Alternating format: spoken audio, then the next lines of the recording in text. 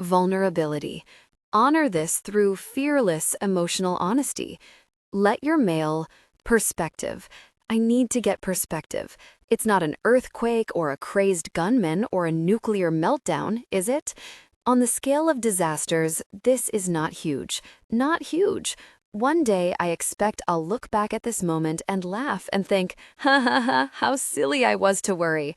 Stop, Poppy. Don't even try.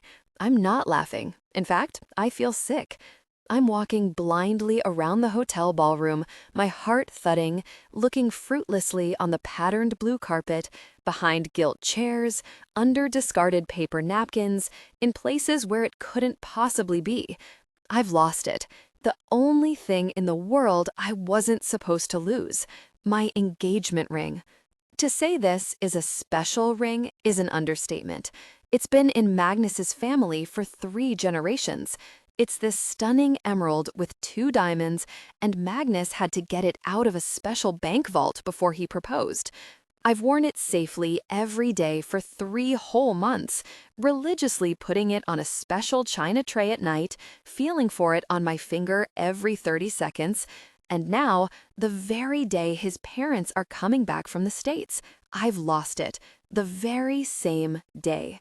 Professors Anthony Tavish and Wanda Brooke Tavish are, at this precise moment, flying back from 6 months sabbatical in Chicago.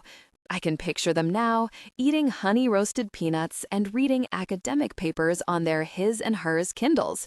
I honestly don't know which of them is more intimidating. Him? He's so sarcastic. No, her, with all that frizzy hair and always asking you questions about your views on feminism. Okay, they're both very scary, and they're landing in about an hour. And of course, they'll want to see the ring. No, do not hyperventilate, Poppy. Stay positive.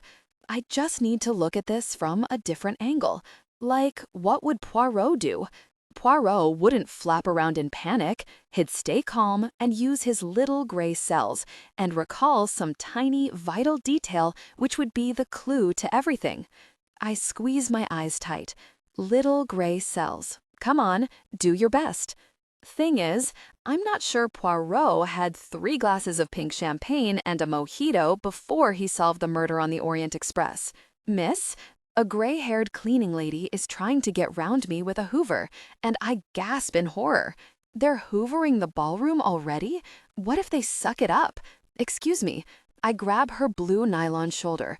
Could you just give me 5 more minutes to search before you start hoovering? Still looking for your ring?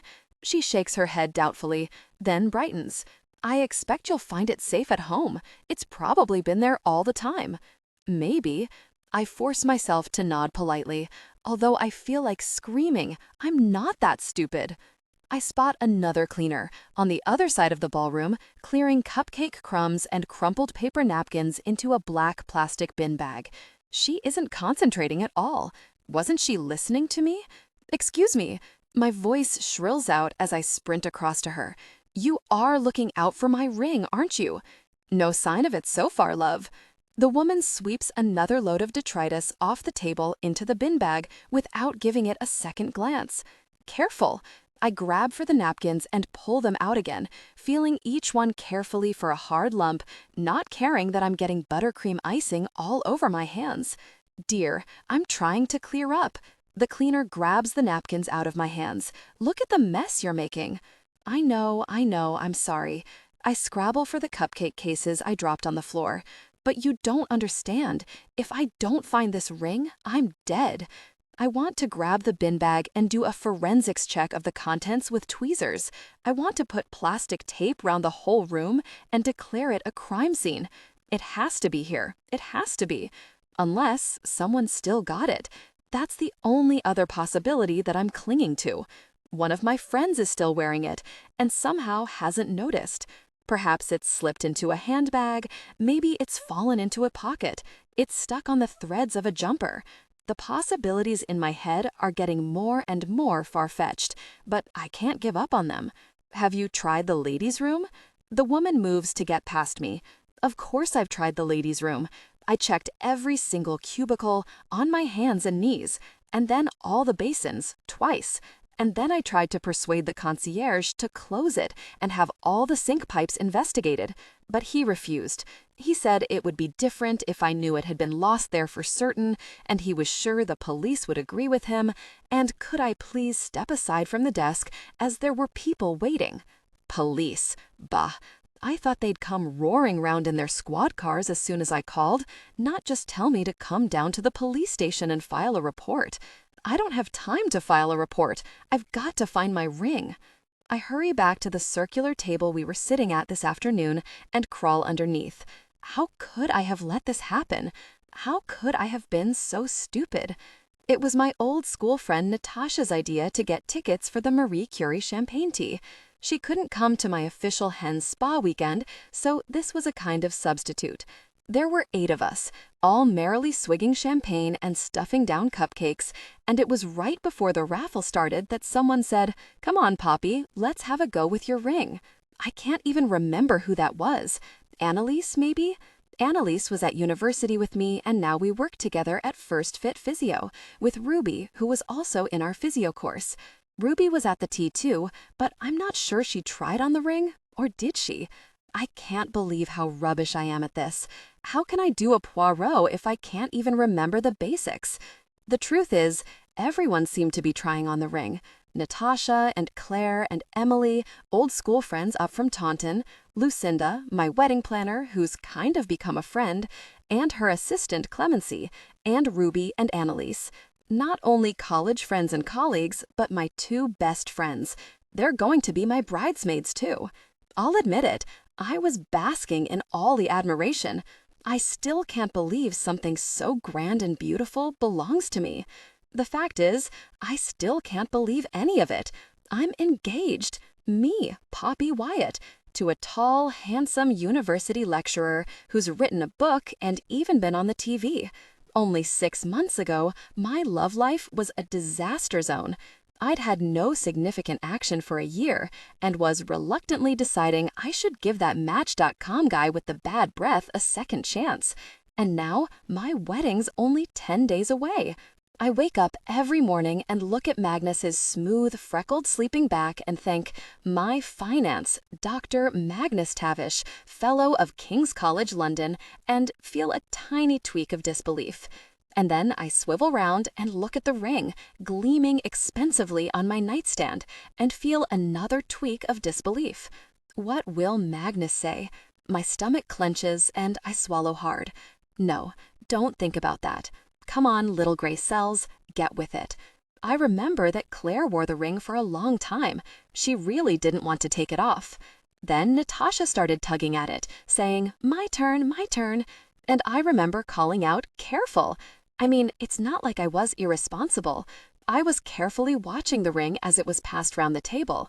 But then my attention was split because they started calling out the raffle numbers, and the prizes were fantastic. A week in an Italian villa, and a top salon haircut, and a Harvey Nichols voucher. The ballroom was buzzing, with people pulling out tickets and numbers being called from the platform, and women jumping up and shouting, "Me!" And this is the moment where I went wrong. This is the gut-churning, if-only instant. If I could go back in time, that's the moment I would march up to myself and say severely, "Poppy, priorities." But you don't realize, do you? The moment happens, and you make your crucial mistake, and then it's gone, and the chance to do anything about it is blown away. I squeeze my eyes tight. Little gray cells. Come on, do your best. Thing is, I'm not sure Poirot had 3 glasses of pink champagne and a mojito before he solved the murder on the Orient Express. Miss, a gray-haired cleaning lady is trying to get round me with a hoover, and I gasp in horror. They're hoovering the ballroom already? What if they suck it up? Excuse me, I grab her blue nylon shoulder. Could you just give me 5 more minutes to search before you start hoovering? Still looking for your ring? She shakes her head doubtfully, then brightens. I expect you'll find it safe at home. It's probably been there all the time. Maybe. I force myself to nod politely, although I feel like screaming. I'm not that stupid. I spot another cleaner, on the other side of the ballroom, clearing cupcake crumbs and crumpled paper napkins into a black plastic bin bag. She isn't concentrating at all. Wasn't she listening to me? Excuse me, my voice shrills out as I sprint across to her. You are looking out for my ring, aren't you? No sign of it so far, love. The woman sweeps another load of detritus off the table into the bin bag without giving it a second glance. Careful. I grab for the napkins and pull them out again, feeling each one carefully for a hard lump, not caring that I'm getting buttercream icing all over my hands. Dear, I'm trying to clear up. The cleaner grabs the napkins out of my hands. Look at the mess you're making. I know, I'm sorry. I scrabble for the cupcake cases I dropped on the floor. But you don't understand. If I don't find this ring, I'm dead. I want to grab the bin bag and do a forensics check of the contents with tweezers. I want to put plastic tape around the whole room and declare it a crime scene. It has to be here. It has to be. Unless someone still got it. That's the only other Vulnerability. Honor this through fearless emotional honesty. Let your mail. So what happened was, Claire won Wimbledon tickets in the raffle. I love Claire to bits, but she's always been a tad feeble. She didn't stand up and yell, "Me, woohoo," at top volume. She just raised her hand a few inches. Even those of us at her table didn't realize she'd won. As it dawned on me that Claire was waving a raffle ticket in the air, the presenter on the platform said, "I think we'll draw again if there's no winner." Shout! I poked Claire and waved my own hand wildly. "Here! The winner's over here!" And the new number is 4403.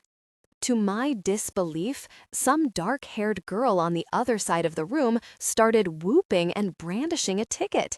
"She didn't win," I exclaimed indignantly. "You won." "It doesn't matter," Claire was shrinking back. "Of course it matters," I cried out before I could stop myself, and everyone at the table started laughing. "Go, Poppy," called out Natasha. "Go, White Knightis. Sort it out. Go, Knighty." This is an old joke. Just because there was this one incident at school where I started a petition to save the hamsters, everyone began to call me the White Knightis, or Knighty for short. My so-called catchphrase is apparently, "Of course it matters." Anyway, suffice it to say that within 2 minutes, I was up on the stage with the dark-haired girl, arguing with the presenter about how my friend's ticket was more valid than hers. I know now that I never should have left the table. I never should have left the ring, even for a second.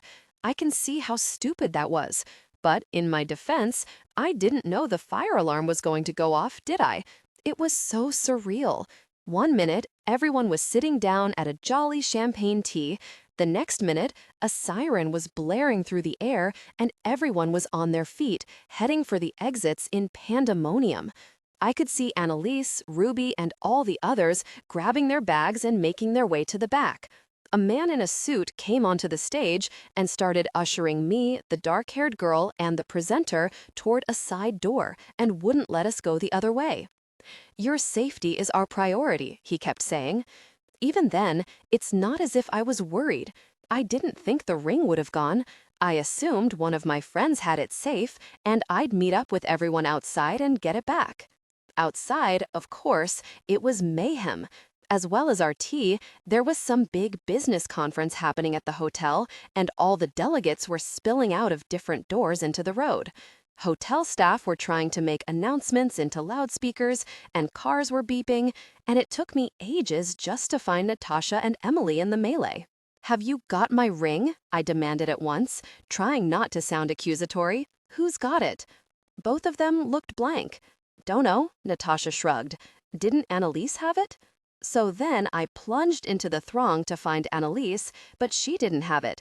She thought Claire had it, and Claire thought Clemency had it, and Clemency thought Ruby might have had it, but hadn't she gone already? The thing about panic is, it creeps up on you. 1 minute, you're still quite calm, still telling yourself, "Don't be ridiculous, of course it can't be lost." The next, the Marie Curie staff are announcing that the event will be curtailed early due to unforeseen circumstances and are handing out goodie bags. And all your friends have disappeared to catch the tube, and your finger is still bare. And a voice inside your head is screeching, "Oh my God, I knew this would happen. Nobody should ever have entrusted me with an antique ring. Big mistake, big mistake." And that's how you find yourself under a table an hour later, groping around a grotty hotel carpet, praying desperately for a miracle. Even though your fiancé's father has written a whole best-selling book on how miracles don't exist, and it's all superstition, and even saying OMG is the sign of a weak mind. Suddenly, I realize my phone is flashing and grab it with trembling fingers. 3 messages have come in, and I scroll through them in hope. Found it yet? Annalise, XX. Sorry, babe, haven't seen it. Don't worry, I won't breathe a word to Magnus. N. Hi, Pops. God, how awful to lose your ring. Actually, I thought I saw it. Incoming text. I stare at my phone, galvanized. Claire thought she saw it? Where? I crawl out from under the table and wave my phone around, but the rest of the text resolutely refuses to come through. The signal in here is rubbish. How can this call itself a 5-star hotel? I'll have to go outside. Hi, I approach the gray-haired cleaner, raising my voice above the Hoover's roar. I'm popping out to check a text, but if you do find the ring, call me. I've given you my mobile number. I'll just be on the street. Right you are, dear, says the cleaner patiently. I hurry through the lobby, dodging groups of conference delegates, slowing slightly as I pass the concierge's desk. Any sign of? Nothing handed in yet, madam. The air outside is balmy, with a hint of summer, even though it's only mid-April. I hope the weather will still be like this in 10 days' time because my wedding dress is backless and I'm counting on a fine day. There are wide, shallow steps in front of the hotel, and I walk up and down them, swishing my phone back and forth, trying to get some signal, with no success. At last, I head down onto the actual pavement, waving my phone around more wildly, holding it over my head, then leaning into the quiet Knightsbridge Street. Come on, phone, I mentally cajole it. You can do it. Do it for Poppy. Fetch the message. There must be a signal somewhere. Ah! I hear my own yell of shock before I even clock what's happened. There's a twisting pain in my shoulder. My fingers feel scratched. A figure on a bike is pedaling swiftly toward the end of the road. I only have time to register an old gray hoodie and skinny black jeans before the bike turns the corner. My hands empty. What the hell? I stare at my palm in numb disbelief. It's gone. That guy stole my phone. He bloody stole it. My phone's my life. I can't exist without it. It's a vital organ. Madam, are you all right? The doorman is hurrying down the steps. Did something happen? Did he hurt you? I've been mugged, I somehow managed to stutter. My phone's been nicked. The doorman clicks sympathetically. Chancers they are. Have to be so careful in an area like this. I'm not listening. I'm starting to shake all over. I've never felt so bereft and panicky. What do I do without my phone? How do I function? My hand keeps automatically reaching for my phone in its usual place in my pocket. Every instinct in me wants to text someone, "Oh my God, I've lost my phone." But how can I do that without a bloody phone? My phone is my people. It's my friends, it's my family, it's my work, it's my world. It's everything. I feel like someone's wrenched my life support system away from me. Shall I call the police, madam? The doorman is peering at me anxiously. I'm too distracted to reply. I'm consumed with a sudden, even more terrible realization. The ring. I've handed out my mobile number to everyone. The cleaners, the ladies' room attendants, the Marie Curie people, everyone. What if someone finds it? What if someone's got it and they're trying to call me right this minute and there's no answer because Hoodie Guy has already chucked my SIM card into the river? Ugh, God, I need to talk to the concierge. I'll give my home number instead? No, bad idea. If they leave a message, Magnus might hear it. Okay, so I'll give my work number. Yes, except no one will be at the physio clinic this evening. I can't go and sit there for hours just in case. I'm starting to feel seriously freaked out now. Everything's unraveling.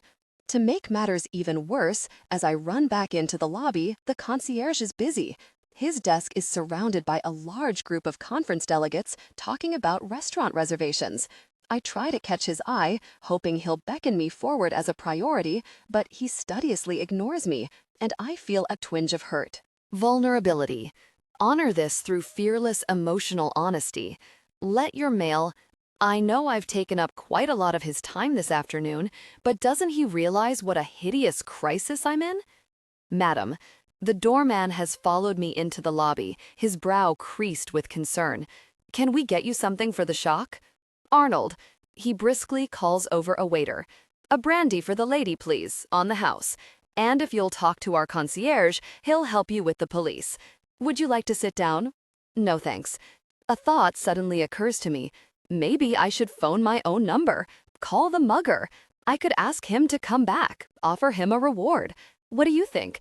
Could I borrow your phone?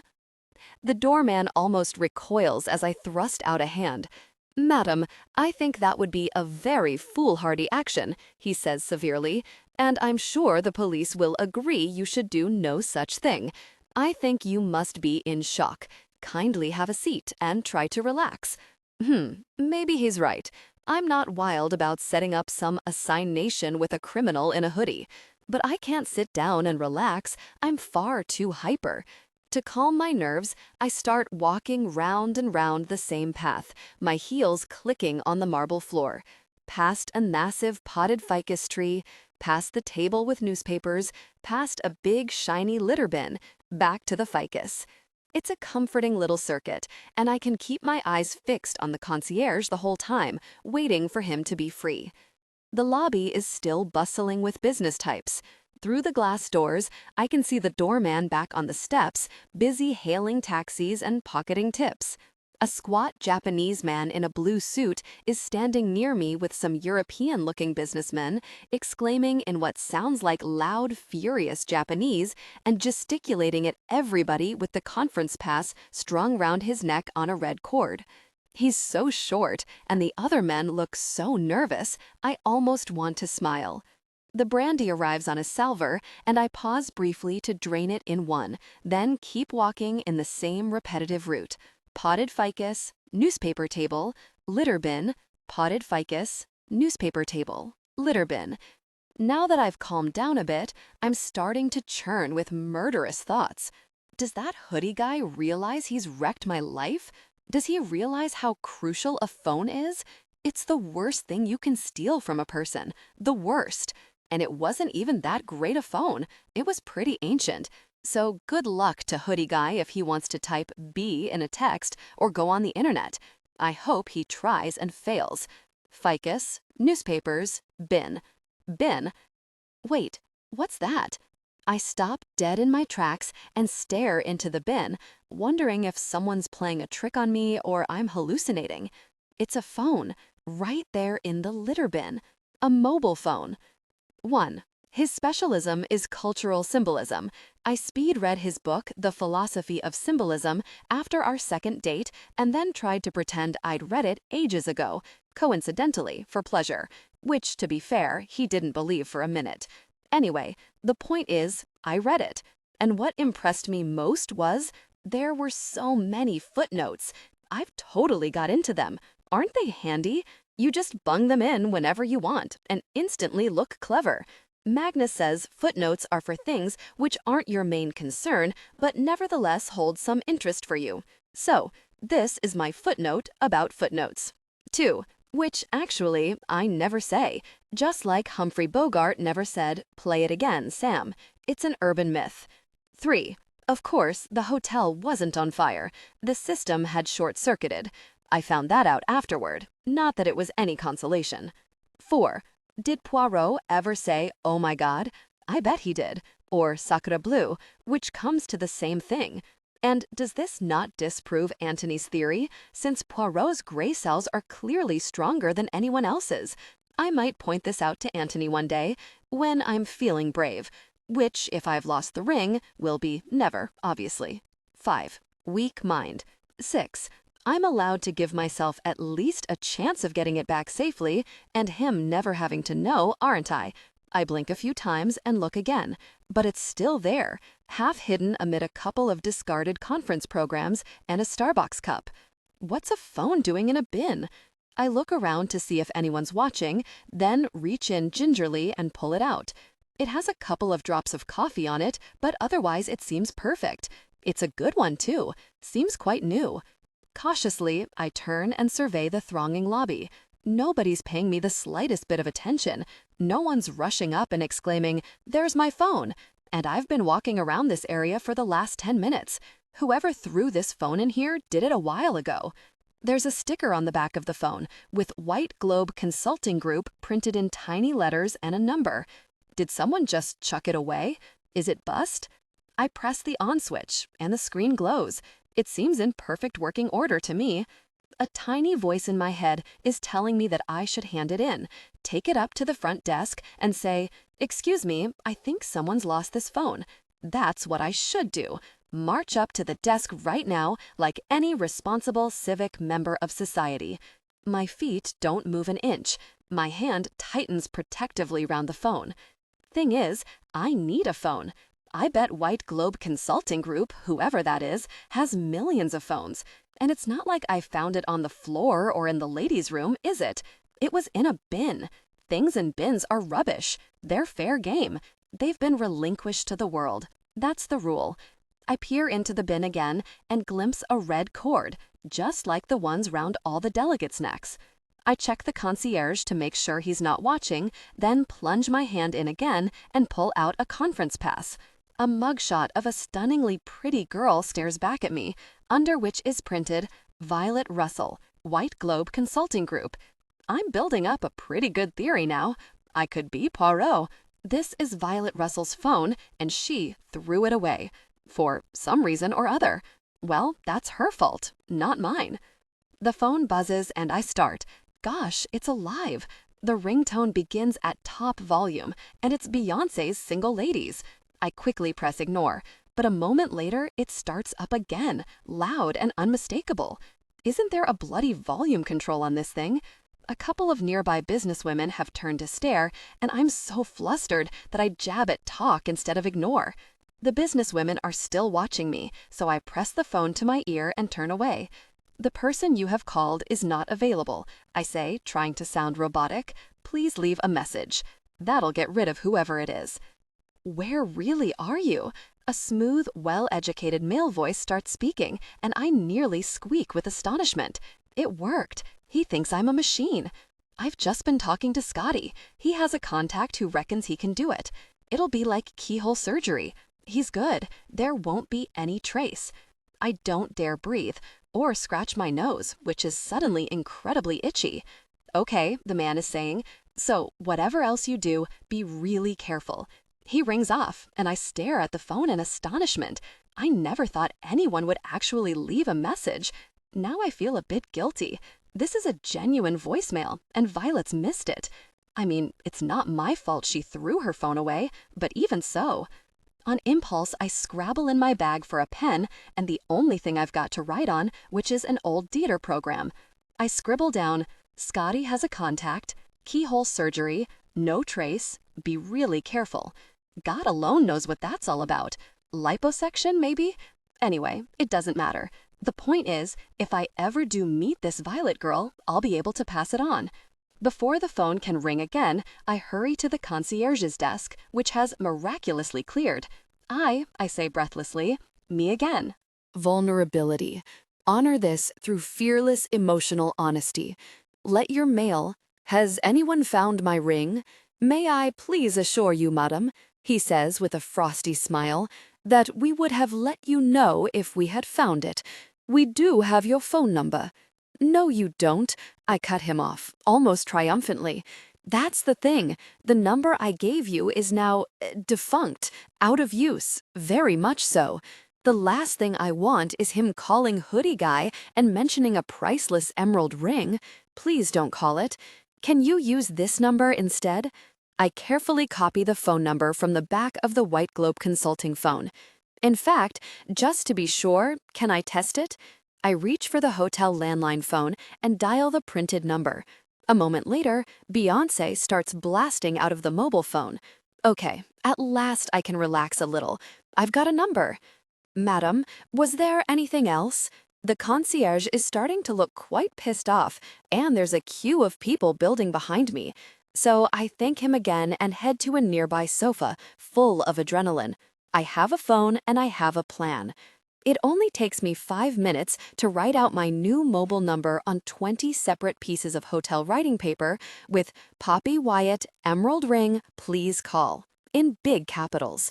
To my annoyance, the doors to the ballroom are now locked, although I'm sure I can hear the cleaners inside, so I'm forced to roam around the hotel corridors, the tea room, the ladies' rooms, and even the spa, handing my number out to every hotel worker I come across and explaining the story. I call the police and dictate my new number to them. I text Ruby, whose mobile number I know by heart, saying, "Hi, phone stolen. This is my new mobile number. Can you pass to everyone? Any sign of ring?" Then I flop onto the sofa in exhaustion. I feel like I've been living in this bloody hotel all day. I should phone Magnus too and give him this number, but I can't face it yet. I have this irrational conviction that he'll be able to tell from my tone of voice that my ring is missing. He'll sense my bare finger the minute I say, "Hi, please come back, ring. Please, please come back." I've leaned back, closed my eyes, and I'm trying to send a telepathic message through the ether. So when Beyoncé starts up again, I give a startled jump. Maybe this is it. My ring. Someone found it. I don't even check the screen before pressing talk and answering excitedly. "Hello? Violet?" A man's voice hits my ear. It's not the man who called before. It's a guy with a deeper voice. He sounds a bit bad-tempered, if you can tell that just from 3 syllables. 8. He's also breathing quite heavily, which means he's either a pervert or doing some exercise. "Are you in the lobby? Is the Japanese contingent still there?" In reflex, I look around. There are a whole bunch of Japanese people by the doors. "Yes, they are," I say. "But I'm not Violet. This isn't Violet's phone anymore. Sorry. Maybe you could spread the word that her number's changed?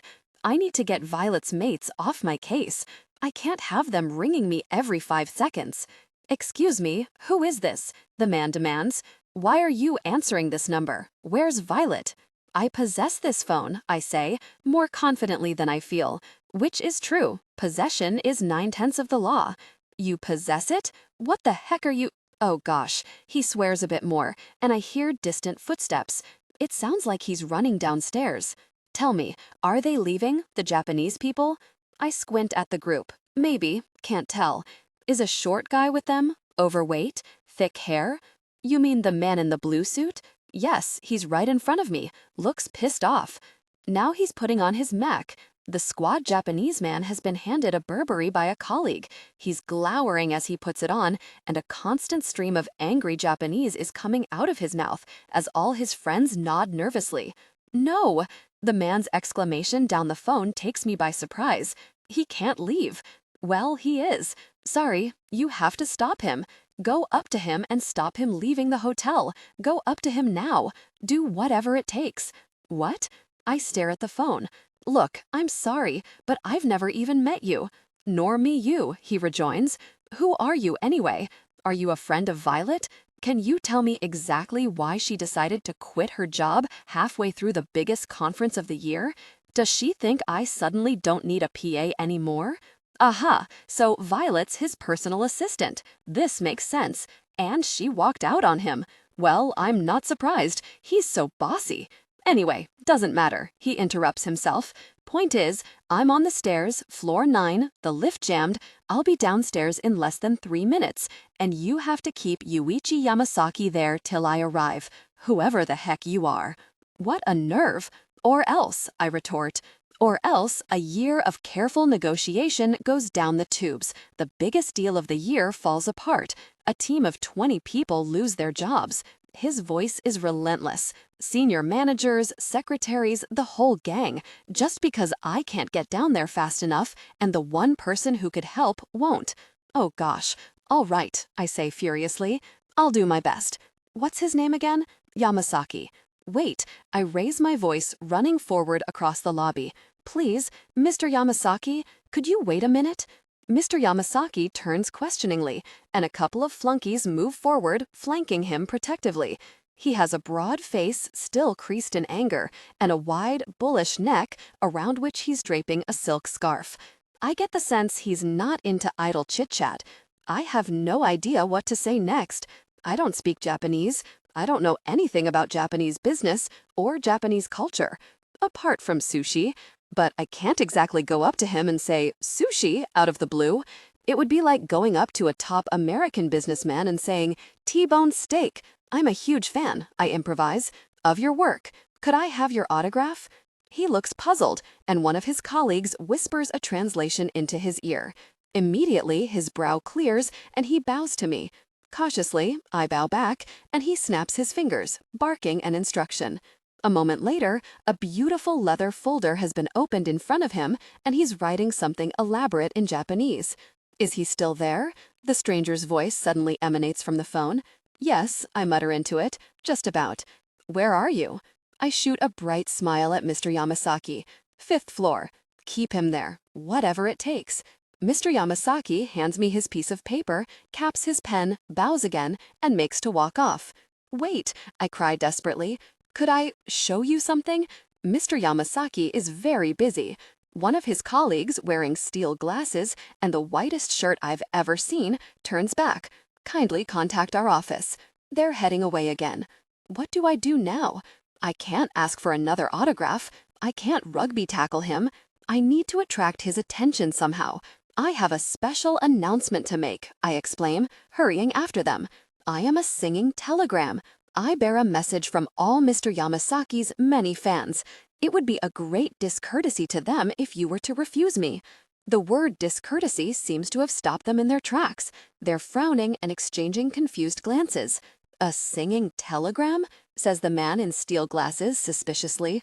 "Like a gorillagram?" I offer. "Only singing." I'm not sure that's made things any clearer. The interpreter murmurs furiously in Mr. Yamasaki's ear, and after a moment looks at me. "You may present."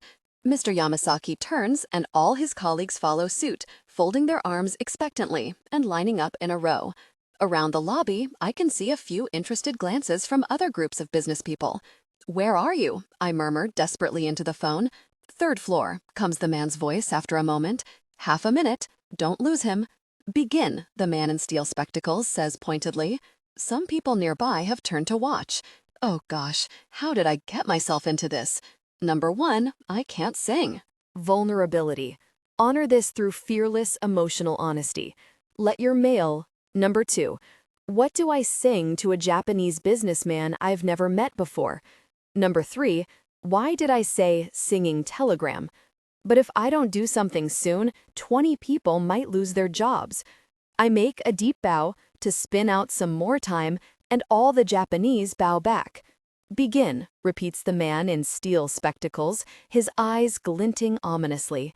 I take a deep breath. Come on, it doesn't matter what I do. I only have to last half a minute. Then I can run away and they'll never see me again. "Mr. Yamasaki," I begin cautiously, to the tune of Single Ladies. "Mr. Yamasaki, Mr. Yamasaki, Mr. Yamasaki." I shimmy my hips and shoulders at him, just like Beyoncé. "Mr. Yamasaki, Mr. Yamasaki." Actually, this is quite easy. I don't need any lyrics. I can just keep singing Mr. Yamasaki over and over. After a few moments, some of the Japanese even start singing along and clapping, "Mr. Yamasaki, Mr. Yamasaki, Mr. Yamasaki." I lift my finger and waggle it at him with a wink. Ooh, ooh, ooh, ooh. This song is ridiculously catchy. All the Japanese are singing now, apart from Mr. Yamasaki, who's standing there looking delighted. Some nearby delegates have joined in with the singing, and I can hear one of them saying, "Is this a flash mob thing?" "Mr. Yamasaki, Mr. Yamasaki, Mr. Yamasaki, where are you?" I mutter into the phone, still beaming brightly. "Watching." "What?" My head jerks up and I sweep the lobby. Suddenly, my gaze fixes on a man standing alone, about 30 yards away. He's wearing a dark suit and has thick black rumpled hair and is holding a phone to his ear. Even from this distance, I can see that he's laughing. "How long have you been there?" I demand furiously. "Just arrived. Didn't want to interrupt." "Great job, by the way," he adds. "I think you won Yamasaki round to the cause, right there." "Thanks," I say sarcastically. "Glad I could help. He's all yours." I bow to Mr. Yamasaki with a flourish, then turn on my heel and head swiftly toward the exit, ignoring the disappointed cries of the Japanese. I've got more important stuff to worry about than arrogant strangers and their stupid business deals. Wait, the man's voice follows me through the receiver. That phone, it's my PA's. Well, she shouldn't have thrown it away then, I retort, pushing the glass doors open. Finders keepers. There are 12 tube stops from Knightsbridge to Magnus's parents' house in North London, and as soon as I resurface from the underground, I check the phone. It's flashing with new messages, about 10 texts and 20 emails, but there are only 5 texts for me, and none with news about the ring. One's from the police, and my heart leaps with hope, but it's only to confirm that I've filed a report, and asking if I want a visit from a victim support officer. The rest are all text messages and emails for Violet. As I scroll down them, I notice that Sam features in the subject heading of quite a few of the emails.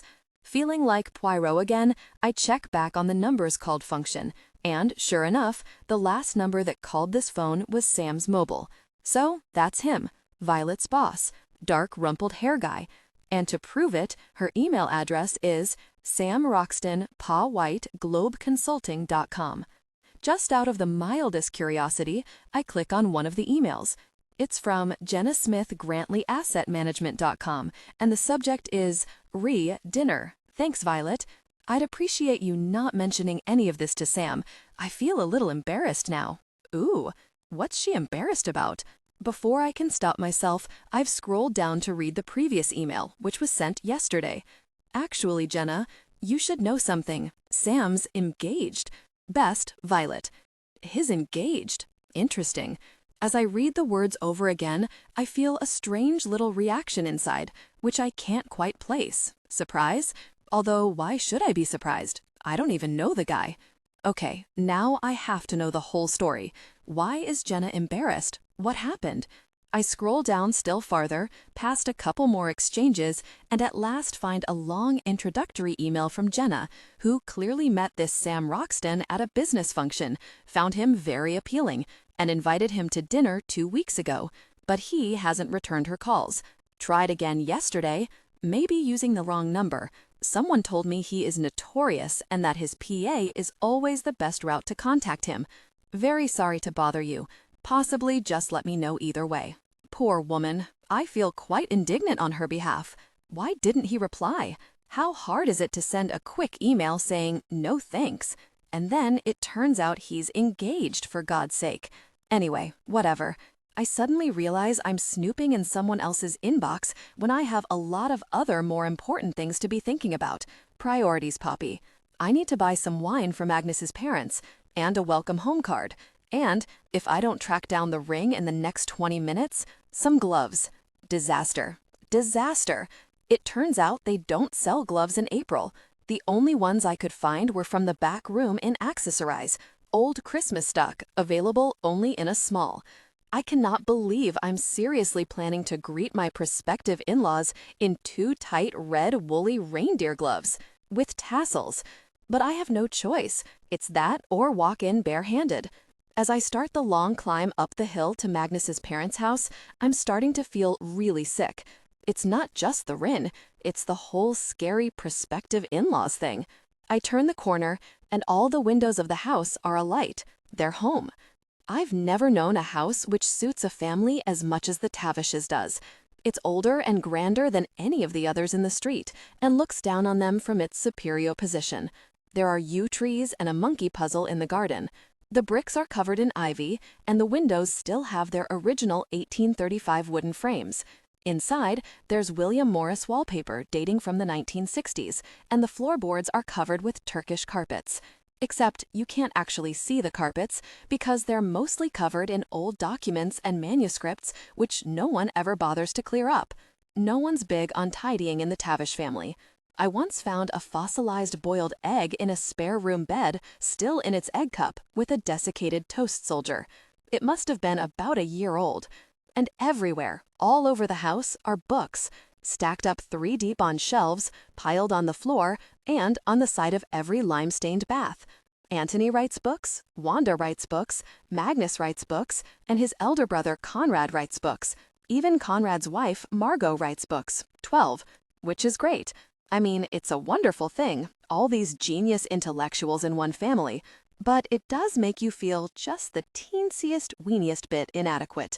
Don't get me wrong, I think I'm pretty intelligent, for a normal person who went to school and college and everything. But these aren't normal people. They're in a different league. They have super brains. They're the academic version of The Incredibles. 13. I've met his parents only a few times, when they flew back to London for a week for Anthony to give some big, important lecture, but it was enough to show me. While Anthony was lecturing about political theory, Wanda was presenting a paper on feminist Judaism to a think tank, and then they both appeared on The Culture Show, taking opposing views on a documentary about the influence of the Renaissance. 14. So that was the backdrop to our meeting. No pressure or anything. I've been introduced to quite a few different boyfriends' parents over the years, but hands down, this was the worst experience ever. We'd just shaken hands and made a bit of small talk, and I was telling Wanda quite proudly where I'd been to college when Anthony looked up over his half-moon glasses with those bright, cold eyes of his and said, "A degree in physiotherapy. How amusing." I felt instantly crushed. I didn't know what to say. Vulnerability. Honor this through fearless emotional honesty. Let your mail. In fact, I was so flustered, I left the room to go to the loo. 15. After that, of course, I froze. Those 3 days were sheer misery. The more intellectual the conversation became, the more tongue-tied and awkward I was. My second worst moment, pronouncing Proust wrong and everyone exchanging looks. 16. My very worst moment, watching University Challenge all together in the drawing room when a section on bones came on. My subject. I studied this. I know all the Latin names and everything. But as I was drawing breath to answer the first question, Anthony had already given the correct answer. I was quicker next time, but he still beat me. The whole thing was like a race, and he won. Then, at the end, he looked over at me and inquired, "They do not teach anatomy at physiotherapy school, Poppy?" And I was mortified.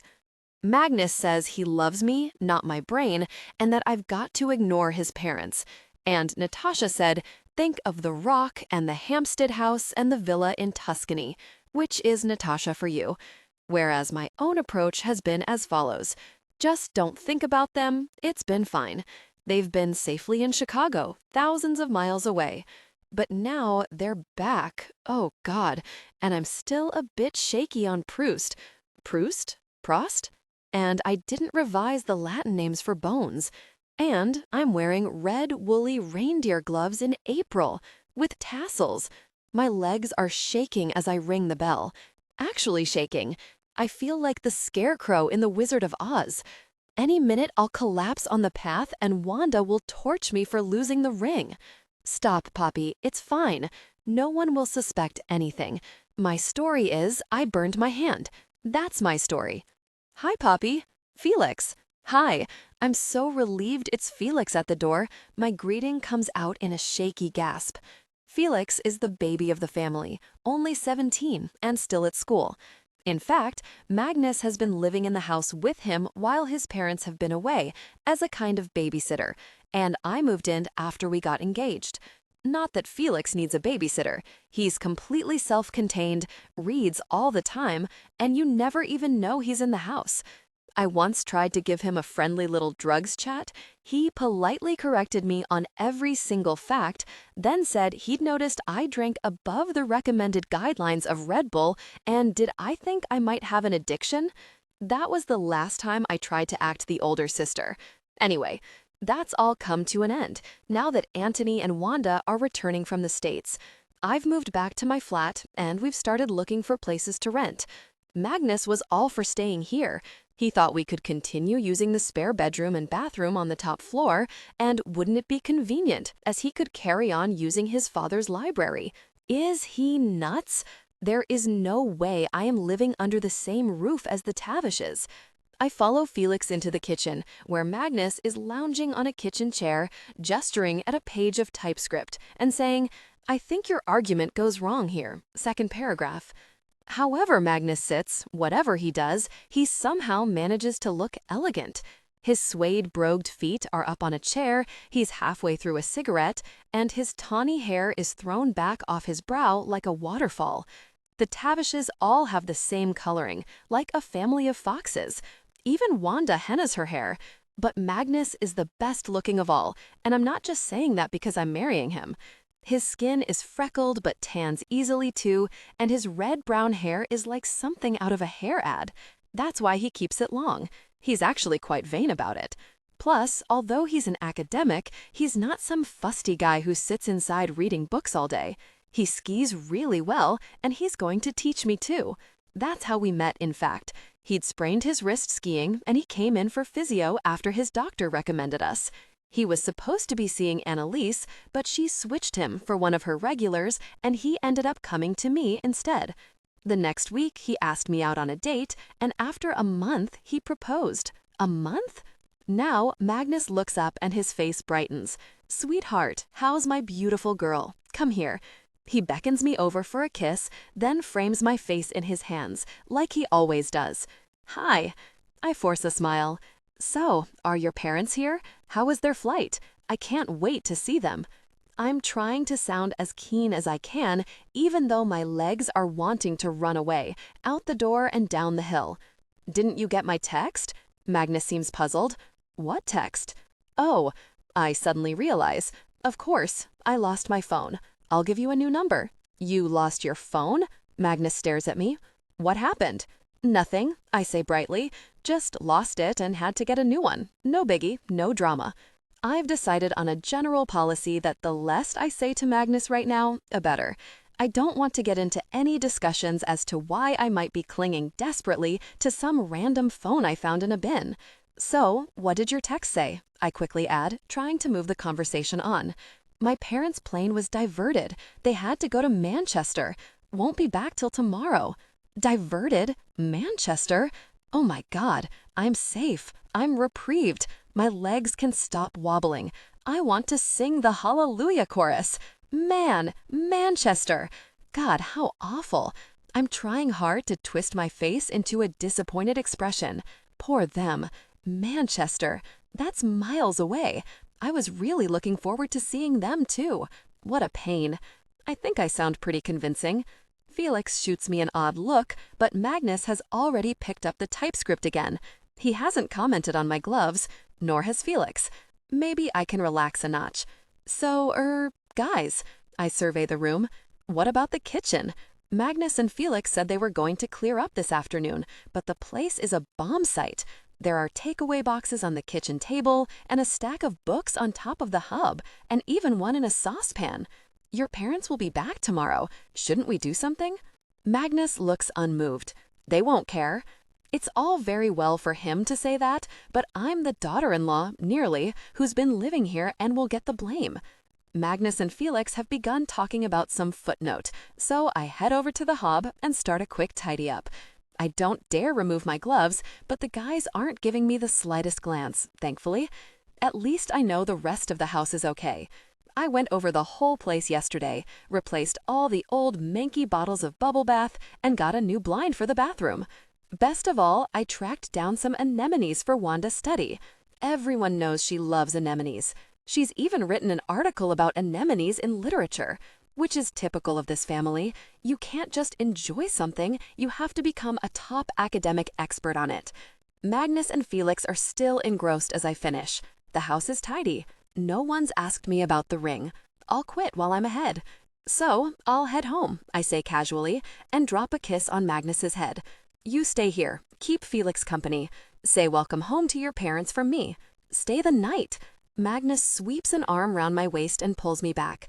They'll want to see you. No, you welcome them. I'll catch up tomorrow. I smile brightly to distract attention from the fact that I'm edging toward the door, my hands behind my back. Plenty of time. I don't blame you, says Felix, looking up from the typescript and blinking at me. Sorry, I say, a bit puzzled. Don't blame me for what? Not sticking around. He shrugs. I think you're being remarkably sanguine, given their reaction. I've been meaning to say so for weeks. You must be a very good person, Poppy. What's he talking about? I don't know. What do you mean? I turn to Magnus for help. It's nothing, he says, too quickly. But Felix is staring at his older brother, a light dawning in his eyes. Oh my God, didn't you tell her? Felix, shut up. You didn't, did you? That's not exactly fair, is it, Mag? Tell me what? I'm turning from face to face. What? It's nothing, Magnus sounds rattled. Just, he finally meets my eyes. Okay. Vulnerability. Honor this through fearless emotional honesty. Let your mail. My parents weren't exactly wild to hear we're engaged. That's all. For a moment, I don't know how to react. I stare at him dumbly, trying to process what I heard. But you said, I don't quite trust my voice. You said they were thrilled. You said they were excited. They will be thrilled, he says crossly, when they see sense. They will be? My whole world is wobbling. It was bad enough when I thought Magnus's parents were just intimidating geniuses, but all this time, they've been against us getting married? You told me they said they couldn't imagine a sweeter, more charming daughter-in-law. I'm trembling all over by now. You said they sent me special love from Chicago. Was all that lies? I didn't want to upset you. Magnus glares at Felix. Look, it's no big deal. They'll come round. They simply think it's all a bit fast. They don't know you properly. They're idiots, he ends with a scowl. I told them so. You had a row with your parents? I stare at him dismayed. Why didn't you tell me any of this? It wasn't a row, he says defensively. It was more a falling out. A falling out? A falling out is worse than a row. I wail in horror. It's a million times worse. Oh God, I wish you told me. What am I going to do? How can I face them? I knew it. The professors don't think I'm good enough. I'm like that girl in the opera who relinquishes her lover because she's too unsuitable and then gets TB and dies, and good thing too, since she was so inferior and stupid. She probably couldn't pronounce Proust either. Poppy, calm down, Magnus says irritably. He gets to his feet and takes me firmly by the shoulders. This is exactly why I didn't tell you. It's family nonsense, and it's got nothing to do with us. I love you. We're getting married. I'm going to do this, and I'm going to see it through whatever anyone else says, whether it's my parents or my friends or anyone else. This is about us. His voice is so firm, I start to relax. And anyway, as soon as my parents spend some time with you, they'll come round. I know it. I can't help giving a reluctant smile. That's my beautiful girl. Magnus gives me a tight hug, and I clasp him back, trying as hard as I can to believe him. As he draws away, his gaze falls on my hands, and he frowns, looking puzzled.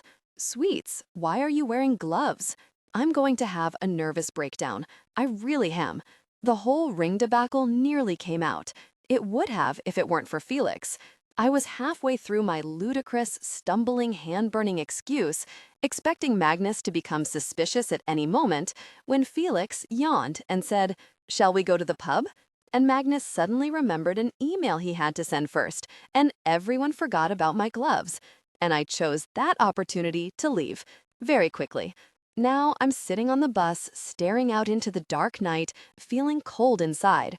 I've lost the ring, the Tavishes don't want me to marry Magnus, my mobile is gone. I feel like all my security blankets have been snatched all at once. The phone in my pocket starts to emit Beyoncé again, and I haul it out without any great hope. Sure enough, it's not any of my friends calling to say, "Found it," nor the police, nor the hotel concierge. It's him, Sam Roxton. "You ran off," he says with no preamble. "I need that phone back. Where are you?" Charming. Not, "Thank you so much for helping me with my Japanese business deal." "You're welcome," I say. "Anytime." "Oh." He sounds momentarily discomforted. "Right, thanks. I owe you one. Now, how are you going to get that phone back to me? You could drop it round at the office, or I could send a bike. Where are you?" I'm silent. I'm not going to get it back to him. I need this number. "Hello? Hi." I clutch the phone more tightly and swallow hard. The thing is, I need to borrow this phone, just for a bit. Oh, Christ, I can hear him exhale. Look, I'm afraid it's not available for borrowing. It's company property, and I need it back. Or by borrowing, do you actually mean stealing? Because believe me, I can track you down, and I'm not paying you £100 for the pleasure. Is that what he thinks? That I'm after money? That I'm some kind of phone napper? I don't want to steal it, I exclaim indignantly. I only need it for a few days. I've given the number out to everyone, and it's a real emergency. You did what? He sounds baffled. Why would you do that? I lost my engagement ring. I can hardly bear to say it out loud. It's really old and valuable.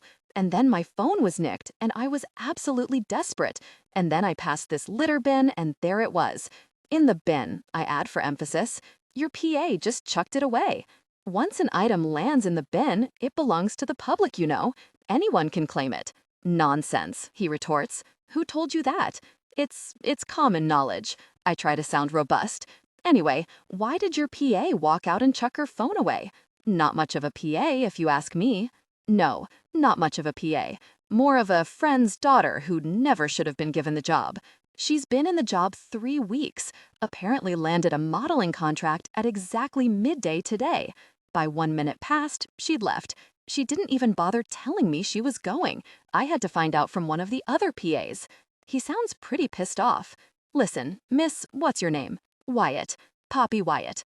Well, enough kidding around, Poppy. I'm sorry about your ring. I hope it turns up. But this phone isn't some fun accessory you can purloin for your own ends. This is a company phone with business messages coming in all the time. Emails, important stuff. My PA runs my life. I need those messages. I'll forward them. I hastily cut him off. I'll forward everything. What the? He mutters something under his breath. Okay, you win. I'll buy you a new phone. Give me your address. I'll bike it over. I need this one, I say stubbornly. I need this number. For Christ's. My plan can work. My words tumble out in a rush. Everything that comes in, I'll send to you straight away. You won't know the difference. I mean, you'd have to do that anyway, wouldn't you? If you've lost your PA, then what good is a PA's phone? This way is better. Plus, you owe me one for stopping Mr. Yamasaki. I can't help pointing out. You just said so yourself. That isn't what I meant, and you know it. You won't miss anything, I promise. I cut off his irritable snarl. I'll forward every single message. Look, I'll show you. Just give me 2 secs. I ring off, scroll down all the messages that have arrived in the phone since the morning, and quickly forward them one by one to Sam's mobile number. My fingers are working like lightning. Text from Vix Myers, forwarded. Text from Sir Nicholas Murray, forwarded. It's a matter of seconds to forward them on, and the emails can all go to samroxtonwhiteGlobeConsulting.com. Email from HR department, forwarded. Email from Tanya Phelps, forwarded. Email from Dad. I hesitate a moment. I need to be careful here. Is this Violet's dad or Sam's dad? The name at the top of the email is davidr452@hotmail.com, which doesn't really help. Telling myself it's all in a good cause, I scroll down to have a quick look. Dear Sam, it's been a long time. I think of you often, wondering what you're up to, and would love to chat sometime. Did you ever get any of my phone messages? Don't worry, I know you're a busy fellow. If you were ever in the neighborhood, you know you can always stop by. There is a little matter I'd like to raise with you, quite exciting actually. But as I say, no hurry. Yours ever, Dad. As I get to the end, I feel a bit shocked. I know this guy is a stranger, and this is none of my business, but honestly, you'd think he could reply to his own father's phone messages. How hard is it to spare half an hour for a chat? And his dad sounds so sweet and humble. Poor old man, having to email his own son's PA. I feel like replying to him myself. I feel like visiting him in his little cottage. Anyway, whatever, not my life. I press forward, and the email goes zooming off with all the others. A moment later, Beyoncé starts singing. It's Sam again. Vulnerability. Honor this through fearless emotional honesty. Let your mail. When exactly did Sir Nicholas Murray text Violet? He says abruptly. I peer at the phone. About 4 hours ago.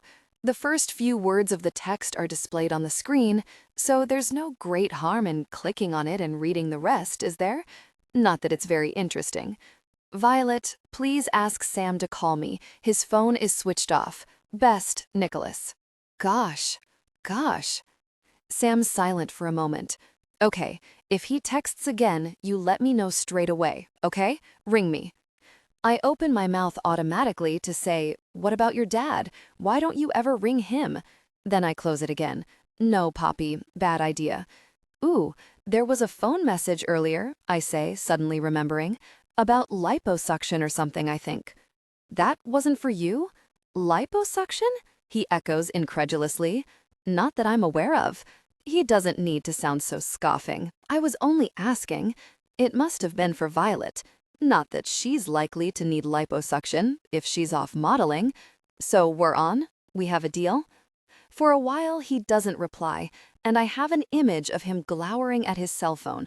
I don't exactly get the feeling he's relishing this arrangement. But then, what choice does he have?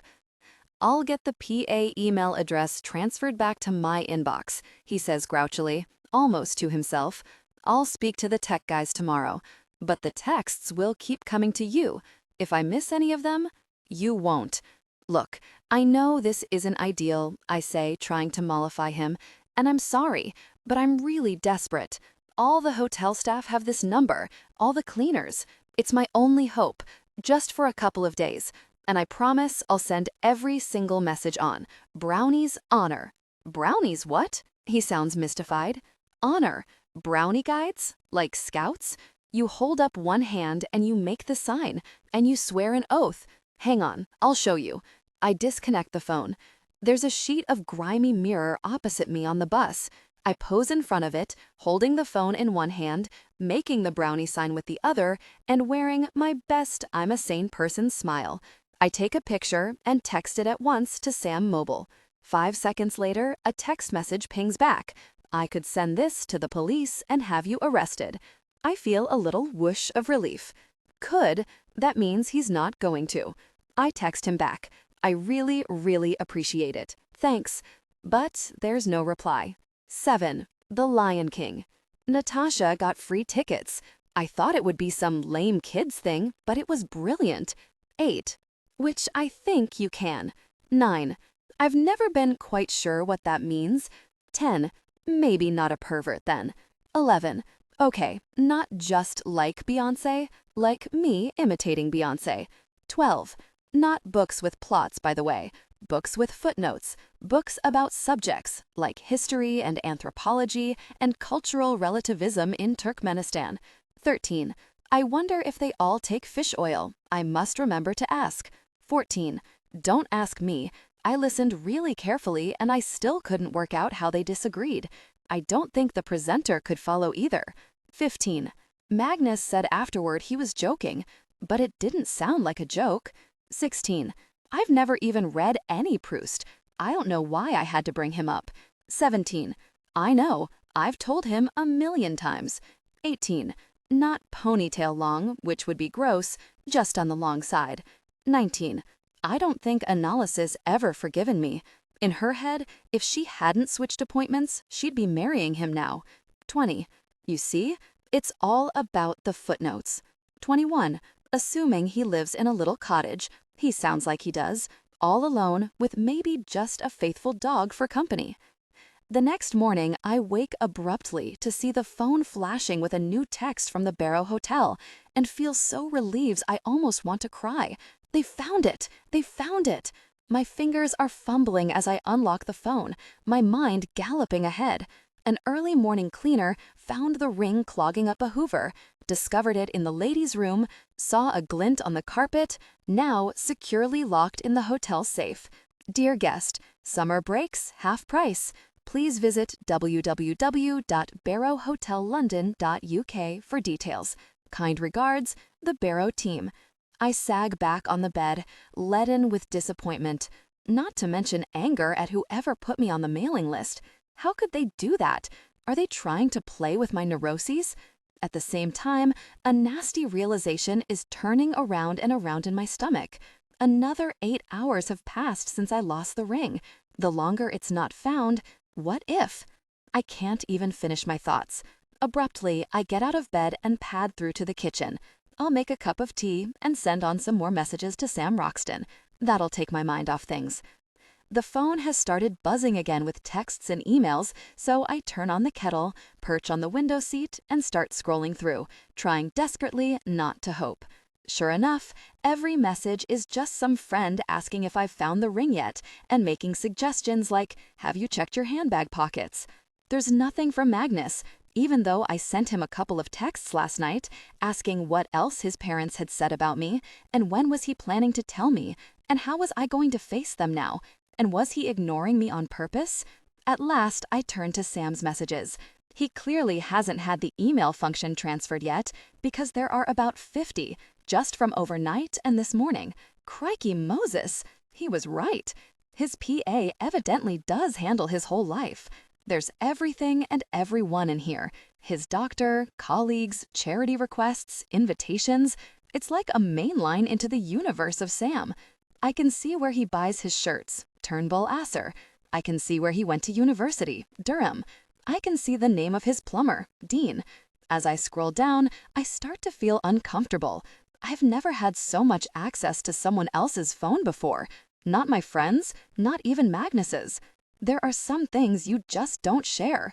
I mean, Magnus knows me intimately, but I would never, ever let him near my phone. Sam's text messages are randomly mixed up with mine, which feels weird too. I scroll down 2 messages for me, then about 6 for Sam, then another for me, all side by side, all touching one another. I've never shared an inbox with anyone in my life. I didn't expect it to feel so intimate. It's as if we're suddenly sharing an underwear drawer or something. Anyway, no big deal. It's not for long. I make my tea and fill a bowl with Shreddies. Then, as I munch, I slowly pick through the messages, working out which ones are for Sam and forwarding them on. I'm not going to spy on him or anything, obviously not. But I have to click on each message in order to forward it, and sometimes my fingers automatically press open by mistake, and I catch a glimpse of the text. Just sometimes. Clearly, it's not only his father's who's having a hard time getting in touch with him. He must be really, really bad at answering emails and texts. There are so many plaintive requests to Violet. Is this a good way to reach Sam?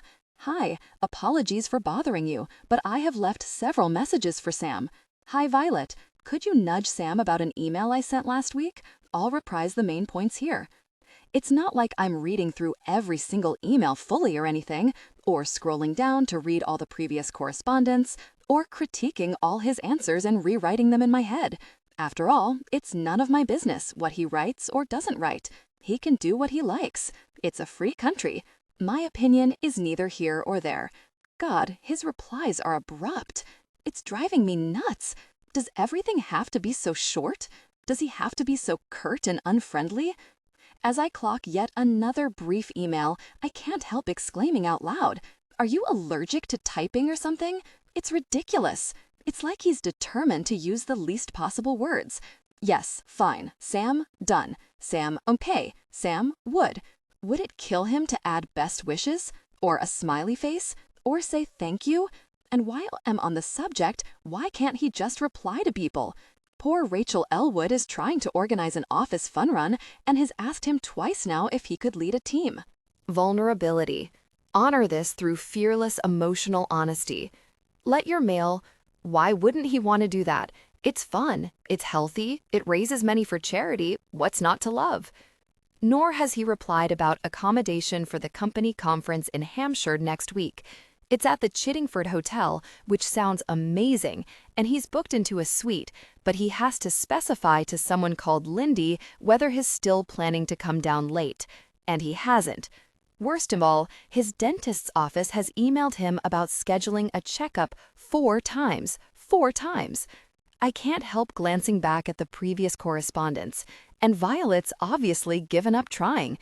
Each time she's made an appointment for him, he's emailed her. Cancel it. Sen, and once even, you have to be joking. Does he want his teeth to rot?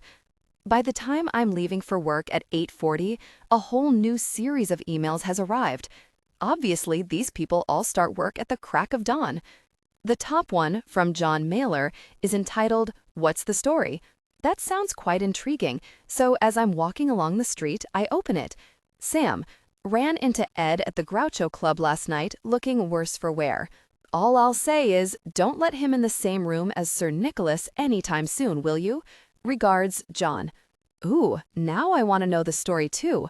Who's Ed, and why was he worse for wear at the Groucho Club? 23. The second email is from someone called Willow, and as I click on it, my eyes are assaulted by capitals everywhere. Violet, let's be grown-ups about this. You've heard Sam and me fighting. There's no point hiding anything from you. So, since Sam refuses to answer the email I sent half an hour ago, maybe you could be so kind as to print this attachment out and put it on his desk so he reads it. Thanks so much, Willow. I stare at the phone in shock, almost wanting to laugh. Willow must be his fiancée. Yowzer. Her email address is willowhartwhite@globeconsulting.com. So she obviously works at White Globe Consulting, but she's still emailing Sam? Isn't that odd? Unless maybe they work on different floors. Fair enough. I once emailed Magnus from upstairs to ask him to make me a cup of tea. I wonder what's in the attachment. My fingers hesitate as I pause at a pedestrian crossing. It would be wrong to read it. Very, very wrong. I mean, this isn't some open email CC'd to loads of people. This is a private document between two people in a relationship. I shouldn't look at it. It was bad enough reading that email from his father. But on the other hand, she wants it printed out, doesn't she? And put on Sam's desk where anyone could read it if they walked by. And it's not like I'm indiscreet. I won't mention this to anyone. No one will ever even know I've seen it. My fingers seem to have a life of their own. Already, I'm clicking on the attachment. It takes me a moment to focus on the text. It's so heavy with capital letters. Sam, you still haven't answered me. Are you intending to? Do you think this is not important? Gosh, it's only the most important thing in our life. And how you can go about your day so calmly, I don't know. It makes me want to weep. We need to talk so badly. And I know some of this is my fault, but until we start untying the knots together, how will we know who's pulling which string? How? The thing is, Sam, sometimes I don't even know if you have a string. It's that bad. I don't know if you have a string. I can see you shaking your head, Mr. Denial, but it is. It's that bad, okay? If you were a human being with a shred of emotion, you'd be crying by now. I know I am. And that's another thing. I have a 10 o'clock with Carter, which you have now really messed up, as I left my freaking mascara at home. So be proud of yourself. Willow. My eyes are like saucers. I've never seen anything like it in my life. I read it over again and suddenly find myself giggling. I know I shouldn't. It's not funny. She's obviously really upset. And I know I've said some pretty screwy things to Magnus when I've been pissed and hormonal, but I would never, ever put them in an email and get his assistant to print it out. My head bobs up in realization. Gosh, there's no Violet anymore. No one's going to print it out and put on Sam's desk. He won't know about it, and Willow will get even more livid. The awful thing is, this thought makes me want to giggle again. I wonder if this is a bad day or if she's always this intense. I can't resist typing Willow in the search engine, and a whole series of emails pop up. There's one from yesterday with the title, "Are you trying to really hurt me or really mess with me, Sam?" Or, "Can't you decide?" And I get another fit of the giggles.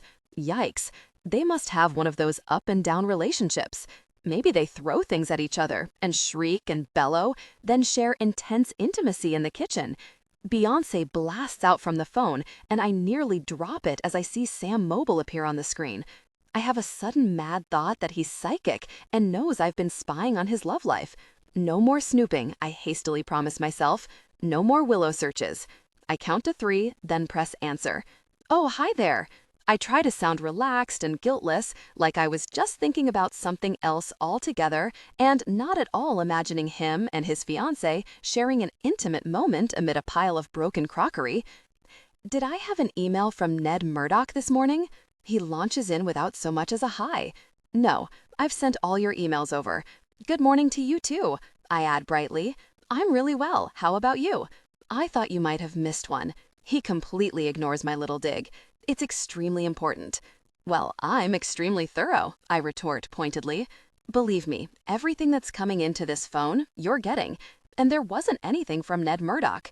Someone called Willow just emails, by the way, I add casually. I'll forward it on. There's an attachment, which sounded quite important. But obviously, I didn't look at it at all, or read it or anything. He gives a kind of non-committal growl. So, have you found your ring? Not yet, I admit reluctantly, but I'm sure it'll turn up. You should inform your insurers anyway, you know. They sometimes have a time limit for claiming. Colleague of mine got caught out that way. Insurers? Time limits? I suddenly feel clammy with guilt. I've given this no thought at all. I haven't checked up on my insurance or the Tavish's insurance or anything. Instead, I've been standing at a pedestrian crossing, missing my chance to walk, reading other people's emails and laughing at them. Priorities, Poppy. Right, I manage at last. Yes, I knew that. I'm on it. I ring off and stand motionless for a moment, the traffic whizzing in front of me. It's like he's pricked my bubble. I have to come clean. It's the Tavish's ring. They should know it's lost. I'll have to tell them. Hi there, it's me, the girl you don't want your son to marry, and guess what? I've lost your priceless family ring. I'll give myself 12 more hours, I abruptly decide, pressing the pedestrian button again. Just in case. Just in case. And then I'll tell them. I always thought I might be a dentist. Several of my family are dentists, and it always seemed like a pretty decent career. But then, when I was 15, my school sent me on a week-long work experience placement at the physio unit at our local hospital. All the therapists were so enthusiastic about what they did that focusing only on teeth suddenly felt a bit narrow for me, and I've never regretted my decision for a moment. It just suits me, being a physio. First Fit Physio Studio is exactly 18 minutes walk from my flat in Balham, past Costa, and next to Greg's the baker. It's not the grandest practice in the world. I'd probably earn more if I went to some smart sports center or a big hospital, but I've been working there ever since I qualified and can't imagine working anywhere else. Plus, I work with friends. You wouldn't give that up in a hurry, would you? I arrive at 9 o'clock, expecting to have the usual staff meeting. Vulnerability. Honor this through fearless emotional honesty. Let your mail. We have one every Thursday morning where we discuss patients and targets, new therapies, the latest research, stuff like that. There's one particular patient I want to talk about, actually, Mrs. Randall, my sweet 65-year-old with the ligament problem. She's pretty much recovered, but last week she came in twice, and this week she's booked 3 appointments. I've told her she just needs to exercise at home with her Dynabands, but she insists she needs my help. I think she's become totally dependent on us, which might be good for the cash register, but is not good for her.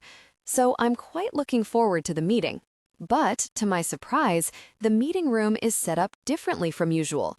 The table has been pulled to one end of the room, with 2 chairs behind it, and there's a sole chair facing it in the middle of the room.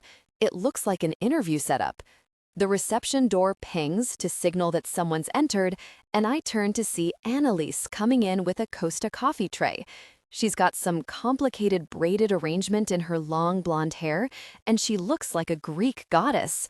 Hi, Annalise. What's up?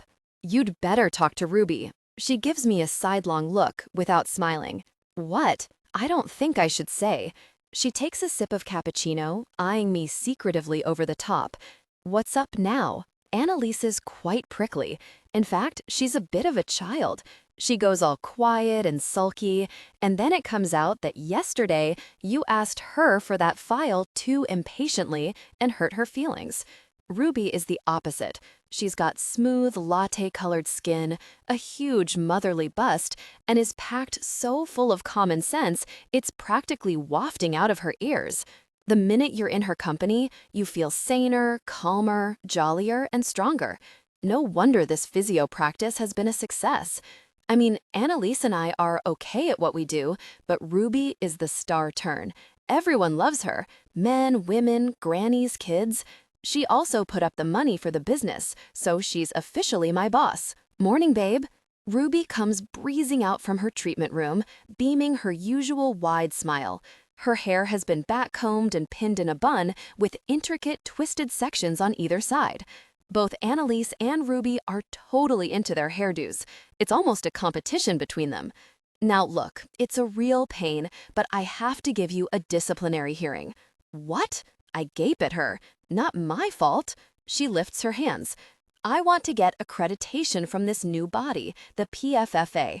I've just been reading the material, and it says if your staff chat up the patients, you have to discipline them. We should have done it anyway, you know that, but now I need to have the notes ready for the inspector.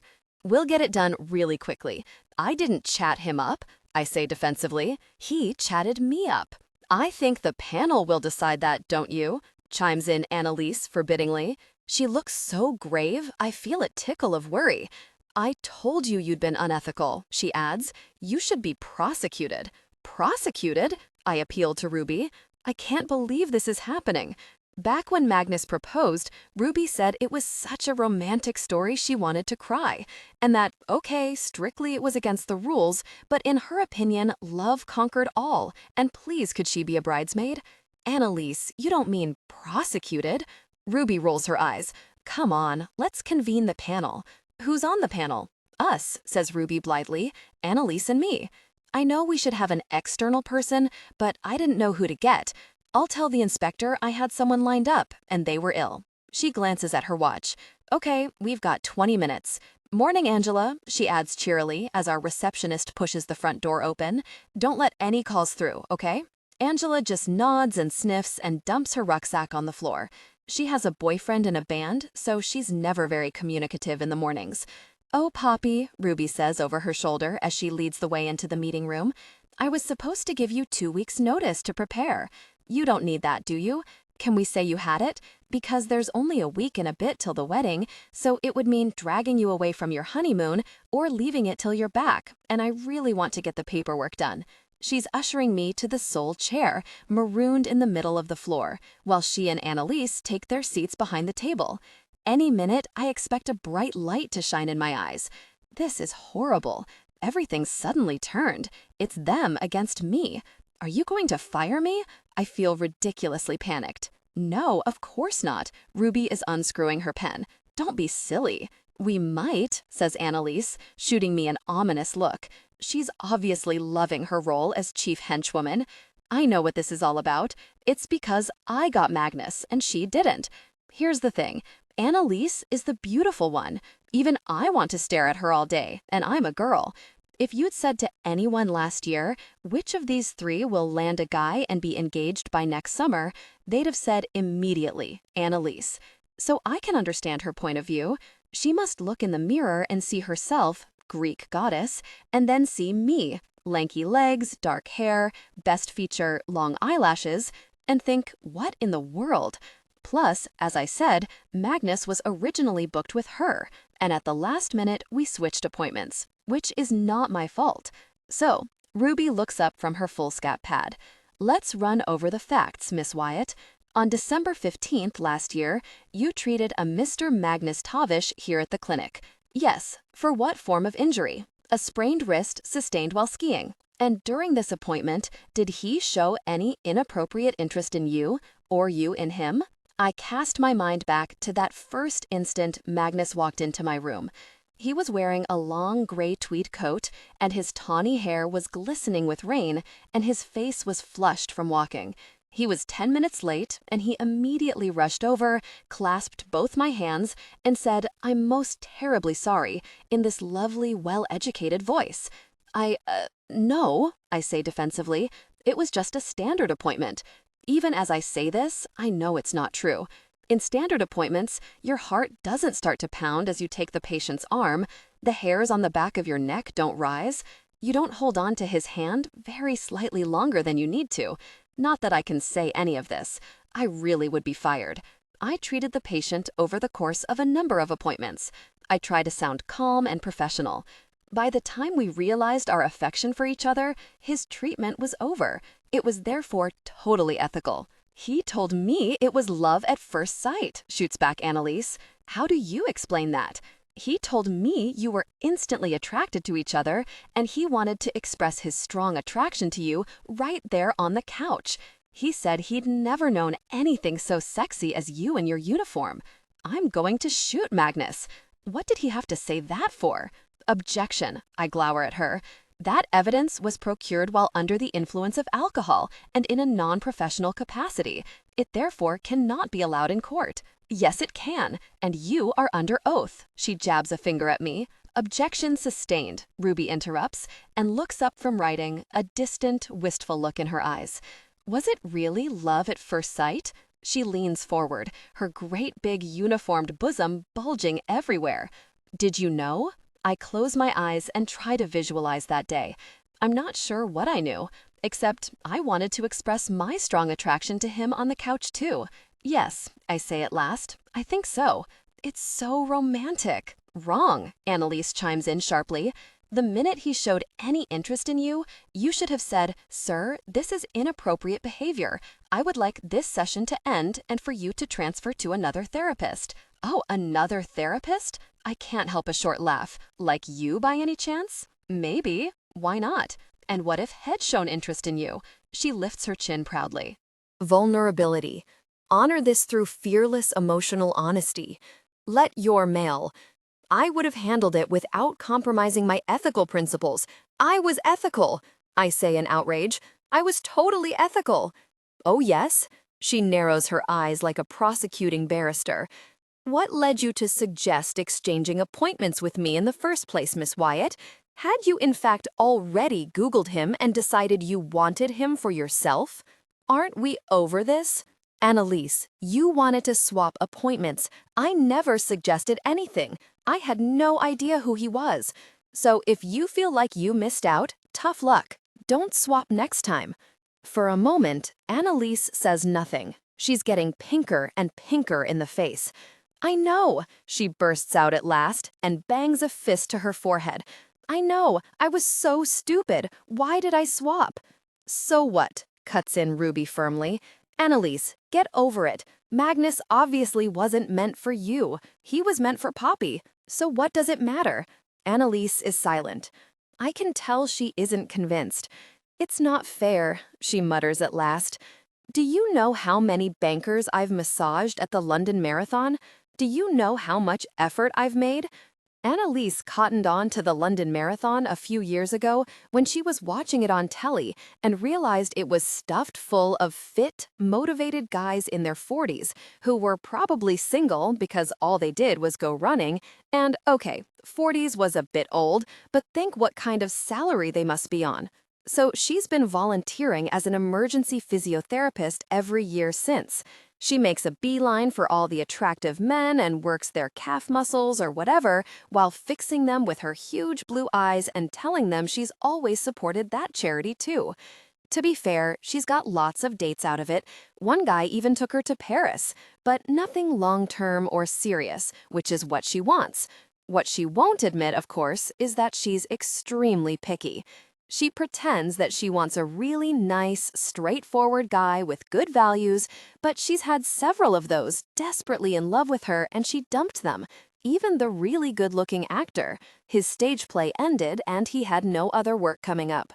What she's really after is a guy who looks like he's out of a Gillette commercial, with a massive salary and/or a title, preferably both. I think that's why she's so mad about losing Magnus, since he's doctor. She once asked me if he would become professor one day, and I said probably yes, and she went a kind of green. Ruby scribbles something else down, then screws her pen lid on. Well, I think we've covered the facts. Well done, everyone. Aren't you going to give her a warning or something? Annalise is still pouting. Oh, fair point. Ruby nods, then clears her throat. Poppy, don't do it again. Okay, I shrug. I'll put that in writing, show it to the inspector. That'll shut him up. By the way, did I tell you I found the perfect strapless bra to go under my bridesmaid's dress? Ruby beams at me, back to her usual cheery self. Aquamarine satin. It's lush. Sounds amazing. I get up and reach for the Costa coffee tray. Is one of these for me? I got you a flat white, says Annalise grudgingly, with nutmeg. As I take it, Ruby gives a small gasp. Poppy, haven't you found your ring? I look up to see both Annalise and Ruby staring at my left hand. No, I admit reluctantly. I mean, I'm sure it'll turn up somewhere. Gosh, Annalise has a hand over her mouth. I thought you found it. Ruby is frowning. I'm sure somebody said you'd found it. No, not yet. I'm really not enjoying their reaction. Neither of them is saying not to worry or these things happen. They both look horrified, even Ruby. So what will you do? Ruby's brows are knitted. What did Magnus say? Chips in Annalise. I take a gulp of flat white, playing for time. I haven't told him yet. Sheesh, Ruby exhales. How much is it worth? Trust Annalise to ask all the questions I don't want to think about. Quite a bit, I suppose. I mean, there's always insurance. I trail off lamely. When are you planning to tell Magnus? Ruby has her disapproving face on. I hate that face. It makes me feel small and mortified.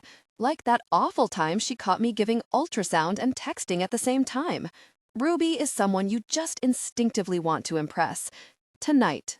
Neither of you guys has seen it, have you? I can't help asking, even though it's ridiculous, like they'll suddenly say, "Oh yes, it's in my bag." They both shrug no. Even Annalise is looking sorry for me. Oh God, this is really bad. By 6 o'clock, it's even worse. Annalise has Googled emerald rings. Did I ask her to do this? No, I did not. Magnus has never told me how much the ring is worth. I asked him, jokingly, when he first put it on my finger, and he joked back that it was priceless, just like me. It was all very romantic and lovely. We were having dinner at Bluebird, and I had no idea he was going to propose. None. Anyway, the point is, I never knew what the ring cost, and I never wanted to know. At the back of my mind, I keep trying out lines to Magnus, like, "Well, I didn't realize it was so valuable. You should have told me." Not that I'd have the nerve to say that. I mean, how dumb would you have to be not to realize that an emerald out of a bank vault is worth something? Still, it's been quite comforting not to have a precise figure in my head. But now here's Annalise brandishing a sheet of paper she's printed out from the internet. Art Deco, fine quality emerald with baguette diamonds, she's reading out. Estimate £25,000. What? My insides turned to jelly. That can't be right. He wouldn't have given me anything that expensive. My voice is a bit shaky. Academics are poor. He's not poor. Look at his house. His dad's a celebrity. Look, this one's 30 grand. She holds up another sheet. It looks exactly like yours. Don't you think, Ruby? I can't look. I never would have let it off my finger, Annalise adds, arching her eyebrows. And I almost want to hit her. You're the one who wanted to try it on, I say furiously. If it hadn't been for you, I'd still have it. No, I wasn't, she retorts indignantly. I just tried it on when everyone else did. It was already going round the table. Well, whose idea was it then? I've been racking my brains about this again, but if my memory was hazy yesterday, it's even worse today. I'm never going to believe a Poirot mystery again. Never. All those witnesses going, "Yes, I remember it was 3:06 p.m. exactly, because I glanced at the clock as I reached for the sugar tongs, and Lady Fattisham was quite clearly sitting on the right-hand side of the fireplace." Gosh, they have no idea where Lady Fattisham was. They just don't want to admit it in front of Poirot. I'm amazed he gets anywhere. I've got to go. I turn away before Annalise can taunt me with any more expensive rings. To tell Magnus? Wedding meeting with Lucinda first, then Magnus and his family. Let us know what happens. Text us. Annalise frowns. Hey, that reminds me, Poppy. How come you changed your number? Oh, that. Well, I went out of the hotel to get a better signal, and I was holding out my phone. I break off. On second thought, I can't be bothered to get into the whole story of the mugging and the phone in the bin and Sam Roxton.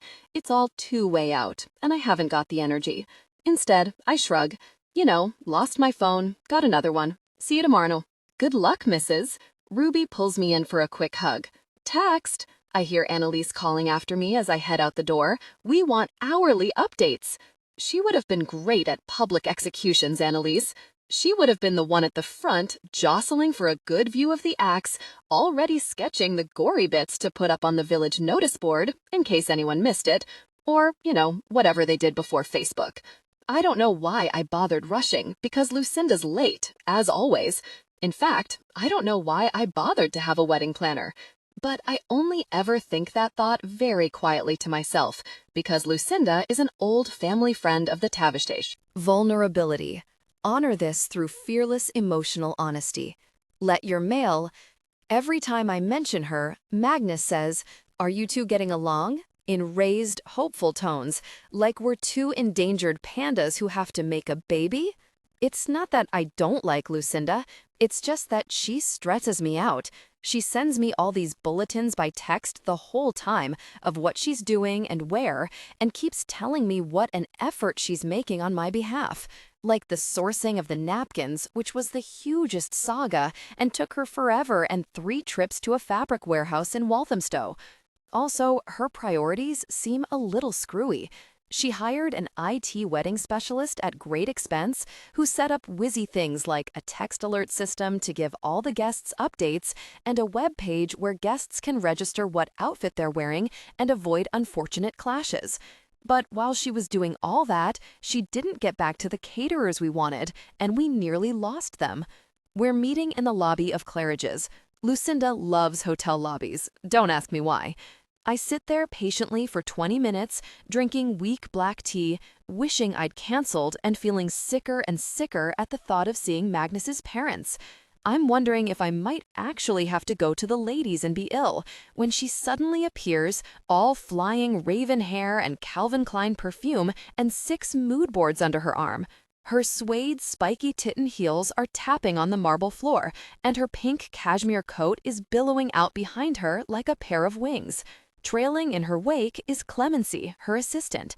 If an unpaid 18-year-old can be called an assistant, I'd call her slave labor. Clemency is very posh and very sweet, and terrified of Lucinda. She answered Lucinda's ad in The Lady for an intern and keeps telling me how great it is to learn the ropes firsthand from an experienced professional. So, I've been talking to the vicar. Those arrangements aren't going to work. The wretched pulpit has to stay where it is. Lucinda descends into a chair in a leggy, Joseph-trousered sprawl, and the mood boards slide out of her grasp and all over the floor. I just don't know why people can't be more helpful. I mean, what are we going to do now? And I haven't heard back from the caterer. I can barely concentrate on what she's saying. I'm suddenly wishing I'd arranged to meet Magnus first, on my own, to tell him about the ring. Then we could have faced his parents together. Is it too late? Could I quickly text him on the way? And I still haven't got a trumpeter. Lucinda exhales sharply, 2 lacquered nails to her forehead. There's so much to do. It's insane. Insane. It would have helped if Clemency had typed out the order of service properly, she adds, a little savagely. Poor Clemency flushes beet red, and I shoot her a sympathetic smile. It's not her fault she's severely dyslexic and put hymen instead of him, and the whole thing had to be redone. We'll get there, I say, encouragingly. Don't worry. I'm telling you, after this is over, I'm going to need a week in a spa. Have you seen my hands? Lucinda pushes them toward me. That's stress. I have no idea what she's talking about. Her hands look perfectly normal to me, but I stare at them obediently. You see? Wrecked. All for your wedding, Poppy. Clemency, order me a GT. Right, absolutely. Clemency leaps eagerly to her feet. I try to ignore a tiny rub of irritation. Lucinda's always throwing little references like that into the conversation. All for your wedding, Poppy. Just to make you happy, Poppy. The bride's always right. She can sound quite pointed sometimes, which I find disconcerting. I mean, I didn't ask her to be a wedding planner, did I? And we are paying her quite a lot, aren't we? But I don't want to say anything because she's Magnus's old friend and everything. Lucinda, I was wondering, have we sorted out the cars yet? I say tentatively. There's an ominous silence. I can tell that a wave of fury is rising inside Lucinda from the way her nose starts to twitch. At last it erupts, just as poor Clemency arrives back. Oh gosh, oh really, Clemency! She turns her wrath on the trembling girl. Why didn't you remind me about the cars? They need cars, we need to hire them. Clemency looks helplessly at me. I didn't know. There's always something. Lucinda is almost talking to herself. Always something else to think about. It's endless. However much I run myself into the ground, it goes on and on. Look, shall I do the cars? I say hastily. I'm sure I can sort them. Would you? Lucinda seems to wake up. Could you do that? It's just there's only one of me, you know, and I have spent the entire week working on details, all for your wedding, Poppy. She looks so stressed out, I feel a pang of guilt. Yes, no problem. I'll go on Yellow Pages or something. How's your hair coming along, Poppy? Lucinda suddenly focuses on my head, and I silently will my hair to grow another centimeter, very quickly. Not bad. I'm sure it will go in the chignon. Definitely. I try to sound more positive than I feel. Lucinda has told me about 100 times how short-sighted and foolish it was to cut my hair to above the shoulder when I was about to become engaged. She also told me at the wedding dress shop that with my pale skin, a white dress would never work and I should wear lime green. For my wedding. Luckily, the wedding dress shop owner chimed in and said Lucinda was speaking nonsense. My dark hair and eyes would set off the white beautifully, so I chose to believe her instead. The GT arrives and Lucinda takes a deep slug. I take another sip of tepid black tea. Poor old Clemency hasn't got anything, but she looks like she's trying to blend into her chair and not attract any attention at all. And you were going to find out about confetti, I add cautiously. But I can do that too, I backtrack quickly at Lucinda's expression. I'll phone the vicar. Great. Lucinda breathes out sharply. I appreciate that, because there is only one of me, and I can only be in one place at once. She breaks off abruptly as her gaze alights on my hand. Where's your ring, Poppy? Oh my God, haven't you found it yet? As she lifts her eyes, she looks so thunderstruck, I start to feel sick again. Not yet, but it'll turn up soon. I'm sure it will. The hotel staff are all looking. And you haven't told Magnus? I will. I swallow hard. Soon. But isn't it a really important family piece? Lucinda's hazel eyes are wide. Won't they be livid? Is she trying to give me a nervous breakdown? My phone buzzes and I grab it, grateful for the distraction. Magnus has just sent me a text which dashes my secret hope that his parents would suddenly catch gastric flu and have to cancel. Dinner at 8, whole family here, can't wait to see you. Is that your new phone? Lucinda frowns critically at it. Did you get my forwarded texts? Yes, thanks, I nod. Only about 35 of them, all clogging up my inbox. When she heard I'd lost my phone, Lucinda insisted on forwarding all her recent texts to me, just so I didn't drop the ball. To be fair, it was quite a good idea. I got Magnus to forward all his most recent messages too, and the girls at work. Ned Murdoch, whoever he is, has also finally contacted Sam. I've been looking out for that email all day. I glance at it distractedly, but it doesn't seem particularly earth-shattering to me. Read, Ellerton's bid. Sam, hi. A few points, you'll see from the attachment, blah blah blah. Anyway, I'd better send it on straight away. I press forward and make sure it's gone through. Then I type a quick reply to Magnus, my fingers fumbling with nerves. Great, can't wait to see your parents, so exciting.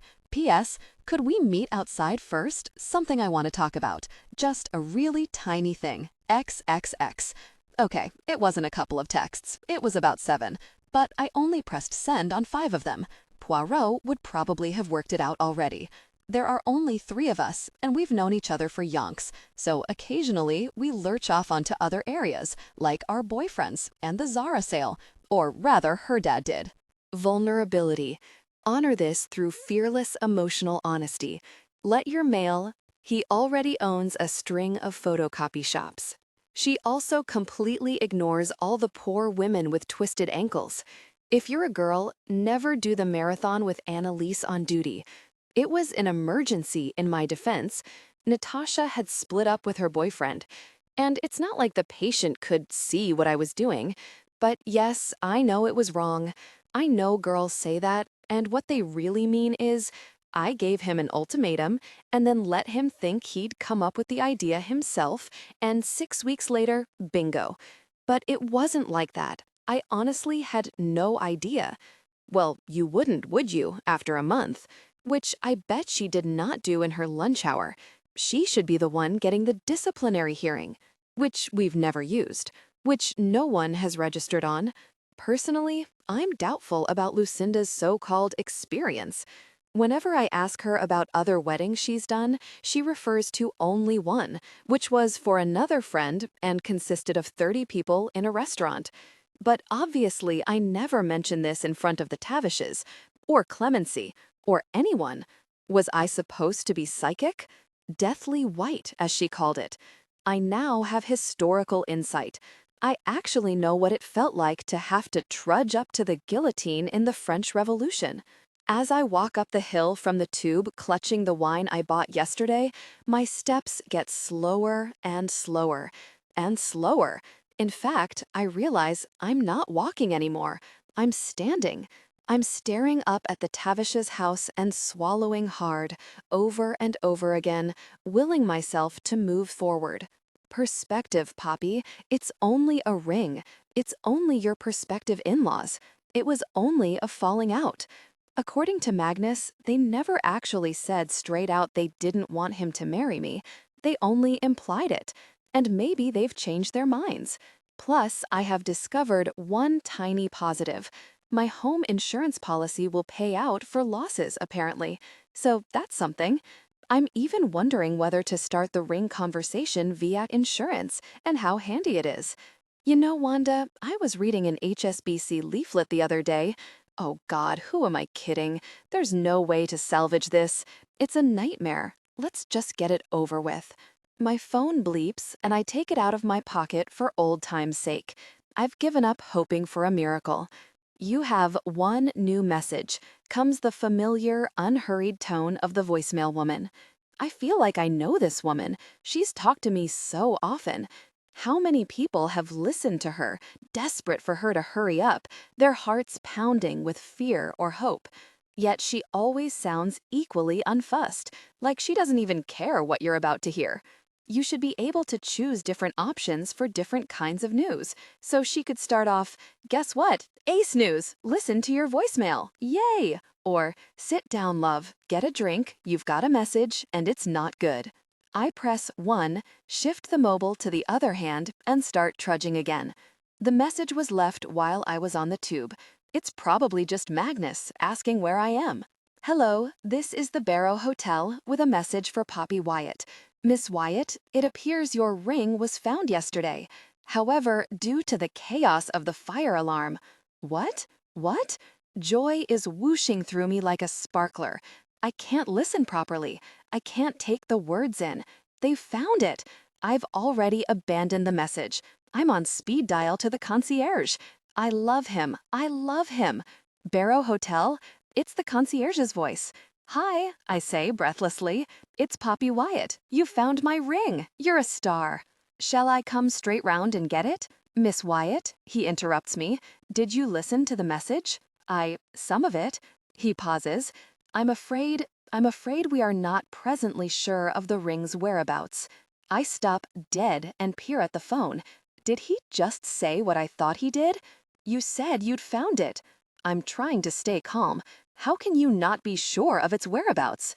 According to one of our staff, a waitress did find an emerald ring on the carpet of the ballroom during the fire alarm and handed it to our guest manager, Mrs. Fairfax. However, we are uncertain as to what happened after that.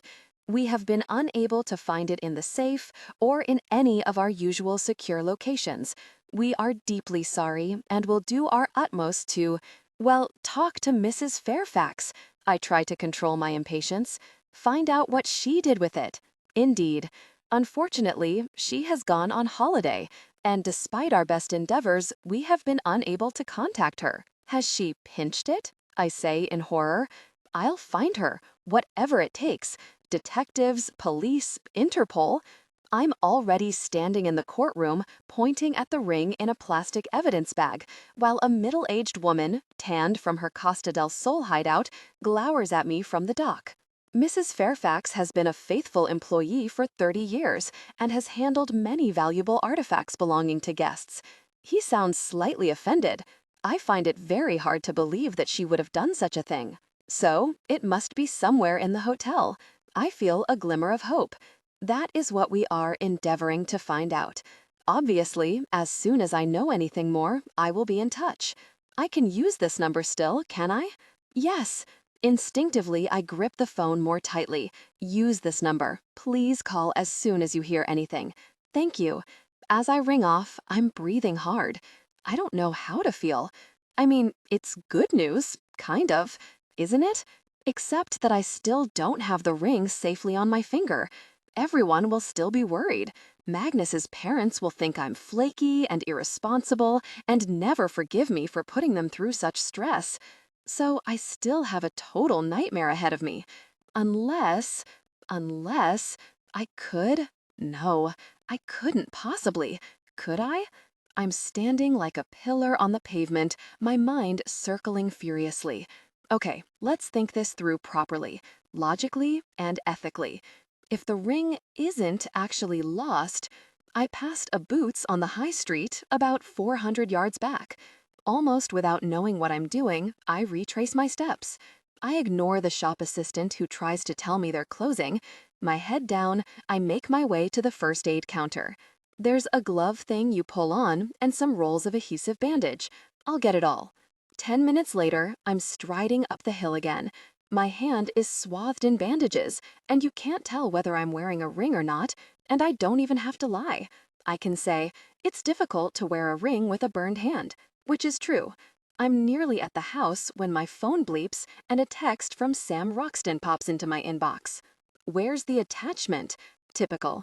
No hello, no explanation. He just expects me to know what he's on about. What do you mean? The email from Ned Murdoch. There was no attachment. That's not my fault. I just sent on the email. They must have forgotten to put it on. Why don't you ask them to send it again with the attachment, directly to your computer?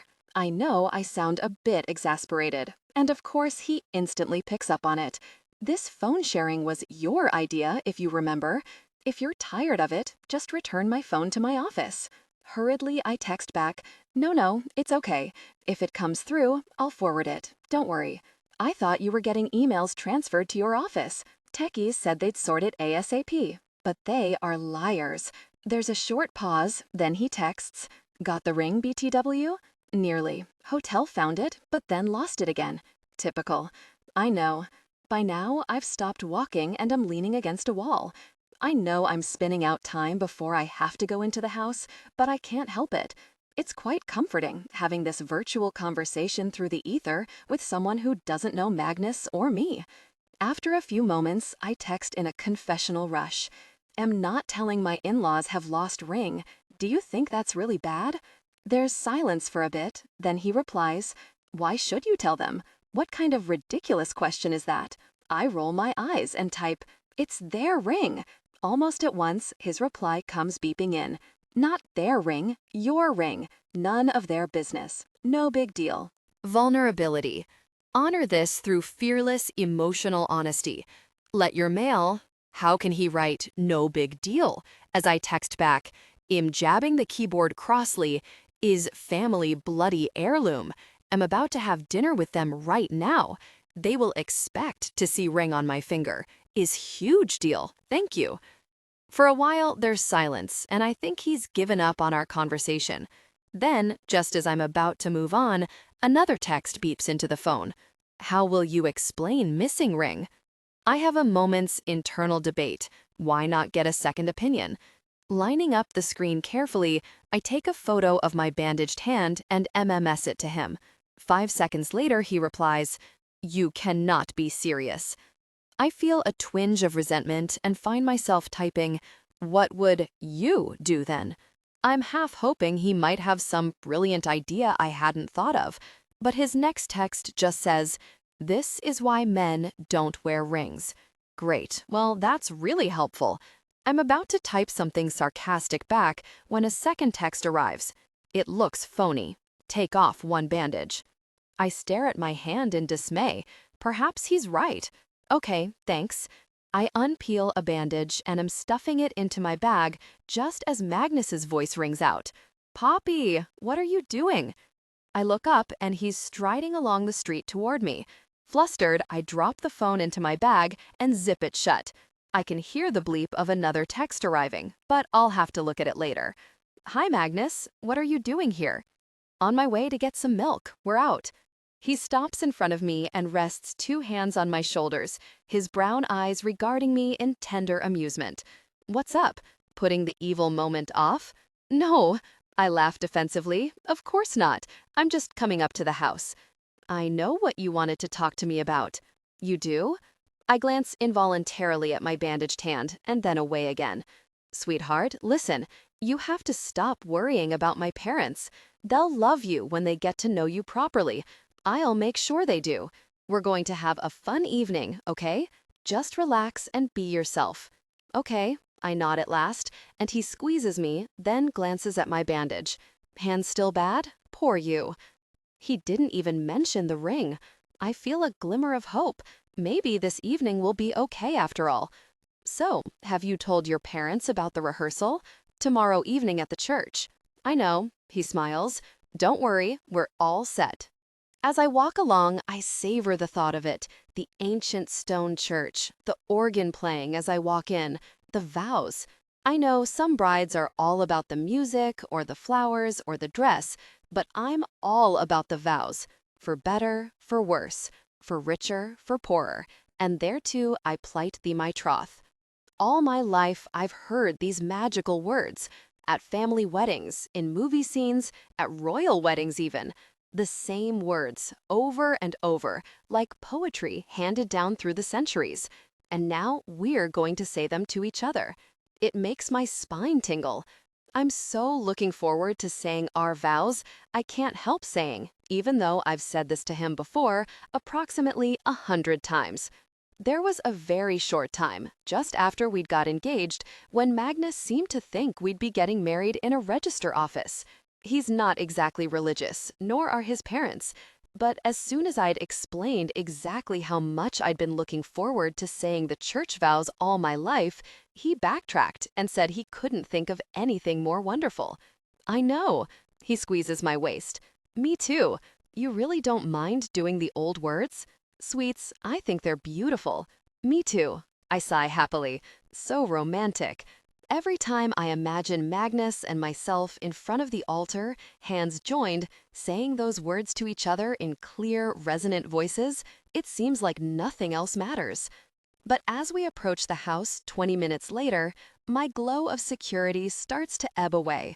The Tavishes are definitely back. The whole house is lit up, and I can hear opera blasting out of the windows. I suddenly remember that time Antony asked me what I thought of Tannhauser, and I said I didn't smoke. Oh God, why didn't I do a crash course on opera? Magnus swings the front door open, then clicks his tongue. Very. Forgot to call Dr. Wheeler. I'll only be a couple of minutes. I don't believe this. He's bounding up the stairs, toward the study. He can't leave me. Magnus! I try not to sound too panicked. Just go through. My parents are in the kitchen. Oh, I got you something for our honeymoon. Open it. He blows me a kiss and disappears round the corner. There's a huge Barabined box on the hall ottoman. Wow, I know this shop, and it's expensive. I tug it open, ripping the expensive pale green tissue paper to find a gray and white printed Japanese kimono. It's absolutely stunning and even has a matching camisole. On impulse, I duck into the little front sitting room, which no one ever uses. I take off my top and cardigan, slip the camisole on, then replace my clothes. It's slightly too big, but still gorgeous. All silky smooth and luxurious feeling. It is a lovely present, it really is. But to be honest, what I would prefer right now is Magnus by my side, his hand firmly in mine, giving me moral support. I fold the dressing gown up and stuff it back amid the torn tissue, taking my time. Still no sign of Magnus. Can't put this off any longer. Magnus? Comes Wanda's high-pitched, distinctive voice from the kitchen. Is that you? No, it's me, Poppy. My throat is so clenched with nerves, I sound like a stranger. Poppy, come on through. Relax. Be myself. Come on. I grasp the bottle of wine firmly and head into the kitchen, which is warm and smells of bolognese sauce. Hi, how are you? I brought you some wine. I hope you like it. It's red. Poppy, Wanda swoops toward me. Her wild hair has been freshly henned, and she's wearing one of her odd, capacious dresses made out of what looks like parachute silk. together with rubber-soled Mary Janes. Her skin is as pale and unadorned as ever, although she's put on an inaccurate slash of red lipstick. Her cheek brushes against mine, and I catch a whiff of stale perfume. The fiancé. She enunciates the word with care, bordering on ridicule. The betrothed. The affianced, chimes in Anthony, rising from his seat at the table. He's wearing the tweed jacket he wears on the back of his book, and he surveys me with the same off-putting, gimlet-eyed smile. The oriole weds his mottled mate. The lily's bride, oh the bee. Another for your collection, darling, he adds to Wanda. Quite right. I need a pen. Where's a pen? Wanda starts searching among the papers already littering the countertop. The damage that has been done to the feminist cause by ridiculous, lazy-minded anthropomorphism. Weds his mottled mate. I ask you, Poppy. She appeals to me, and I give a rictus smile. I have no idea what they're talking about. None. Why can't they just say, hello, how are you, like normal people? What's your view on the cultural response to anthropomorphism from a young woman's perspective? My stomach jumps as I realize Anthony is looking my way. Oh, my holy aunt, is he talking to me? Anthro what? I feel like if only he would write down his questions and give them to me with 5 minutes to look over and maybe a dictionary, I'd have half a chance to come up with something intelligent. I mean, I did go to university. I have written essays with long words in them and a thesis. My English teacher even once said I had a questing mind. But I don't have 5 minutes. He's waiting for me to speak. And there's something about his bright gaze that turns my tongue to dust. Well, I think it's an interesting debate, I say feebly. Very crucial in this day and age. So, how was your flight? I add quickly. Maybe we can get on to movies or something. Unspeakable. Wanda looks up from where she's scribbling. Why do people fly? Why? I'm not sure if she's expecting an answer or not. For holidays and stuff. I've already started making notes for a paper on the subject, Wanda interrupts me. The migration impulse. Vulnerability. Honor this through fearless, emotional honesty. Let your mail. Why do humans feel compelled to pitch themselves across the globe? Are we following the ancient migratory paths of our ancestors? Have you read Burroughs? Anthony says to her, with interest, not the book, the PhD thesis. No one's even offered me a drink yet. Quietly, trying to blend in with the background, I creep into the kitchen area and pour myself a glass of wine. I've tuned out the conversation about migration, but suddenly Wanda addresses me directly. I gather Magnus gave you his grandmother's emerald ring? I jump in panic. We're on to the ring already? Is there an edge to Wanda's voice, or did I make that up? Does she know? Yes, it's beautiful. My hands are trembling so much I nearly spill my wine. Wanda says nothing, just glances at Anthony and raises her eyebrows meaningfully. What was that for? Why an eyebrow raise? What are they thinking? Gosh, they'll ask to see the ring. It's all going to implode. It's difficult to wear a ring with a burned hand, I blurt out desperately. There, it wasn't a lie. Exactly. Burned? Wanda swings round and takes in my bandaged hand. My dear girl, you must see Paul. Paul? Anthony nods. Certainly. Ring him, Wanda. Our neighbor, she explains. Dermatologist. The best. She's already on the phone, winding the old-fashioned curly cord around her wrist. He's only across the street. Across the street? I'm paralyzed with horror. How have things gone so wrong so quickly? I have a vision of some brisk man with a doctor's bag coming into the kitchen and saying, "Let's have a look," and everyone crowding round to see as I take off my bandages. Should I dash upstairs and find a match or some boiling water? To be honest, I think I'd take the agonizing pain over having to admit the truth. Very. He's not in. She replaces the receiver. What a shame, I manage, as Magnus appears through the kitchen door, followed by Felix, who says, "Hi, Poppy," and then immerses himself back in the textbook he was reading. So, Magnus looks from me to his parents, as though trying to assess the mood of the room. How are you all doing? Isn't Poppy looking even more beautiful than usual? Isn't she just lovely? He bunches up my hair and then lets it fall down again. I wish he wouldn't. I know he's trying to be nice, but it makes me cringe. Wanda looks baffled, as though she has no idea how to reply to this. Charming, Anthony smiles politely, as though he's admiring someone's garden. Did you get through to Dr. Wheeler? Wanda queries. Yes, Magnus nods. He says the focus is cultural genesis. Well, I must have read that wrong, she says tetchily. Wanda turns to me. We're trying to see if we can't get papers published in the same journal. All 6 of us, including Conrad and Margot. Family effort, you see. Felix on indexing. Everyone involved. Everyone except me flashes through my mind, which is ridiculous, because do I want to write an academic paper in some obscure journal which no one ever reads? No. Could I? Do I even know what cultural genesis is? No. You know, Poppy has published in her field, Magnus suddenly announces, as though hearing my thoughts and leaping to my defense. Haven't you, darling? He smiles proudly at me. Don't be modest. You've published? Anthony wakes up and peers at me with more attention than he ever has before. Ah, now that's interesting. Which journal? I stare helplessly at Magnus. What's he talking about? You remember, he prompts me. Didn't you say you'd had something in the physiotherapy periodical? Oh, God, no. I will kill Magnus. How could he bring that up? Anthony and Wanda are both waiting for me to reply. Even Felix has looked up with interest. They're obviously expecting me to announce a breakthrough in the cultural influence of physiotherapy on nomadic tribes or something. It was Physiotherapist's Weekly Roundup, I mumble at last, staring at my feet. It's not really a periodical, more of a magazine. They published a letter of mine once. Was it a piece of research, says Wanda.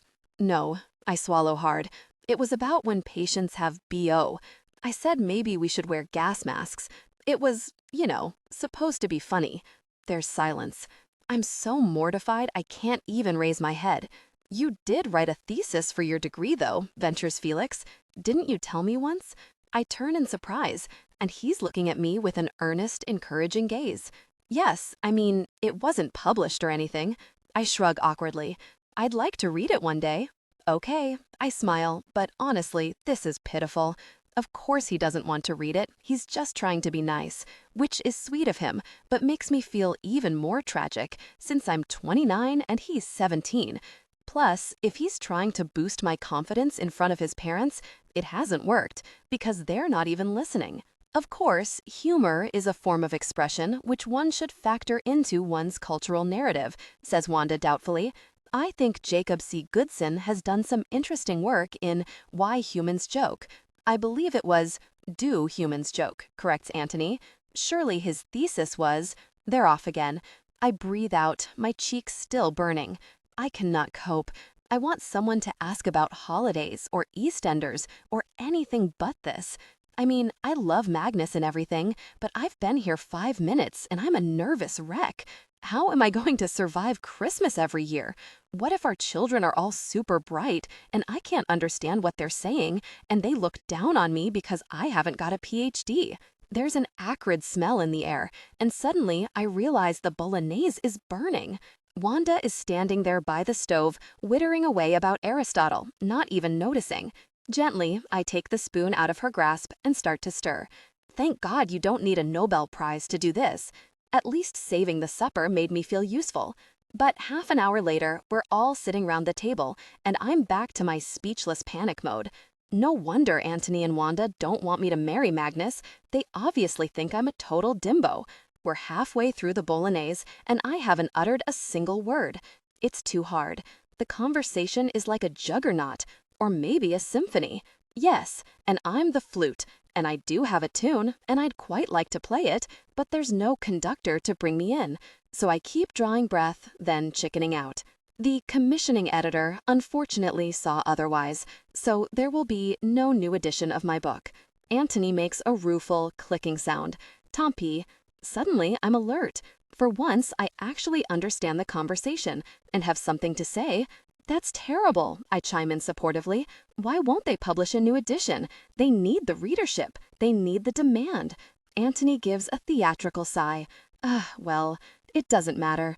Of course it matters. I feel fired up. Why don't we all write to the editor and pretend to be readers and say how brilliant the book is and demand a new edition? I'm already planning the letters. Dear Sir, I am shocked that a new edition of this wonderful book has not been published. We could print them in different fonts, post them in different areas of the country, and would you personally buy 1,000 copies? Antony regards me with that hawk-like stare. I hesitate, stymied. Maybe, because, unfortunately, Poppy, if the publisher printed 1,000 books which did not sell, then I would be in a worse boat than ever. He gives me a fierce smile. Do you see? I feel totally squashed and stupid. Right, I mumble. Yes, I see. Sorry. Trying to keep my composure, I start clearing the plates. Magnus is sketching some argument out for Felix on a piece of paper, and I'm not sure he even heard. He gives me an absent smile as I pass, which doesn't make me feel that much better, to be honest. But as we sit back down for pudding, Magnus tinkles his fork and stands up. I'd like to announce a toast to Poppy, he says firmly, and welcome her to the family. As well as being beautiful, she's caring, funny, and a wonderful person. I'm a very lucky man. Vulnerability. Honor this through fearless emotional honesty. Let your mail. He looks around the table as though daring anyone to disagree with him, and I shoot him a grateful little smile. I'd also like to say a big welcome back to Mum and Dad. Magnus raises a glass, and they both nod. We missed you while you were away. I didn't, chimed in Felix, and Wanda gives a bark of laughter. Of course you didn't, you terrible boy. And finally, Magnus tinkles his glass again to get attention. Of course, happy birthday to Mum. Many happy returns of the day from all of us. He blows her a kiss across the table. What? What did he just say? My smile has frozen on my lips. Here, here. Antony raises his glass. Happy birthday, Wanda, my love. It's his mother's birthday? But he didn't tell me. I don't have a card. I don't have a gift. How could he do this to me? Men are crap. Felix has produced a parcel from under his chair and is handing it to Wanda. Magnus, I whisper desperately as he sits down, you didn't tell me it was your mother's birthday. You never said a word. You should have told me. I'm almost gibbering with panic. My first meeting with his parents since we got engaged, and they don't like me. And now this. Magnus looks astonished. Sweets, what's wrong? How can he be so obtuse? I'd have bought her a present, I say under cover of Wanda exclaiming, Wonderful Felix, over some ancient book which she's unwrapping. Oh, Magnus waves a hand. She won't mind. Stop stressing. You're an angel and everyone loves you. Did you like the mug, by the way? The what? I can't even follow what he's saying. The only just married mug. I left it on the hall stand. For our honeymoon? He prompts at my nonplussed expression. I told you about it. Quite fun, I thought. I didn't see any mug. I stare blankly at him. I thought you'd given me that big box with ribbons. What big box? He says, looking puzzled. And now, my dear, Antony is saying self-importantly to Wanda, I don't mind telling you I've rather splashed out on you this year. If you'll give me a minute, he's getting up and heading out to the hall. Oh, God, my insides feel watery. No, please, no. I think, I begin, but my voice won't work properly. I think I might possibly, by mistake, what? Antony's voice resounds from the hall. What's happened to this? A moment later, he's in the room, holding the box. It's all messed up. Torn tissue paper is everywhere. The kimono is falling out. My head is pulsing with blood. I'm really sorry. I can barely get the words out. I thought it was for me. So I opened it. There's a deathly silence. Every face is stunned, including Magnus's. Sweets? He begins feebly, then peters out as though he can't think what to say. Not to worry, says Wanda briskly. Give it to me. I don't mind about the wrapping. But there was another thing. Antony is poking the tissue paper testily. Where's the other bit? Was it in there? Suddenly, I realize what he's talking about and give a little inward whimper. Every time I think things can't get worse, they plummet. They find new, ghastly depths. Do you mean, I'm stuttering, my face beet red, this? I pull a bit of the camisole out from under my top, and everyone gazes at it. I'm sitting at the dinner table wearing my future mother-in-law's underwear. It's like some twisted dream that you wake up from and think, crikey Moses, thank God that didn't really happen. The faces round the table are all motionless and jaw-dropped, like a row of versions of that painting, The Scream. I'll I'll dry clean it, I whisper huskily at last. Sorry. Okay. So this evening has gone about as hideously as it possibly could. There's only one solution, which is to keep drinking wine until my nerves have been numbed or I pass out, whichever comes first.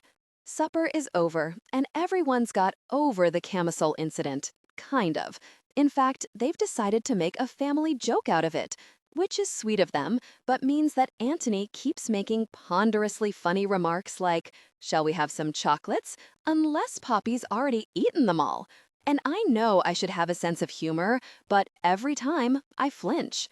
Now we're sitting on the ancient bumpy sofas in the drawing room, playing Scrabble. The Tavishes are complete Scrabble nuts. They have a special board that spins around, and posh wooden tiles, and even a leather-bound book where they write down the scores, dating back to 1998. Wanda is the current winner, with Magnus a close second. Antony went first and put down Outstep, 74 points. Wanda made Iridiums, 65 points. Felix made Caryatid, 80 points. Magnus made Contused, 65 points.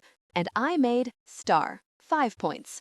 In my family, star would be a good word. 5 points would be a pretty decent score. You wouldn't get pitying looks and clearing of throats and feel like a loser. I don't often think back about past times or reminisce. It's not really my thing. But sitting here, rigid with failure, hunching my knees, inhaling the musty Tavish smells of books and kilims and old wood fire, I can't help it. Just a chink, just a tiny window of memory. Us in the kitchen, me and my little brothers, Toby and Tom, eating toast and Marmite round the Scrabble board. I remember it distinctly. I can even taste the Marmite. Toby and Tom had got so frustrated, they made a load of extra tiles out of paper and decided you could have as many as you liked. The whole room was covered in cut-out squares of paper with biro letters scrawled on them. Tom gave himself about 6 Z's, and Toby had 10 E's. And they still only scored about 4 points per turn and ended up in a scuffle, yelling, "It's not fair! It's not fair!" I feel a rush of tears behind my eyes and blink furiously. I'm being stupid, ridiculous. Number 1, this is my new family, and I'm trying to integrate with them. Number 2, Toby and Tom are both away at college now. They have deep voices, and Tom has a beard. We never play Scrabble. I don't even know where the set is. Number 3? Right. Yes. I'm just working it out. We're into the second round. Antony has extended Outstep into Outstepped. Wanda has simultaneously made both OD41 and Ovary. Felix put down Illicit, and Magnus went for Yuck, which Felix challenged, but it was in the dictionary and scored him lots of points on a double word score. Now Felix has gone to make some coffee, and I've been shuffling my tiles hopelessly for about 5 minutes. I almost can't bring myself to go. I'm so humiliated. I should never have agreed to play. I've stared and stared at the stupid letters, and this is honestly the best possible word I can make. P-I-P, enunciates Antony carefully. Pig, as in the mammal, I take it? Well done, says Magnus heartily. 6 points. I can't look at him. I'm fumbling miserably for another 2 tiles. A and L. Like that's gonna help me. "Hey, Poppy," says Felix, coming back into the room with a tray. "Your phone's ringing in the kitchen. What did you put down?" "Oh, pig." As he looks at the board, his mouth twitches, and I see Wanda give him a warning frown. I can't bear this any longer. "I'll just go and check who called, if that's okay," I say. Might be something important. I escape to the kitchen, haul my phone out of my bag, and lean against the comforting warmth of the Aga. There are 3 texts from Sam, starting with "Good luck," which he sent 2 hours ago. Then, 20 minutes ago, he texted "Favor to ask," followed up by "Are you there?" That call was from him too. I guess I'd better see what's up. I dial his number, picking morosely at the remains of the birthday cake on the counter. Great. Poppy, can you do me a big favor? He says as soon as we're connected. I'm away from my desk and something's up with my phone. It won't connect to the server. Nothing's going out and I need to get an email to Viv Amberley. Would you mind? Oh, yes. Vivian Amberley, I begin knowledgeably, then draw myself up short. Perhaps I shouldn't reveal that I've read all the correspondence about Vivian Amberley. She works in strategy and has applied for a job at another consultancy. Vulnerability. Honor this through fearless emotional honesty. Let your mail. Sam is desperately trying to keep her, but nothing's worked, and now she said she's resigning tomorrow. Okay, I know I've been nosy, but once you start reading other people's emails, you can't stop. You have to know what's happened. It's been quite addictive, scrolling down the endless strings of back-and-forth emails and working out the stories, always backward, like rewinding little spools of life. If you could send her a quick email, I'd be hugely grateful, Sam's saying. From one of my email addresses, to vivianamberleyskyhind.com. Have you got that? I'd do it myself, but I have to be at this media seminar. Honestly, what am I, his PA? Well, all right, I say grudgingly, clicking on her address. What shall I say? Hi, Viv. I would love to talk this through with you again. Please call to arrange a meeting whenever's convenient tomorrow. I'm sure we can work something out. Sam. I type it out carefully, using my non-bandaged hand, then hesitate. Have you sent it? Sam says. My thumb is on the key, poised to press send, but I can't do it. Hello? Don't call her Viv, I blurt out. She hates it. She likes being called Vivian. What? Sam sounds gobsmacked. How on earth? It was in an old email that got forwarded. She asked Peter Snell not to call her Viv, but he didn't notice. Nor did Jeremy Atheling. And now you're calling her Viv too? There's a short silence. Poppy, says Sam at last, and I picture those dark eyebrows of his knitted in a frown. Have you been reading my emails? No, I say defensively. I've just glanced at a couple. You're sure about this Viv thing? Yes, of course. I'm looking up the email now. I stuff a chunk of icing in my mouth while I'm waiting, then Sam is back on the line. You're right. Of course I'm right. Okay, can you change the email to Vivian? Hold on a minute. I amend the email and send it. Done. Thanks. Good save. That was sharp of you. Are you always this sharp? Yeah, right. I'm so sharp, the only Scrabble word I can come up with is pig. Yes, all the time, I say sarcastically, but I don't think he notices my tone. Well, I owe you one, and I'm sorry for disturbing your evening, but it's a fairly urgent situation. Don't worry, I get it, I say understandingly. You know, I'm sure Vivian wants to stay at White Globe Consulting, really. Oops, that just slipped out. Oh, really? I thought you hadn't read my emails. I didn't, I say hastily. I mean, you know, maybe one or two. Enough to get an impression? An impression? He gives a short laugh. Okay then, Poppy Wyatt, what's your impression? I've asked everyone else's opinion. Why not throw your tuppence worth in? Why is our top strategist taking a sideways step into an inferior company when I've offered her everything she could want, from promotion to money to a higher profile? Well, that's the problem, I cut him off, puzzled. Surely he realizes that. She doesn't want any of those things. She gets really stressed out by the pressure, especially by media things, like that time she had to go on Radio 4 with no notice. There's a long silence down the line. Okay, what on earth is going on? Says Sam at last. How would you know something like that? There's no way I can get out of this one. It was in her appraisal, I confess at last. I was bored on the tube once, and it was on an attachment. That was not in her appraisal. He sounds quite shirty. Believe me, I've read that document back to front, and there's nothing about media appearances. Not the most recent one. I screw up my face with embarrassment. Her appraisal 3 years ago. I can't believe I'm admitting I read that too. Plus, she said in that original email to you, I've told you my issues, not that anyone's taken any notice. I think that's what she means.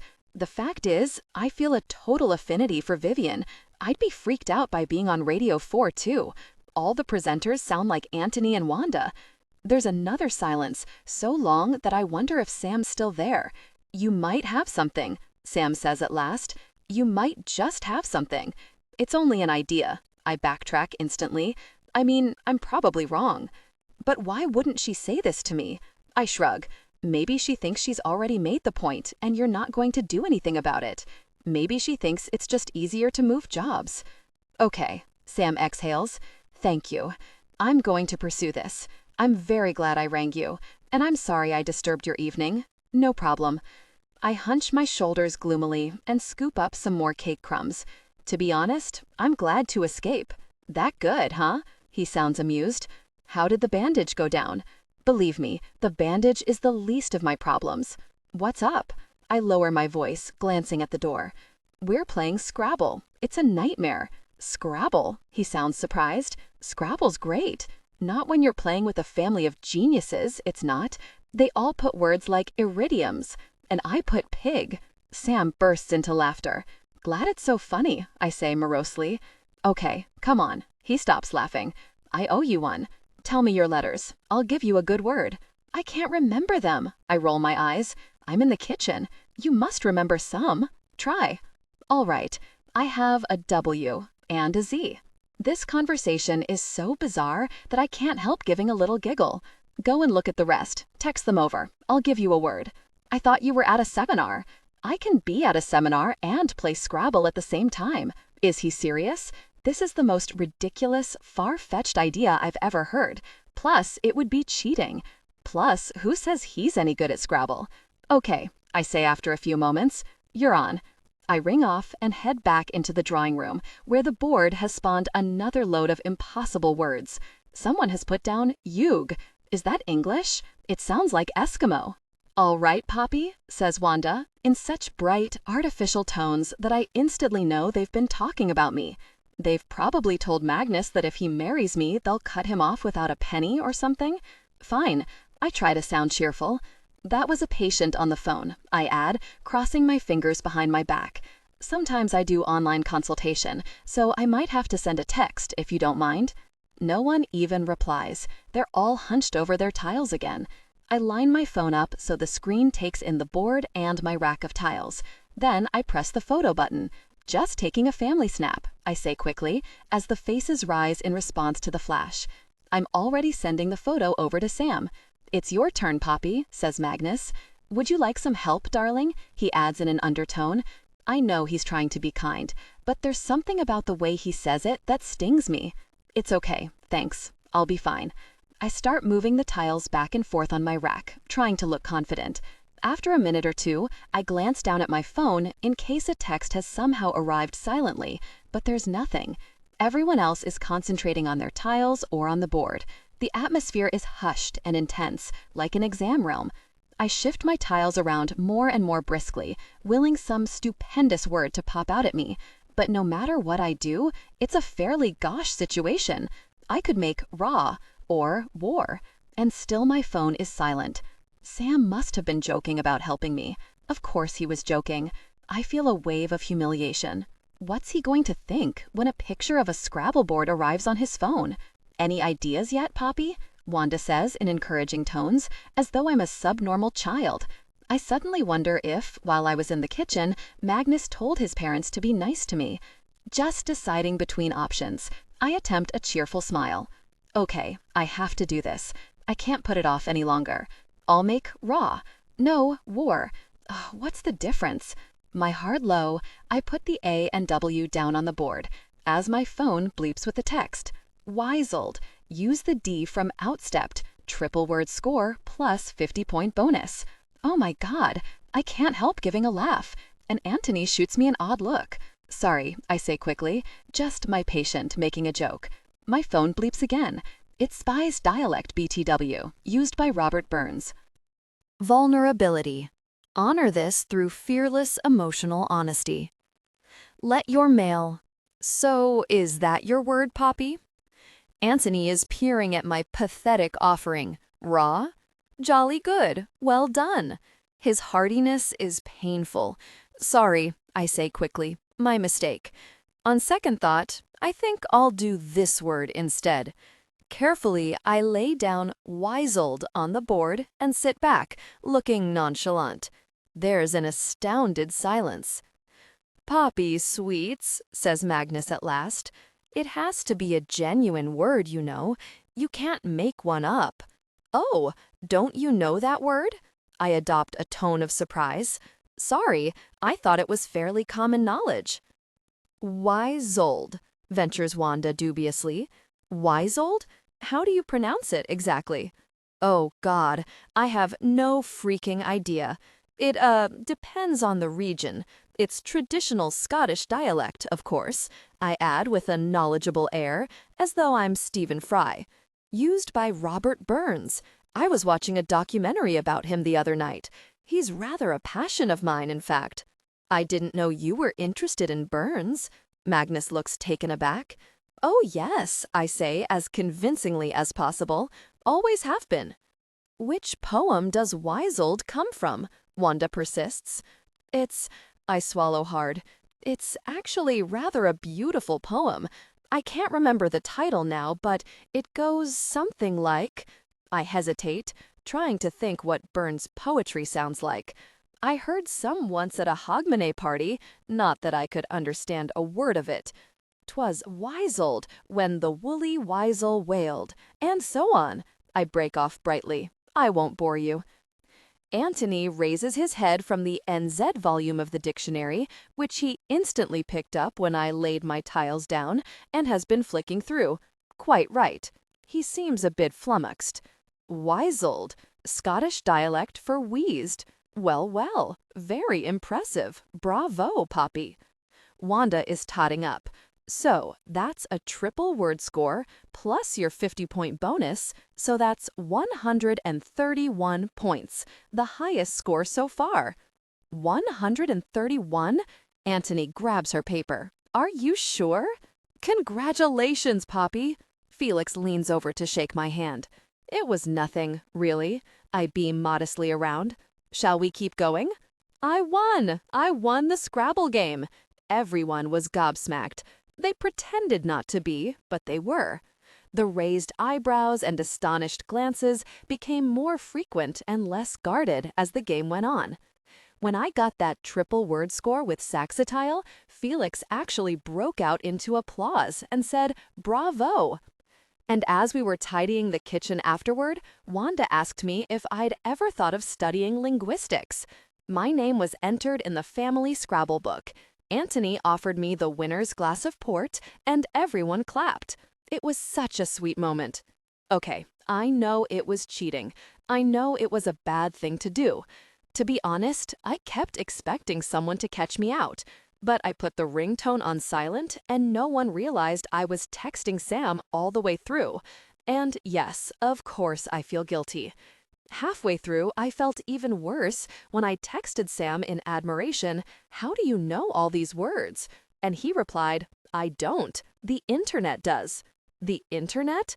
For a moment, I felt too shocked to reply. I thought he was thinking of the words, not finding them on scrabblewords.com or whatever. "That's cheating," I typed. "You already crossed that line," he texted back. "What's the difference?" And then he added, "Flattered you thought I was a genius." Then, of course, I felt really stupid. And he had a point. Once you've started cheating, does it matter what your methods are? I know I'm storing up problems for the future. I know Sam Roxton won't always be on the end of my phone to feed me words. I know I couldn't possibly repeat the feat, which is why I'm planning to retire from Family Scrabble as of tomorrow. It was a short, brilliant career, and now it's over. The only person who wasn't entirely fulsome in his praise was Magnus, which was a bit surprising. I mean, he said, "Well done," along with everyone else, but he didn't give me a special hug or even ask me how come I knew all those words. And when Wanda said, "Magnus, you didn't tell us Poppy was so talented," he flashed her this quick smile and said, "I told you, Poppy's brilliant at everything," which was nice, but kind of meaningless too. The thing is, he came in second. He can't be jealous of me, surely. It's about 11 now, and we're back in my flat.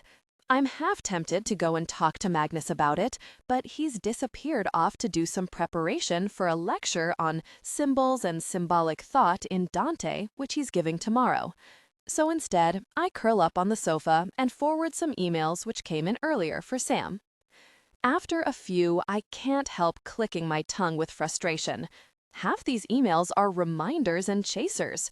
He still hasn't replied about the conference accommodation at Chittingford Hotel, or the fun run, or the dentist, or the new James' bespoke suit waiting for him to pick up at his convenience. How can you ignore new clothes? There are only a few people he ever seems to reply to immediately. One is a girl called Vix, who runs the PR department. She's very businesslike and curt, just like him, and has been consulting him about some press launch they're doing together.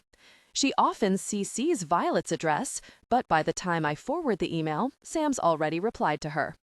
Another is a guy called Malcolm, who asks Sam's opinion about something nearly every hour. And, of course, Sir Nicholas Murray, who's clearly very senior and important and is doing some work for the government at the moment. He and Sam get on incredibly well, if their emails are anything to go by. They zing back and forth like conversation between old friends. I can't really understand half of what they're saying, especially all the in-jokes, but the tone is obvious, and so is the fact that Sam has more emails to and from Sir Nicholas than anybody else. Sam's company is evidently some kind of consultancy. They tell companies how to run their businesses, and they do a lot of facilitating, whatever that is. I guess they're like negotiators or mediators or something. They must be pretty successful at it because Sam seems very popular. He's been invited to 3 drinks parties this week alone, and to a shooting event with a private bank next weekend. And a girl called Blue has emailed for the 3rd time asking if he'd like to attend a special reception to celebrate the merger of Johnson Ellison with Green Retail. It's at the Savoy with a jazz band and canopies and goodie bags. And he still hasn't replied. Still, I don't understand him. If I'd been invited to something so amazing, I would have replied instantly, "Yes, please, thank you so much. I can't wait." Whereas he hasn't even acknowledged it. Rolling my eyes, I forward every single email, then type him a text. "Thanks again for Scrabble. Have just sent on some new emails." A moment later, my phone rings. It's Sam. "Oh, hi," I start. "Okay, you're a genius," he interrupts. "I had a hunch Vivian would be working late. I called her for a chat and mentioned the issues we discussed. It all came out. You were right. We're going to talk again tomorrow, but I think she's staying." "Oh," I say, pleased. "Cool." "No," he says firmly. "Not only cool, awesome, incredible. Do you know how much time and money and trouble you have saved me? I owe you big time." He pauses. "Oh, and you're right. She hates being called Viv. So I owe you twice. No problem. Anytime. So that's all I had to say. I won't keep you. Good night. Glad it all worked out." As I wind off, I remember something and quickly type a text. "Have you booked dentist yet? You will get manky teeth." A few seconds later, the phone bleeps with a reply. "I'll take my chances." Take his chances? Is he nuts? My aunt is a dental nurse, so I know what I'm talking about. I search the web for the most gross, revolting photo of decaying teeth I can find. They're all blackened, and some have fallen out. I click on Send Share and text it to him. The phone almost immediately bleeps with a reply. "You made me spill my drink." Vulnerability. Honor this through fearless emotional honesty. Let your mail, I giggle and text back, be afraid. I nearly add, Willow won't be impressed when your teeth fall out. But then I stop, feeling awkward. You have to draw a line. Despite all the texting back and forth, I don't know this guy, and I certainly don't know his fiancée. Although the truth is, I feel as though I do know her, and not in a good way. I've never come across anyone or anything like Willow before. She's unbelievable. I would say she's sent 20 emails to Sam since I've had this phone, each screwier than the last. At least she's given up sending messages addressed directly to Violet. But still, she keeps CCing her emails to the PA address, as though she wants to have as much chance of reaching Sam as possible and doesn't care who sees what. Why does she have to email her most private thoughts anyway? Why can't they just have these conversations in bed like normal people?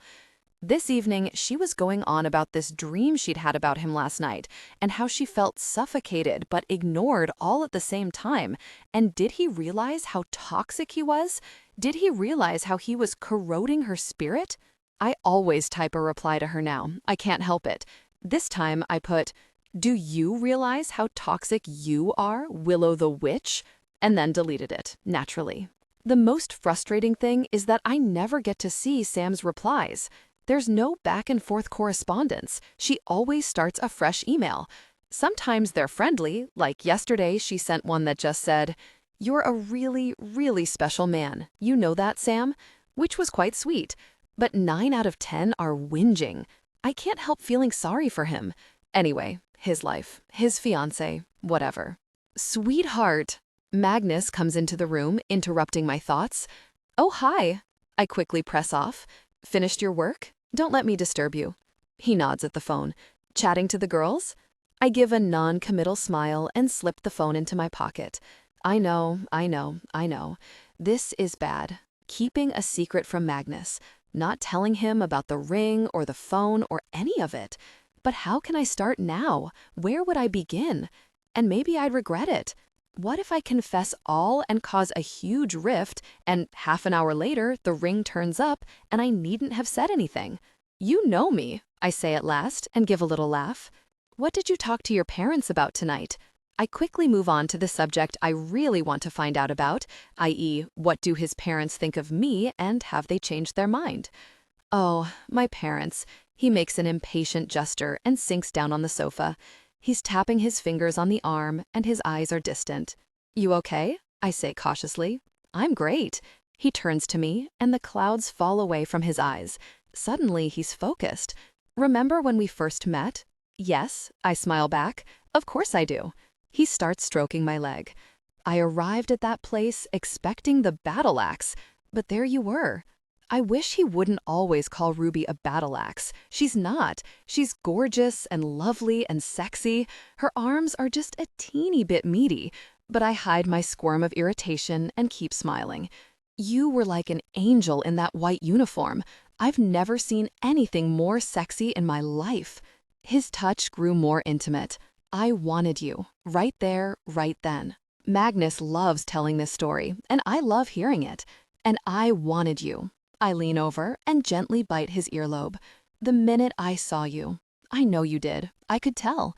He pulls my top aside and starts to nuzzle my bare shoulder. "Hey, Poppy, let's get back into that room one day," he whispers. They came together in passion, and as my phone bleeps with another text, I barely notice. It's not until much later on, when we're getting ready for bed and I'm rubbing in body lotion, that Magnus lands his bombshell. "Oh, Mom called earlier." His speech is muffled with toothpaste. "About the skin guy." "What?" He spits out and wipes his mouth. "Paul, our neighbor. He's coming to the wedding rehearsal to look at your hand." "What?" My hand clenches automatically, and I squirt body lotion across the bathroom. "Mom says you can't be too careful with burns, and I think she's right. She didn't have to do that." I'm trying not to sound panicky. "Sweets?" He kisses my head. "It's all fixed up." He heads out of the bathroom, and I stare at my reflection. My happy post-intimacy glow has gone. I'm back to the black hole of dread. What do I do? I can't keep dodging forever. I don't have a burned hand. I don't have an engagement ring. I don't have an encyclopedic knowledge of Scrabble words. I'm a total phony. "Poppy?" Magnus appears meaningfully at the bathroom door. I know he wants to get to sleep because he's got to go to Brighton early tomorrow. He's writing a book with a professor there, and they keep having disagreements which require emergency meetings. "Coming." I follow him to bed and curl up in his arms and give a pretty good impersonation of someone falling peacefully off to sleep. But inside, I'm churning. Every time I try to switch off, a million thoughts come crowding back in. If I call off Paul the dermatologist, will Wanda be suspicious? Could I mock up a burn on my hand? What if I just told Magnus everything, right now? I try to picture this last scenario. I know it's the most sensible. It's the one the agony ants would recommend. Wake him up and tell him. But I can't. I can't. And not only because Magnus is always totally ratty if he gets woken up in the night. He'd be so shocked. His parents would always think of me as the girl who lost the heirloom ring. It defined me forevermore. It cast a pall over everything. And the point is, they don't have to know. This doesn't have to come out. Mrs. Fairfax might call any time. If I can just hold out till then, I want to get the ring back and quietly slip it on my finger, and no one is any the wiser. That's what I want. I glance at the clock, 2:45 a.m., then at Magnus, breathing peacefully, and feel a surge of irrational resentment. It's okay for him. Abruptly, I swing my legs out from under the covers and reach for a dressing gown. I'll go and have a cup of herbal tea, like they recommend in magazine articles on insomnia, along with writing down all your problems on a piece of paper. My phone is charging in the kitchen, and as I'm waiting for the kettle to boil, I idly click through all the messages, methodically forwarding on Sam's. There's a text from a new patient of mine who's just had surgery on his anterior cruciate ligament and is finding it hard going, and I send a quick, reassuring text back saying I'll try to fit him in for a session tomorrow. I'm pouring hot water on a chamomile and vanilla tea bag when a text bleeps, making me start. What are you doing up so late? It's Sam. Who else? I settle down with my tea and take a sip, then text back. Can't sleep. What are you doing up so late? Waiting to speak to a guy in LA. Why can't you sleep? My life ends tomorrow. Okay, that might be overstating it a tad, but right now, that's how it feels. I can see how that might keep you up. Why does it end? If he really wants to know, I'll tell him. Sipping my tea, I fill 5 texts with the story of how the ring was found but then lost again, and how Paul the dermatologist wants to look at my hand, and how the Tavishes are being snippy enough about the ring already and they don't even know it's lost, and how it's all closing in on me, and how I feel like a gambler who needs just one more spin on the roulette wheel and everything might come good, but I'm out of chips. I've been typing so furiously, my shoulders are aching. I rotate them a few times, take a few gulps of tea, and am wondering about cracking open the biscuits when a new text arrives. I owe you one. I read the words and shrug. Okay, he owes me. So what? A moment later, a second text arrives. I could get you a chip. I stare at the screen, baffled. He does know the chip thing is a metaphor, doesn't he? He's not talking about a real poker chip or a French fry. The usual daytime traffic hum is absent, making the room abnormally silent, save for an occasional jetter from the fridge. Vulnerability. Honor this through fearless, emotional honesty. Let your mail. I blink at the screen in the artificial light, then rub my tired eyes, wondering if I should turn off the phone and go to bed. What do you mean? His reply comes back almost immediately, as though he realized his last text sounded odd. Have jeweler friend? Makes replicas for TV. Very realistic. Would buy you time. A fake ring? I think I must be really, really thick, because that had never even occurred to me. The physiotherapy ethics booklet practically starts with a clear directive about professional boundaries with patients, whatever you do. But what I say is, if you do something wrong, yet it doesn't actually hurt anybody and nobody knows, should you be punished and lose your whole career? Isn't there a bigger picture? Plus, the incident occurred only once, and it was really quick. Not in a bad way, just in a quick way. And Ruby once used the offices for a party and propped all the fire doors back, which is totally against health and safety, so nobody's perfect. This is part of my pre-wedding regimen, which consists of daily exfoliation, daily lotion, weekly face mask, hair mask, eye mask, 100 sit-ups every day, and meditation to keep calm. I've got as far as the body lotion, and tonight I'm rather hampered by my bandaged hand. What, for your boyfriend to find? I don't give my number out to all my patients, just long-term patients, emergencies, and the ones who look like they need support. This guy is one of those types who says he's absolutely fine, and then you see his white with pain. I had to insist he should call me whenever he wanted, and repeat it to his wife, otherwise he would have nobly struggled on. Okay, a fake ring is a bad idea. There are a million reasons why, such as 1, it's dishonest. 2, it probably won't look convincing. 3, it's unethical. Nevertheless, here I am at Hatton Garden at 10 the following morning, sauntering along, trying to hide the fact that my eyes are on stocks. I've never been to Hatton Garden before. I didn't even know it existed. A whole street of jewelers? There are more diamonds here than I've seen in my lifetime. Signs everywhere are boasting best prices, highest carats, superb value, and bespoke design. Obviously, this is engagement ring city. Couples are wandering along, and girls are pointing through the windows, and the men are smiling, but all look slightly sick whenever their girlfriends turn away. I've never even been into a jewelry shop, not a grown-up, proper one like these. The only jewelry I've ever had has come from markets and Topshop, places like that. My parents gave me a pair of pearl studs for my 13th birthday, but I didn't go into the shop with them. Jewelry shops have been places I've walked past, thinking they're for other people. But now, since I'm here, I can't help having a good old look. Who would buy a brooch made out of yellow diamonds in the shape of a spider for $12,500? It's a mystery to me. Like who buys those revolting sofas with swirly arms they advertise on the telly?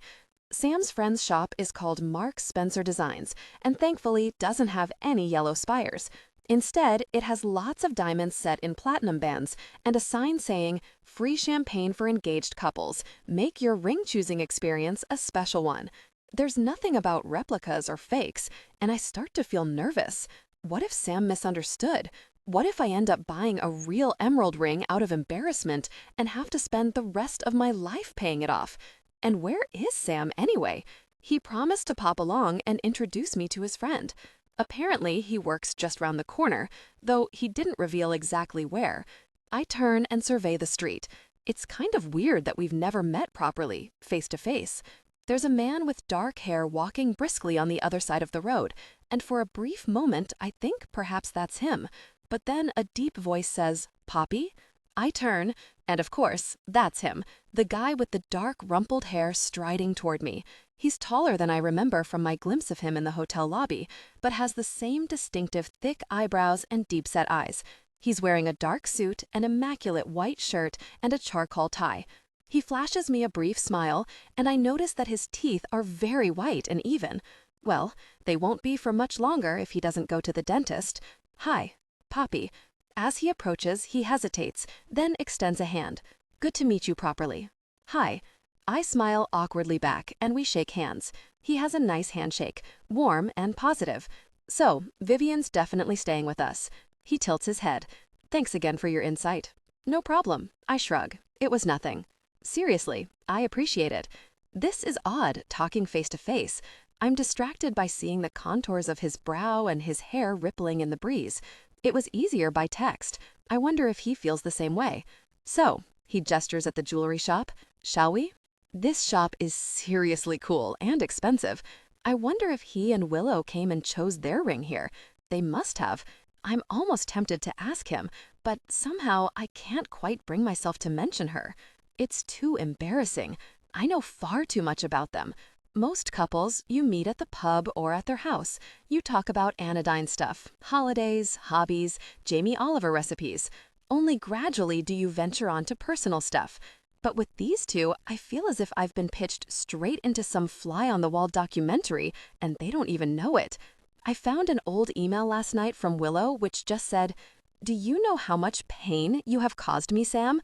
Quite apart from all the really inappropriate situations," which is something I really wish I hadn't read.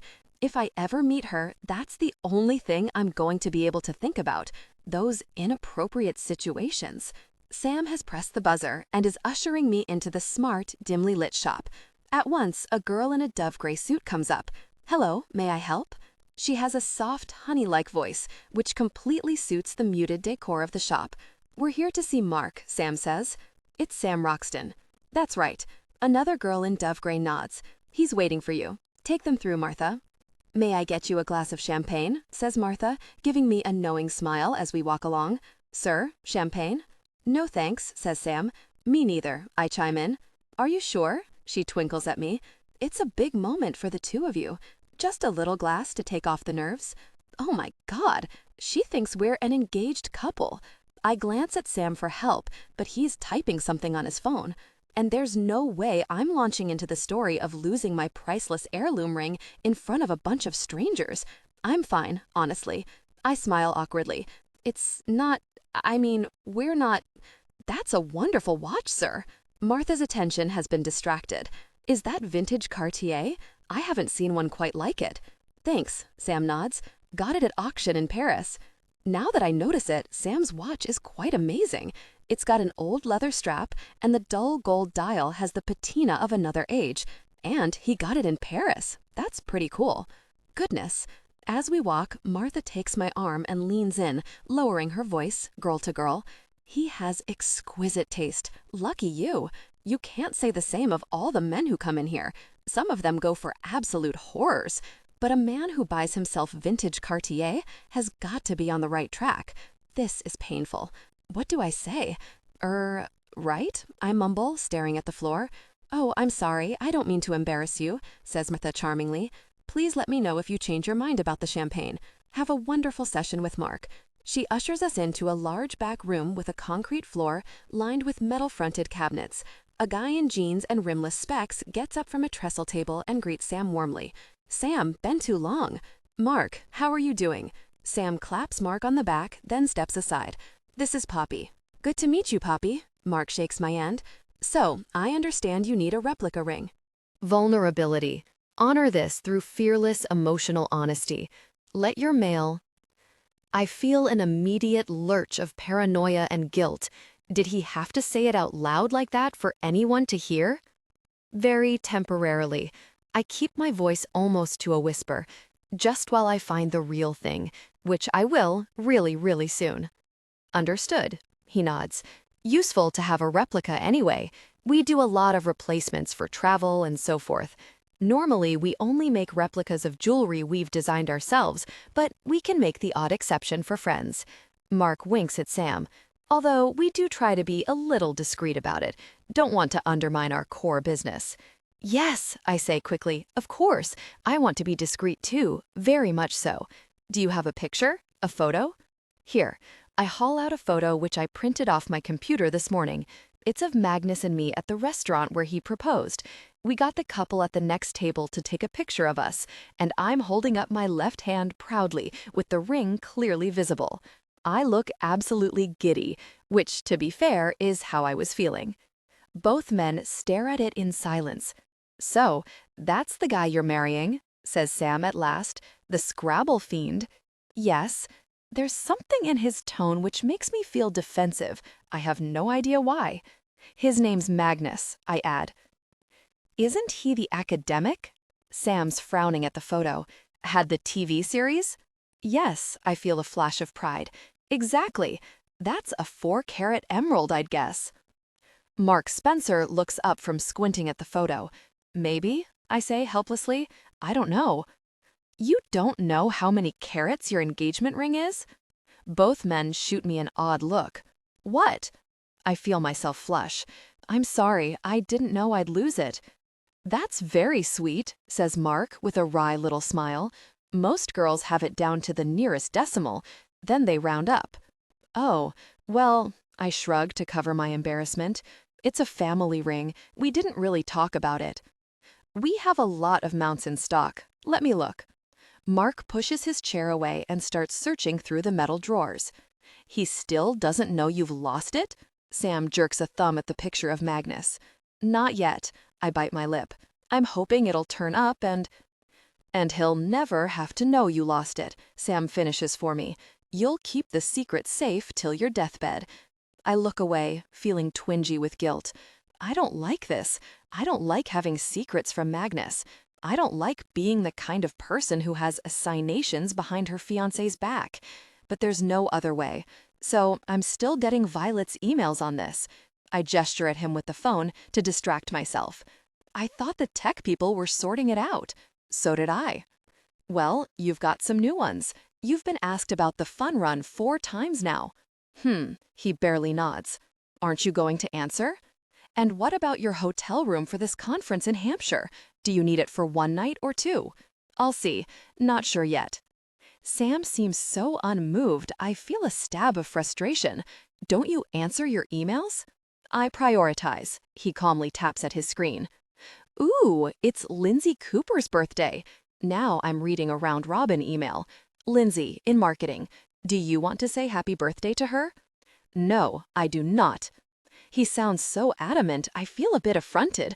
What's wrong with saying happy birthday to a colleague? I don't know her. Yes, you do. You work with her. I work with 243 people.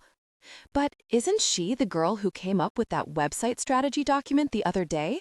I say, suddenly remembering an old email correspondence. Weren't you all really pleased? Yes, he says blankly. What's that got to do with this? God, he's stubborn. Giving up on Lindsay's birthday, I scroll down to the next email. Peter has finalized the Air France deal. He wants to give you his full report on Monday, straight after the team meeting. Is that okay? Fine. Sam barely glances up. Just forward it. Thanks. If I forward it, he'll let it sit there all day without answering. Why don't I reply? I offer. Since you're here and I've got the email open, it'll only take a minute. Oh, he seems surprised. Thanks. Just say yes. Yes. I carefully type. Anything else? Put Sam. I stare at the screen, dissatisfied. Yes, Sam. It looks so bare, so curt. What about adding something like, well done, I suggest, or you did it, yay, or just best wishes and thanks. Sam looks unimpressed. Yes, Sam will be plenty. Typical, I mutter under my breath. Except perhaps it wasn't quite as submerged under my breath as I'd intended, because Sam looks up. Excuse me? I know I should bite my tongue, but I'm so frustrated I can't stop myself. You're so abrupt. Your emails are so short. They're awful. There's a long pause. Sam looks as astonished as if the chair had started to speak. Sorry, I add, giving an awkward shrug, but it's true. Okay, says Sam at last. Let's just get things straight. In the first place, borrowing this phone does not give you a license to read and critique my emails. He hesitates. In the second place, short is good. I'm already regretting having spoken, but I can't back down now. Not that short, I retort, and you ignore most people completely. It's rude. There, said it. Sam is glowering at me. Like I said, I prioritize. Now, since your ring situation is sorted, maybe you'd like to hand the phone back and my emails won't have to bother you anymore. He holds out his hand. Oh God, is that why he's helping me? So I'll give the phone back? No, I clutch the phone. I mean, please, I still need it. The hotel might phone me any minute. Mrs. Fairfax will have this number. I know it's irrational, but I feel like the moment I give this phone up, I'm saying goodbye to any chance of finding the ring. I put it behind my back for good measure and gaze beseechingly at him. Jesus, Sam exhales. This is ridiculous. I'm interviewing for a new PA this afternoon. That's a company phone. You can't just keep it. I won't, but can I have it a few more days? I won't critique your emails anymore, I add tamely. Promise. Okay, guys, Mark interrupts us. Good news, I've found a mount. Now I'll select some stones for you to look at. Excuse me a moment. As he heads out of the room, my phone bleeps with a new text. It's from Willow, I say, glancing down. Look, I gesture at my hands. Forwarding, not passing any comment, none at all. Sam gives the same non-committal growl he gave before when I mentioned Willow. There's an odd little pause. What should happen now is I ask something polite like, so how did you two meet? And when are you getting married? And we start a conversation about wedding lists and the price of caterers. But for some reason, I can't bring myself to. Their relationship is so peculiar. I don't want to go there. I know he can be growly and curt, but I still can't see him with a self-obsessed, whingy, difficult person like Willow, especially now I've met him in the flesh. She must be really, really, really attractive, I decide, like supermodel standard. Her dazzling looks have blinded him to everything else about her. It's the only explanation. Lots of people are replying to the email about Lindsay's birthday, I observe to fill the silence. They obviously don't have a problem with it. Round-robin emails are the work of the devil. Sam barely misses a beat. I'd rather shoot myself than reply to one. Well, that's a nice attitude. This Lindsay is obviously popular. Every 20 seconds, some fresh reply all message arrives on the screen, like, "Happy birthday, Lindsay. Have a wonderful celebration, whatever you're doing." The phone keeps buzzing and flashing. It's like a party in here. And only Sam is refusing to join in. Oh, I can't stand it. How hard is it to type happy birthday? Why wouldn't you? It's 2 words. Can I write happy birthday from you? I beg. Go on. You don't have to do anything. I'll type it. Really? Sam looks up from his own phone. Okay, whatever. Say happy birthday. But no smiley faces or kisses, he adds warningly. Just happy birthday. Sam. Happy birthday, Lindsay, I type defiantly. Hope you're having a great time today. Well done again on that website strategy. It was awesome. Best wishes, Sam. Vulnerability. Honor this through fearless emotional honesty. Let your mail. Hurriedly, I send it, before he can wonder why I'm typing so much. What about the dentist? I decide to push my luck. What about the dentist? He echoes, and I feel an almighty surge of exasperation. Is he pretending he doesn't know what I'm talking about, or has he genuinely forgotten? Here we are. The door opens and Mark appears, holding out a dark blue velvet tray. These are our simulated emeralds. Wow, I breathe, my attention torn away from the phone. In front of me are 10 rows of gleaming emeralds. I mean, I know they're not real, but quite frankly, I couldn't tell the difference. Is there any stone which strikes you as having a resemblance to the one you've lost? That one. I point to an oval rock in the middle. It's almost exactly the same. It's amazing. Great. He picks it up with a pair of tweezers and places it on a small plastic dish. The diamonds are obviously smaller and less noticeable, so I'm fairly confident of a match. You want a little distressing, he adds. Take the shine off? Can you do that? I say in amazement.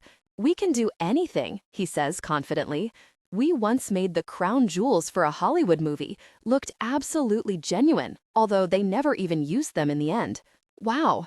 Well, yes, please. No problem. We should get this knocked out in, he glances at his watch, 3 hours. Great. As I stand up, I'm astounded. I can't believe this was so easy. In fact, I feel quite exhilarated with relief. This will see me through a couple of days, and then I'll get the real thing back, and it'll all be okay. When we return to the showroom, I sense a rustle of interest.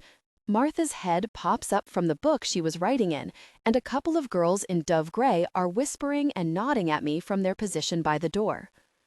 Mark leads us over to Martha again, who beams at me even more widely than before. "Look after these lovely people for me, Martha, will you?" he says, giving her a folded piece of paper. "Here are the details. Bye again." He and Sam shake hands warmly, then Mark disappears off to the rear of the shop. "You look happy," Martha says to me with a twinkle. "I'm so happy. I can't contain my delight. Mark's brilliant. I just can't believe what he can do." "Yes, he is rather special. Oh, I'm so pleased for you." She squeezes my arm. "What a wonderful day for you both." Oh, gosh. Suddenly, I realize what she means. I glance sharply at Sam, but he stepped aside to read something on his phone and is oblivious. "So, we're all dying to know." Martha's eyes are twinkling. "What are you getting?"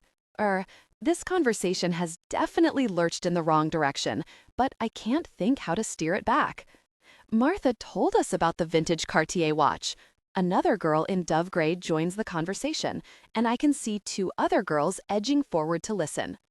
"We've all been guessing out here," Martha nods. "I think Mark will have made you something really special and bespoke, with some wonderful romantic touch." She clasps her hands. "Maybe a flawless diamond. Those princess-cut ones are exquisite," a girl in dove gray gushes. "Or an antique," chimes in another girl eagerly. "Mark has some amazing old diamonds with stories attached to them. There's an incredible pale pink one. Did he show you that?" "No," I say quickly. You don't understand. I'm not... God, what can I say? I'm not getting into the whole story." We love a beautiful ring, Martha sighs happily. It doesn't matter what it is, really, as long as it's magical for you. Oh, come on, she gives an impish smile. I have to know. She opens the paper with a beaming flourish. And as she reads the words on the page, Martha's voice cuts off in a sort of gasp. For a moment, she seems unable to speak. Oh, a simulated emerald, she manages at last, sounding strangled. Lovely, and simulated diamonds too. So pretty. There's nothing I can say. I'm aware of 4 crestfallen faces gazing at me. Martha looks most devastated of all. We thought it was a lovely ring, I offer lamely. It is, it is. Martha is obviously forcing herself to nod animatedly.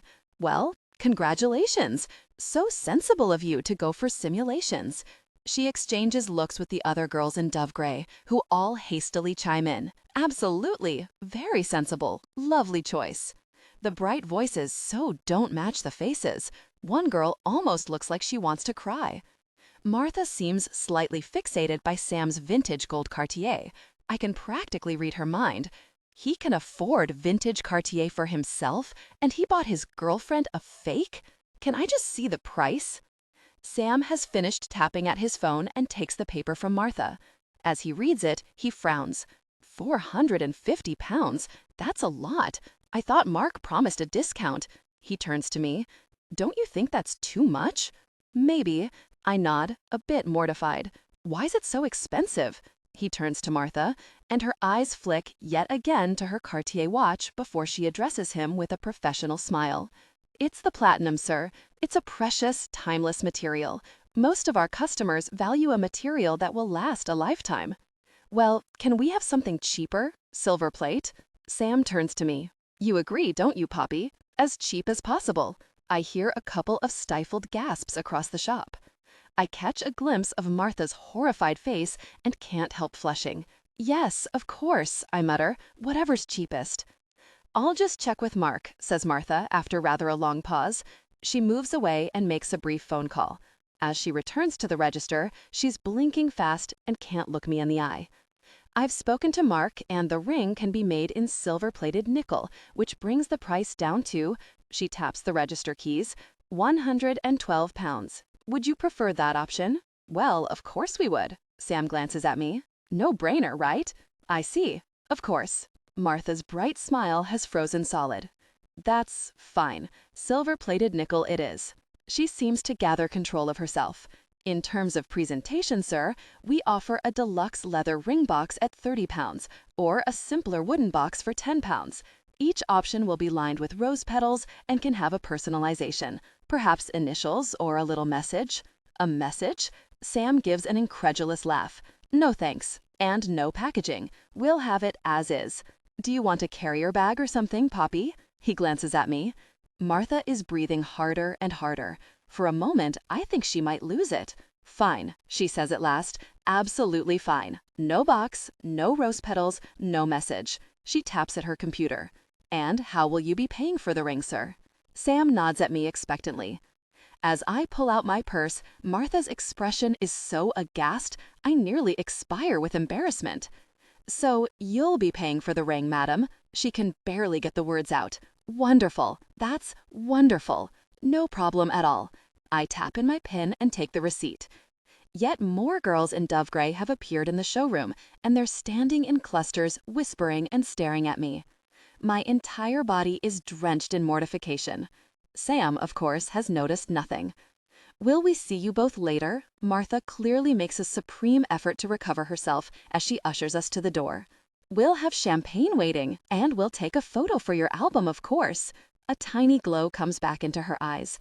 It's such a special moment when you first take the ring and slide it onto her finger. No, I've spent far too long here already, says Sam, absently glancing at his watch. Can't you just bike it round to Poppy? This seems to be the last straw for Martha. When I've given her my details and we're walking out, she suddenly exclaims, "Could I have a little word about care and upkeep, madam? Just very quickly." She grabs my arm and pulls me back into the shop, her grip surprisingly strong. In 7 years of selling engagement rings, I've never done this before, she whispers urgently into my ear. I know he's a friend of Mark, and I know he's very handsome. Vulnerability. Honor this through fearless emotional honesty. Let your mail, but are you sure? As I eventually emerge onto the street, Sam is waiting for me, looking impatient. What was that about? Everything okay? Yes, all fine. My face is scarlet, and I just want to get out of here. As I glance back toward the shop, I can see Martha talking animatedly to the other girls in dove gray and gesticulating out the window toward Sam, a look of outrage on her face. What's going on? Sam frowns. She didn't try to sell you the expensive ring, did she? Because I'll have a word with Mark. No, nothing like that. I hesitate, almost too embarrassed to tell him. Then what? Sam peers at me. She thought you were my fiancé, and you were making me buy my own engagement ring, I admit at last. She told me not to marry you. She was very worried for me. I can see the light slowly dawning on Sam's face. Oh, that's funny. He bursts into laughter. That's very funny. Hey, he hesitates. You didn't want me to pay for it, did you? No, of course not, I say, shocked. Don't be ridiculous. I just feel terrible that the whole shop thinks you're a cheapskate when you were actually doing me a massive favor. I'm really sorry. I wince. Sam looks baffled. What does that matter? I don't care what they think of me. You must care a bit. Not one bit. I peer at him closely. His face is calm. I think he means it. He doesn't care. How can you not care? Magnus would care. He always flirts with shop assistants and tries to work out if they recognize him from TV. And one time, when his card was declined in our local supermarket, he made a point of going back in there the next day and telling them about how his bank completely really messed things up the day before. Oh well, now I don't feel quite so bad. I'm going to grab a Starbucks. Sam starts heading off down the street. Want one? I'll get them. I hurry after him. I owe you one. Big time. I don't have to be back at the clinic till after lunch because I got Annalise to swap her morning off with mine for a hefty bribe.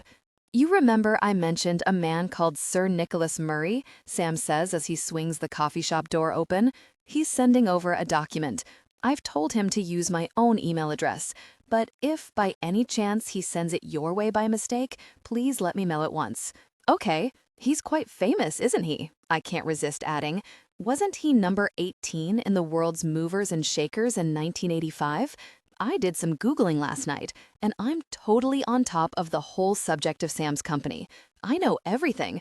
I could go on Mastermind. I could do a PowerPoint presentation. In fact, I wish someone would ask me to do one. Facts I know about White Globe Consulting in no particular order. 1. It was started in 1982 by Nicholas Murray, and now it's been bought out by some big multinational group. 2. Sir Nicholas is still the CEO. Apparently, he can smooth a meeting's atmosphere by just arriving and can stop a deal in its tracks with a single shake of the head. He always wears floral shirts. It's his thing. 3. The finance director was a protege of Sir Nicholas, but he's recently left the company. His name is Ed Exton. 4. Ed and Sir Nicholas's friendship has disintegrated over the years, and Ed didn't even attend the party when Sir Nicholas was knighted. 5. They had this scandal recently when a guy called John Gregson made a politically incorrect joke at a lunch and had to resign. Some people thought it was unfair, but the new chairman of the board apparently has zero tolerance for inappropriate behavior. 6. Sir Nicholas is currently advising the Prime Minister on a new Special Happiness and Well-Being Committee, which all the newspapers have been rude about. One even described Sir Nicholas as past his prime and had a cartoon of him as a flower with straggly petals. I won't mention that to Sam. 7. They won an award for their paper recycling program last year. Well done on the recycling, by the way, I add, eager to display my knowledge. I saw your statement that environmental responsibility is a fundamental linchpin for any company that aspires to excellence. So true. We recycle too. What? Sam seems taken aback, even suspicious. Google search. It's not against the law, I add at his expression. I was interested. Since I'm sending on emails all the time, I thought I'd find out a bit about your company. Oh, you did you? Sam shoots me a dubious look. Double tall cappuccino, please. So, Sir Nicholas is advising the Prime Minister. That's really cool. This time, Sam doesn't even answer. Honestly, he's not exactly a great ambassador. Have you been to number 10? I persist. What's it like? They're waiting for your coffee order. Sam gestures at the barista. Obviously, he's going to give away absolutely nothing. Typical. You'd think he'd be pleased that I'm interested in what he does. Skinny latte for me. I haul out my purse.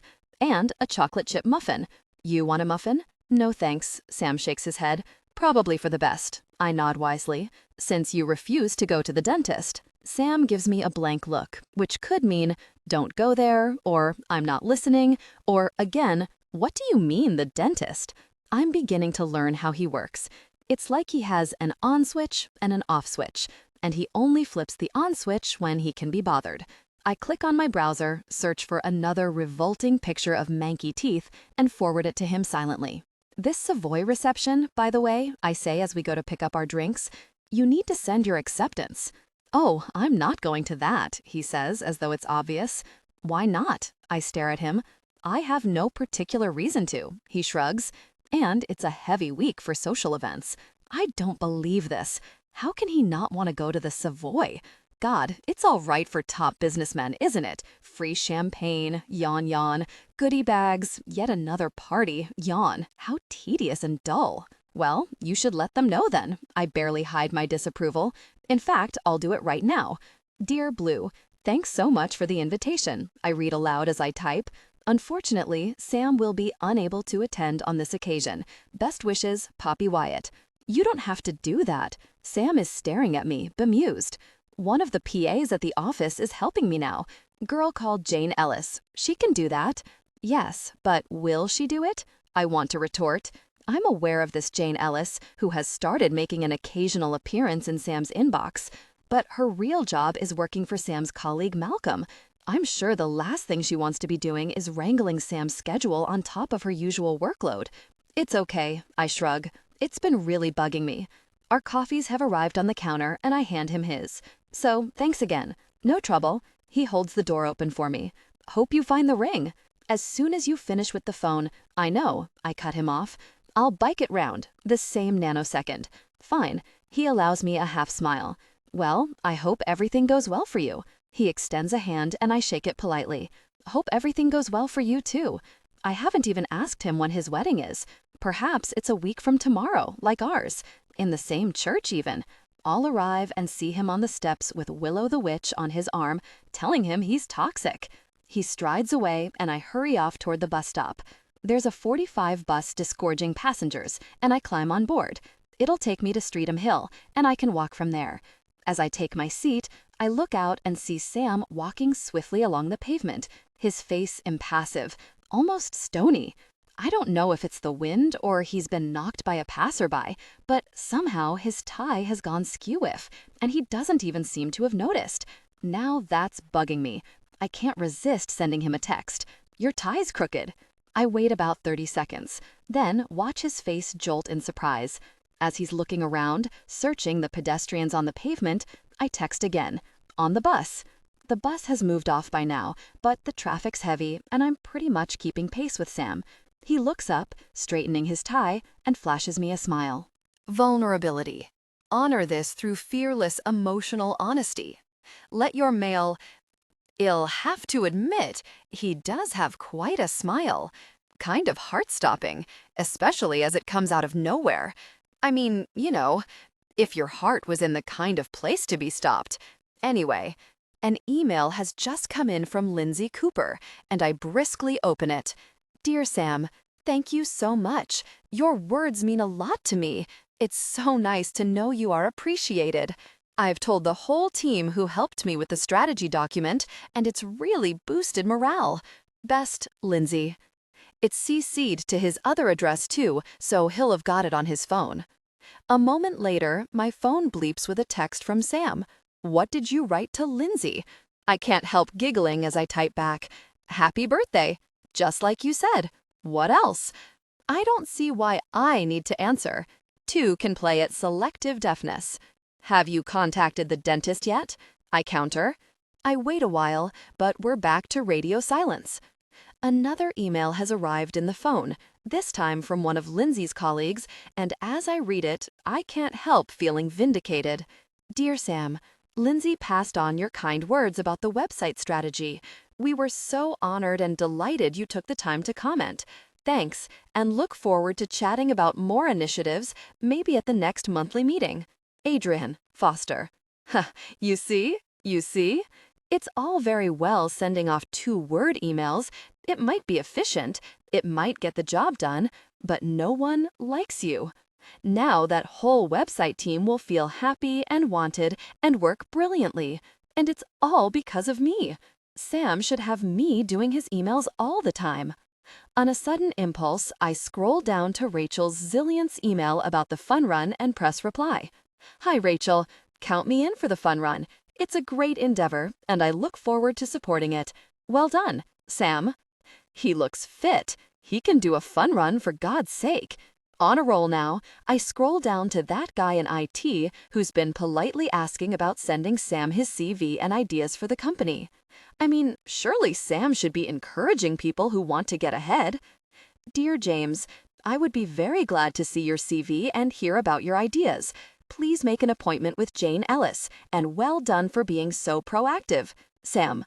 And now that I've started, I can't stop. As the bus chugs along, I email the guy wanting to assess Sam's workstation for health and safety, set up a time, then email Jane to tell her to put it in the schedule. I email Sarah, who has been off with shingles, and ask her if she's better. All those unanswered emails that have been nagging away at me. All those poor ignored people trying to get in touch with Sam. Why shouldn't I answer them? I'm doing him such a service. I feel like I'm repaying him for his favor with the ring. At least, when I hand this phone back, his inbox will have been dealt with. In fact, what about a round-robin email telling everyone they're fab? Why not? Who can it hurt? Dear staff, I just wanted to say that you've all done a great job so far this year. As I'm typing, an even better thought comes to me. As you know, I value all your views and ideas. We are lucky to have such talent at White Globe Consulting and want to make the most of it. If you have any ideas for the company you would like to share, please send them to me. Be honest. All best wishes, and here's to a great year ahead. Sam. I press send with satisfaction. There, talk about motivational, talk about team spirit. As I sit back, my fingers are aching from so much typing. I take a sip of latte, reach for my muffin, stuff a massive chunk into my mouth, and my phone starts ringing. Gosh, of all the times. I press talk, lift the receiver to my ear, and try to say, just a moment, but it comes out as gobblegloog. My whole mouth is full of claggy muffin. What did they put in these things? Is that you? A youthful, reedy male voice is speaking. It's Scotty. Scotty? Scotty? Something sparks in my mind. Scotty. Wasn't that the name mentioned by Violet's friend who rang before? The one who was talking about liposuction? It's done. Like I said, it was a surgical strike. No trace. Genius stuff, if I say so myself. Adios, Santa Claus. I'm chewing my muffin as frantically as I can, but I still can't utter a sound. Are you there? Is this the right... Oh? Really? The voice disappears as I manage to swallow. Hello? Can I take a message? He's gone. I check the caller ID, but it's unknown number. You'd think all Violet's friends would know her new number by now.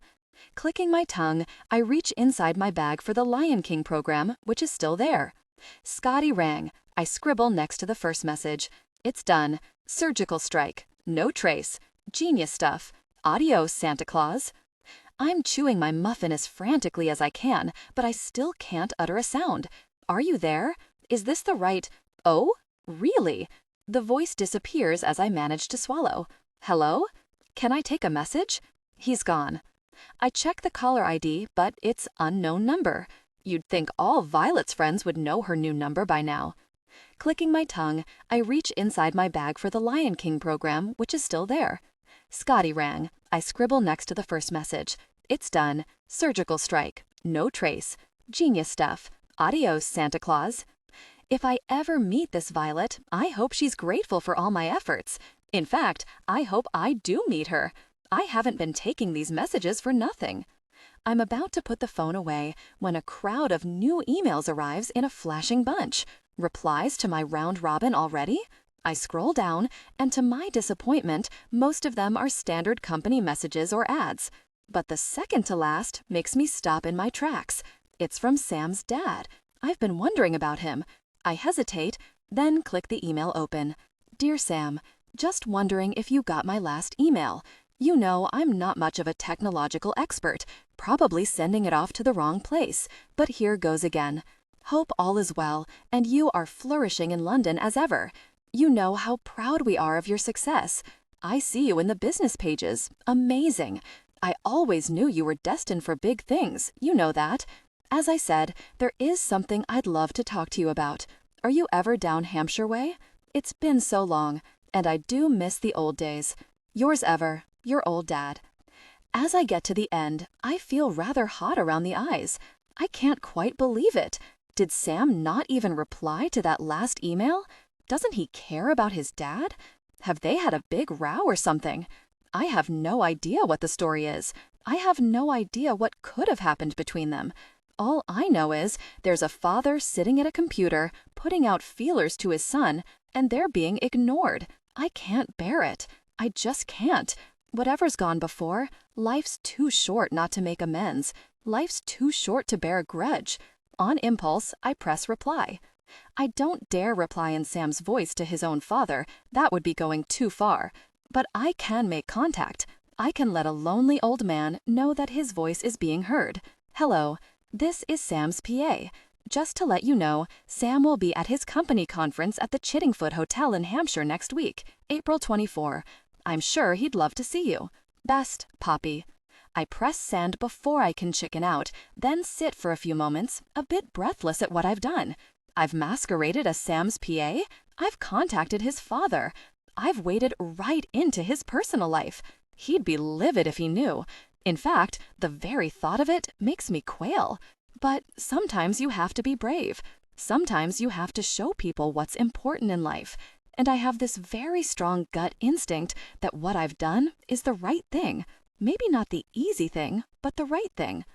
I have a vision of Sam's dad sitting at his desk, the computer beeping with a new email, the light of hope in his face.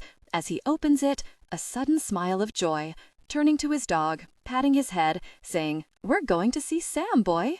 Yes, it was the right thing to do. Exhaling slowly, I open the last email, which is from Blue. Hello.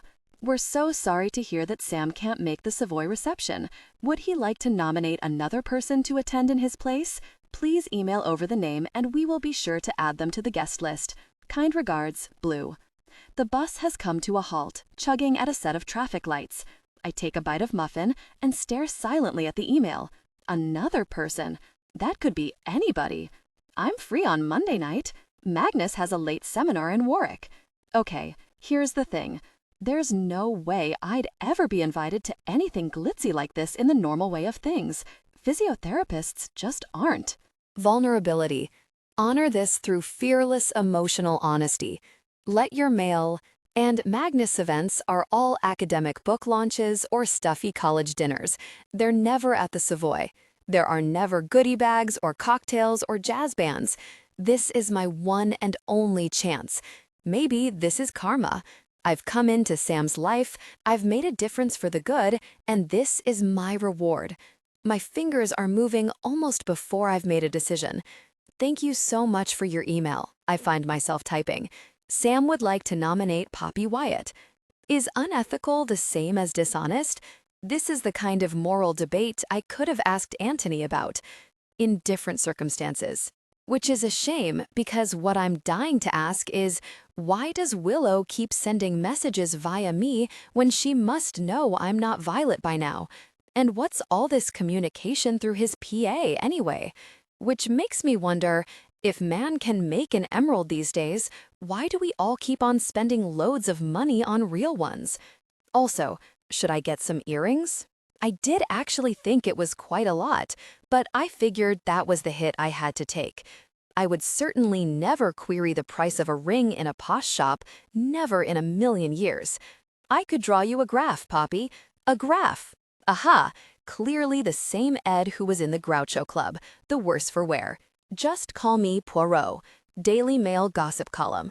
I actually half remember seeing that story in the paper. Good thing he isn't my boss, is all I can say. I know he's free on Wednesday at lunchtime because someone has just canceled. I know he may not have a dog. I just feel pretty sure that he does. The fake ring's perfect. Okay, not perfect. It's a tad smaller than the original, and a bit tinnier. But who's going to know without the other one to compare? I've worn it most of the afternoon, and it feels really comfortable. In fact, it's lighter than the real thing, which is an advantage. Now I've finished my last appointment of the day, and am standing with my hands spread out on the reception desk. All the patients have gone, even sweet Mrs. Randall, with whom I've just had to be quite firm. I told her not to come back here for 2 weeks. I told her she was perfectly capable of exercising at home alone, and there was no reason she shouldn't be back on the tennis court. Then, of course, it all came out. It turned out she was nervous of letting down her doubles partner, and that's why she was coming in so often, to give herself confidence. I told her she was absolutely ready, and I wanted her to text me her next score before she came back to see me. I said if it came to it, I'd play tennis with her, at which point she laughed and said I was right. She was being nonsensical. Then, when she'd gone, Angela told me that Mrs. Randall is some gosh-hot player who once played in Junior Wimbledon. Yowzer! Probably a good thing we didn't play, since I can't even hit a backhand. Angela's gone home too now. It's just Annalise, Ruby, and me, and we're surveying the ring in silence, except for a spring storm outside. 1 minute it was a bright, breezy day, the next, rain was hammering at the windows. Excellent. Ruby is nodding energetically. Her hair is up in a ponytail today, and it bounces as she nods. Very good. You'd never know. I'd know, Annalise retorts at once. It's not the same green. Really? I peer at it in dismay. The question is, how observant is Magnus? Ruby raises her eyebrows. Does he ever look at it? I don't think so. Well, maybe keep your hands away from him for a while, to be on the safe side. Keep my hands away from him? How do I do that? You'll have to restrain yourself, says Annalise tartly. It can't be that hard. How about his parents, says Ruby. They're bound to want to see it. We're meeting in the church, so the lights will be pretty dim, but even so, I bite my lip, suddenly nervous. Oh gosh, does it look real? Yes, says Ruby at once. No, says Annalise, equally firmly. Sorry, but it doesn't. Not if you look carefully. Well, don't let them, says Ruby. If they start looking too closely, create a diversion. Like what? Faint? Pretend to have a fit? Tell them you're pregnant? Pregnant? I stare at her, wanting to laugh. Are you nuts? I'm only trying to help, she says defensively. Maybe they'd like you to be pregnant. Maybe Wanda's gunning to be a granny. No, I shake my head. No way. She'd freak out. Perfect. Then she won't look at the ring. She'll be too consumed with rage. Ruby nods in satisfaction, as though she's solved all my problems. I don't want a raging mother-in-law, thanks very much. She'll be raging either way, Annalise points out. You just have to decide which is worse. Pregnant daughter-in-law or flaky daughter-in-law who lost the priceless heirloom ring? I'd say go with pregnant. Stop it. I'm not saying I'm pregnant. I look at the ring again and rub the fake emerald. I think it'll be fine, I say, as much to convince myself as anything. It'll be fine. Is that Magnus? Says Ruby suddenly. Across the street? I follow her gaze. There he is, holding an umbrella against the rain, waiting for the traffic lights to change. Gosh, I leaped to my feet and clasped my right hand casually over my left. No, too unnatural. I thrust my left hand into my uniform pocket, but my arm is left sticking out at an awkward angle. Bad. Ruby is watching. Really bad. What shall I do? I wail. Hand cream. She reaches for a tube. Come on, I'm giving you a manicure. Then you can leave a bit of the cream on, accidentally on purpose. Genius. I glance over at Annalise and blink in surprise. Annalise, what are you doing?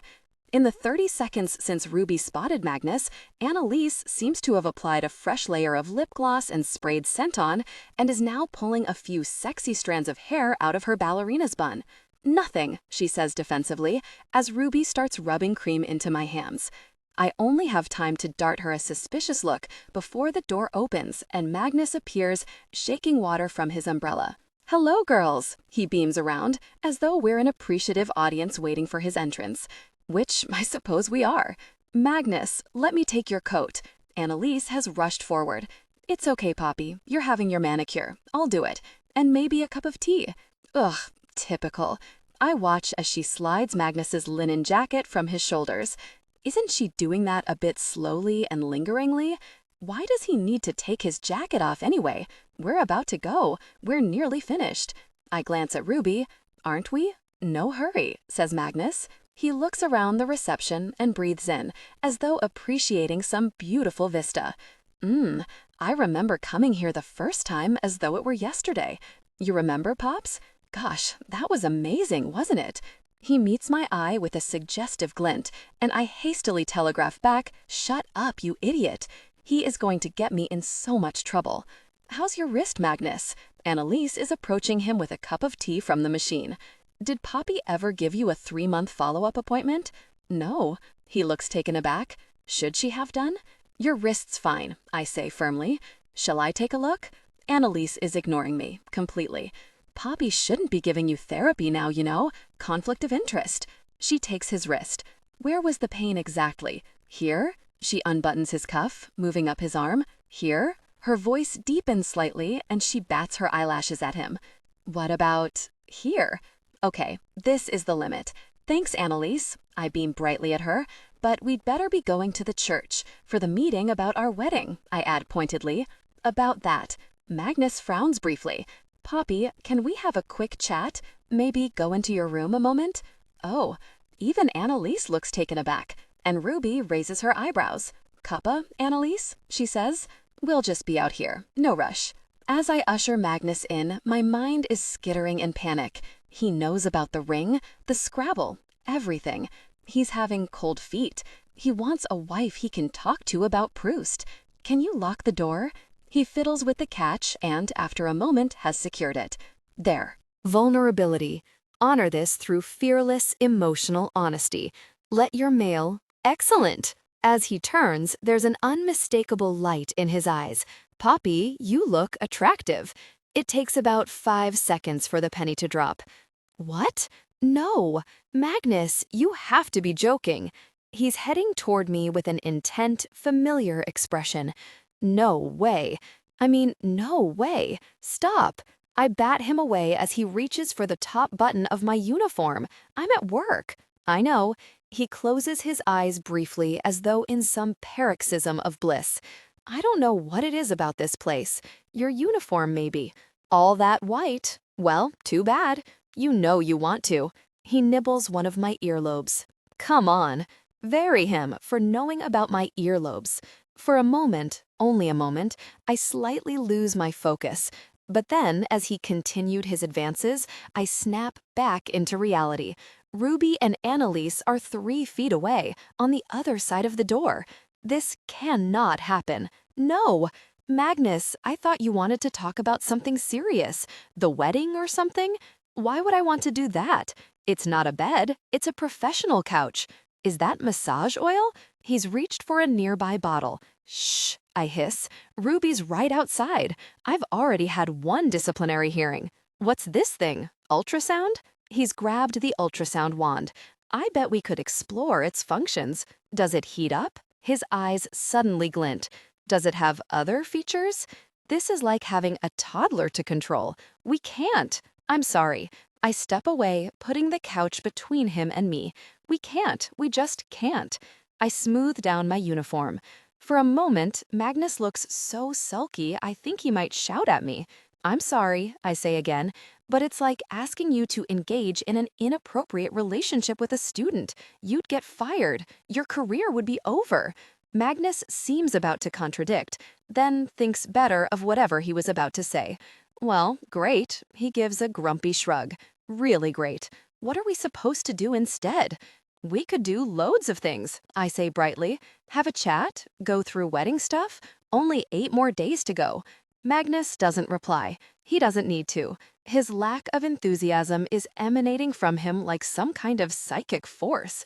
Or, have a drink, I suggest at last. We've got time to go to the pub before the meeting. All right, he says heavily at last. Let's go to the pub. Well, come back here, I say coaxingly. Another day, maybe at a weekend. What on earth am I promising? Oh, goodness, I'll cross that bridge when I come to it. As we head out of the room, Ruby and Annalise look up artificially from magazines they obviously haven't been reading. Everything okay? Says Ruby. Yes, great. I smooth my skirt. Just wedding chit-chat. Veils, almonds, that kind of thing. Anyway, we'd better be off. I've glimpsed my reflection in the mirror. My cheeks are bright scarlet, and I'm talking nonsense. Total giveaway. Hope it goes well. Ruby glances meaningfully at the ring, then at me. Thanks, chips in Annalise. Whatever happens, we'll be dying to know. The thing to remember is, the ring fooled Magnus, and if it fooled him, surely it'll fool his parents? As we arrive at St. Edmund's Parish Church, I feel more optimistic than I have for ages. St. Edmund's is a big, grand church in Marybone. In fact, we chose it because it's so beautiful. As we head inside, someone's practicing a flashy piece on the organ. There are pink and white flowers for another wedding decorating all the pews, and a general air of expectancy. I suddenly feel a tingle of excitement. In 8 days, that'll be us. A week from tomorrow, the place will be festooned with white silk and posies. All my friends and family will be waiting excitedly, the trumpeter will be in the organ loft, and I'll be in my dress, and Magnus will be standing at the altar in his designer waistcoat. It's really, really happening. I can already see Wanda inside the church, peering at some old statue. As she turns, I force myself to wave confidently, as though everything's great, and we're the best of friends and they don't intimidate me at all. Magnus is right, I tell myself. I've been overreacting. I've let them get to me. They probably can't wait to welcome me into the family. After all, I beat them all at Scrabble, didn't I? Just think. I clutch Magnus' arm. Not long now. Hello? Magnus answers his phone, which must be on vibrate. Oh, hi, Neil. Great. Neil is Magnus's keenest undergraduate and is writing a thesis on symbols in the work of Coldplay. They'll be on the phone for hours. Mouthing apologetically, he disappears out of the church. You'd think he could have turned his phone off. I've turned mine off. Anyway, never mind. Hello, I exclaim as Wanda comes down the aisle. Good to see you. Isn't this exciting? I'm not exactly proffering my ring hand, but neither am I hiding it. It's neutral. It's the Switzerland of hands. Poppy, Wanda does a dramatic swoop toward my cheek. Dear girl. Now let me introduce Paul. Where's he got to? How was your burn, by the way? For a moment, I can't move. Paul, the dermatologist? Gosh, I forgot about the dermatologist. How could I forget about the dermatologist? How could I be so stupid? I was so relieved to get a ring substitute, I forgot I was supposed to be mortally injured. You've taken your bandage off? Observes Wanda. Oh, I swallow. Yes, I did. Because my hand's much better, actually. Much better. Can't be too careful, though, even with these small injuries. Wanda is ushering me down the aisle, and there's nothing I can do except walk obediently. Colleague of ours in Chicago stubbed his toe and just soldiered on. Next thing we know, he's in hospital with gangrene. I said to Anthony, Wanda interrupts herself, here she is, the fiancé, the betrothed, the patient, Anthony. And an elderly man in a purple V-neck both turn from peering at a painting hanging on a stone pillar and peer at me instead. Poppy, says Anthony, let me introduce our neighbor, Paul McAndrew, one of the most eminent professors of dermatology in the country. Specialist in burns. Isn't that fortunate? Great. My voice is a nervous squeak, and my hands have crept behind my back. Like I say, it's a lot better. Let's take a look, says Paul, in a pleasant, matter-of-fact way. There's no way out. Mortified, I slowly extend my left hand. Everybody looks at my smooth, unblemished skin in silence. Where was the burn exactly? Asks Paul at last. Here. I gesture vaguely at my thumb. Was it a scald? A cigarette burn? He's taken hold of my hand and is feeling it with an expert touch. No, it was, on a radiator. I swallow. It was really sore. Her whole hand was bandaged. Wanda sounds bemused. She looked like a war victim. That was only yesterday. I see. The doctor relinquishes my hand. Well, it seems okay now, doesn't it? He says to me.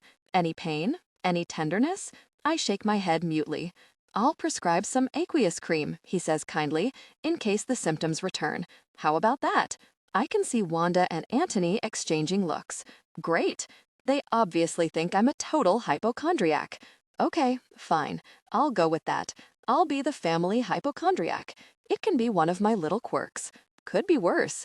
At least they haven't exclaimed, "What on earth have you done with our priceless ring? And what's that piece of junk you're wearing?" As though reading my mind, Wanda glances again at my hand. My mother's emerald ring. Do you see, Antony? She points at my hand. Magnus gave it to Poppy when he proposed. Okay, I'm definitely not making this up. There's a pointed edge to her voice. And now she's shooting Antony a significant look. What's going on? Did she want the ring herself? Was Magnus not supposed to give it away? I feel like I've blundered into some tricky family situation, which is invisible to me, but they're all too polite to mention it, and I'm never going to know what anybody really thinks. But then, if it's so special, how come she hasn't noticed it's a fake? Perversely, I feel a teeny bit disappointed in the Tavishes for not realizing. They think they're so clever, and then they can't even spot a false emerald. Super engagement ring, says Paul politely. That's a real one-off, I can tell. Absolutely, I nod. Vulnerability. Honor this through fearless emotional honesty. Let your mail, its vintage, totally unique. Ah, Poppy, chimes in Antony, who has been examining a nearby statue. Now that reminds me, there's something I was going to ask you. Me? Oh, right, I say in surprise.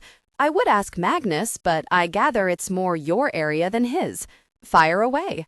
I smile up at him politely, expecting some wedding-y question along the lines of, how many bridesmaids will there be, or what flowers are you having, or even, were you surprised when Magnus proposed? What do you think of McDowell's new book on the Stoics? His eyes are fixed beadily on mine. How does it compare to Whitaker? For a moment, I'm too Polax to react. What? What do I think of what? Ah, yes, Wanda is nodding vigorously. Poppy is somewhat of an expert on Greek philosophy, Paul. She foxed us all at Scrabble with the word aporia, didn't you? Somehow, I managed to keep smiling. Aporia? That was one of the words Sam texted me. I'd had a few glasses of wine and was feeling pretty confident by then. I have a hazy memory of myself laying down the tiles and saying that Greek philosophy was one of my great interests. Why? Why? If I could go back in time, that's the moment I'd go up to myself and say, Poppy, enough! That's right. I attempt an easy smile. Aporia. Anyway, I wonder where the vicar is. We were reading the TLS this morning. Antony ignores my attempt to divert the conversation, and there was a review of this new McDowell book, and we thought, now Poppy will know about this subject. He looks expectantly at me. Is McDowell correct about 4th century virtues? I give an internal whimper. Why on earth did I pretend I knew about Greek philosophy? What was I thinking? I haven't quite got to the McDowell book yet. I clear my throat. Although, obviously, it's on my reading list. I believe Stoicism has often been misunderstood as a philosophy. Isn't that right, Poppy? Absolutely, I nod, trying to look as knowledgeable as possible. It's completely misunderstood, very much so. The Stoics weren't emotionless, as I understand it.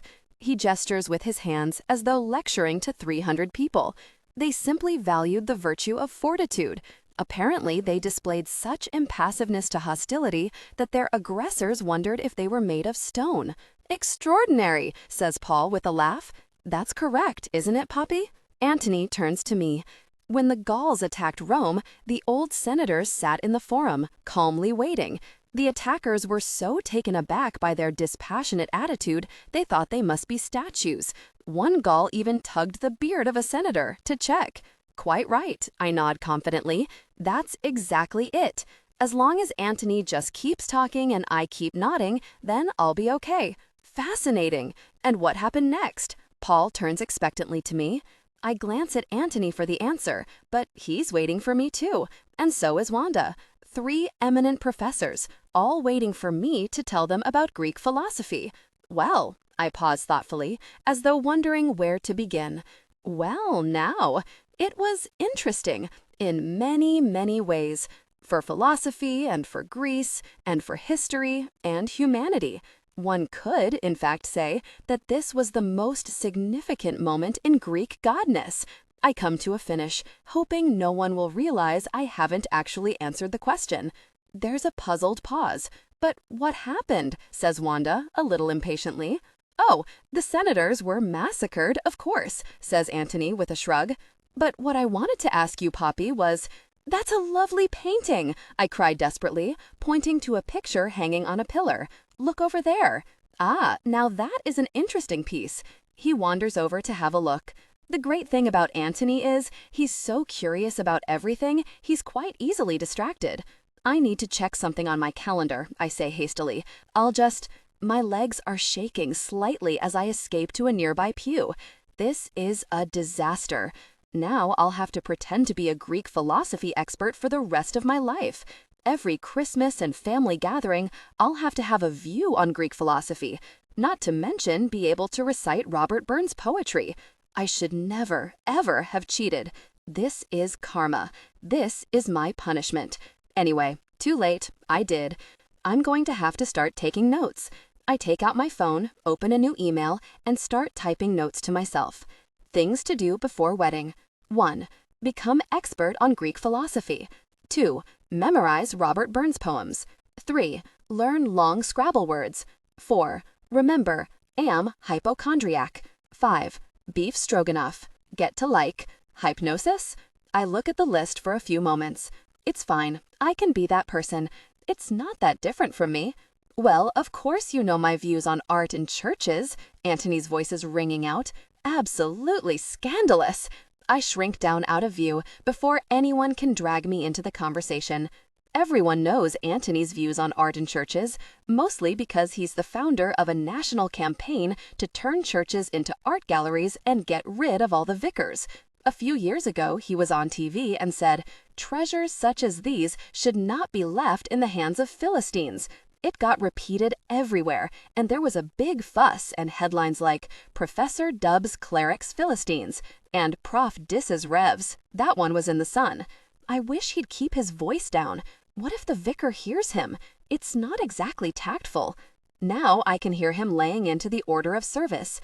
"Dearly beloved." He gives that sarcastic little laugh. Beloved by whom? Beloved by the stars and the cosmos? Does anyone expect us to believe that some beneficent being is up there loving us? In the sight of God, I ask you, Wanda, absolute weak-minded nonsense. I suddenly see the vicar of the church walking up the aisle toward us. He's obviously heard Antony from his glowering expression. Yikes. "Good evening, Poppy." I hastily leap up from my pew. "Good evening, Reverend Fox. How are you? We were just saying how lovely the church looks." I smile lamely. "Indeed," he says frostily. "Have you—" I swallow. "Have you met my future father-in-law, Professor Antony Tavish?"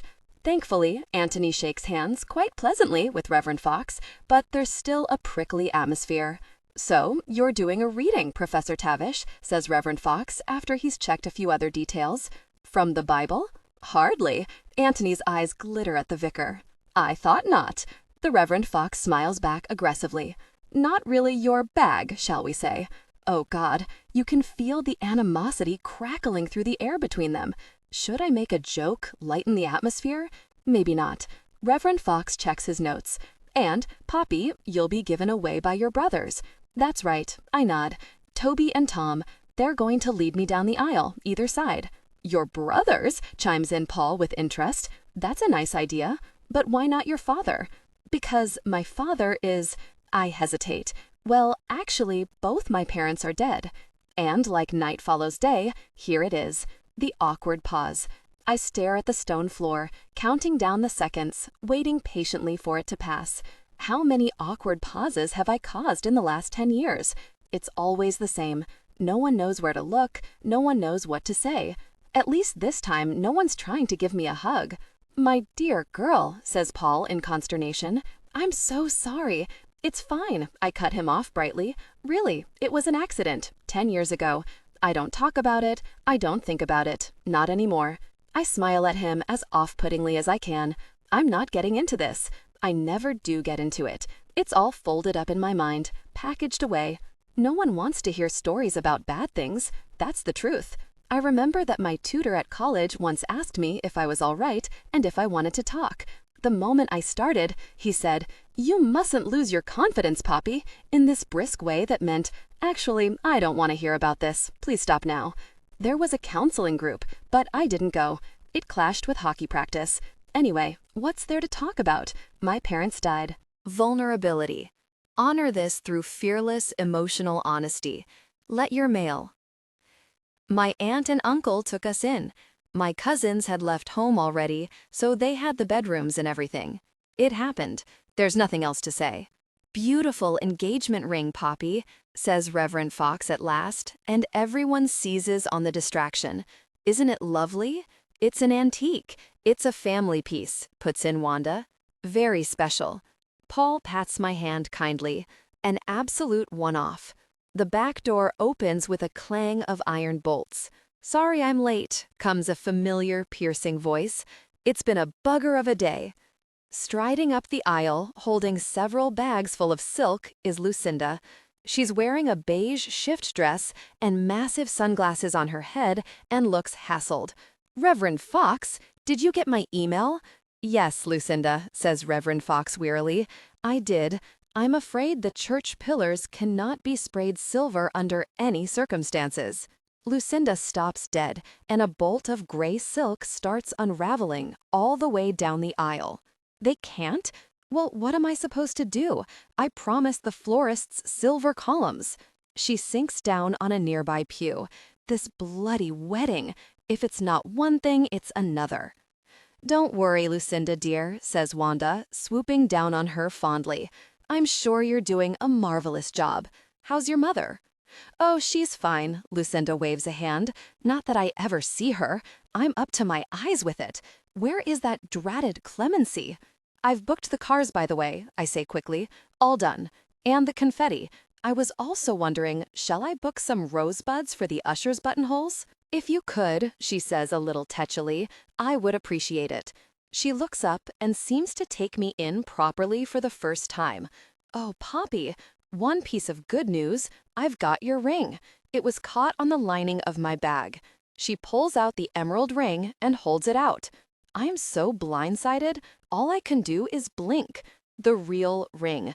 My real, vintage, priceless emerald engagement ring. Right there, in front of my eyes. How did she... What the hell? I can't bring myself to look at anybody else. Even so, I'm aware of glances of astonishment all around me, crisscrossing like laser beams, moving from my fake ring to the real one and back again. "I don't quite understand," begins Paul at last. "What's up, everyone?"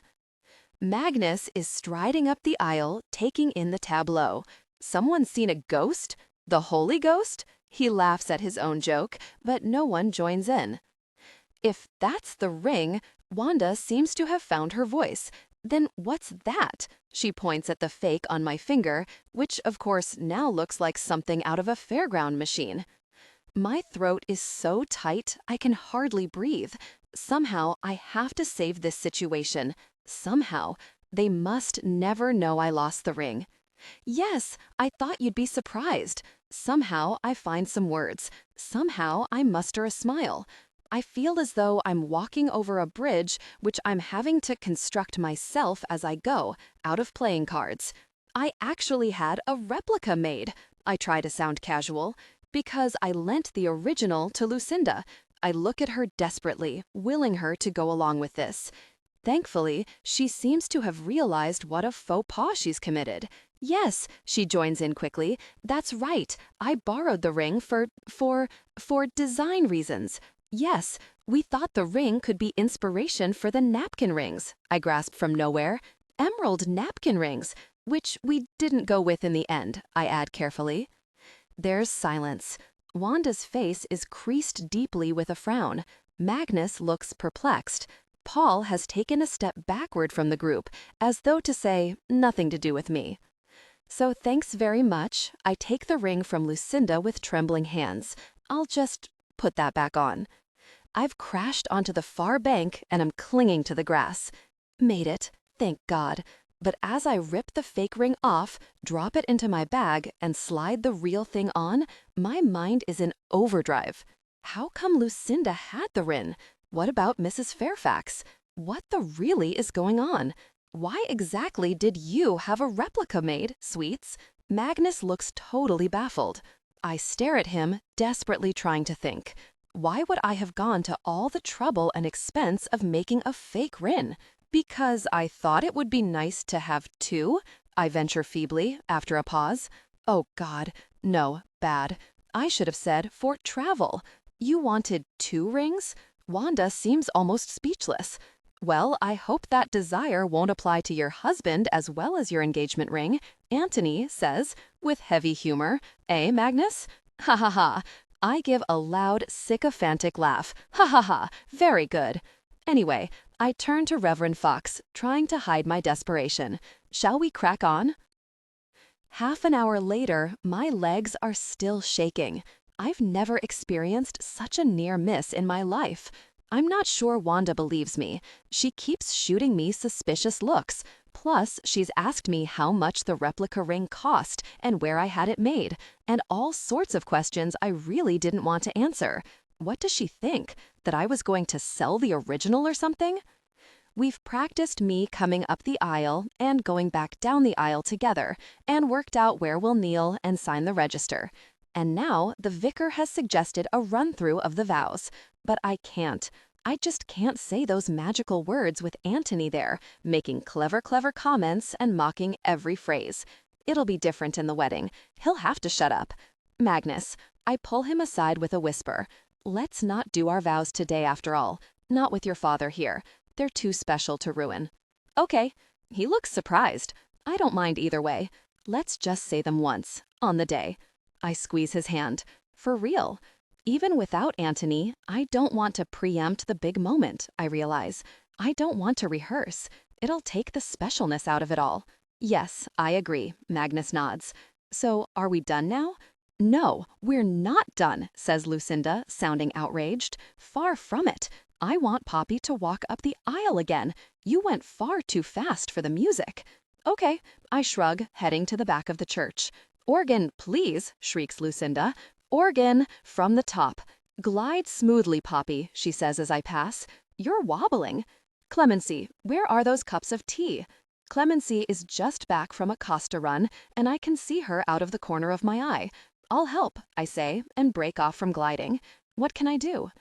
Thanks, whispers Clemency as I come over. Antony wants 3 sugars, Magnus is the cappuccino, Wanda has the biscotti. Where's my double chocolate extra cream muffin? I say with a puzzled frown, and Clemency jumps sky high in the air. I can go back. Joke, I say, just joking. The longer Clemency works for Lucinda, the more like a terrified rabbit she looks. It really can't be good for her health. Lucinda takes her tea, milk, no sugar, with the briefest of nods.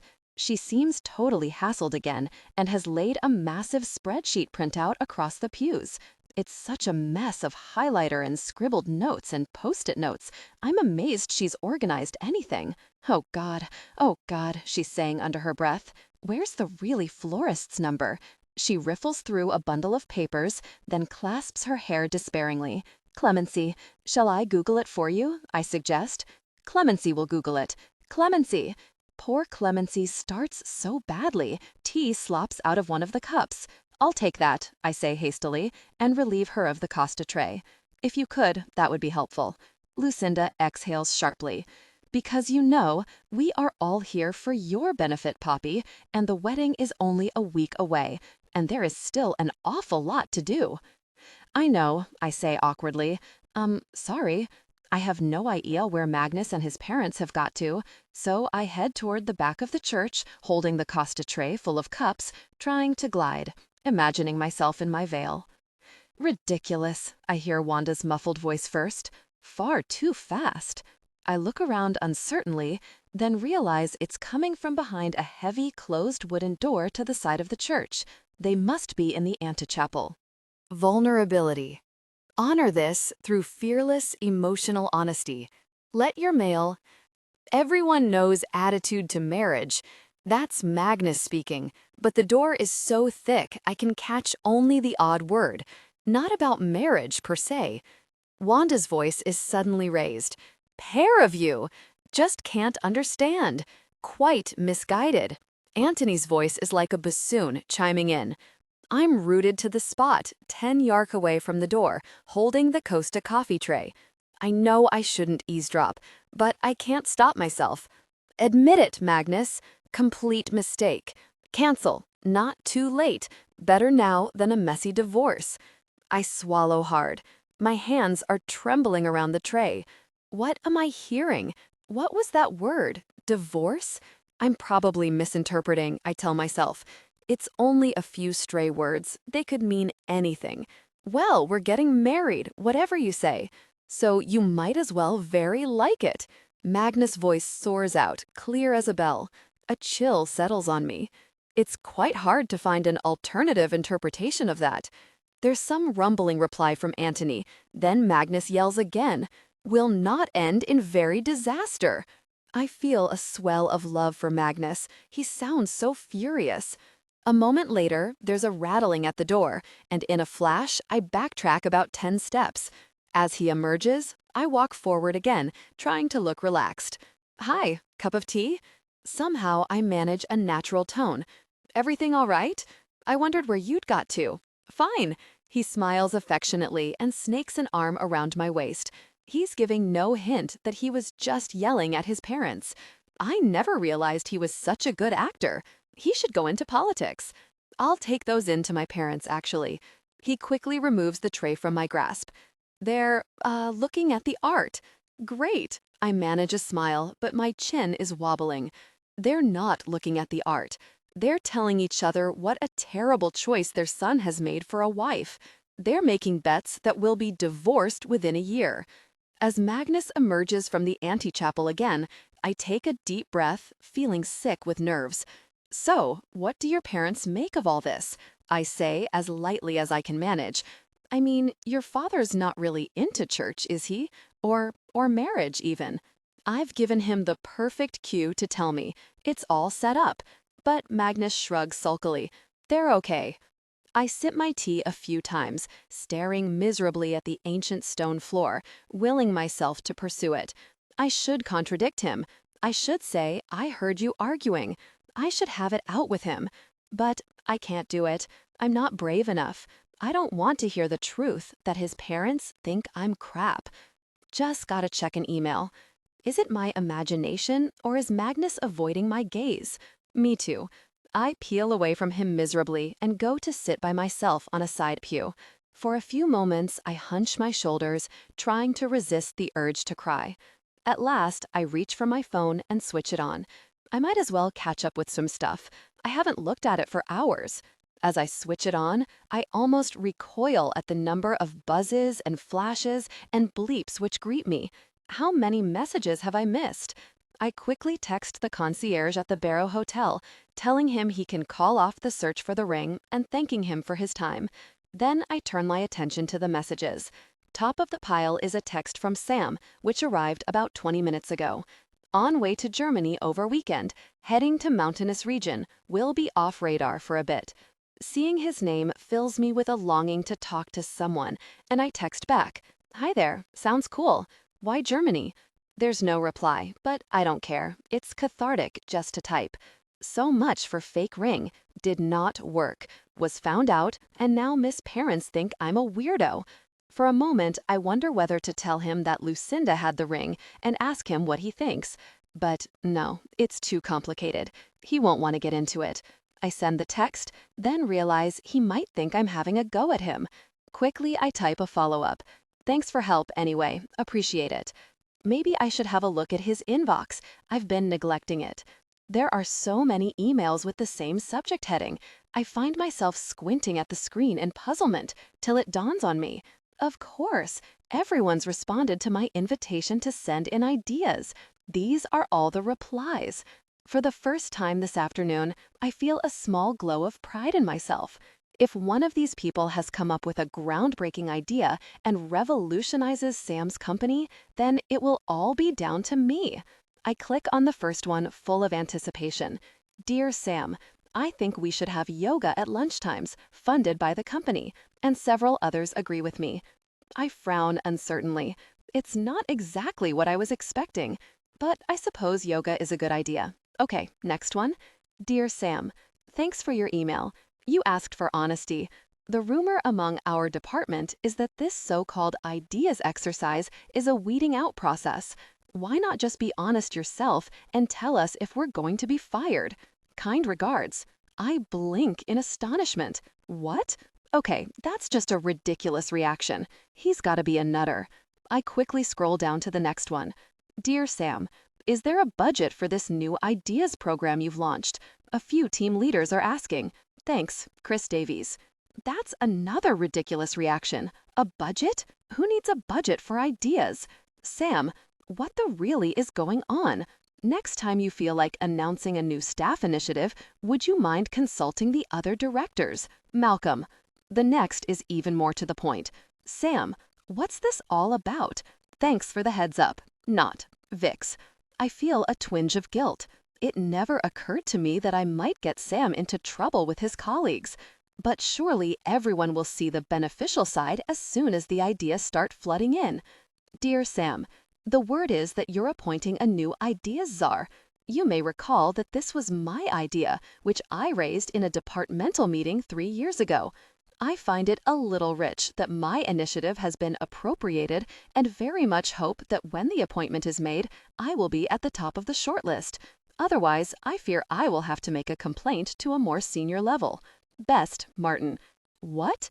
Dear Sam, will we be having a special presentation of all our ideas? Could you please let me know the time limit on a PowerPoint presentation? May we work as teams? Best wishes, Mandy. There, you see? A brilliant positive reaction. Teamwork, presentations. This is fantastic. Dear Sam, sorry to bother you again. If we don't want to work in a team after all, will we be penalized? I have fallen out with my team, but now they know all my ideas, which is totally unfair. Just so you know, I had the idea about restructuring the marketing department first, not Carol. Best, Mandy. Okay, well, obviously you have to expect a few glitches. It doesn't matter. It's still a positive result. Dear Sam, I'm sorry to do this, but I wish to make a formal complaint about the behavior of Carol Hanratty. She has behaved totally unprofessionally in the new ideas exercise, and I am forced to take the rest of the day off due to my great distress. Judy is also too distressed to work for the rest of the day, and we are thinking of contacting our union. Best, Mandy. What? What? Dear Sam, forgive the long email. You ask for ideas. Where to start? I have worked at this company for 15 years, during which time a long process of disillusionment has silted up my very veins until my mental processes. This guy's email is about 15 pages long. I drop my phone into my lap, my jaw slack. I can't believe all these replies. I never ever meant to cause all this kerfuffle. Why are people so stupid? Why do they have to fight? What on earth have I stirred up? I've read only the first few emails. There are about 30 more to go. If I forward all these to Sam and he steps off the plane in Germany and gets them in one fell swoop, I suddenly hear his voice again. Round-robin emails are the work of the devil. And I sent one out in his name, to the whole company. Oh God, I'm really wishing I could go back in time. Vulnerability. Honor this through fearless emotional honesty. Let your mail. It seemed like such a great idea. What was I thinking? All I know is I can't land this on him out of the blue. I need to explain it all to him first. Tell him what I was trying to achieve. My mind is ticking over now. I mean, he's in a plane, he's off radar, and it's Friday night after all. There's no point forwarding anything to him. Maybe everyone will have calmed down by Monday. Yes, The phone suddenly bleeps with a text and I jump, startled. Taking off? Anything I need to know about? Sam.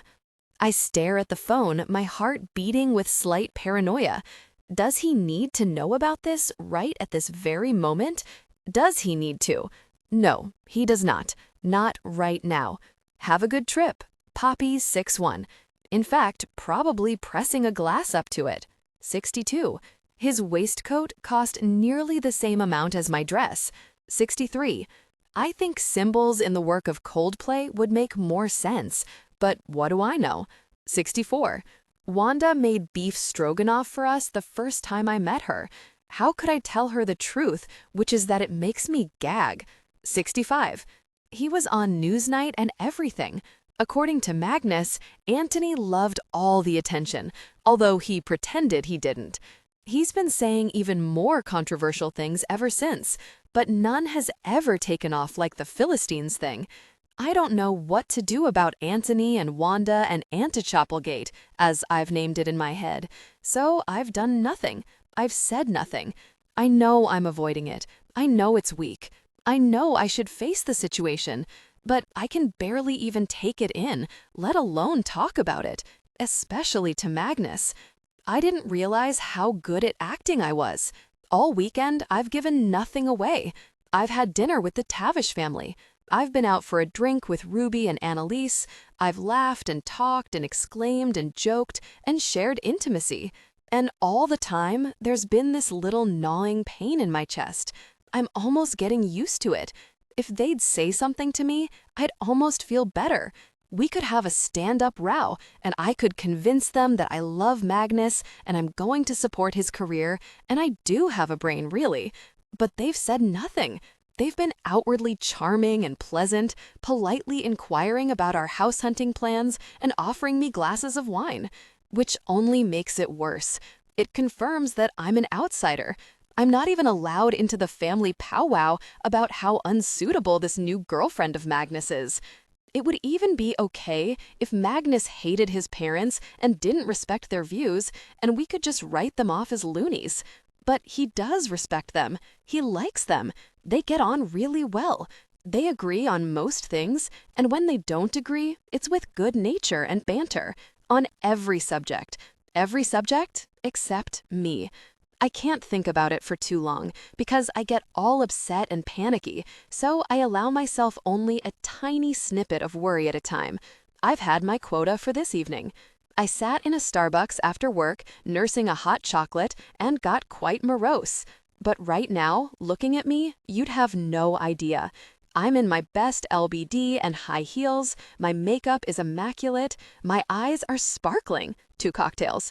I caught a glimpse of myself in a mirror just now, and I look like a carefree girl, wearing an engagement ring, drinking Cosmos at the Savoy, with nothing to worry about. And to be truthful, my mood is a lot better than it was. Partly because of the cocktails, and partly because I'm so thrilled to be here. I've never been to the Savoy in my life before. It's amazing. The party is in a stunning room with paneling and spectacular chandeliers everywhere, and waiters handing out cocktails on trays. A jazz band is playing, and all around, smartly dressed people are chatting in clusters. There are lots of backslaps and handshakes and high fives going on, and everyone seems in a great mood. I don't know a single person, obviously, but I'm happy just to watch. Every time someone notices me standing on my own and starts to approach, I get out my phone to check my messages and they turn away again. This is the great thing about a phone. It's like an escort. Lucinda keeps texting, telling me how she's in North London, looking at another variety of gray silk, and do I have any thoughts on texture? Magnus has texted from Warwick about some research trip he's cooking up with a professor there.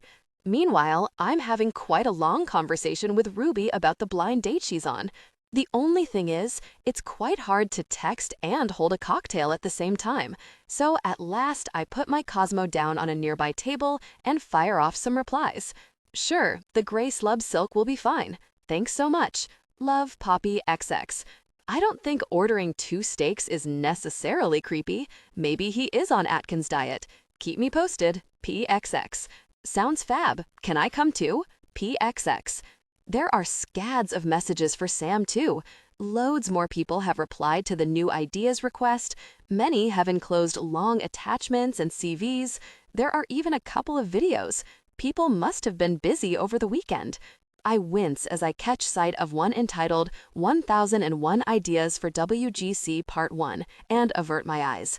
What I was hoping was that everything would calm down over the weekend and people would forget all about it. But at about 8 this morning, the avalanche of emails began, and they keep flying back and forth. There are still rumors that this is all some big audition for a job. There's a bitter dispute about which department had the idea of expanding to the States first. Malcolm keeps sending tetchy emails asking who approved this initiative, and the whole thing is basically mayhem. Don't these people have lives? It makes me hyperventilate slightly when I think about it. So I have a new coping technique. I'm not. It can wait till tomorrow. And so can Willow's most recent email to Sam. I've now decided she must not only have supermodel good looks, but be amazing in bed and a gazillionairess to make up for her foul temper. Today, she sent him yet another long, tedious rant, saying that she wants Sam to find her a special brand of German exfoliator while he's over there. But he probably won't bother, and that's just like him. After all that pâté she dragged back from France for him, it made her gag, but she still did it. But that's the kind of person she is, and he could really learn from that. But has he ever wanted to learn from her? Has he? Honestly, she does my head in. I'm scrolling back up the endless stack of emails when one alerts my attention. It's from Adrian Foster in marketing. Dear Sam, thanks for agreeing to present Lindsay's birthday flowers to her. They've arrived at last. As you weren't around today, I've put them in your room. They're in water, so they should keep all right. Best, Adrian. It wasn't actually Sam who agreed to present the flowers. It was me on behalf of Sam. Now I feel less confident this was a good idea. What if he's frantically busy tomorrow? What if he gets pissed off that he has to take time out of his schedule to go and present flowers? How could I make this easier for him? I hesitate for a moment, then quickly type an email to Lindsay. Hi, Lindsay. I want to give you something in my office. Something you'll like. Stop by tomorrow, anytime. Sam, XX. I press send without rereading it and take a swig of Cosmo. For about 20 seconds, I'm relaxed, savoring my drink, wondering when the canopies will start to arrive. Then, as though an alarm clock has gone off, I start. Wait, I put kisses after Sam's name. I shouldn't have done that. People don't put kisses on professional emails. Gosh, I retrieve the email and reread it, wincing. I'm so used to kisses, they popped out automatically. But Sam never puts kisses, ever. Should I somehow try to unsend the kisses? Dear Lindsay, just to clarify, I did not mean to add kisses. No, awful.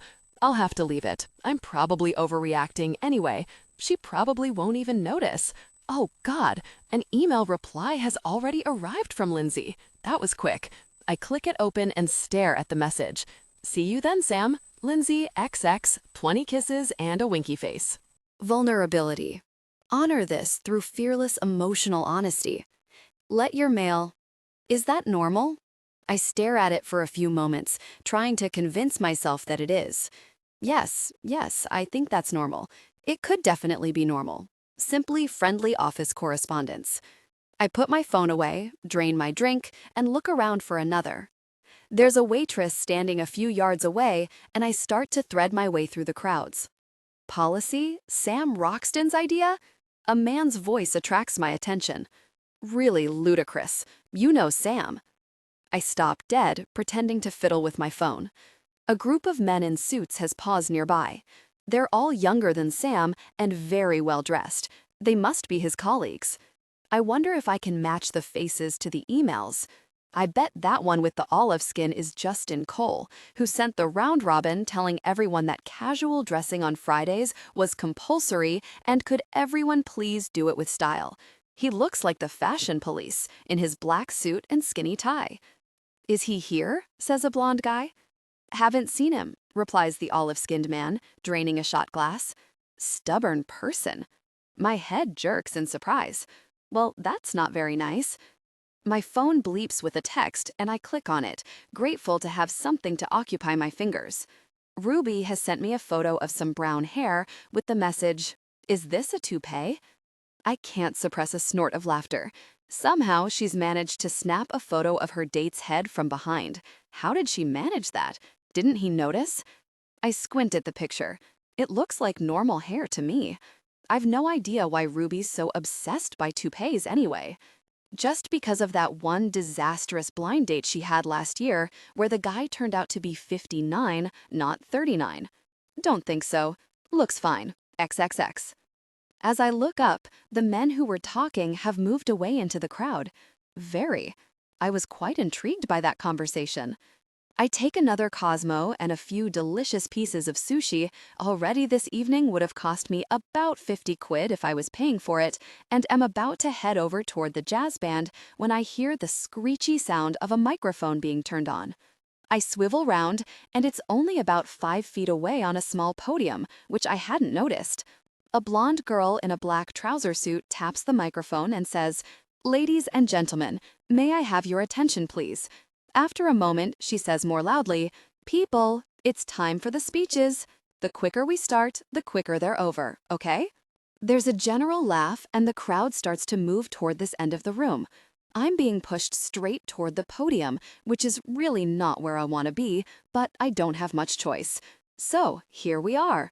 The blonde woman spreads her arms. Welcome to this celebration of the merger of ourselves, Johnson Ellison, and the wonderful green retail. This is a marriage of hearts and minds as much as companies, and we have many, many people to thank. Our managing director, Patrick Goen, showed the initial vision which led to us standing here now. Patrick, get up here. A bearded guy in a pale suit walks onto the podium, smiling modestly and shaking his head, and everyone starts clapping, including me. Keith Burnley, what can I say? He's been an inspiration to us all, the blonde continues. The trouble with standing right at the front of the crowd is that you feel really conspicuous. I'm trying to listen attentively and look interested, but none of these names mean anything to me. Maybe I should have done some homework. I surreptitiously get my phone out and wonder if I can discreetly find the email about the merger. And I know he's here somewhere. She's looking around, shading her eyes. He tried to wriggle out of coming tonight, but we had to have the man himself, Mr. White Globe Consulting, Mr. Sam Roxton.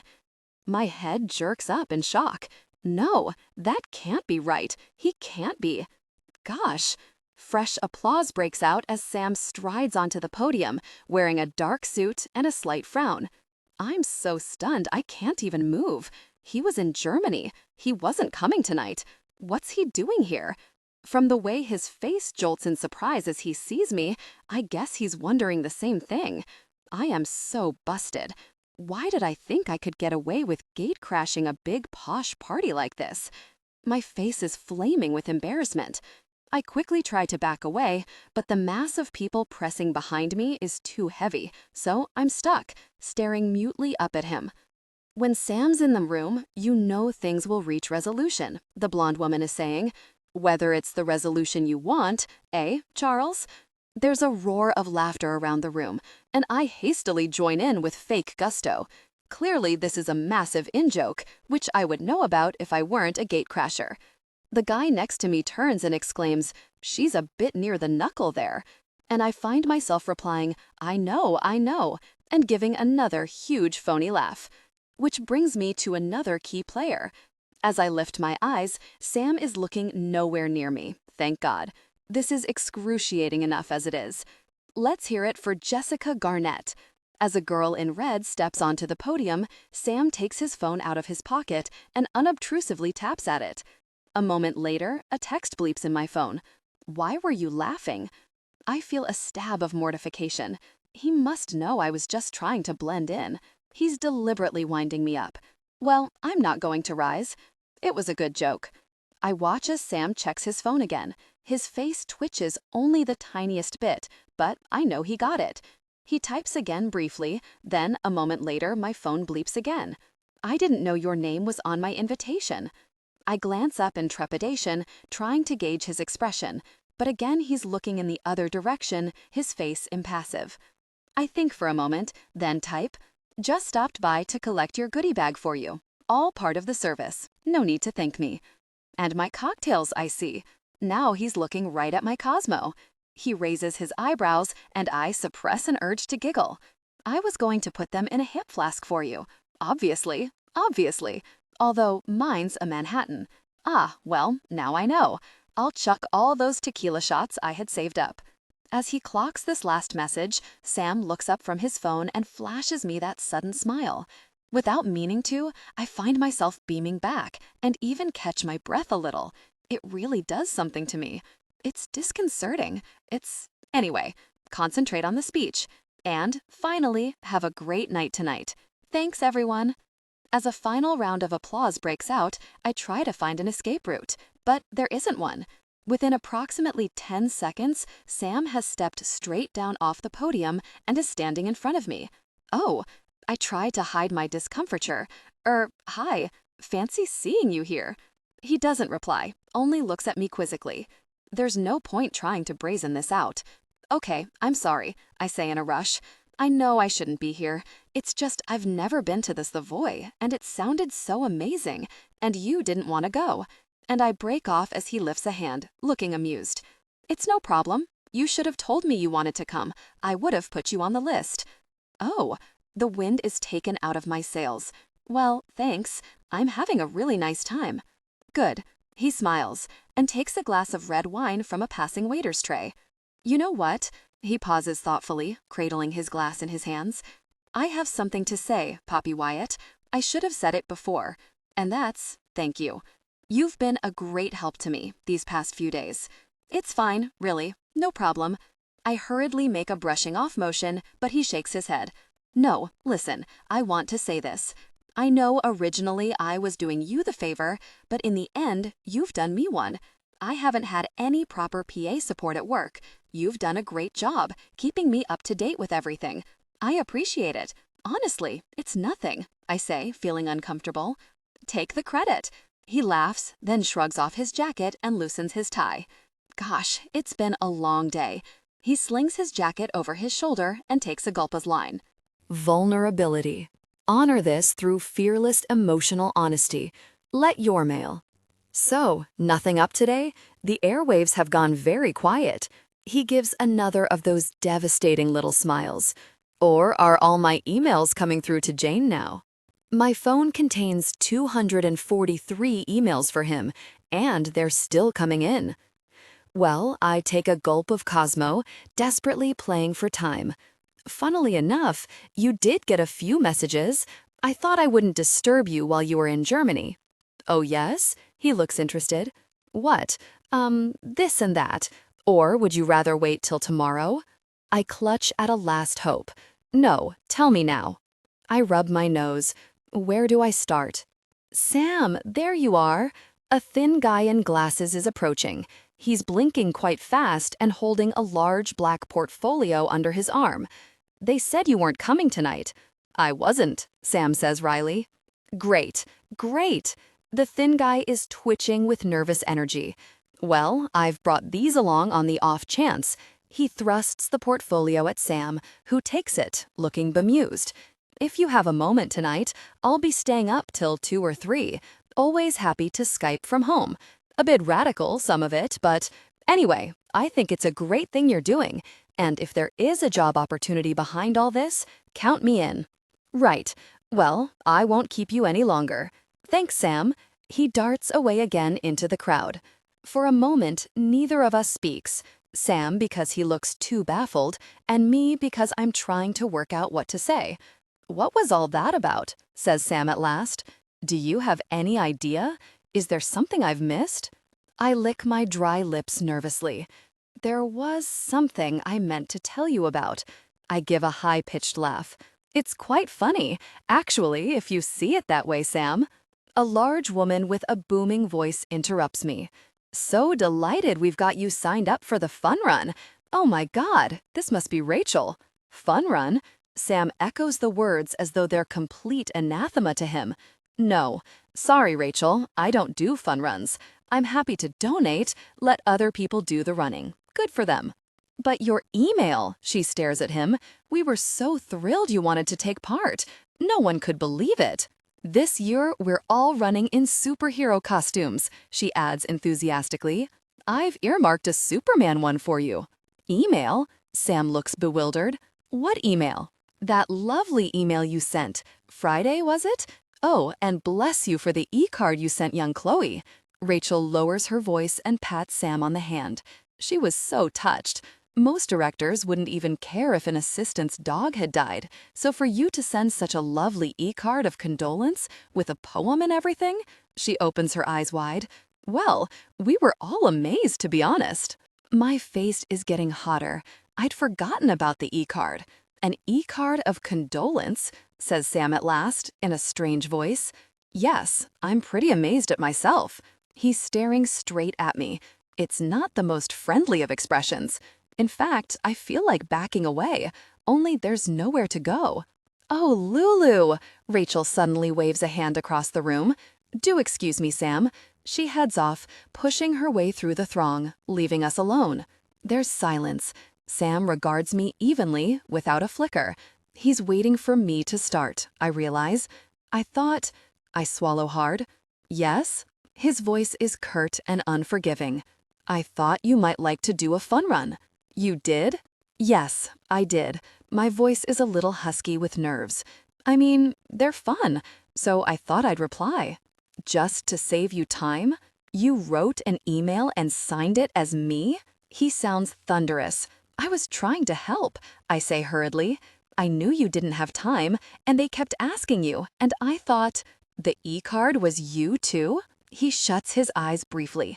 Jesus, is there anything else you've been meddling in? I want to bury my head like an ostrich, but I can't. I have to tell him, quickly, before anyone else accosts him. Okay, I had this other idea, I say, my voice barely above a whisper. Only everyone got a bit carried away, and now everyone's emailing about it, and they think there's a job involved? A job? He stares at me. What are you talking about?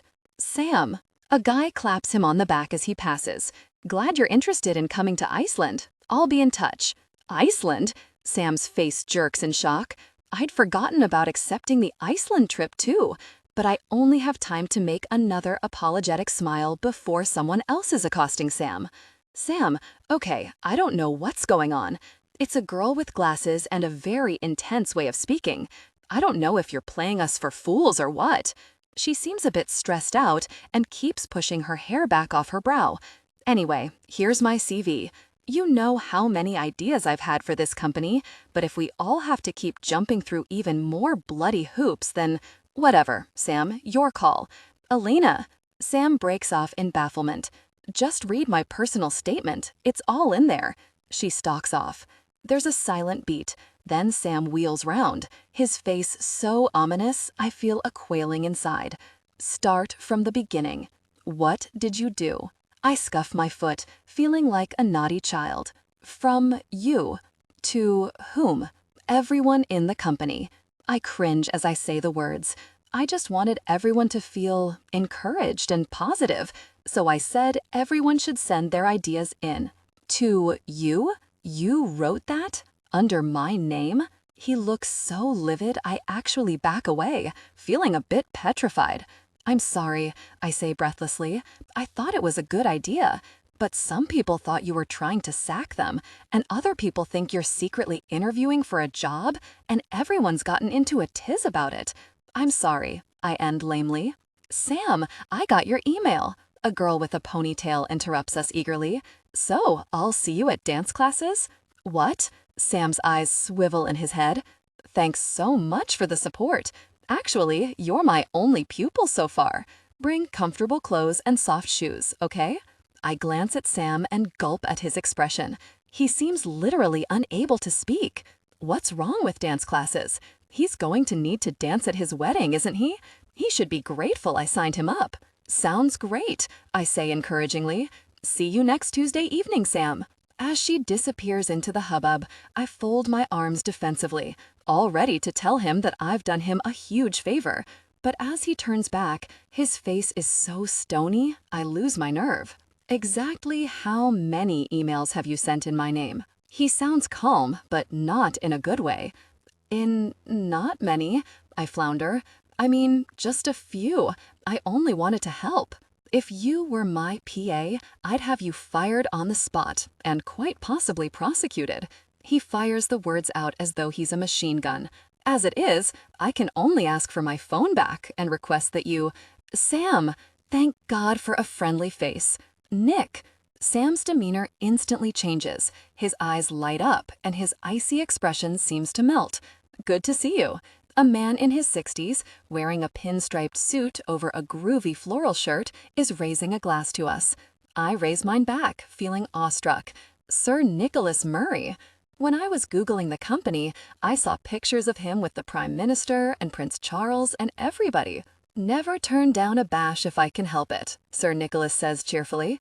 Missed the speeches, have I? Spot on timing. Sam grins. Don't tell me you sent your driver in to see if they were over. I couldn't possibly comment. Sir Nicholas winks at him. Did you get my email? Did you get mine? Counters Sam and lowers his voice. You've nominated Richard Dofferty for this year's Dealmaker Award? He's a bright young talent, Sam, says Sir Nicholas, looking a little caught out. Remember his work with Hardwicks last year? He deserves recognition. You put the Ryan Energy deal together, not him. He helped, Sir Nicholas retorts. He helped in many ways, some of them intangible. For a moment, they stare at each other. They both look as though they're suppressing laughter. You're incorrigible, says Sam at last. I hope he's grateful. Now, you know I'm just back from Germany. Few things we should discuss. He's totally frozen me out of the conversation, but I really don't mind. Really. Vulnerability. Honor this through fearless emotional honesty. Let your mail... In fact, maybe I'll just creep away while I have the chance. Sam, do introduce me to your friend. Sir Nicholas cuts into my thoughts, and I smile back nervously. Sam obviously has no desire at all to introduce me to Sir Nicholas. But he's obviously also a polite man, because after about 30 seconds of what is clearly an internal struggle, he says, Sir Nicholas, Poppy Wyatt. Poppy, Sir Nicholas Murray. How do you do? I shake his hand, trying not to give away my excitement. Wow, Sir Nicholas Murray and me, chatting at the Savoy? I'm already thinking of ways I could casually drop this into conversation with Anthony. Are you at Johnson Ellison or Green Retail? Inquires Sir Nicholas politely. Neither, I say awkwardly. Actually, I'm a physiotherapist. A physiotherapist? His face lights up. How wonderful. The most underrated of all the medical arts, I always think. I've been going to a Superman in Harley Street for my back, although he hasn't quite cracked it. He winces slightly. You want Ruby, I say, nodding wisely. My boss. She's amazing. Her deep tissue massage makes grown men weep. I see. Sir Nicholas looks interested.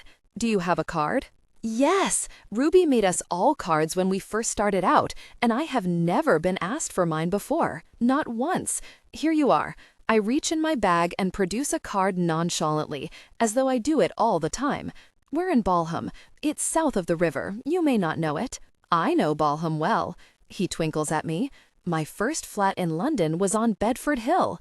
No way! My canapé nearly falls out of my mouth. Well, you'll definitely have to come and see us now. I can't believe it. Sir Nicholas Murray, living on Bedford Hill? God, it shows. You start off in Balham and you end up knighted.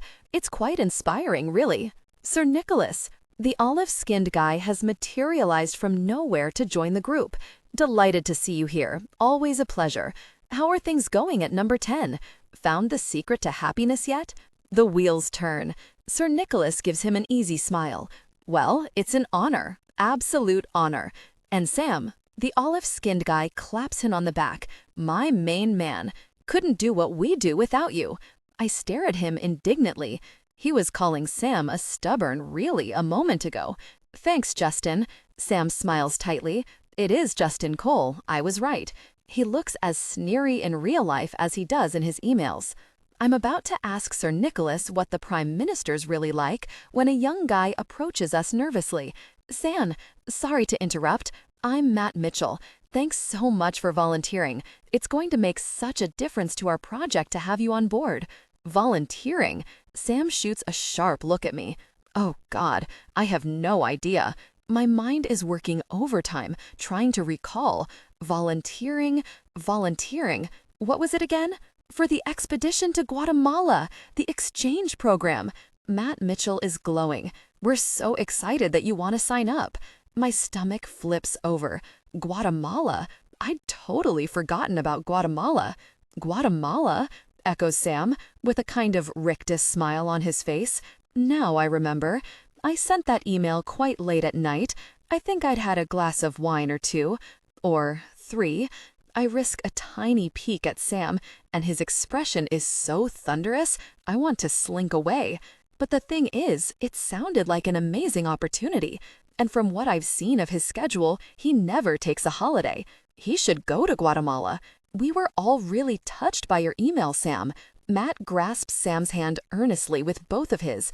I never knew you felt that way about the developing world. How many orphans do you sponsor? Sam, oh my God. A dark-haired girl, quite drunk, lurches up to the group and elbows Matt out of the way, making him drop Sam's hand. She's looking highly flushed, and her mascara is smudged, and she grabs Sam's hand herself. Thank you so much for your e-card about Scamper. You made my day, you know that? It's quite all right, Chloe, Sam says tightly. He darts an incandescent glance of fury at me, and I flinch. Those beautiful things you wrote, she gulps. I knew when I read them you must have lost a dog yourself. Because you understand, don't you? You understand. A tear rolls down her cheek. Chloe, do you want to sit down? Says Sam, extricating his hand, but Justin cuts in, a malicious grin at his lips. I've heard about this famous e-card. Could I see it? I've got a printout. Wiping her nose, Chloe drags a crumpled piece of paper from her pocket, and Justin immediately grabs it. Oh, now this is beautiful, Sam, he says, scanning it with mock admiration. Very moving. I've shown everybody in the department. Chloe nods tearfully. They all think you're amazing, Sam. Sam's hand is clenching his glass so hard, it's turning white. He looks like he wants to press an ejector button and escape. I'm feeling really, really bad now. I didn't realize I'd sent quite so many emails. I'd forgotten about Guatemala, and I shouldn't have sent the e-card. If I could go back in time, that's the moment I'd go up to myself and say, Poppy, stop. No e-card. Young Scampers joined his friends in heaven, but we are left to weep, Justin reads aloud in a stagey voice. His furry fur, his eyes so bright, his bone upon the seat. Justin pauses. Not sure seat exactly rhymes with weep, Sam. And why is his bone on the seat anyway? Hardly hygienic. Give that here. Sam makes a swipe for it, but Justin dodges, looking delighted. His blanket empty in his bed, the silence in the air. If Scamper now is looking down, he'll know how much we cared. Justin winces. Air? Cared? Do you know what a rhyme is, Sam? I think it's very touching, says Sir Nicholas cheerfully. Me too, I say hurriedly. I think it's brilliant. It's so true. Tears are streaming down Chloe's face. It's beautiful because it's true. She's absolutely plastered. She's completely fallen out of one of her stilettos and doesn't even seem to have noticed. Justin, says Sir Nicholas kindly, maybe you could get Chloe a glass of water? Of course. Justin deftly pockets the sheet. You don't mind if I keep this poem of yours, do you, Sam? It's just so special. Have you ever thought of working for Hallmark? He escorts Chloe away and practically dumps her on a chair. A moment later, I see him gleefully beckoning to the group he was with earlier and pulling the paper out of his pocket. I almost don't dare look at Sam. I feel so guilty. Well, says Sir Nicholas, looking amused, Sam, I had no idea you were such an animal lover. I'm not. Sam seems barely able to operate his voice. I'm trying frantically to think of something I can say to redeem the situation, but what can I do? Now, Poppy, please do excuse me. Sir Nicholas cuts into my thoughts. Much as I would prefer to stay here, I must go over and talk to that interminably boring man from Green Retail. He makes such a comical face at me, I can't help giggling. Sam, we'll talk later. He presses my hand in his and heads off into the crowd, and I quell an urge to run away with him. So, I turn back to Sam and swallow several times. Sorry about all that. Sam says nothing, just holds out his hand, palm up. After 5 seconds, I realize what he means. What? I feel a swoop of alarm. No, I mean, can't I keep it till tomorrow? I've got all my contacts on it now, all my messages. Give it. But I haven't even been to the phone shop yet. I haven't got a replacement. This is my only number. I need it. Give it. He's implacable. In fact, he looks quite scary. On the other hand, he can't force it off me, can he? Not without causing a scene, which I'm sensing is the last thing he wants to do. Look, I know you're angry. I try to sound as grovelly as possible. I can understand that. But wouldn't you like me to forward all your emails on first and give it back tomorrow when I've tied up all the loose ends? Please? At least that'll give me a chance to make a note of some of my messages. Sam is breathing hard through his nose. I can tell he's realizing he doesn't have a choice. You don't send a single further email, he snaps at last, dropping his hand. Vulnerability. Honor this through fearless emotional honesty. Let your mail... Okay, I say humbly. You detail for me a list of the emails you did send. Okay? You hand the phone back tomorrow, and that is the last I ever hear from you.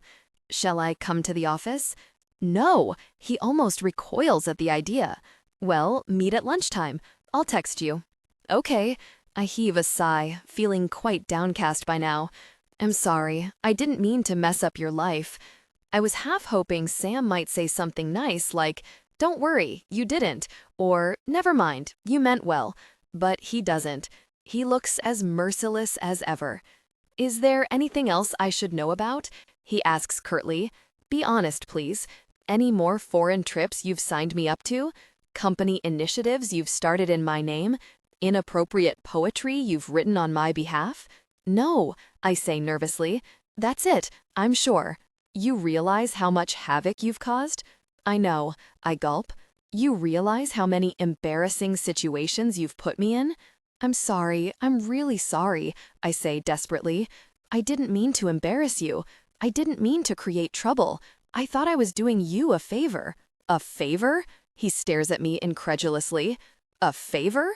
Hey, a breathy voice interrupts us, and I get a waft of perfume. I turn to see a girl in her late 20s, wearing skyscraper heels and lots of makeup. Her red hair is tonged into curls, and her dress is really low cut.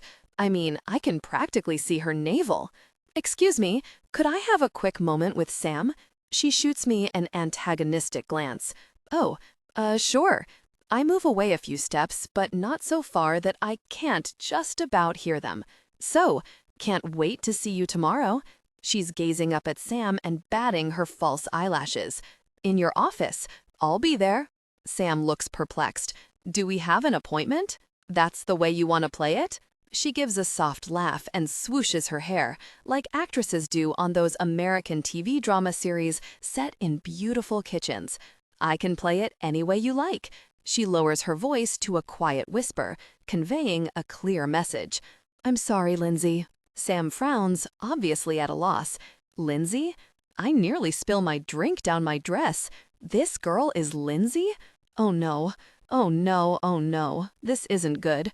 I knew I should have canceled out Sam's messages. I knew that playful emoji meant something. I'm almost hopping with alarm. Can I warn Sam? Should I somehow semaphore to him? I knew, she's murmuring now. The first time I saw you, Sam, I knew there was a special vibe between us. You're attractive. Sam looks disconcerted. Well, thanks, I guess. But, Lindsay, this really isn't... Oh, don't worry. I can be very discreet. She made a suggestive gesture. I'd almost given up on you, you know that. Sam takes a step backward, looking alarmed. Lindsay? All this time? No signs. Then, out of the blue, you start contacting me? She opens her eyes wide, wishing me happy birthday, complimenting my work. I knew what that was really about. And then, tonight? Lindsay moves close to Sam, speaking even more breathily. You have no idea what it meant to me, seeing your email. It was quite a surprise. Email? echoes Sam. He slowly turns his head to meet my agonized gaze. I should have run. While I had the chance. I should have run. Where did he get that? Why has nobody offered me a shot? He claimed it was a typo. Yeah, I'm sure his finger just happened to slip 2 spaces to the left. Doesn't everyone want to go to Iceland? Why would you say no to Iceland? So, not that polite. Okay, I know it's not brilliant. In my defense, I chose it in a hurry from some e-card site, and the picture was really good. It was a line drawing of an empty dog basket, and it nearly made me cry. What is the etiquette when someone's false eyelash is coming off a bit at the edge? Tell them or politely ignore. I am the sorriest sorry person there ever was. I really messed up. I can see that now. I've caused Sam a whole load of work and aggro, and I've abused his trust and been a complete pain in the neck. Today was supposed to be a fun day, a wedding-y day. I've got a whole load of days booked off work for last-minute wedding preparation, and what am I doing instead? Trying to think of all the different words for sorry that I can. As I arrive for lunch, I'm wearing a suitably penitent gray t-shirt and denim skirt combo. We're meeting at a restaurant round the corner from his office, and the first thing I see when I walk in is a group of girls I remember from the Savoy last night, clustered at a circular table. I'm sure they wouldn't recognize me, but I duck hurriedly past anyway. Sam described this as a second office cafeteria on the phone. Some cafeteria. There are steel tables and taupe linen-covered chairs, and one of those cool menus where everything's in lowercase and each dish is described in the minimal amount of words. There aren't even any pound signs. No wonder Sam likes it. I've ordered some water and I'm trying to decide between soup and salad when Sam appears at the door. Immediately, all the girls start waving him over, and after a moment's hesitation, he joins them. I can't hear all the conversation, but I catch the odd word. Amazing idea, excited, so supportive. Everyone's smiling and looking positive, even Sam.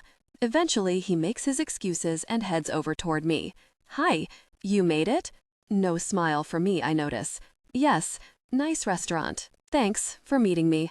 I really appreciate it. I'm trying to be as mollifying as possible. I practically live here. He shrugs. Everyone at WGC does. So here's a list of all the emails I sent in your name. I want to get this over straight away.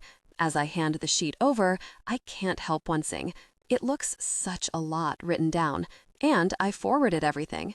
A waiter interrupts me with a jug of water and a "welcome back, sir" to Sam, and then beckons over a waitress with the bread basket. As they leave, Sam folds my sheet and pockets it without comment. Thank God. I thought he was going to go through it item by item, like a headmaster. Those girls are from your company, aren't they? I nod at the circular table. What were they talking about? There's a pause as Sam pours himself some water, then he looks up. They were talking about your project, as it happens. I stare at him. My project? You mean my email about ideas? Yes, it's gone down well in admin. Wow, I let myself bask in this thought for a moment. So, not everyone reacted badly. Not everyone, no. Has anyone come up with any good ideas for the company? As it happens, yes, he says grudgingly. Some interesting thoughts have emerged. Wow, great. Though I still have several people convinced there's a conspiracy theory to sack everyone and one threatening legal action. Oh, I feel chastened. Right. Sorry about that. Hello. A cheerful girl in a green apron approaches. May I explain the menu? We have a butternut squash soup today made with an organic chicken stock. She goes through each item and, needless to say, I stop concentrating immediately. So by the end, I have no idea what's available except butternut squash soup. Butternut squash, please. I smile. Steak baguette, rare, and a green salad. Thanks. I don't think Sam was listening either. He checks something on his phone and frowns, and I feel a pang of guilt. I must have increased his workload a ton with all this. I just want to say, I'm really, really sorry, I say in a rush. I'm sorry about the e-card. I'm sorry about Guatemala. I got carried away. I know I've caused you a lot of grief, and if I can help in any way, I will. I mean, shall I send some emails for you? No. Sam sounds like he's been scalded. Thank you, he adds more calmly. You've done enough. So, how are you managing? I venture. I mean, processing everyone's ideas? Jane's taken charge for now. She's sending out my brush-off email. I wrinkle my nose. Your brush-off email? What's that? You know the sort of thing. Sam is delighted to have received your email. He'll get back to you as soon as he possibly can. Meanwhile, thanks for your interest. Translation: don't expect to hear from me anytime soon. He raises his eyebrows. You must have a brush-off email. Vulnerability. Honor this through fearless emotional honesty. Let your mail. They come in pretty useful for fending off unwanted advances, too. No, I don't, I say, a little offended. I never want to brush people off. I answer them. Okay, that explains a lot. He tears off a chunk of bread and chews it. If I'd known that, I never would have agreed to share a phone. Well, you don't have to anymore. Thank God. Where is it? I rummage in my bag, take the phone out, and put it on the table between us. What the hell is that? Sam exclaims, looking horrified. What? I follow his gaze, puzzled, then realize there were some Diamond Tea phone stickers in the Marie Curie goodie bag, and I stuck them on the phone the other day. Don't worry, I roll my eyes at his expression. They come off. They'd better. He still seems stunned by the sight of it. Honestly, doesn't anyone at his company bother to decorate their phone? Our food arrives, and for a while we're distracted with peppermills and mustard and some side dish of parsnip chips which they seem to think we ordered. You in a hurry? Inquires Sam as he's about to bite into his steak baguette. No, I took a few days off to do wedding stuff, but actually, it turns out there's not a lot to do. The truth is, I was a bit taken aback when I spoke to Lucinda this morning. I'd told her ages ago that I was taking a few days off to help with the wedding. I thought we could go and sort out some of the fun stuff together. But she basically said no thanks. She had some long story about having to go see the florist in Northwood and needing to drop in at another client first, and implied I'd be in the way. So I've had the morning off. I mean, I wasn't about to go to work for the sake of it. As I sip my soup, I wait for Sam to volunteer some wedding talk of his own, but he doesn't. Men just aren't into it, are they? Is your soup cold? Sam suddenly focuses on my bowl. If it's cold, send it back. It is a bit less than piping hot, but I really don't feel like making a fuss. It's fine, thanks. I flash him a smile and take another sip. The phone suddenly buzzes, and on reflex, I pull it to me. It's Lucinda, telling me she's at the warehouse, and could I please confirm that I want only 4 strands of gypsophila per bouquet? I have no idea. Why would I specify something like that? What does 4 strands look like anyway? Yes, fine. Thanks so much, Lucinda. I really appreciate it. Not long now. Love, Poppy, XXX. There's a new email from Willow, too, but I can't bring myself to read it in front of Sam. I forward it quickly and put the phone down. There was a message from Willow just now. He nods with an off-putting frown. I'm dying to find out more about her, but how do I start without sounding unnatural? I can't even ask, how did you meet? Because I already know from one of her email rants. They met at her job interview for White Globe Consulting. Sam was on the panel, and he asked her some tricky question about her CV, and she should have known then that he was going to really her life up. She should have stood up and walked away. Because does he think a 6-figure salary is what her life is about? Does he think everyone's like him? Doesn't he realize that to build a life together, you have to know what the building blocks are, Sam, etc., etc., etc.? I have honestly given up reading to the end. Haven't you got yourself a new phone yet? Says Sam, raising his eyebrows. I'm going to the shop this afternoon. It'll be a real hassle, starting afresh with a new phone, but there's not much I can do about it. Except, in fact, I was wondering, I add casually, you don't want to sell it, do you? A company phone full of business emails? He gives an incredulous laugh. Are you nuts? I was mad letting you have access to it in the first place. Not that I had a choice, Miss Lightfingers. I should have set the police on you. I'm not a thief, I retort, stung. I didn't steal it. I found it in a bin. You should have handed it in. He shrugs. You know it, and I know it. It was common property. It was fair game. Fair game? You want to tell that to the judge? If I drop my wallet and it falls momentarily into a bin, does that give Joe Bloggs the right to steal it?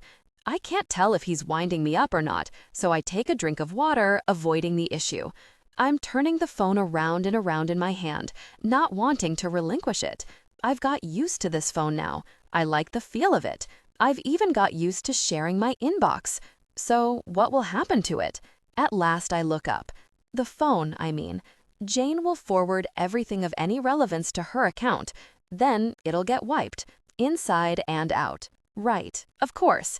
The idea of all my messages being wiped makes me want to whimper, but there's nothing I can do. This was the deal. It was only a loan. Like he said, it's not my phone. I put it down again, about 2 inches from my bowl. I'll let you know my new number as soon as I get it, I say. If I get any texts or messages, I'll forward them. He nods. Or, rather, my new PA will do it. When does she start? Tomorrow. Great. I smile a little wanly and take a sip of my soup, which really is the wrong side of tepid. She is great, he says with enthusiasm. Her name is Lizzie. She's very bright. He starts to attack his green salad. Now, while we're here, you have to tell me, what was the hell did you write to her? Oh, that. I feel warm with embarrassment. I think she misunderstood the situation because, well, it was nothing, really. I just complimented her, and then I put some kisses from you. At the end of an email? Sam puts his fork down. You added kisses to an email of mine? A business email? He looks almost more scandalized by this than by anything else. I didn't mean to, I say defensively. They just slipped out. I always put kisses on emails. It's friendly. Oh, I see. He raises his eyes to heaven. You're one of those ridiculous people. It's not ridiculous, I retort. It's being nice. Let me see. He reaches for the phone. Stop it, I say in horror. What are you doing? I make a swipe, but it's too late. He's got the phone and he's scrolling through all the messages and emails. As he reads, he lifts an eyebrow, then frowns, then gives a sudden laugh. What are you looking at? I try to sound frosty. You should respect my confidentiality. He totally ignores me. Does he have no idea of privacy? What's he reading anyway? It could be anything. I take another sip of soup, but it's so cold I can't face anymore. As I look up, Sam's still reading my messages avidly. This is hideous. I feel like he's rifling through my underwear drawer. Now you know what it's like, having someone else critiquing your emails, he says, glancing up. There's nothing to critique, I say, a little haughtily. Unlike you, I'm charming and polite and don't brush people off with 2 words. You call it charming. I call it something else. Whatever. I roll my eyes. Of course he doesn't want to admit I have superior communication skills. Sam reads another email, shaking his head, then looks up and surveys me silently. What? I say, nettled. What is it? Are you so scared people will hate you? What?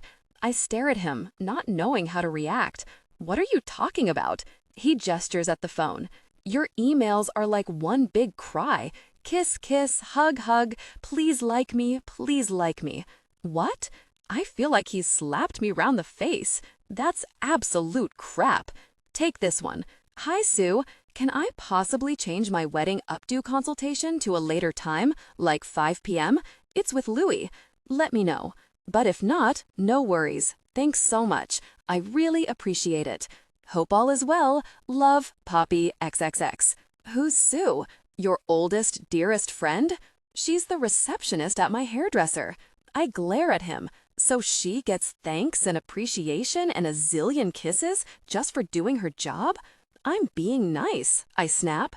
It's not being nice, he says firmly. It's being ridiculous. It's a business transaction.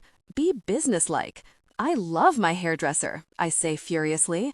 I take a spoonful of soup, forgetting how revolting it is, and quell a shudder. Vulnerability. Honor this through fearless emotional honesty. Let your mail, Sam's still scrolling through my messages, as if he has every right to. I never should have let him get his hands on that phone. I should have wiped it myself. Who's Lucinda? My wedding planner, I answer reluctantly. That's what I thought. Isn't she supposed to be working for you? What is all this mess she's laying on you? For a moment, I'm too flustered to reply. I butter myself a piece of baguette, then put it down without eating it. She is working for me, I say at last, avoiding his eye. I mean, obviously, I help out a little when she needs it. You've done the cars for her. He's counting off on his fingers incredulously. You've organized the confetti, the buttonholes, the organist. I can feel a flush creeping over my face. I know I've ended up doing more for Lucinda than I intended, but I'm not going to admit that to him. I wanted to. It's fine. And her tone's pretty bossy, if you ask me. It's only her manner. I don't mind. I'm trying to throw him off this path, but he's relentless. Why don't you just tell her straight? You're working for me. Cut out the attitude. It's not as simple as that, okay? I feel on the back foot. She's not simply a wedding planner. She's an old friend of the Tavishes. The Tavishes?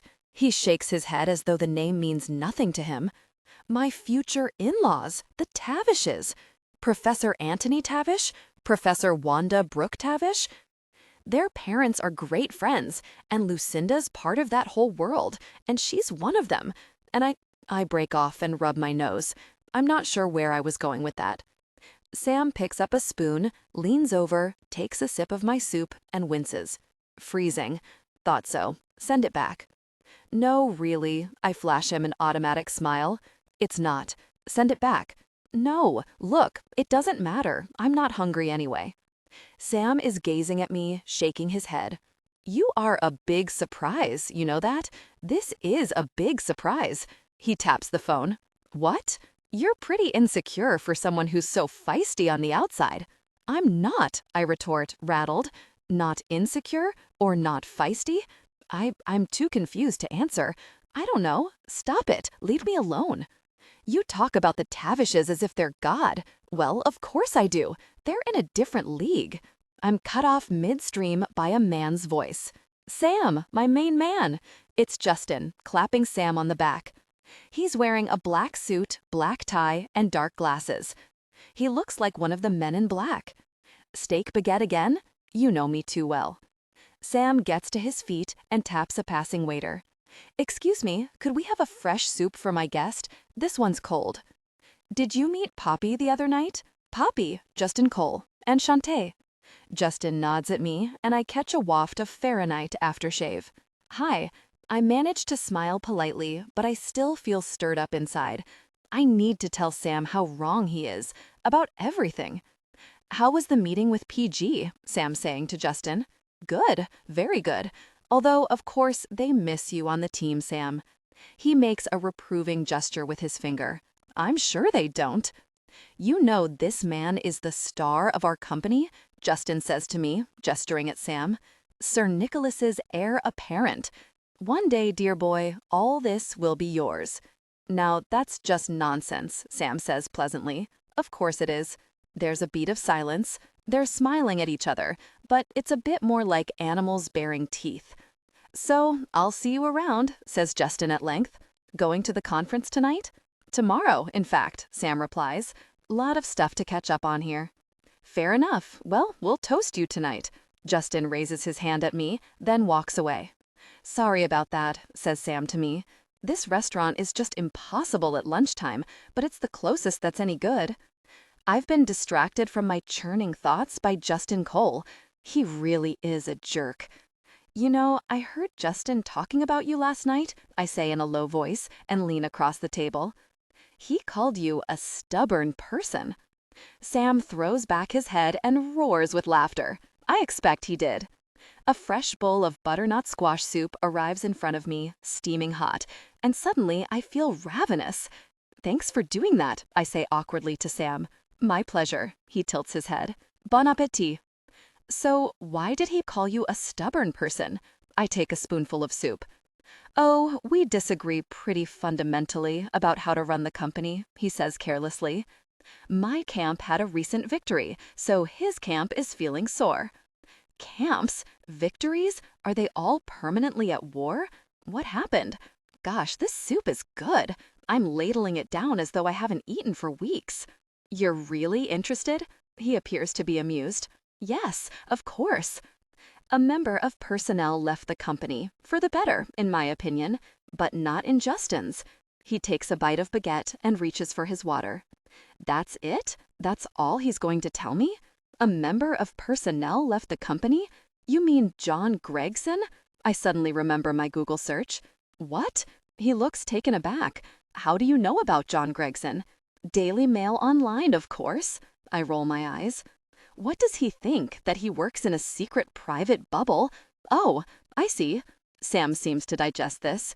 Well, no, that was something different. Who was this one then?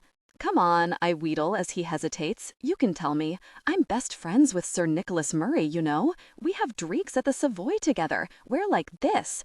I cross my fingers, and Sam gives a reluctant snort of laughter. Okay, I don't suppose it's any great secret. He hesitates and lowers his voice. It was a guy called Ed Exton, finance director. The truth is, he was fired. Turned out he'd been defrauding the company for a while. Nick wouldn't press charges, but that was a big mistake. Now Ed's suing for wrongful dismissal. Yes, I nearly squeak. I knew it. And that's why he was worse for wear in the Groucho? Sam gives a short, incredulous laugh. You know about that? Of course you do. And Justin was angry when Ed was fired?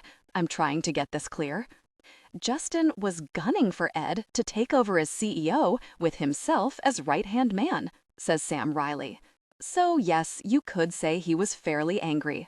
CEO, I say in astonishment. But what about Sir Nicholas? Oh, they would have ousted Nick if they'd got enough support, says Sam matter-of-factly. There's a faction in this company that's more interested in creaming off short-term profits and dressing in Paul Smith than anything else. Nick's all about playing the long game, not always the most popular position. I finish my soup, digesting all this. Honestly, these office politics are all so complicated. How does anyone get any work done? It's bad enough when Annalise has one of her hissy fits about whose turn it is to buy the coffee, and we all get distracted and forget to write up our reports. If I worked at White Globe Consulting, I wouldn't be able to do my job. I would spend all day texting the other people in the office, asking them what was going on today and had they heard anything new and what did they think was going to happen. Maybe it's a good thing I'm not an office job. I can't believe Sir Nicholas Murray used to live in Balham, I say, suddenly remembering. I mean Balham. Nick hasn't always been grand, by any means. Sam shoots me a curious look. Didn't you come across his background story during your little Google fest? He was an orphan, brought up in a children's home. Everything he's got, he's worked his socks off for. Not a snobbish bone in his body. Not like some of these pretentious jerks trying to get rid of him. He scowls and stuffs a bundle of rocket into his mouth. Fabian Taylor must be in Justin's camp, I observe thoughtfully. He's so sarcastic with you. I always wondered why. I look up to see Sam regarding me with a lowered, furrowed brow. Poppy, be honest. How many of my emails have you read? I can't believe he's asking that. All of them, of course.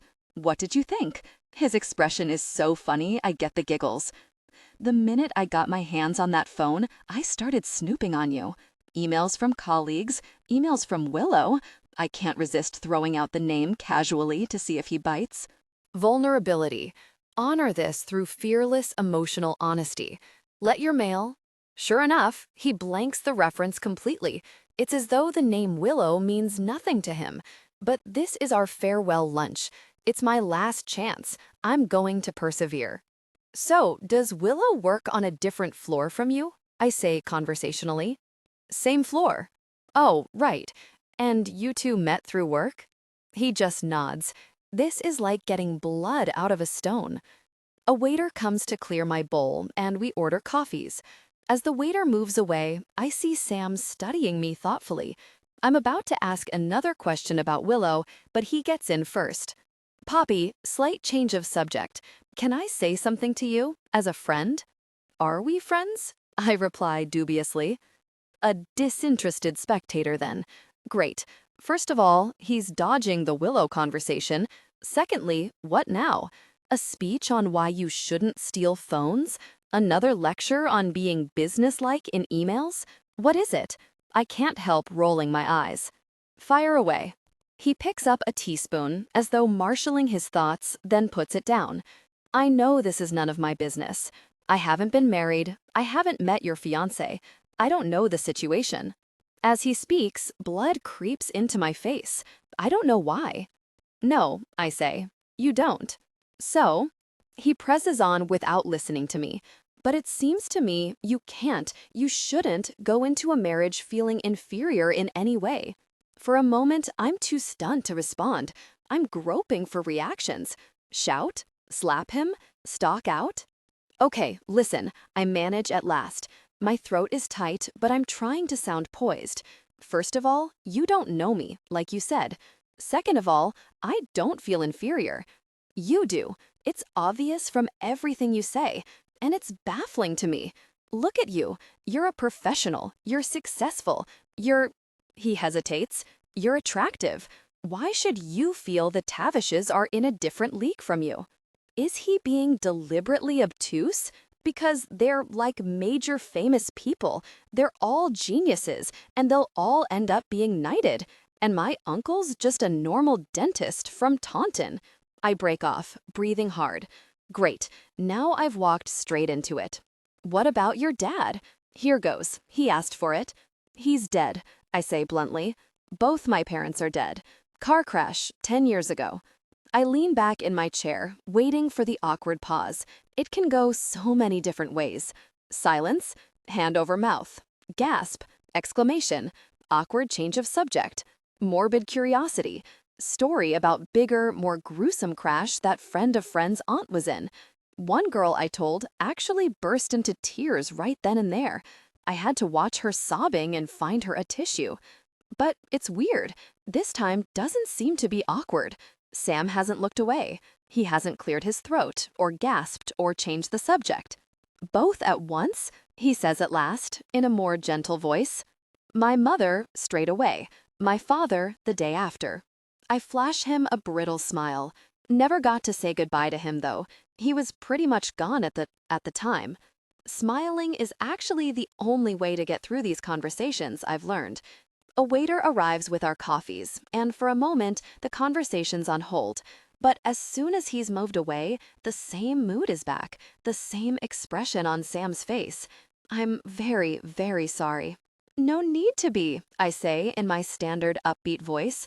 It all worked out. We moved in with my uncle and aunt. He's a dentist, she's a dental nurse. They looked after us, my little brothers and me. So, it's all good. All good. I can feel his eyes on me. I look one way and then the other, dodging them. I stir my cappuccino a little too fast and take a gulp. That explains a lot, says Sam at last. I can't bear his sympathy. I can't bear anyone's sympathy. It does not, I say tightly. It does not. It happened years ago, and it's over, and I'm a grown-up, and I've dealt with it, okay? So, you're wrong. It doesn't explain anything. Sam puts down his espresso cup, picks up his amaretto biscuit, and unwraps it unhurriedly. I meant it explains why you're obsessed with teeth. Oh, touché. I give him a reluctant smile. Yes, I suppose I am fairly familiar with dental care. Sam crunches into his biscuit, and I take another gulp of cappuccino. After a minute or two, it seems as if we've moved on, and I'm wondering if we should get the bill when Sam suddenly says, My friend lost his mother when we were at college. I spent a lot of nights talking with him. Lot of nights. He pauses. I know what it's like. You don't just get over it. And it doesn't make any difference if you're supposedly a grown-up. And it never goes away. He wasn't supposed to come back to the subject. We'd moved on. Most people gallop off to something else with relief. Well, I did get over it, I say brightly, and it did go away. So? Sam nods, as though my words don't surprise him. Yes, that's what he said. To other people, I know. You have to. He pauses. Hard to keep up the facade, though. Smile, keep smiling, don't meet his eyes. But somehow, I can't help it. I do. And my eyes are suddenly hot. Gosh, this hasn't happened for years. Years. Don't look at me like that, I mutter fiercely, glaring at the table. Like what? Sam sounds alarmed. Like you understand. I swallow. Stop it. Just stop it. I take a deep breath and a sip of water. Idiot, Poppy. Get a grip. I haven't let myself be taken off guard like that since I don't even remember when. I'm sorry, says Sam in a low voice. I didn't mean. No, it's fine, but let's move on. Shall we get the bill? Sure. He summons a waiter, and I take out my lip gloss, and after about 2 minutes, I feel back to normal. I try to pay for lunch, but Sam point blank refuses, so we compromise on going Dutch. After the waiter's taken our money and wiped away the crumbs, I look at him across the empty table. Well, slowly, I slide the phone across the table to him. Here you are. Thanks. Nice knowing you and everything. Sam doesn't even look at it. He's gazing at me with the sort of kind, concerned expression that makes me prickle all over and want to throw things. If he says anything more about my parents, I'll just walk. I'll go. I was wondering, he says at last, out of interest, have you ever learned any methods of confrontation? What? I laugh out loud with surprise. Of course not. I don't want to confront anybody. Sam spreads his hands. There you go. There's your problem. I don't have a problem. You're the one with a problem. At least I'm nice, I can't help saying pointedly. You're miserable. Sam roars with laughter, and I flush. Okay, maybe miserable was the wrong word. I'm fine. I reach for my bag. I don't need any help. Come on, don't be a coward. I'm not a coward, I retort in outrage. If you can give it out, you can take it, he says cheerfully. When you read my texts, you saw a curt, miserable jerk, and you told me so. Maybe you're right. He pauses. But you know what I saw when I read yours? No, I scowl at him, and I don't want to know. I saw a girl who races to help others but doesn't help herself, and right now, you need to help yourself. No one should walk up the aisle feeling inferior or in a different league or trying to be something they're not. I don't know exactly who your issues are with, but he picks up the phone, clicks a button, and turns the screen to face me. Really, it's my list, the list I wrote in the church. Things to do before wedding. 1. Become expert on Greek philosophy. 2. Memorize Robert Burns poems. 3. Learn long Scrabble words. 4. Remember, I'm hypochondriac. 5. Beef stroganoff. Get to like. Hypnosis? I feel drenched in embarrassment. This is why people shouldn't share phones. It's nothing to do with you, I mutter, staring at the table. I know, he says gently. I also know that standing up for yourself can be hard, but you have to do it. You have to get it out there, before the wedding. I'm silent a minute or two. I can't bear him to be right, but deep down inside me, everything he's saying is feeling true, like Tetris blocks falling one by one into place. I let my bag drop down onto the table and rub my nose. Sam patiently waits while I get my thoughts in order. Vulnerability. Honor this through fearless emotional honesty. Let your mail. It's all very well you telling me that, I say finally. It's all very well saying get it out there. What am I supposed to say to them? Them being, I don't know, his parents, I guess. I suddenly feel disloyal talking about Magnus' family behind his back. But it's a bit late for that. Sam doesn't hesitate for a minute. You say, Mr. and Mrs. Tavish, you're making me feel inferior. Do you really think I'm inferior, or is this just in my mind? What planet do you live on? I stare at him. I can't say that. People don't say things like that. Sam laughs. Do you know what I'm about to do this afternoon? I'm about to tell an industry CEO that he doesn't work hard enough, that he's alienating his fellow board members, and that his personal hygiene is becoming a management issue. Oh my God, I'm cringing at the thought. No way. It's going to be fine, says Sam calmly. I'll take him through, point by point, and by the end, he'll be agreeing with me. It's just technique and confidence. Awkward conversations are kind of my specialism. I learned a lot from Nick, he adds. He can tell people that their company is a pile of mess and they lap out of his hand, or even that their country is a pile of mess. Wow, I'm a bit awestruck. Come and sit in on the meeting, if you're not busy. There'll be a couple of other people. Really? He shrugs. It's how you learn. I had no idea you could be a specialist at awkward conversations. I'm trying to picture myself telling someone that their personal hygiene is an issue. I can't imagine finding the words to do that in a million years. Oh, come on. I have to see this. Okay, I find myself smiling. I will, thanks. He hasn't picked up the phone, I suddenly notice. It's still lying on the table. So, shall I bring this along to your office? I say casually. Sure. He's shrugging on his jacket. Thanks. Excellent. I get to check my texts again. Result. Soup, duck, etc. Which I know looks all cool and streamlined, but what sort of soup? What sort of duck? Isn't that illegal? What if I wanted to pay in dollars? Would they have to let me? Okay, this is ridiculous. You write a menu which no one understands, and then you pay someone to explain it.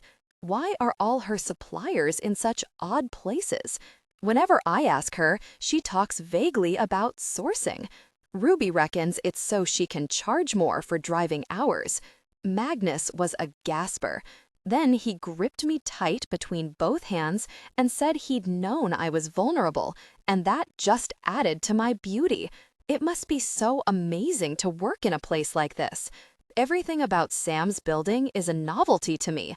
From the massive escalator, to the whizzy lifts, to the laminated card with my photo on it, which got made by a machine in about 3 seconds. When visitors come to First Fit Physio, we just sign them in with a book from Staples. We go up to the 16th floor and along a corridor with a bright green carpet, black and white photos of London on the wall, and funky seating in random shapes. On the right are individual glass-fronted offices, and on the left is a big, open-plan area with multicolored desks. Everything here is so cool. There's a water machine, like we have, but there's also a coffee station with a real Nespresso machine and a Smeg fridge and a massive bowl of fruit. I am so talking to Ruby about staff conditions at First Fit Physio. Sam. A man in a navy linen jacket greets Sam, and as they talk, I peer all around at the open-plan office area, wondering if I might spot Willow. That girl with wavy blonde hair, talking into a headset, sitting with her feet up on a chair. Could that be her? Okay, Sam seems to be wrapping up the conversation. That's interesting, Nahal. I'll have a think. Nahal. My ears prick up. I know that name from somewhere. I'm sure I do. What was it now? Nahal. Thanks, Sam, Nahal is saying. I'll just forward that document to you right now. As he's tapping at his phone, I suddenly remember. Congratulate him on his baby, I whisper to Sam. Nahal's wife just had a baby last week. Yasmin, 7 pounds. She's gorgeous. Didn't you see the email? Oh, Sam looks taken aback, but recovers smoothly. Hey, Nahal, congrats on the baby, by the way. Fantastic news. Yasmin's a lovely name. I beam at Nahal. And 7 pounds, what a good size. How is she doing? How's Anita? Joins in Sam. They're both very well, thanks. I'm sorry, I'm not sure we've met? Nahal glances at Sam for help. This is Poppy, says Sam. She's here to do some consultation. Right. Nahal shakes my hand, still looking puzzled. So how did you know about the baby? Because Sam mentioned it to me, I lie smoothly. He was so thrilled for you, he couldn't help telling me. Isn't that right, Sam? Ha, Sam's face. That's right, he says finally. Delighted. Wow, Nahal's face suffuses with pleasure. Thanks, Sam. I didn't realize you'd be so... He breaks off awkwardly. No problem. Sam lifts a hand. Congratulations again. Poppy, we should really be getting on. As Sam and I walk across the office, I want to giggle at his expression. Can you cut it out, please? Sam murmurs without moving his head. First animals, now babies. What kind of reputation are you going to give me? A good one, I retort. Hey, Sam. A voice hails us from behind, and we turn to see Matt Mitchell glowing with delight. I just heard the news. Sir Nicholas is joining the Guatemala trip. That's awesome. Yes, Sam nods brusquely. We spoke about it last night. Well, I wanted to thank you, he says earnestly. I know this was your influence. You two guys will add so much heft to the cause. Oh, and thanks for the donation. We really appreciate it. I stare in astonishment. Sam gave a donation to the Guatemala trip? He gave a donation? Now Matt is beaming at me. Hello again. Are you interested in the Guatemala trip? Oh my God, I would love to go to Guatemala. Well, I begin enthusiastically before Sam cuts me off firmly. No, she's not. Honestly, what a spoil sport. Maybe next time, I say politely. I hope it goes well. As Nat Mitchell heads back down the corridor and we walk on, I'm mulling hard on what I just heard. You never told me Sir Nicholas was going to Guatemala, I say at last. No? Sam doesn't sound remotely interested. Well, he is. And you gave them a donation, I add. So you do think it's a good cause. You think it's worth supporting. I gave them a small donation. He corrects me with a forbidding look, but I'm undeterred. So actually, that situation turned out really well. Not a disaster at all. I count off thoughtfully on my fingers. And the girls in admin think you're wonderful, and the whole ideas initiative is brilliant. And you've got some interesting new thoughts for the company. And Nahal thinks you're the bee's knees. And so does Chloe and all her department. And Rachel loves you for doing the fun run. Where exactly are you going with this? Sam's expression is so ominous, I quail slightly. Nowhere, I backtrack. Just saying, maybe I'll keep quiet now for a while. After the lobby, I was expecting to be impressed by Sam's office, but I'm more than impressed. I'm awestruck. It's a huge corner space with windows overlooking Blackfriars Bridge, a designer light sculpture hanging from the ceiling, and a massive desk. There's another, smaller desk outside, which I guess is where Violet used to sit. By the window is a sofa, which is where Sam ushers me. The meeting's not for 20 minutes. I've got to catch up with some stuff. Make yourself comfortable. I sit on the sofa quietly for a few minutes, but it's quite boring just sitting on a sofa. At last, I get up and wander to the window, gazing down at all the little cars whizzing over the bridge.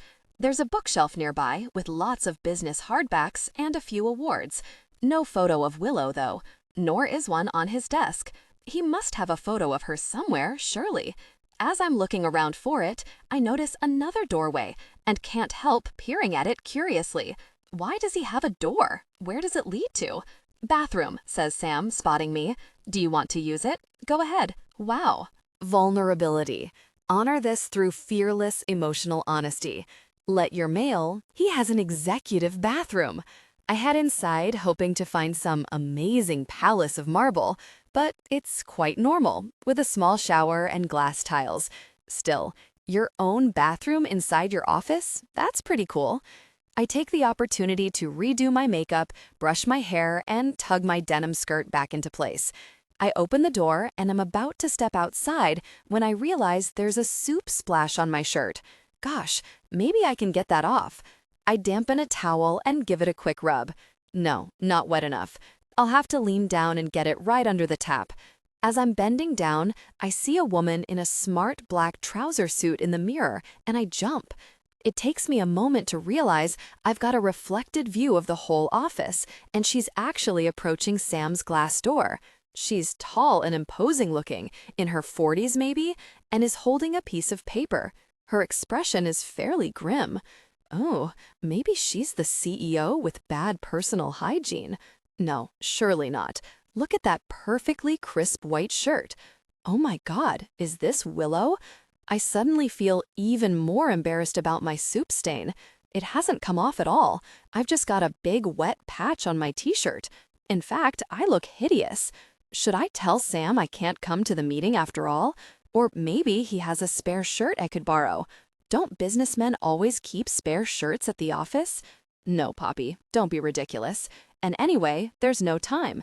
The woman in the black suit is already rapping at his door and pushing it open. I watch in the mirror on tenterhooks. Sam, I need a word. Sure, what is it? He looks up and frowns at her expression. Vix, what's up? Vix? Of course this is Vix, head of PR. I should have realized at once. I feel I already know her from all her emails, and she's just as I imagined. Sharply cut brunette hair, businesslike manner, sensible shoes, expensive watch, and right now a look of massive stress on her face. Only a handful of people know about this, she says as she closes the door. An hour ago, I had a call from a mate of mine at ITN. They've got hold of an internal memo from Nick, which they're planning to splash across the 10 o'clock bulletin. She winces. It's bad, Sam. Memo? He looks perplexed. What memo? A memo he apparently sent to you and Malcolm several months ago now, when you were doing that advisory work with BP? Here, have a read. After about 10 seconds, I peep round the side of the ajar bathroom door. I can see Sam reading a printed sheet, an expression of shock on his face. What? Really? I know. Vix lifts her hands. I know. He seems speechless. It's a disaster, Vix says calmly. He's basically talking about accepting bribes. Put that together with the fact he's on a government committee right now. She hesitates. You and Malcolm could be compromised too. We'll need to look at that. But I've never seen this memo in my life. Sam finally has found his voice. Nick didn't send this to me. He didn't write these things. He would never have written these things. I mean, he sent us a memo which began the same way, but yes, that's what I gather from Malcolm too. The memo he received wasn't word for word the same as this one. Not word for word? Echoes Sam impatiently. It was totally, really different. Yes, it may have been about BP. Yes, it may have raised the same issues, but it did not say these things. He hits the page. I don't know where the hell this has come from. Have you spoken to Nick? Of course. He says the same thing. He didn't send this memo. He's never seen it before. He's as baffled as we are. So, Sam exclaims impatiently, head this off. Find the original memo, phone your friend at ITN, tell them they've been sold a pup. The IT guys will be able to prove what was written when. They're good at that stuff. He breaks off. What? We've tried. She exhales. We've looked. We can't find an original version of the memo anywhere. What? He stares at her. But that's crazy. Nick must have saved it. They're searching, here and at his Berkshire office. So far, this is the only version they've managed to find on the system. She taps the paper. Bullshit. Sam gives an incredulous laugh. Wait, I have it myself. He sits down and opens up a file. I would have... He clicks a few more times. Here we are. You see, here it is. He breaks off, breathing hard. What the... There's silence. I can hardly breathe. No, expostulates Sam suddenly. No way. This is not the version I received. He looks up, his face baffled. What's going on? I had it. Not there? Vix's voice is tight with disappointment. Sam is clicking frantically at his computer again. This makes no bloody sense, he's saying, almost to himself. The memo was emailed over. It came to Malcolm and me on the system. I had it. I read it with my own eyes. It has to be here. He glowers at his screen. Where on earth is that freaking email? Did you print it out? Did you keep it? Do you still have that original version? I can see the hope in Vic's eyes. There's a long silence. No, Sam exhales. I read it online. Malcolm? He didn't print it out either, and he can only find this version on his system. Okay, Vic sags a little. Well, keep trying. It has to be there. Sam sounds adamant. If the techies say they can't find it, they're wrong. Put more of them on it. They're all searching. We haven't told them why, obviously. Well, if we can't find it, you'll just have to tell ITN it's a mystery to us, says Sam energetically. We refute it. We make it crystal clear that this memo was never read by me, never written by Nick, has never been seen before by anyone in the company. Sam, it's on the company system. Vic sounds weary. We can hardly claim that no one in the company has ever seen it, unless we can find the other memo. Her phone bleeps with a text, and she glances at it. That's Julian from legal. They're going to go for an injunction, but she gives a hopeless shrug. Now that Nick's a government advisor, there's not much chance. Sam is peering at the sheet of paper again, a frown of distaste on his face. Who wrote this crap? He says. It doesn't even sound like Nick. God knows. I'm so rapt that when my phone buzzes, I nearly expire in fright. I glance at the screen and feel another jolt of fright. I can't stay hiding here. I quickly press talk and hurry out of the bathroom, my legs wobbly. Sorry to disturb, I say awkwardly, and hold out the phone. Sam, it's Sir Nicholas for you. Vic's expression of horror almost makes me want to laugh, except she looks as though she wants to strangle someone, and that someone could be me. Who's she? She snaps, eyeing the stain on my t-shirt. Is this your new PA? No, she's... Sam waves it off. Long story. Nick, he exclaims into the receiver. I've just heard. Jesus, did you hear any of that? Says Vix to me in a savage undertone. No. I mean, yes, a bit. I'm gabbling in fright, but I wasn't listening. I didn't hear anything. I was brushing my hair really hard. Okay, I'll be in touch. Keep us posted.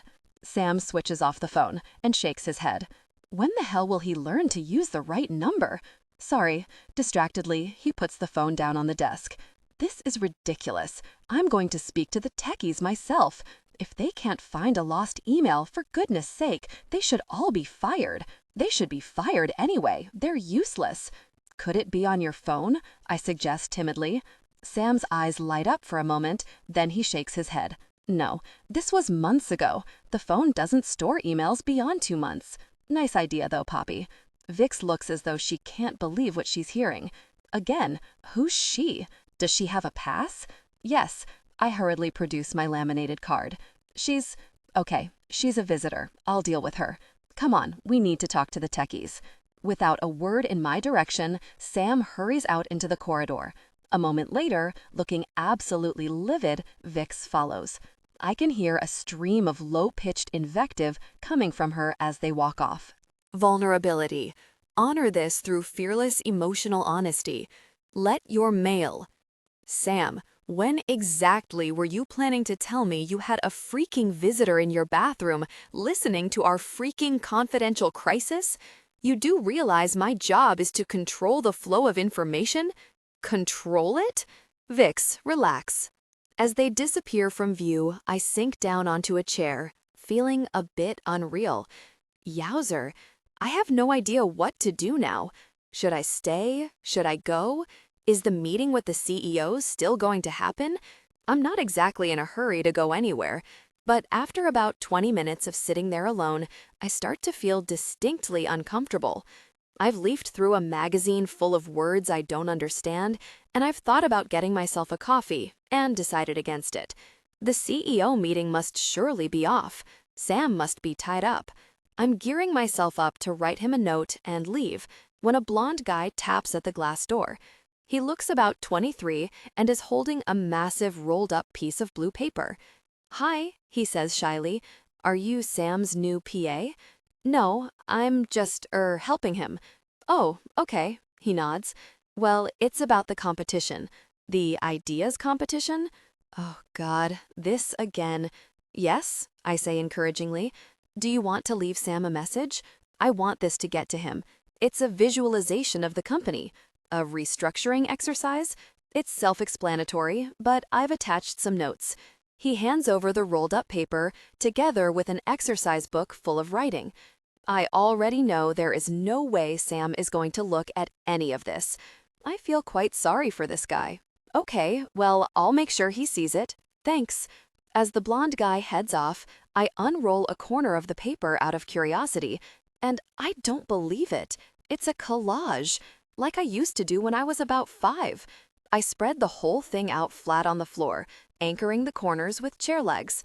It's in the design of a tree, with photos of staff stuck onto the branches. God only knows what it's supposed to say about the structure of the company. I don't care.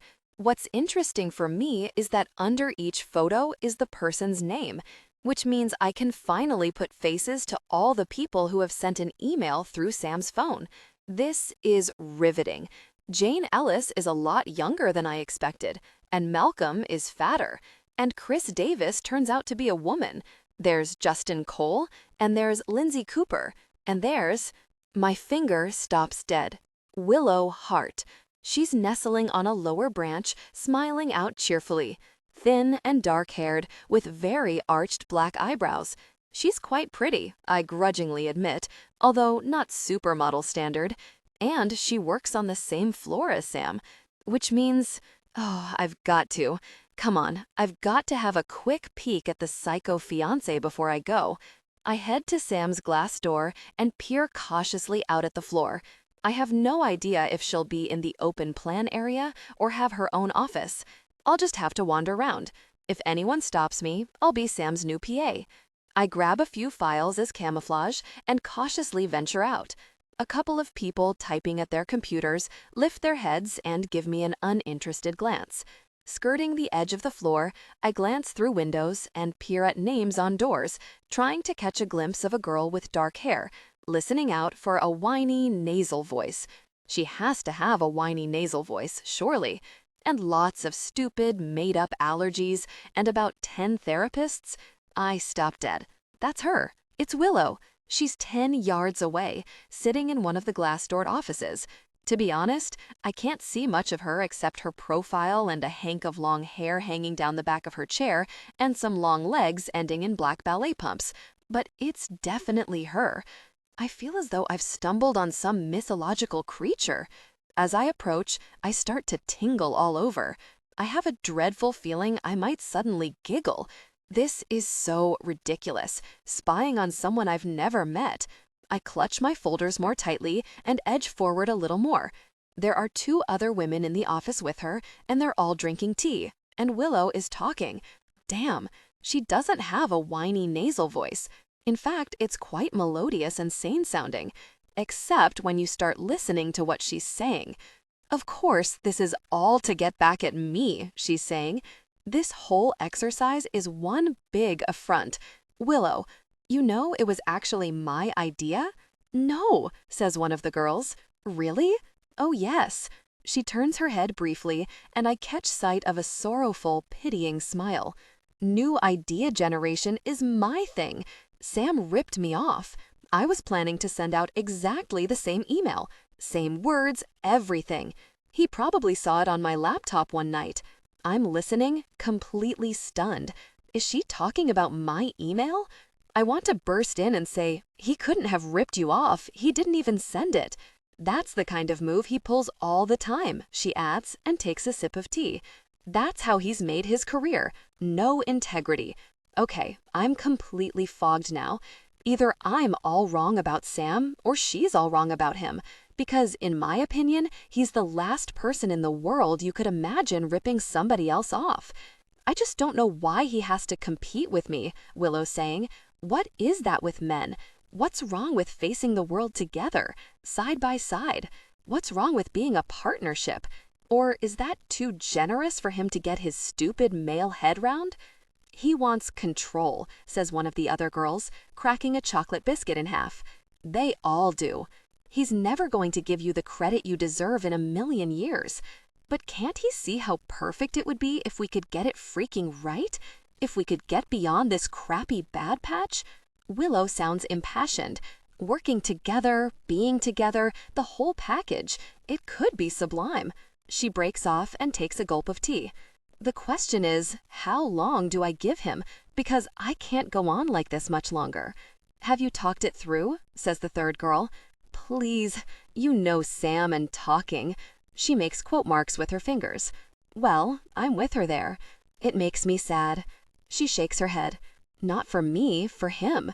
He can't see what's in front of his face, and he doesn't know how to value what he has. And you know what? He's going to lose it, and then he's going to want it. But it'll be too late. Too late. She bangs her teacup down. Gone. I'm suddenly gripped. I'm seeing this conversation in a new light. I'm realizing that Willow has more insight than I gave her credit for. Because, if truth be told, this is just what I feel about Sam and his father. Sam can't see what he's losing, and when he does, it may be too late. Okay, I know I don't know the whole story between them, but I've seen the emails. I've got the idea. My thoughts stop abruptly in their tracks. Alarm bells have started to ring in my head, first distant, but now getting loud and clangy. Oh no, oh no, oh God. Sam's father. April 24. That's today. I'd completely forgotten. How could I be so stupid? Horror is rising up in me like chill water. Sam's dad's going to pitch up at the Chiddingford Hotel, expecting some lovely reunion. Today. He's probably on his way already. He'll be all excited, and Sam won't even be there. He's not going to the conference until tomorrow. Gosh, I've really messed up. I'd forgotten all about it. With all the other emergencies going on, what do I do? How do I solve this? I can't tell Sam. He'll go absolutely mad, and he's so stressed anyway. Do I cancel the dad? Send a quick rain check ecology email? Or will that make everything even worse between them?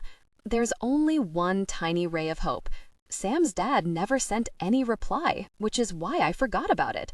So maybe he never even got the email. Maybe it's all okay. I suddenly realize I'm nodding emphatically, as though to persuade myself. One of the girls with Willow looks up and eyes me curiously. Oops, right, I say out loud. So I'll just... Good, yes. I hastily turn on my heel. If there's one thing I don't want, it's being busted by Willow. Vulnerability. Honor this through fearless emotional honesty. Let your mail... I scurry to the safety of Sam's office and am about to grab the phone to email Sam's dad when I see Sam and Vix marching back toward the office, apparently in the middle of a blazing argument. They look a bit terrifying, and I find myself backing hastily into the bathroom. As they stride in, neither of them even notices me. "We cannot release this statement," Sam is saying furiously. He crumples the piece of paper he's holding and throws it in the bin. "It's a travesty. You're completely treating Nick unfairly. You realize that? That's not fair, Sam." Vix looks prickly. "I'd say it's a reasonable and balanced official response. Nothing in our statement says he did or didn't write the memo. But it should. You should be telling the world that he would never say these things in a million years. You know he wouldn't. That's for him to say in his own personal statement. What we can do is look as though we condone these kinds of practices. Hanging John Gregson out to dry was bad enough," says Sam, his voice low, as though he's trying to keep control of himself. "That never should have happened. He never should have lost his job. But Nick is everything to this company. Sam, we're not hanging him out to dry. He's going to release his own statement. He can say what he likes in that." "Great," says Sam sarcastically, "but meanwhile his own board won't stand by him. What kind of vote of confidence is that? Remind me not to hire you to represent me if I'm ever in a spot." Vix flinches but says nothing. Her phone buzzes, but she presses ignore. "Sam." She stops, then takes a deep breath and starts again. "You're being idealistic. I know you admire Nick. We all do. But he's not everything to this company. Not anymore." She winces at Sam's glare but carries on. He's one man. One brilliant, flawed, high-profile man. In his 60s. He's our leader. Sam sounds livid. "Bruce is our chairman. Nick founded this really company, if you remember. A long time ago, Sam. A very long time ago." Sam exhales sharply and walks a few paces off, as though trying to calm himself. I'm watching, agog, not daring even to breathe. "So you side with them," he says at last. "It's not a question of siding. You know my affection for Nick." She's looking more and more uncomfortable. "But this is a modern business, not some quirky family firm. We owe it to our backers, our clients, our staff. Jesus Christ, Vix, listen to yourself." There's a sharp silence. Neither of them is looking at the other. Vic's face is creased and troubled looking. Sam's hair is more rumpled than ever, and he looks absolutely furious. I feel a bit stunned by the intensity in the room. I always thought being in PR sounded like a fun job. I had no idea it was like this. "Vix." The unmistakable drawl of Justin Cole hits the air, and a moment later he's in the room, wafting Fahrenheit and satisfaction. "Got this under control, have you? The lawyers are on it. We're just drafting a press statement." She gives him a tight smile. Because, for the sake of the company, we need to be careful that none of the other directors are tainted with these unfortunate views. You know what I'm saying? It's all in hand, Justin. From Vic's sharp tone, I'm guessing she doesn't like Justin any more than Sam does. Great, of course. Very unfortunate for Sir Nicholas. Great shame. Justin looks delighted. Still, he is getting on now. He is not getting on. Sam scowls at Justin. You really are an arrogant little gosh. Temper, temper, Justin says pleasantly. Oh, tell you what, Sam, let's send him an e-card. Really? Guys. Vix sounds close to the edge. I can totally understand now why Sam was talking about victories in camps. The aggression between these two is brutal. They're like those stags who fight every fall until they wrench each other's antlers off. Justin shakes his head pityingly, his expression changing briefly to surprise as he clocks me in the corner, then saunters out again. That memo is a smear, Sam says in a low, furious voice. It's planted. Justin Cole knows it and he's behind it. What? Vic sounds at the end of her tether. Sam Roxton, you do not go around saying things like that. You'll sound like a conspiracy nutter. It was a different, really, memo. Sam sounds like he's beyond exasperation with the whole world. I saw the original version. Malcolm saw it. There was no talk of bribes. Now it's disappeared from the whole computer system. No trace. Explain that and then call me a conspiracy nutter. I can't explain it, says Vix after a pause, and I'm not even going to try. I'm going to do my job. Someone did this. You know it. You're playing right into their hands, Vix. They're smearing Nick, and you're letting them. No, no, stop. Vix is shaking her head. I'm not playing this game. I don't get involved. She walks over to the wastepaper basket, retrieves the crumpled statement, and spreads it out. I can change a detail or two, she says, but I've spoken to Bruce, and we have to go with this. She holds out a pen. You want to make any small amendments? Because Julian is on his way right now to approve it. Sam ignores the pen. What if we find the original memo? What if we can prove this one is a fake?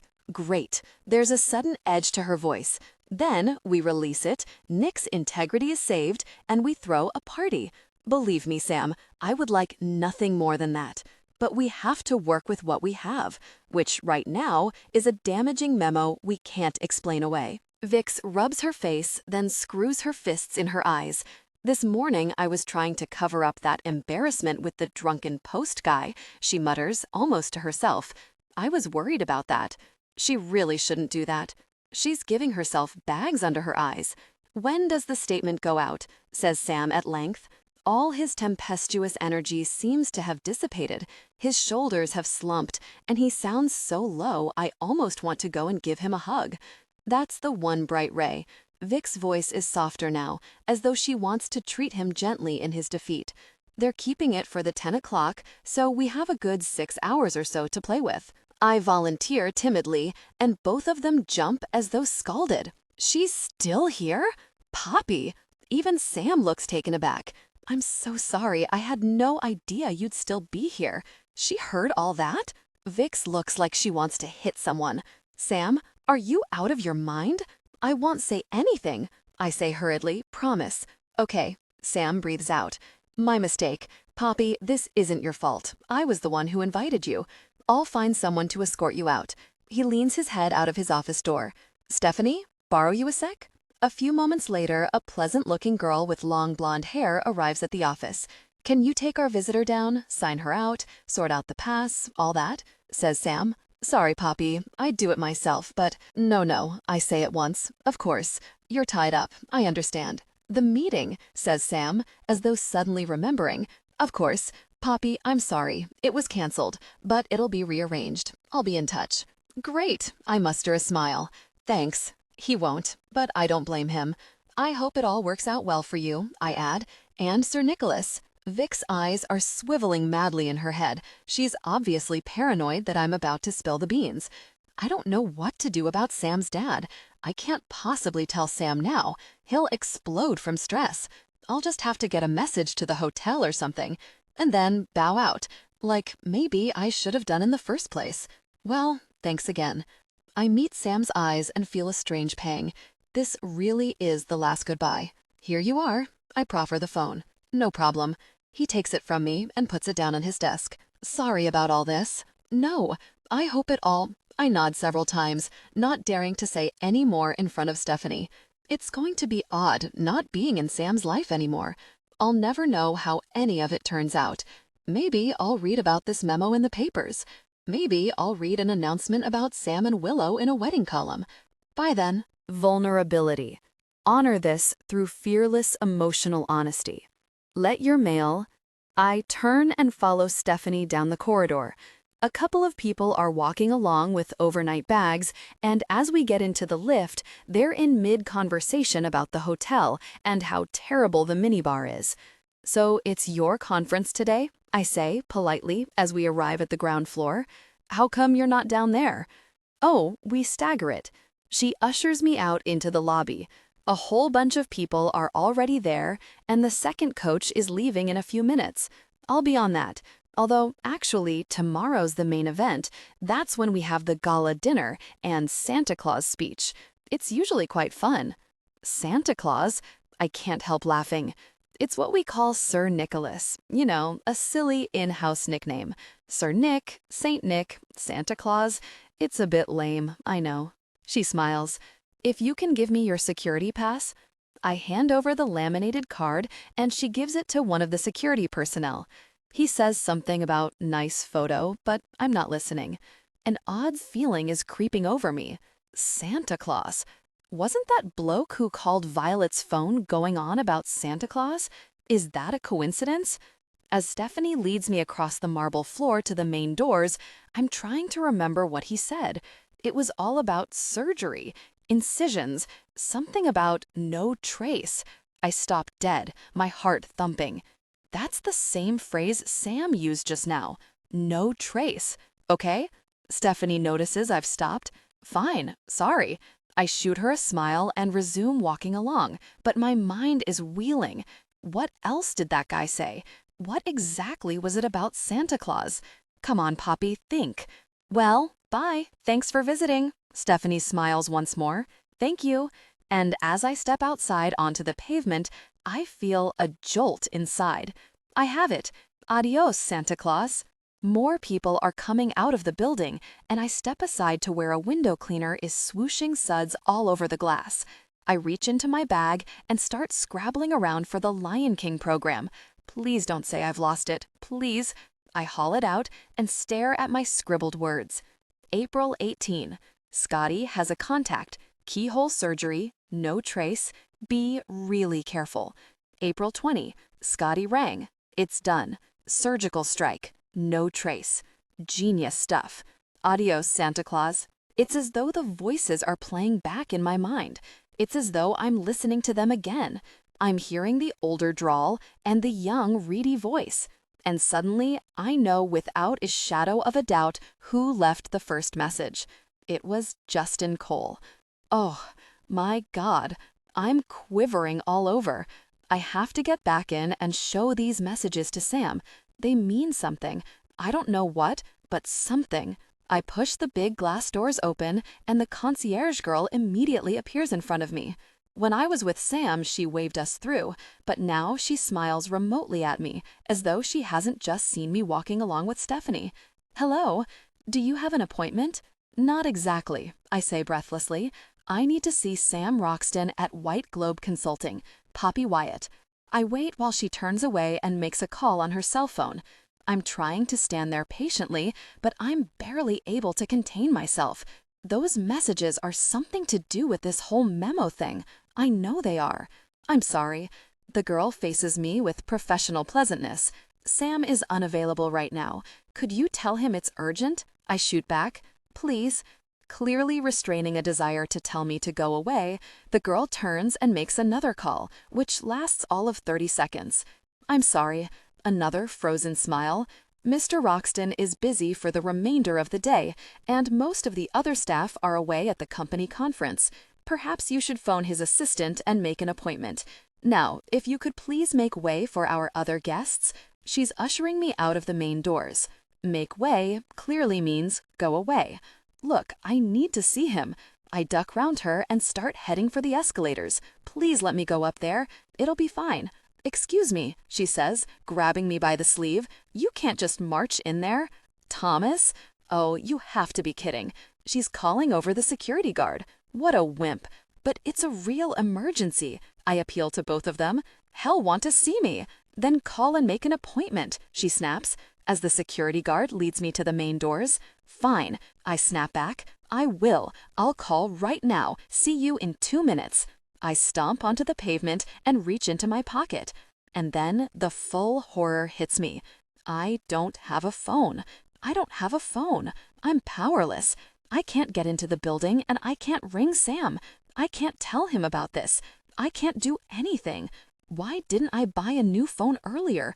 Why don't I always walk around with a spare phone? It should be the law, like having a spare tire. Excuse me. I hurry over to the window cleaner. Do you have a phone I can borrow? Sorry, love. He clicks his teeth. I do, but it's out of battery. Right. I smile, breathlessly with anxiety. Thanks anyway. Oh, I stop midstream, peering through the glass into the building. God loves me. There's Sam. He's standing 20 yards away in the lobby, talking animatedly to some guy in a suit, holding a leather briefcase. Maybe that's Julian from legal. As they head toward the lifts, I push open the main doors. But Thomas, the security guard, is waiting for me. I don't think so, he says, blocking my way. But I need to get in. If you could step aside, but hell want to see me. Sam, over here. It's Poppy. Sam. I yell, but someone's moving a sofa in the reception area, and the scraping sound on the marble drowns me out. No, you don't, says the security guard firmly. Out you go. His hands around my shoulders, and the next thing, I find myself back on the pavement, panting in outrage. I can't believe that just happened. He threw me out. I've never been physically thrown out of anywhere in my life. I didn't think they were allowed to do that. A crowd of people has arrived at the entrance, and I stand aside to let them go in, my thoughts skittering wildly. Should I hurry down the street and try to find a payphone? Should I try to get in again? Should I make a run for it into the lobby and see how far I get before I'm tackled to the ground? Sam's standing there on the lifts now, still talking to the guy with the leather briefcase. He'll be gone in a few moments. It's torture. If I could only attract his attention. No luck, says the window cleaner sympathetically from the top of his ladder. He's covered an entire massive pane of glass with suds and is about to wipe them off with his scraper thing. And then it comes to me. Wait, I call urgently up to him. Don't wipe, please. I've never written in soap suds in my life before, but luckily I'm not aiming for anything very ambitious. Just M-A-S, in 6-foot-high letters. A bit wobbly, but who's fussing? Nice job, says the window cleaner approvingly from where he's sitting. You could come into business with me. Thanks, I say modestly and wipe my brow, my arm aching.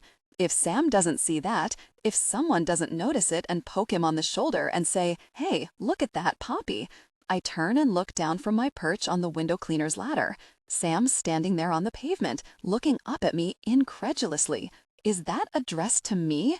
We travel upstairs in silence.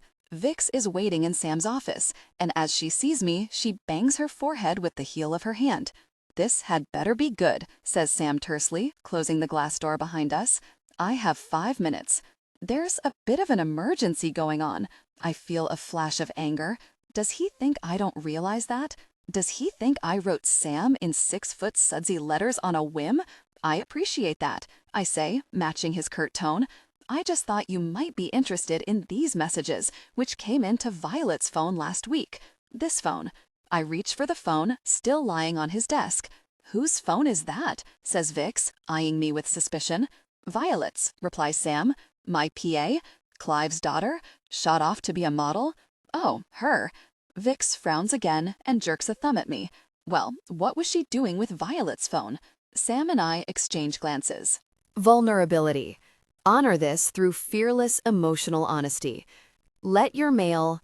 Long story, says Sam at last. Violet threw it away. Poppy was babysitting it.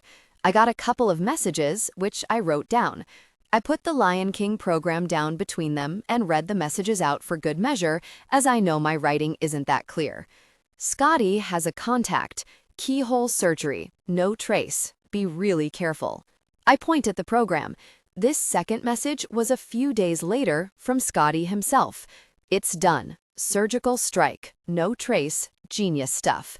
Adios, Santa Claus. I let the words sink in a moment before I add, the first message was from Justin Cole. Justin? Sam looks alert. I didn't recognize his voice at the time, but I do now. It was him talking about keyhole surgery and no trace. Vix. Sam is looking at her. Come on, you've got to see now. I see nothing. Just a few random words. How can we even be sure it was Justin? Sam turns to me. Are these voicemails? Can we still listen to them? No, they were, phone messages. They left them and I wrote them down. Vix looks perplexed. Okay, this makes no sense. Did you introduce yourself? Why would Justin have left a message with you? She exhales angrily. Sam, I don't have time for this. He didn't realize I was a person, I explain, flushing. I pretended to be a person. I pretended to be an answering machine. What? She stares at me, uncomprehending. You know, I put on my voicemail lady voice. I'm afraid the person you've called is not available. Please leave a message. And then he left the message and I wrote it down. Sam gives a muffled snort of laughter, but Vix looks speechless. She picks up the Lion King program, frowning at the words, then flicking through to the inside pages, although the only information she'll find there is the actors' biographies. At last, she puts it back down on the table. Sam, this means nothing. It changes nothing. It does not mean nothing. He shakes his head adamantly. This is it, right here. He jabs a thumb at the program. This is what's been going on. But what's been going on? Her voice rises in exasperation. Who's Scotty, for goodness sake? He called Sir Nicholas Santa Claus. Sam's face is screwed up with thought, which means it's likely to be someone in the company. But where? In IT? Is Violet anything to do with it? I venture. It was her phone after all. There's silence for a moment. Then Sam shakes his head almost regretfully. She was only here for about 5 minutes, and her father's a good friend of Sir Nicholas. I just can't believe she's involved. So why did they leave messages for her? Did they have the wrong number or something? Unlikely. Sam wrinkles his nose. I mean, why this number? Automatically, I look at the phone, flashing away on the desk. I wonder in a detached way if I've got any voicemails. But somehow, right at this minute, the rest of my life seems a million miles away. The world has shrunk to this room. Both Sam and Vix have sunk into chairs, and I follow suit. Who had Violet's phone before her? Says Vix suddenly. It's a company phone. She was only here for, 3 weeks?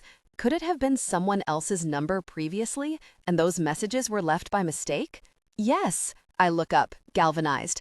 People are always calling the wrong number by mistake and emailing the wrong address. I even do it myself. You forget to delete it and press the contact's name, and the old number pops up, and you don't realize, especially if you go to some generic voicemail. I can see Sam's mind working overtime. Only one way to find out, he says, reaching for a landline phone on the desk. He jabs in a 3-digit speed dial and waits. Hi, Cynthia. Sam here. Just a quick question about the cell phone that was allocated to Violet, my PA. I was wondering, did anyone else have it before her? Did anyone else ever have that number? As he listens, his face changes. He makes a fierce, silent gesture at Vix, who shrugs back helplessly. Great, he says.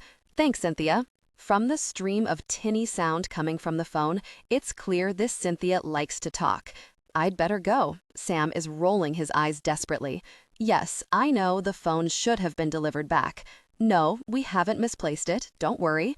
Yes, very unprofessional. No warning? I know. Company property. I'll pop it along. Yes, yes. At last, he manages to extricate himself. He puts the receiver down and is silent for an agonizing 3 seconds before turning to Vix. Ed. No, Vix breathes. Sam has picked up the phone and is staring incredulously at it. This was Ed's company phone till 4 weeks ago. Then it was reassigned to Violet. I had no idea. Sam turns to me. Ed Exton was, I remember. I nod. Finance director. Fired. Suing the company? Jesus.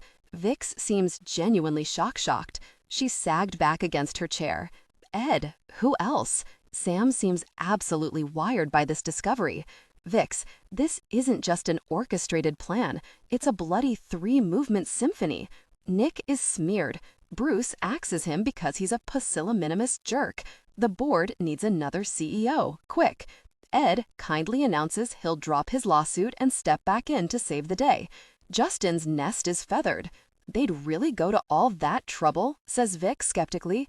Sam's mouth twists into a half smile. Vix, do you have any idea quite how much Ed loathes Nick? Some hacker was paid good money to change that memo and remove the old one from the system. I reckon Ed would spend $100,000 to ruin Nick's reputation. 200 even. Vic's face twists with distaste. This would never happen if the company was run by women, she says at last. Never. Bloody macho jerks. She gets to her feet and heads over to the window, staring out at the traffic, her arms hunched around her body. The question is, who made this happen? Who actually executed it? Sam is sitting on his desk, tapping his pen against his knuckles in an urgent drumbeat, his face taut with concentration. Scotty? Who's that? Someone Scottish? He didn't actually sound Scottish, I volunteer. Maybe his nickname's a joke? Sam suddenly focuses on me, the light dawning on his face. That's it, of course. Poppy, would you know his voice again if you heard it? Sam, Vix interrupts sharply before I can answer. No way, you can't be serious.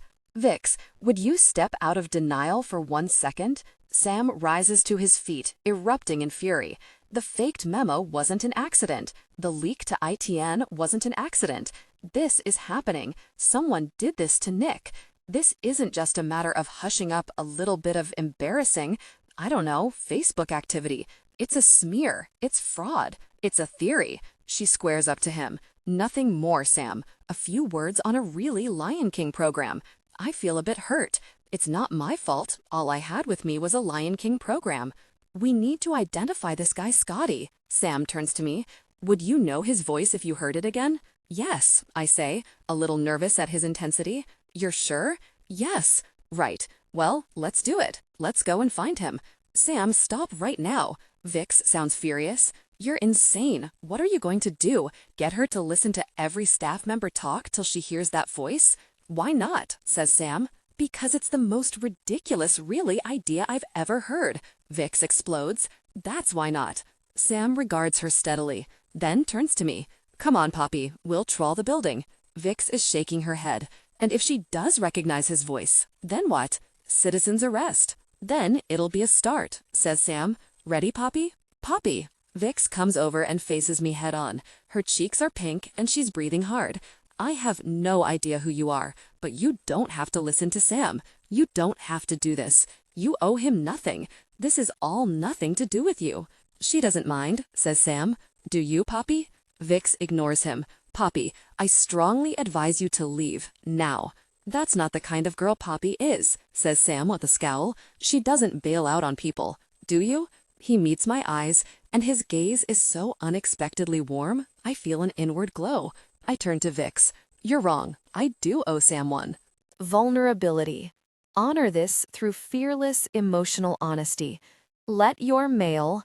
And Sir Nicholas is a potential patient at my physio practice, actually, so he is something to do with me, too.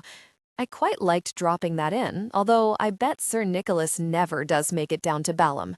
And anyway, I continue, lifting my chin nobly, whoever it was, whether I knew them or not, if I could help in some way, I would. I mean, if you can help, you have to help, don't you think? Vix stares at me for a moment, as though trying to work me out, then gives a strange, wry smile.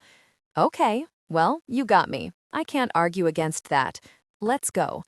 Sam makes for the door. I grab my bag and wish yet again that my t-shirt didn't have a huge, great splotch on it. Hey, Willander, Vix chimes in sarcastically. Small point. In case you'd forgotten, everyone's either at the conference or on their way to the conference. There's another silence, apart from Sam tapping his pen furiously again. I don't dare speak. I certainly don't dare look at Vix. Poppy, says Sam at last, Do you have a few hours? Could you come down to Hampshire? Or than I do, for that matter. Not that anyone's asked me. This is totally surreal and thrilling and a bit of a pain, all at the same time. It's not that I'm regretting my noble gesture, exactly. I still mean what I said in the office. How could I possibly walk away? How could I not at least try to help Sam out? But on the other hand, I thought it would take about half an hour. Not a train journey down to Hampshire just for starters. I'm supposed to be at the hairdresser's right now. I'm supposed to be talking about updos and trying on my tiara. Instead, I'm on Waterloo Station Concourse, buying a cup of tea and clutching the phone, which, needless to say, I grabbed from the desk as we left. Sam could hardly complain. I've texted Sue to tell her that I'm really sorry. I'll have to miss the appointment with Louis, but of course I'll pay the whole fee, and please give Louis my love. I looked at it after I'd finished typing it, and I deleted half the kisses. Then I put them back in again. Then I took them out again. Maybe 5 is enough. Now I'm waiting for Magnus to pick up. He's leaving for his stag trip to Bruges this afternoon, so it's not like I was going to see him, but still, I feel like if I don't at least ring him, it'll be wrong. "Oh, hi, Magnus." Pops. The line is terrible, and I can hear the public address system in the background. "We're about to board. You okay?" "Yes, I just wanted to—" I trail off, not sure where I'm going with this. "Just wanted to tell you that I'm off to Hampshire with a man you know nothing about, embroiled in a situation you know nothing about. I'll be out tonight," I say, lamely, "in case you call." There. That's honest. Kind of. "Okay," he laughs. "Well, you have fun. Sweets, I've gotta go." "Okay, bye. Have a good time."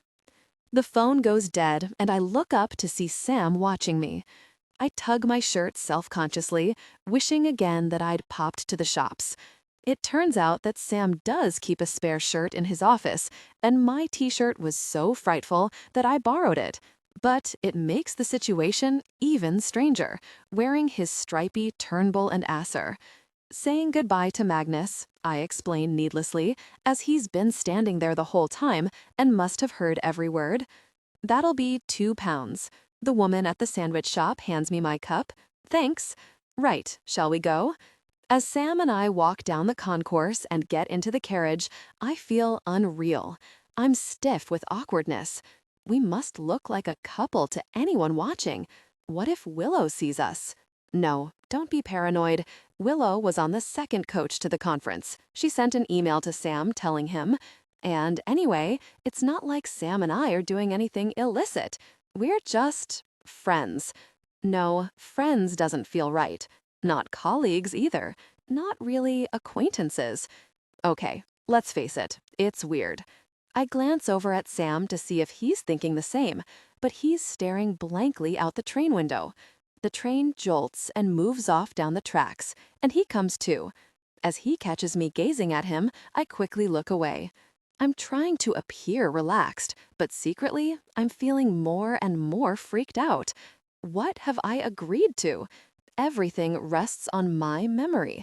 It's up to me, Poppy Wyatt, to identify some voice I heard down a phone days ago for about 20 seconds. What if I fail? I take a sip of tea to calm myself, and I wince. First the soup was too cold, now this is too hot. The train starts rushing along the tracks, and a spot of tea jumps out of the lid, scalding my hand. "Okay?" Sam's noticed me. "Fine." I smile. "Can I be honest?" he says bluntly. "You don't look fine." "I'm good," I protest. "I'm just, there's a lot going on at the moment." Sam nods. "I'm sorry we never got to go through those confrontation techniques I promised." "Oh, that." I brush it off with a hand. "This is more important." "Don't say, oh." Sam shakes his head, looking exasperated. "That's what I'm talking about. You automatically put yourself second." "I don't? I mean, I shrug awkwardly. Whatever. The train pulls up at Clapham Junction, and a group of people files into the carriage. For a while, Sam is engrossed in texting. His phone has been constantly flashing, and I can only imagine how many messages are flying around. Eventually, though, he puts the phone back in his pocket and leans forward, resting his elbow on the little table between us. "Everything okay?" I ask timidly, immediately realizing what an inane question this is. To his credit, Sam ignores it. "I have a question for you," he says calmly. "What is it about these Tavishes that makes you feel as though they're superior?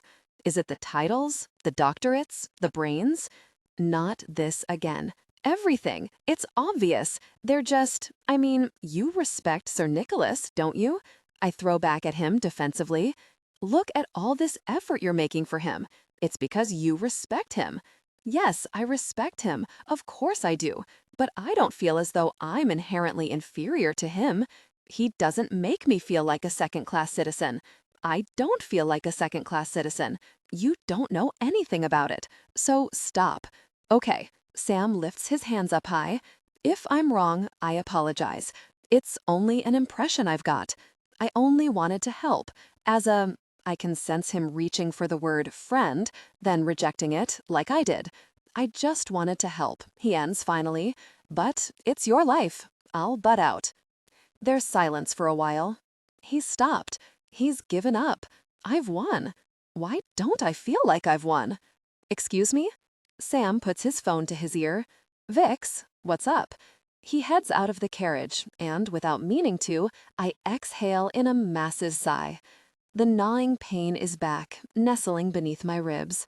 But right now, I can't tell if it's because the Tavishes don't want me to marry Magnus, or because I'm trying to deny it, or because I'm nervous about this whole escapade, or because my tea's too strong.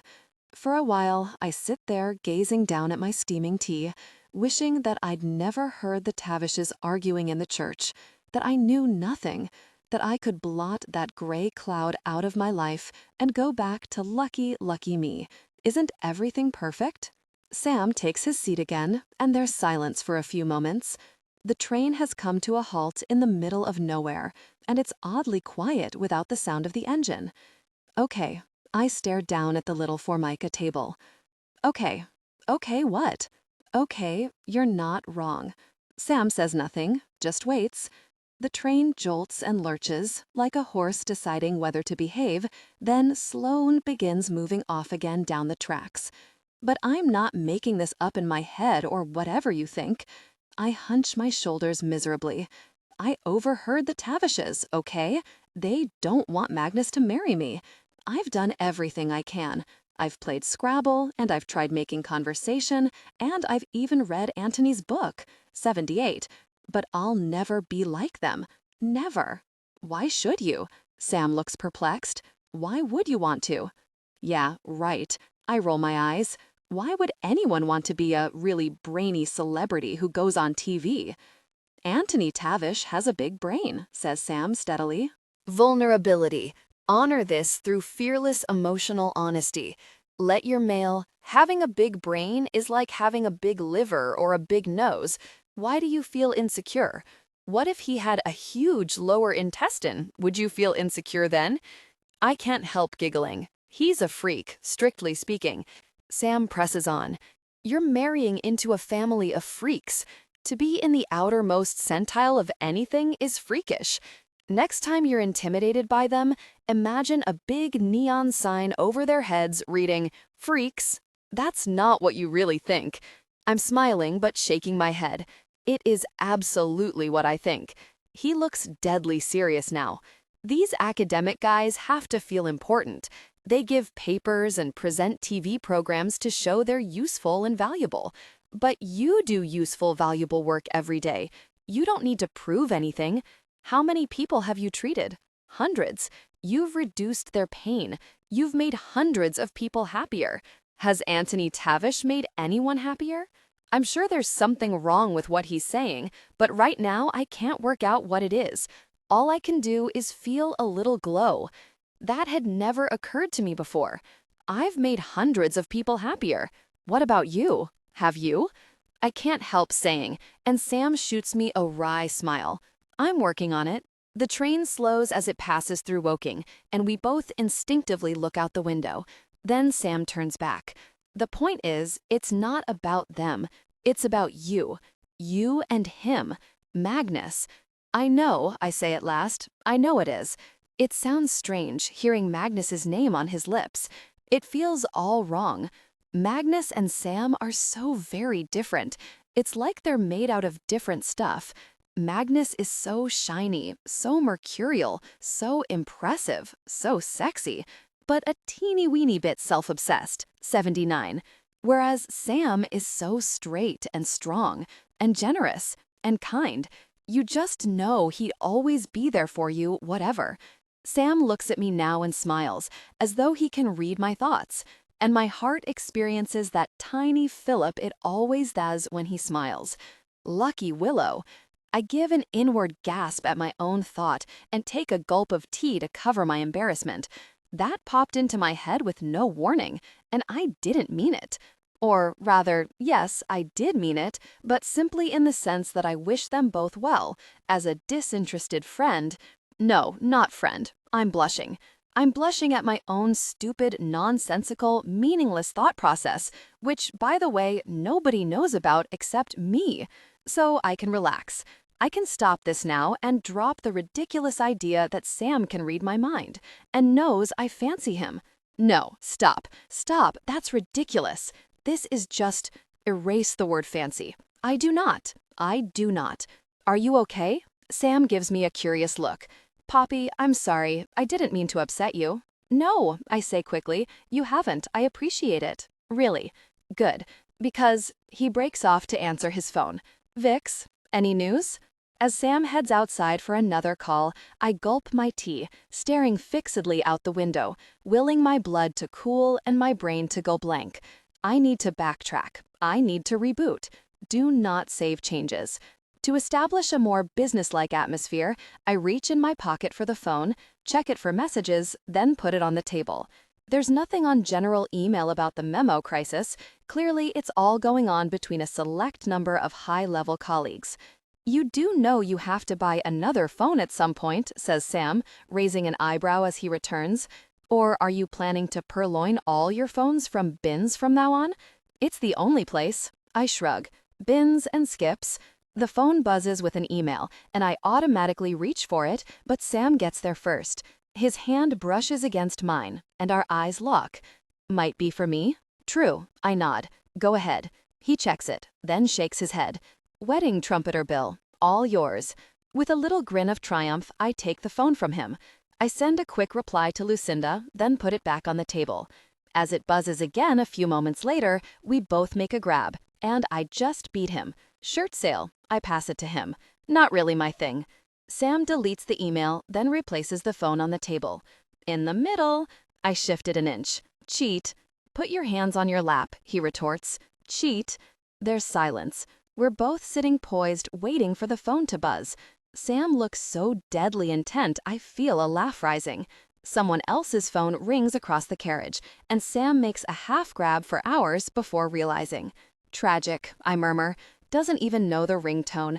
Ours bleeps with a text, and Sam's momentary hesitation is just enough for me to scoop the phone up out of his grasp. Ha ha, and I bet it's for me. I click on the text and peer at it. It's from an unknown number, and only half the message has come in, but I can work out the gist. I read it again, and again. I look up at Sam and lick my suddenly dry lips. Never in a million years was I expecting this. Is it for you? Says Sam. No. I swallow. For you. Vix? His hand is already outstretched. She shouldn't be using that number. No, not Vix. Not work. It's personal. Yet again, I read it over, not wanting to relinquish the phone until I'm absolutely sure of what I'm seeing. I'm not sure if this is the right number, but I had to let you know. Your fiancé has been unfaithful. It's with someone you know. Incoming text. I knew it. I knew she was a difficult person, and this proves she's even worse than I thought. What is it? Sam bangs his hand impatiently on the table. Give. Is it to do with the conference? No. I kit my hands around the phone. Sam, I'm really sorry, and I wish I hadn't seen this first, but it says, I hesitate, agonized. It says, Willow's being unfaithful to you. I'm sorry. Sam looks absolutely shocked. As I hand the phone over, I feel a wrenching sympathy for him. Who the hell sends that kind of news in a text? I bet she's involved with Justin Cole. Those two would totally suit each other. I'm scanning Sam's face for distress, but after that initial flash of shock, he seems extraordinarily calm. He frowns, flicks to the end of the text, then puts the phone back down on the table. "Are you okay?" I can't help venturing. He shrugs. Makes no sense. I know. I'm so stirred up on his behalf, I can't help throwing in my views. Why would she do that? And she gives you such a hard time. She's such a hypocrite. She's horrible. I break off, wondering if I've gone too far. Sam is looking at me oddly. "No, you don't understand. It makes no sense, because I'm not engaged. I don't have a fiancé." "But you're engaged to Willow," I say stupidly. "No, I'm not." But I stare at him blankly. How can he not be engaged? Of course he's engaged. Never have been. He shrugs. "What gave you that idea?" "You told me. I know you told me." My face is screwed up, trying to remember. At least, yes, it was in an email. Violet sent it. It said, "Sam's engaged." I know it did. "Oh, that." His brow clears. "Occasionally, I've used that as an excuse to get rid of persistent people." He adds, as though to make it clear, "women." "An excuse?" I echo incredulously. "So, who's Willow then?" he says after a pause. "We split up 2 months ago." Ex-girlfriend? For a moment, I can't speak. My brain feels like a fruit machine, whirling around trying to find the right combination. I can't cope with this. He's engaged. He's supposed to be engaged. But you should have said. My agitation bursts out at last. "All this time, you let me think you were engaged?" "No, I didn't. I never mentioned it." He looks perplexed. "Why are you angry?" I don't know. It's all wrong. I'm breathing hard, trying to order my thoughts. How can he not be with Willow? Everything's different now, and it's all his fault. We talked so much about everything. I try to speak more calmly. "I mentioned Willow several times, and you never specified who she was. How could you be so secretive?" "I'm not secretive." He gives a short laugh. "I would have explained who she was if the subject had come up. It's over. It doesn't matter." Of course it matters. Why? I want to scream with frustration. How can he ask why? Isn't it obvious? Because she behaves as though you're together. Vulnerability. Honor this through fearless emotional honesty. Let your mail. And suddenly, I realize this is what's upsetting me the most. She behaves as though she has every right to rant at you. That's why I never doubted you were engaged. What's that all about? Sam flinches as though with irritation but says nothing. She coughs your PA. She blurts everything out in public emails. It's bizarre. Willow's always been an exhibitionist. She likes an audience. He sounds reluctant to get into this. She doesn't have the same boundaries as other people. Too right she doesn't. Do you know how possessive she is? I overheard her talking at the office. A loudspeaker starts broadcasting announcements about upcoming stations, but I raise my voice over the noise. You know she complains about you to all the girls at the office? She told them you're just going through a bad patch and you need to wake up, or you're going to realize what you're about to lose, i.e. her. We're not going through a bad patch. I hear a flash of real anger in his voice. We're over. Does she know that? She knows. Are you sure? Are you totally positive that she realizes? Of course. He sounds impatient. It's not of course. How exactly did you break up? Did you sit down and have a proper talk with her? There's silence. Sam's not meeting my eye. He so did not sit down and have a proper talk with her. I know it. He probably sent her a brief text saying, "Over, Sam." Well, you need to tell her to stop all this ridiculous emailing, don't you? I try to get his attention. "Sam?" He's checking his phone again. Typical. He doesn't want to know, he doesn't want to talk about it, he doesn't want to engage. A thought strikes me. Oh my God, of course. Sam, do you ever actually reply to Willow's emails? He doesn't, does he? Suddenly, it's all clear. That's why she starts a fresh one each time. It's like she's pinning messages to a blank wall. So if you never reply, how does she know what you really think? I raise my voice still further over the speaker. Oh, wait, she doesn't. That's why she's so deluded about everything. That's why she thinks you still somehow belong to her. Sam isn't even meeting my eye. God, you are really stubborn, I yell in exasperation, just as the announcement stops. Okay, obviously I wouldn't have spoken so loudly if I'd realized that was about to happen. Obviously I wouldn't have used such strong language. So that mother with her children sitting 3 rows away can stop shooting me evil looks as though I'm personally corrupting them. You really are, I continue in a furious undertone. You can't just blank Willow Kraut and think she'll go away. You can't press ignore forever. She won't go away, Sam. Take it from me. You need to talk to her and explain exactly what the situation is and what is wrong with all this. And look, leave it. Sam sounds irate. If she wants to send pointless emails, she can send pointless emails. It doesn't bother me. But it's toxic. It's bad. It shouldn't happen. You don't know anything about it, he snaps. I think I've pressed a nerve. And by the way, that's a joke. I don't know anything about it. I know all about it. I contradict him. I've been dealing with your inbox, remember? Mr. Blank, no reply, ignore everything and everyone. Sam glares at me. Just because I don't reply to every email with 65 bloody smiley faces, he is not turning this against me. What's better, smiley faces or denial? Well, you don't reply to anyone, I retort scathingly. Not even your own dad? What? He sounds scandalized. What the hell are you going on about now? I read his email, I say defiantly, about how he wants to talk to you, and he wishes you'd come and visit him in Hampshire, and he's got something to tell you. He said you and he hadn't talked for ages, and he missed the old days, and you didn't even answer him. You're heartless. Sam throws his head back in a roar of laughter. Oh, Poppy, you really don't know what you're talking about. I think I do. I think you don't.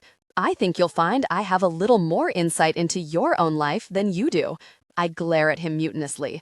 Now, I hope Sam's dad did get my email. Wait till Sam arrives at the Chiddingford Hotel and finds his father there, all dressed up and hopeful with a rose in his buttonhole. Then, maybe he won't be so flippant. Sam has picked up our phone and is reading the text again. I'm not engaged, he says, his brows knitted. I don't have a fiancé. Yes, I got that, thanks, I say sarcastically. You just have a psychotic ex who thinks she still owns you, even though you broke up 2 months ago. No, he shakes his head. You're not following. The two of us are effectively sharing this phone right now, yes? Yes. Where's he going with this? So this message could have been meant for either of us. I don't have a fiancé, Poppy. He raises his head, looking a little grim. But you do. I stare at him uncomprehendingly for a moment.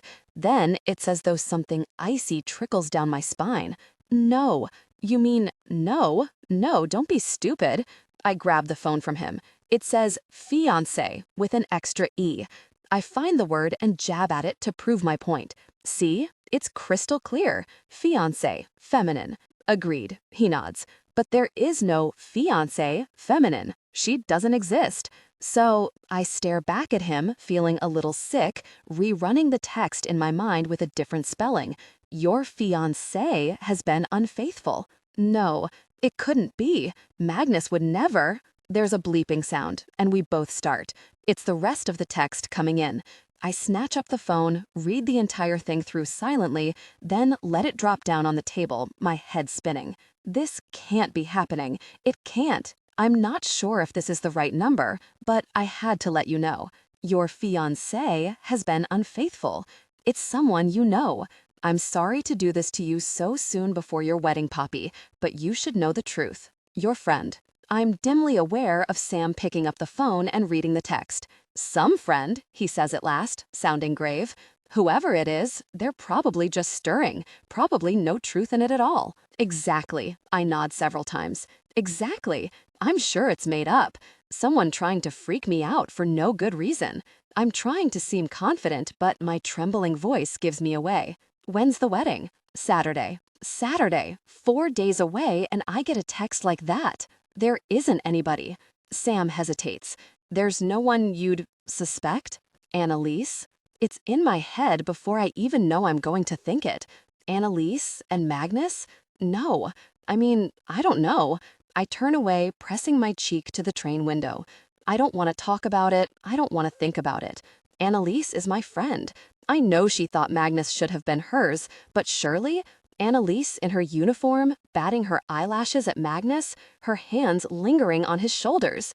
No, stop it. Stop it, Poppy. I bring my hands up to my face, screwing my fists into my eye sockets, wanting to rip my own thoughts out. Why did whoever it is have to send that text? Why did I have to read it? It can't be true. It can't.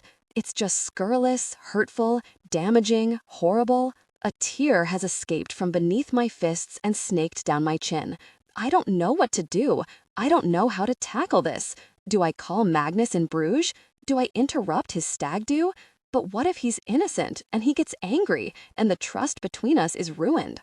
We're going to be there in a few minutes. Sam's voice is low and wary. Poppy, if you're not up for this, I'll totally understand. No, I am up for it. I lower my fists, reach for a paper napkin, and blow my nose. I'm fine. You're not fine. No, I'm not. But what can I do? Text the jerk back. Right, give me a name. I stare at him in slight admiration. That would never even have occurred to me. Okay, I swallow hard, gathering my courage. Okay, I'll do it. As I reach for the phone, I feel better already. At least I'm doing something. At least I'm not sitting here wondering in pointless agony. I finish the text, press send with a tiny surge of adrenaline, and slurp the last of my tea. Come on, unknown number. Bring it on. Tell me what you've got. Sent? Sam has been watching me. Yep. Vulnerability. Honor this through fearless emotional honesty. Let your mail. Now I'll just have to wait and see what they say. The train is pulling into Basingstoke, and passengers are heading for the doors. I dump my cup in the litter bin, grab my bag, and stand up too. That's enough about my stupid problems. I force myself to smile at Sam. Come on, let's go and sort yours. I've read 4 chapters, to be truthful. I can say that because he's my fiancé and I love him. I don't quite know how, but I feel instinctively that it is. Chiddingford Hotel is large and impressive, with a beautiful main Georgian house at the end of a long drive and some less lovely glass buildings half hidden behind a big hedge. But I seem to be the only one appreciating it as we arrive. Sam isn't in the best of moods. There was a problem getting a cab, then we got stuck behind some sheep, and then the taxi driver got lost. Sam has been texting furiously ever since we got into our taxi, and as we arrive, 2 men in suits, whom I don't recognize, are waiting for us on the front steps. Sam thrusts some notes at the driver and opens the taxi door almost before it breaks. Poppy, excuse me a moment. Hi, guys. The 3 of them huddle on the gravel, and I get out more slowly. The taxi pulls away, and I look around at the manicured gardens. There are croquet lawns and topiary, and even a little chapel, which I bet is lovely for weddings. The place seems empty, and there's a freshness to the air which makes me shiver. Maybe I'm nervous, maybe it's delayed shock, or maybe it's standing here in the middle of nowhere, not knowing what the hell I'm doing here, with my personal life about to collapse in ruins around me. I pull out my phone for companionship. The feel of it sitting in my hand comforts me a little, but not enough. I read the unknown number text a few more times, just to torture myself, then compose a text to Magnus. After a few false starts, I have it exactly right. Hi, how are you doing? P. No kisses. As I press send, my eyes start to sting. It's a simple message, but I feel as though every word is freighted with double, triple, even quadruple meaning, with a heartbreaking subtext which he may or may not get. Hi means, hi, have you been unfaithful? Have you? Please, please don't let this be true. How means, I really wish you'd ring me. I know you're on your stag do, but it would reassure me so much just to hear your voice and know that you love me and you couldn't do such a thing. R means, oh God, I can't bear it. What if it's true? What will I do? What will I say? But then, What if it's not true, and I've suspected you for no good reason, Poppy? Sam is turning toward me, and I jump. Yes, here, I nod, thrusting my phone away. I have to concentrate now. I have to put Magnus from my mind. I have to be useful. These are Mark and Robbie. They work for Vix. She's on her way down. Mark consults his phone as we all head up the steps. Sir Nicholas is staying put for now. We think Berkshire is the best place for him to be if there's any chance of being doorstepped. Nick shouldn't hide. Sam's frowning. Not hiding, staying calm. We don't want him rushing to London looking like there's a crisis. He's speaking at a dinner tonight. We'll regroup tomorrow, see how things have played out. As for the conference, we keep going for now. Obviously, Sir Nicholas was due to arrive here in the morning, but he hesitates, wincing slightly. What happens? What about the injunction? Says Sam. I was talking to Julian. He's pulling out all the stops. Robbie sighs. Sam, we already know that won't work. I mean, we're not going to apply for one, but he stops midstream as we arrive in a big lobby. Wow, this conference is a lot more high-tech than our annual physiotherapists one. There are massive white globe consulting logos everywhere and big screens mounted all around the lobby. Someone is clearly using some kind of TV camera inside the hall because images of an audience sitting in rows are being beamed out. There are 2 sets of closed double doors straight ahead of us, and the sound of an audience laughing suddenly emanates from them, followed 10 seconds later by laughter from the screens. The whole lobby is empty, except for a table bearing a few lonely name badges, behind which a bored-looking girl is lolling. She stands up straighter as she sees us and smiles uncertainly at me. They're having a good time, says Sam, glancing at the TV screen. Malcolm's speaking, says Mark. He's doing a great job. We're in here. He ushers us into a side room and shuts the door firmly behind us. So, Poppy, Robbie turns to me politely. Sam's fills us in on your theory. It's not my theory, I say in horror. I don't know anything about it. I just got these messages, and I wondered if they could be relevant, and Sam worked it out. I think she has something. Sam faces up to Mark and Robbie as though daring them to disagree. The memo was planted. We all agree on that. The memo is uncharacteristic, amends Robbie. Uncharacteristic? Sam looks like he wants to explode. He didn't really write it. Someone else wrote it and inserted it into the system. We're going to find out who. Poppy heard the voice. Poppy will recognize it. Okay. Robbie exchanges wary glances with Mark. All I will say, Sam, is we have to be very, very careful. We're still working on breaking this news to the company. If you go crashing in with accusations, I won't crash in with anything. Sam glowers at him. Have a little trust. So what are you planning to do? Mark looks genuinely interested. Walk around? Listen. Find the needle in the haystack. Sam turns to me. You up for that, Poppy? Totally. I nod, trying to hide how panicked I feel. I'm half wishing I never took those messages down now. And then, Robbie still looks dissatisfied. Let's cross that bridge. There's silence in the room. Okay, says Robbie at last. Do it. Go on. I guess it can't do any harm. And how will you explain away, Poppy? New PA, suggests Mark. Sam shakes his head. I've appointed a new PA and half the floor has met her already. Let's keep it simple. Poppy's thinking of joining the company. I'm showing her round. Okay with that, Poppy? Yes, fine. Got that personnel list? Here, Robbie hands it to him. But be discreet, Sam. Mark has opened the door a crack and is looking into the lobby. They're coming out, he says. All yours. We head out of the room, into the lobby. Both sets of double doors are open, and people are streaming out of them, all wearing badges and chatting, some laughing. They look pretty fresh, given it's 6:30 p.m. and they've been listening to speeches all afternoon. There are so many.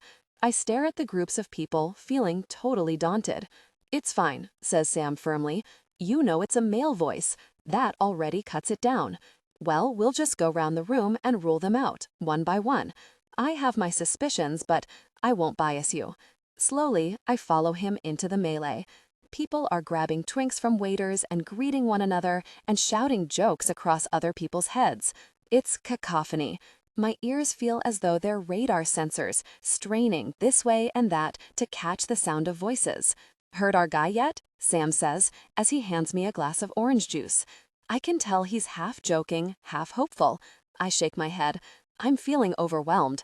The sound in the room is like a melded roar in my head. I can barely distinguish any individual strands, let alone pick out the exact tones of a voice I heard for 20 seconds days ago down a mobile phone line. Okay, let's be methodical. Sam is talking almost to himself. We'll go round the room in concentric circles. Does that sound like a plan? I flash him a smile, but I've never felt so pressured in my life. No one else can do this. No one else heard that voice. It's down to me. Now I know how sniffer dogs must feel at airports. We head to a group of women who are standing together with two middle-aged men. "Hi there," Sam greets them all pleasantly. "Having a good time? Let me introduce Poppy, who's having a look round. Poppy, this is Jeremy and Peter." Vulnerability. Honor this through fearless emotional honesty. Let your male, "Jeremy, how many years have you been with us now? And Peter, is it 3 years? Okay. Now that I'm listening properly, close up, this is easier. One man has a low, growly voice, and the other is Scandinavian. After about 10 seconds, I shake my head at Sam, and he moves us swiftly off to another group, discreetly ticking his list as we go. "Hi there, having a good time? Let me introduce Poppy, who's having a look round. Poppy, you've already met Nihal. Now, Colin, what are you up to these days?" It's amazing how different voices are once you start to pay attention. Not only the pitch, but the accents, the timbres, the little speech impediments and slurs and quirks. "What about you?" I join in, smiling at a bearded guy who hasn't uttered a syllable. "Well, it's been a tricky year," he begins ponderously. "No, nothing like." I glance at Sam, shaking my head, and he abruptly takes hold of my arm. "Sorry, Dudley, we must dash." He heads to the next group along and charges straight in, interrupting an anecdote. "Poppy, this is Simon. Stephanie you've met, I think. Simon, Poppy was just admiring your jacket. Where's it from?" I can't believe how blatant Sam's being. He's practically ignoring all the women and being totally unsubtle about getting the men to talk. But I guess it's the only way. The more voices I listen to, the more confident I feel. This is easier than I thought it would be because they're all so different from the one on the phone. Except that we've already been to 4 groups and eliminated them. I scan the room anxiously. What if I get all the way around the room and I still haven't heard the guy from the phone? "Hi there, gang. Having a good time?" Sam is still in full flow as we approach the next group. Let me introduce Poppy, who's having a look round. "Poppy, this is Tony. Tony, why don't you tell Poppy about your department? And here's Daniel, and this is, Willow." She was turned away as we approached, so her face was averted, but now she faces us full on. "Yowzer! Sam," she says. After such a long pause, I start to feel embarrassed for everybody. "Who's this?" Okay. If my text to Magnus was laden with meaning, that little 2-word sentence of Willow's was collapsing under its weight. You don't have to be an expert in the language of Willow to know that what she actually meant was, "Who the really is this girl and what is she doing here with you?" Jesus, Sam, are you deliberately playing games with me? Because believe me, you are going to regret that badly. You know, paraphrasing. I've never felt such overt hostility from anyone in my life. It's like an electric current between us. Willow's nostrils are flared and whitening. Her eyes are all starry. Her hand has gripped her glass so tightly her tendons are showing through her pale skin. But her smile is still soft and pleasant, and her voice is still mellifluous, which is almost most creepy of all.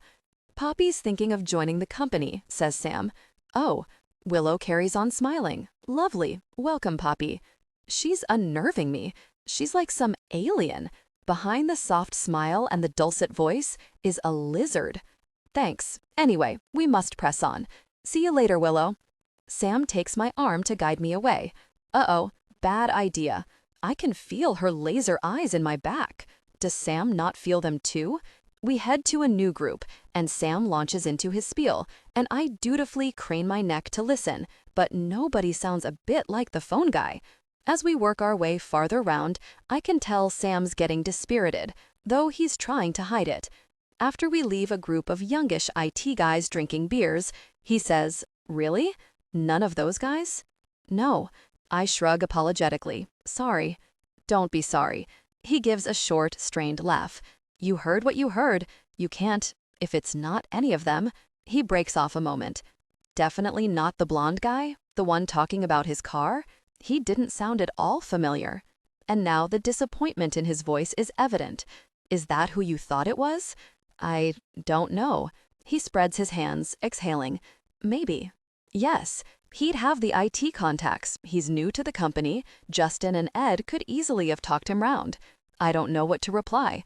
Like he says, I heard what I heard. "I think some people have gone out to the terrace," I say, trying to be helpful. "Well, try there." He nods. "Let's finish up here first." Even I can tell that none of the 4 gray-haired men standing by the bar will be the guy from the phone, and I'm right. As Sam is inveigled into a conversation about Malcolm's speech, I take the opportunity to edge away and see if Magnus has replied. Of course he hasn't, but flashing at the top of my inbox is an email sent to samroxtonwhite@globeconsulting.com, CC'd to samroxtonpa@whiteglobeconsulting.com, which makes me splutter. "Sam, nice try. I know exactly what you're up to, and you're pathetic. Where did you get her from? An agency? I would have thought you could do better than that. Willow." As I'm staring at the screen in disbelief, a second email pops in. I mean, Jesus, Sam, she isn't even dressed for the occasion. Or are cutesy denim skirts suddenly appropriate conference wear? My skirt is not cutesy, and I wasn't exactly planning to come to a conference when I got dressed this morning, was I? In outrage, I press reply and type an email. Actually, I think she's stunningly beautiful, and her denim skirt isn't cutesy, so there, Willow the Witch. Sam. Then I delete it, naturally. I'm about to put my phone away when a third email pops in from Willow. Honestly, can't she give it a rest? "You want me to be jealous, Sam? Fine, I respect that. I even like it. We need sparks in our relationship. But try giving me something to be jealous of, because believe me, no one here is impressed by your little stunt. I mean, parading around some nondescript girl who clearly has no idea how to blow-dry her real hair. Well, it's tragic, Sam. Tragic. Talk to you when you're a grown-up. Willow." I touch my hair defensively. I did blow-dry it this morning. It's just hard to get to the back bits. I mean, not that I care what she thinks, but I can't help feeling a little stung. My thoughts are interrupted mid-flow, and I stare at the screen. I don't believe it. An email has arrived in the phone from Sam. He's responded to Willow. He's actually replied to her. Except he's pressed reply all, so it's come to me too. I glance up in astonishment and see that he's still talking to the gray-haired men, apparently engrossed. He must have rattled it off very quickly. I open up the email and see a single line. "Cut it out, Willow. You're not impressing anyone." I blink at the screen. She won't like that. I wait for her to launch some further scathing attack on Sam, but no more emails arrive. Maybe she's as taken aback as I am. Great. Well, talk later. Sam's voice rises above the hubbub. "Poppy, few more people I'd like you to meet." "Okay." I snap to attention, thrusting my phone away. "Let's do it." We circulate around the rest of the room. Sam's list is covered with ticks. I must have listened to nearly every male voice in the company, and I haven't heard anybody who sounds anything like the guy on the phone. I'm even starting to wonder whether I'm remembering him right, or whether I hallucinated the whole thing. As we head along a carpeted corridor toward the open terrace doors, I can tell Sam is low. I feel pretty low myself. "Sorry," I mutter. "Not your fault." He looks up and seems to clock my mood. "Poppy, seriously, I know you're doing your best." His face crinkles for a moment.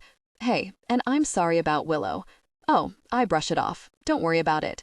We walk in silence for a few moments. I want to say something like, "Thanks for sticking up for me," but I'm too awkward. I feel like I shouldn't really have been inside that email exchange. The terrace is covered in lanterns, and there are a few clusters of people, but not nearly as many as there were inside. I suppose it's too cold. But it's a shame, because there's actually quite a nice party-like atmosphere out here. There's a bar, and a couple of people are even dancing.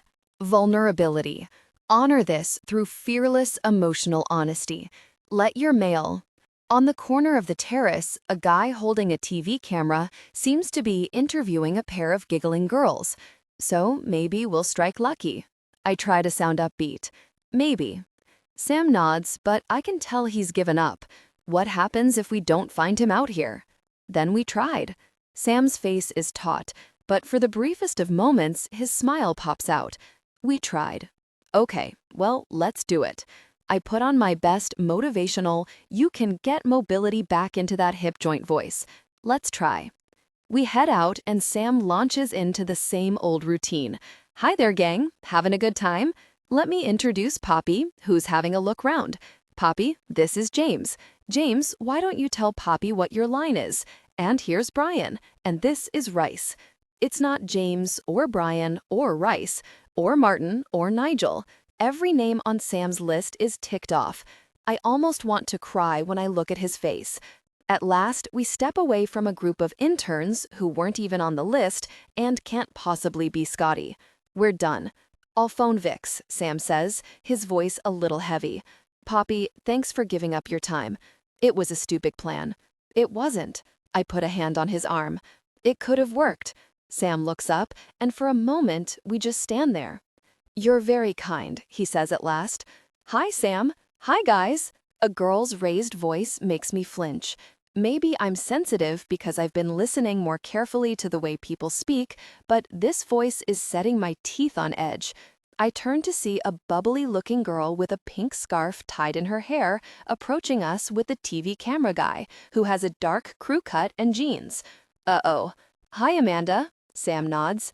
What's up? We're filming all the conference guests, she says cheerfully. Just a little shout out, say hi, we'll show it at the gala dinner. The TV camera is pointing in my face and I flinch. I'm not supposed to be here. I can't do a little shout out. Anything you like, Amanda prompts me. A personal message, a joke. She consults her list, looking puzzled. I'm sorry, I don't know what department you're in. Poppy's a guest, says Sam. Oh, the girl's brow clears. Lovely. Tell you what, since you're a special guest, why don't you do our Q&A interview? What do you think, Ryan? Do you know Ryan? She adds to Sam. He's on an internship from the LSE for 6 months. He's been doing all our promotional filming. Hey, Ryan, get a close-up. Poppy's a special guest. What? I'm not a special guest. I want to escape, but somehow I feel pinned to the spot by the TV camera. Just introduce yourself and Ryan will ask the questions, says the girl brightly. So tell us your name. Hi, I say reluctantly to the camera. I'm Poppy. This is so stupid. What am I going to say to a conference of strangers? Maybe I'll do a shout out to Willow. Hey, Willow the witch, you know how you think I'm parading around with your boyfriend? Well, here's the newsflash. He's not your boyfriend anymore. The thought makes me snort, and Amanda gives me an encouraging smile. That's right, enjoy yourself. Ryan, do you want to start the Q&A? Sure. So, Poppy, what do you think of the conference so far? The high-pitched, reedy voice, which comes from behind the camera, hits my ears like a 20-volt shock. It's him. That's the voice I heard down the phone. This person talking to me now. This guy, with a crew cut and a camera on his shoulder. This is him. Having fun? He prompts me, and my brain explodes with recognition again. The memory of his voice on the phone is running through my head like a TV sports replay. It's Scotty. It's done. Like I said, it was a surgical strike. Which was your favorite speech of the conference? She didn't go to any of the speeches, interjects Sam. Oh, okay, no trace. Genius stuff, if I say so myself. Adios, Santa Claus. On a scale of 1 to 10, how would you rate the drinks party? It's Scotty. This is Scotty, no question. Are you all right? He leans round the camera, looking impatient. You can talk. We're rolling. I stare at his thin, intelligent face, my heart thumping, willing myself not to give anything away. I feel like a rabbit being mesmerized by a snake. It's okay, Poppy. Sam steps forward, looking sympathetic. Don't worry, a lot of people get stage fright. No, I manage. It's not. I stare up at him helplessly. My voice won't work. I feel like I'm in one of those dreams where you can't shout out that you're being murdered. Guys, I don't think she's up for it, Sam's saying. Could you? He gestures with his hand. Sorry. Amanda puts a hand over her mouth. Didn't mean to freak you out. Have a good evening. They head off to accost another group of people, and I stare after them, transfixed. Poor old Poppy, Sam smiles ruefully. Just what you needed. Sorry about that. It's a new thing they're doing at the conferences, although I can't see what it adds. Shut up. Somehow I cut him off, although I can still barely speak. Shut up. Shut up. Sam looks astonished. I move closer to him and reach up on tiptoe until my mouth is touching his ear, his hair brushing against my skin. I inhale, breathing in his warmth and smell, then murmur, as quietly as a breath, "That's him." We stay outside for another 20 minutes. Sam has a long telephone conversation with Sir Nicholas, none of which I can hear, then a brief, brusque call with Mark, of which I catch bits and pieces as he strides around, his hand to his head. Well, company policy can really get itself in trouble. The minute Vix gets here, it's clear that tension levels are rising. I thought Sam would be happy that I'd helped, but he looks even more grim than before. He ends the call by snapping, "Whose side are you on anyway? Jesus, Mark." "So, what are you going to do?" I say timidly as he rings off. Ryan's company email is being searched, but he's sharp. He won't have used the company system. He'll have set it all up by phone or with some private email account. What then? That's the debate. Sam screws up his face in frustration. Trouble is, we don't have time for a discussion on protocol. We don't have time to consult our lawyers. If it were me, you'd have him arrested, all his personal property confiscated, and a lie detector test forcibly conducted, I can't help saying, in a dark cellar somewhere. A reluctant smile passes across Sam's face. Something like that. "How's Sir Nicholas?" I venture. Acting chipper, you can imagine. He keeps his chin up, but he feels it far more than he's letting on. Sam's face twists briefly, and he hunches his arms round his chest. "You do too," I say gently, and Sam looks up in a startled movement, as though I've caught him out. "I suppose I do," he says after a long pause. "Nick and I go back a long time. He's a good guy. He's done some remarkable things over his lifetime. But if this smear gets out unchallenged, it'll be the only thing the wider world ever remembers about him. It'll be the same headline over and over till he dies. Sir Nicholas Murray suspected of corruption. He doesn't deserve that. He especially doesn't deserve to be stitched up by his own board." There's a somber moment. Then Sam visibly pulls himself together. "Anyway, come on, they're waiting for us. Vix is nearly here." We head back, past a group of girls clustered round a table, past an ornamental garden, toward the huge double doors leading into the hotel. My phone has been buzzing, and I quietly take it out to check my inbox, just to see if Magnus has replied. I blink at the screen. I don't believe it. I give a tiny, involuntary whimper, and Sam shoots me an odd look. There's a brand new email right at the top of my inbox, and I click on it, desperately hoping it won't say what I'm dreading. Gosh. I stare at it in dismay. What am I going to do? We're nearly at the hotel. I have to speak. I have to tell him. Sam?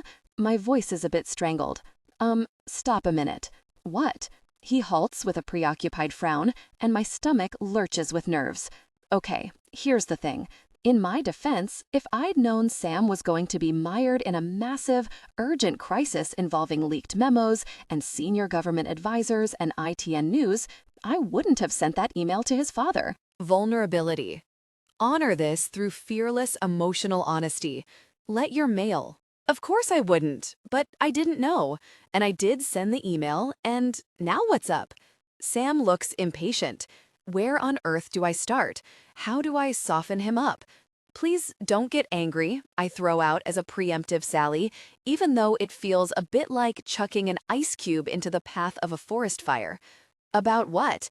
There's an ominous tone to Sam's voice. "The thing is," I clear my throat, I thought I was doing the right thing, but I can see that you may not view it exactly that way. What on earth are you? He breaks off, his face suddenly clearing with appalled understanding. Oh, Jesus, no. Please don't say you've been telling your friends about this. No, I say in horror. Of course not. Then what? I feel slightly emboldened by his wrong suspicions. At least I haven't been blabbing everything to my friends. At least I haven't been selling my story to the Sun. It's a family thing. It's about your dad.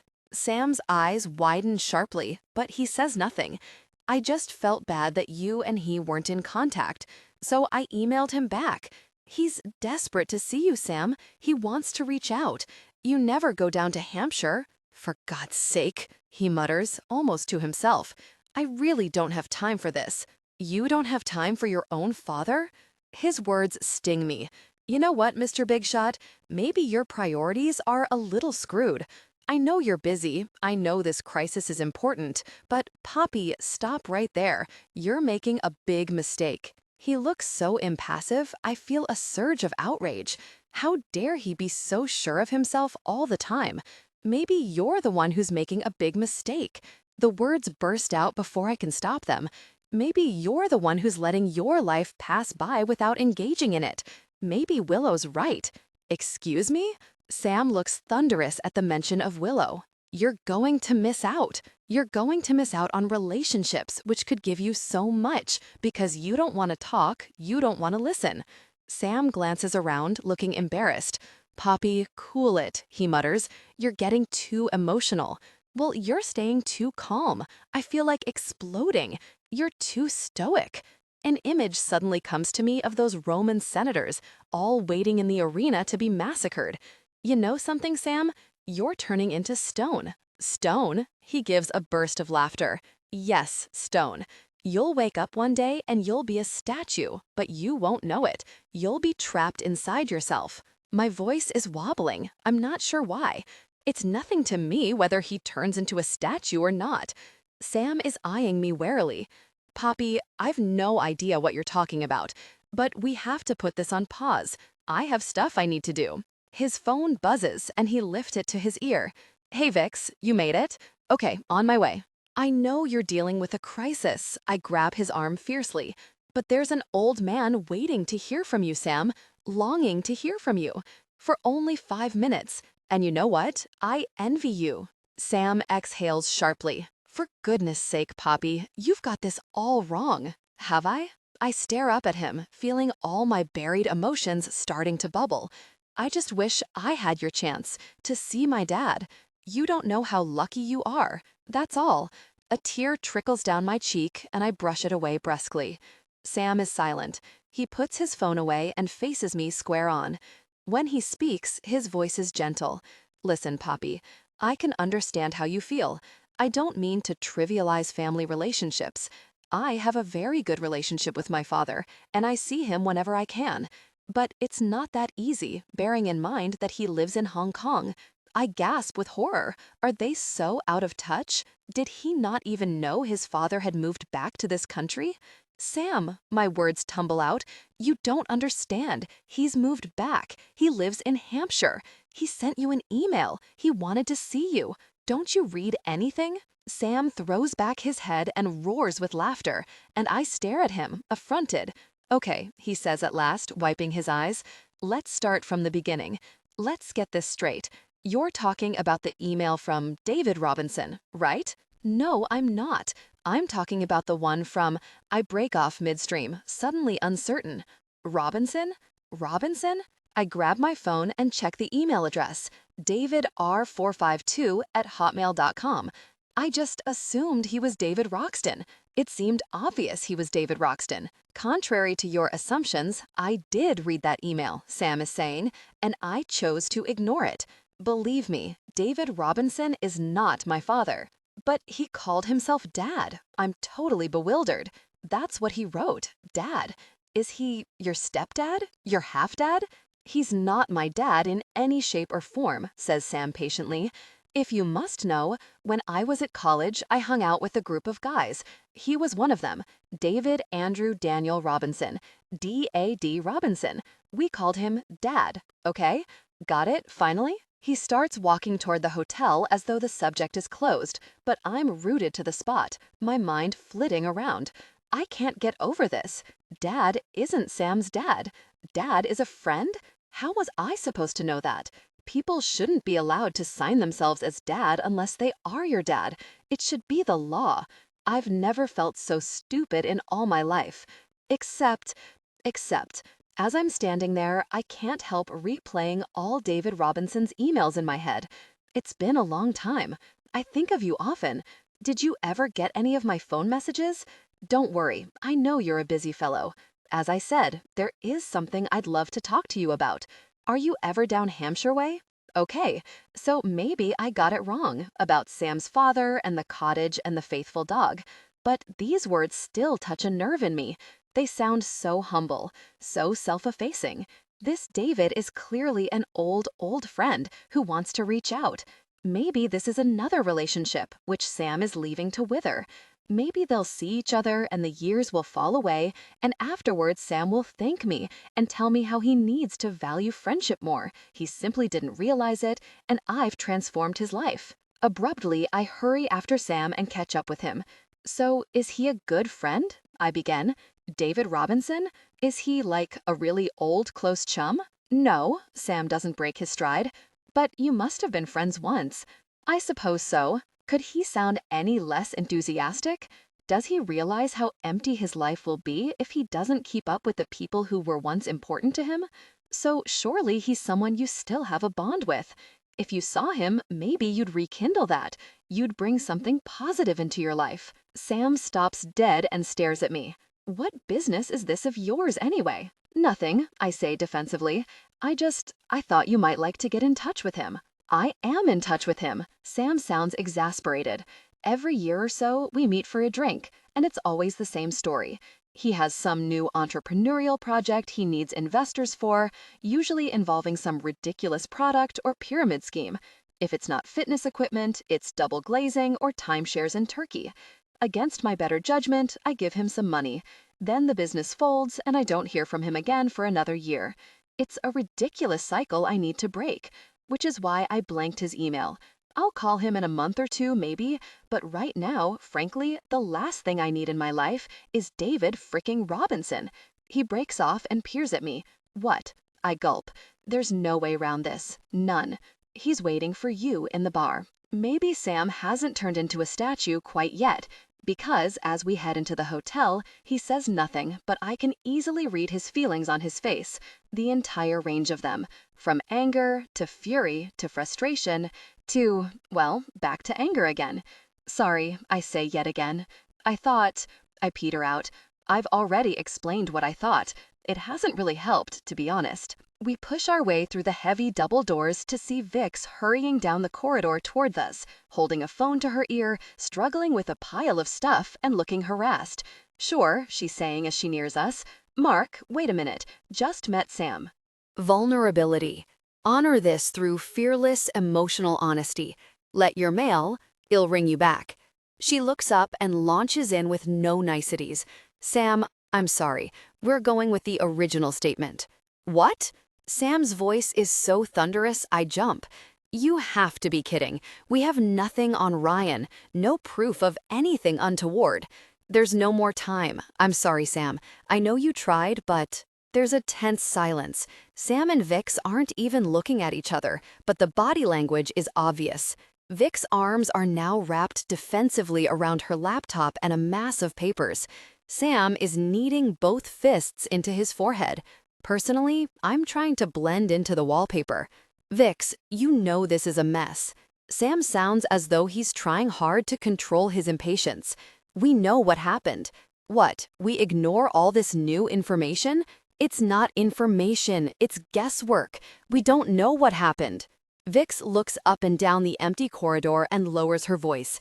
And if we don't get a statement out to ITN, pronto, we are sitting really ducks, Sam.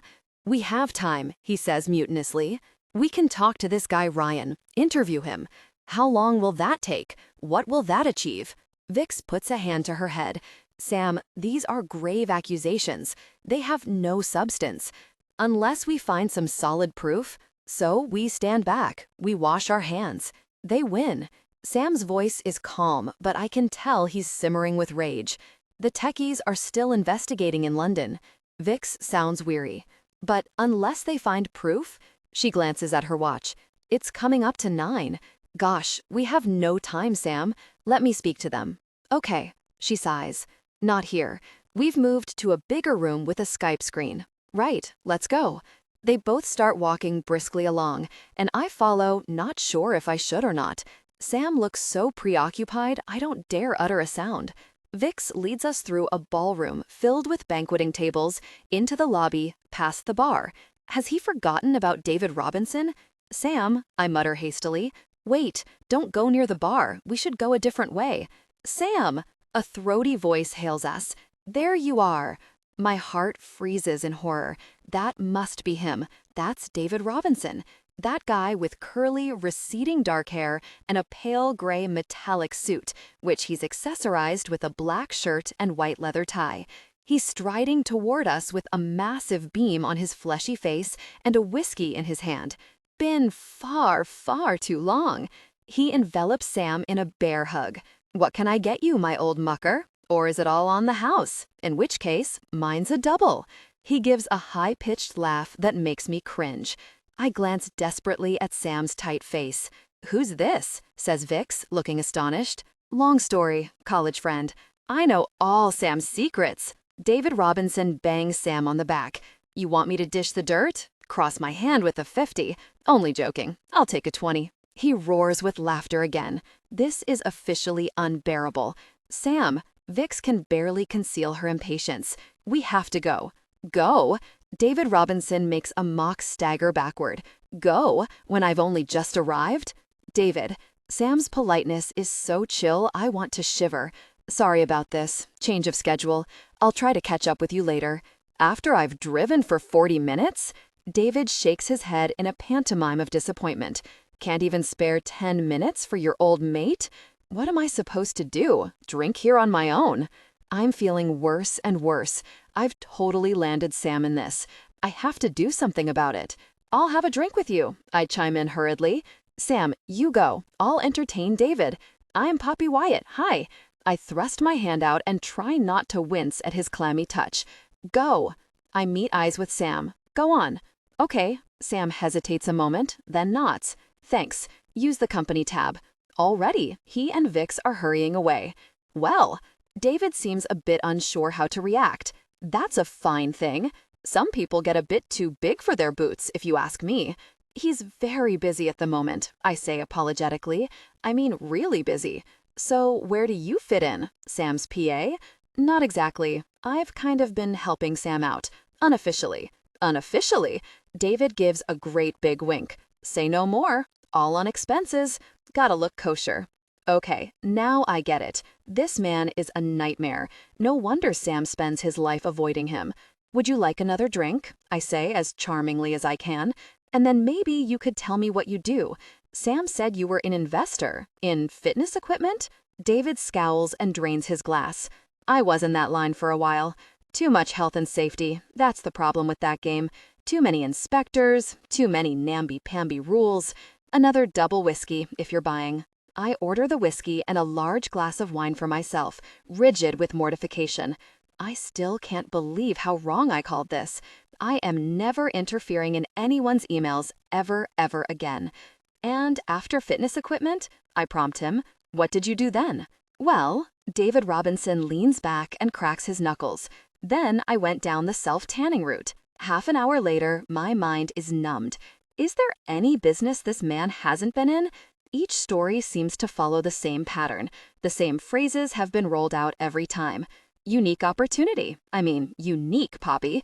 Serious investment. On the brink. Megabucks. I mean, megabucks, Poppy. Events outside my control. Very stupid banks. Short-sighted investors. Difficult regulation. There's been no sign of Sam. No sign of Vix. Nothing in my phone.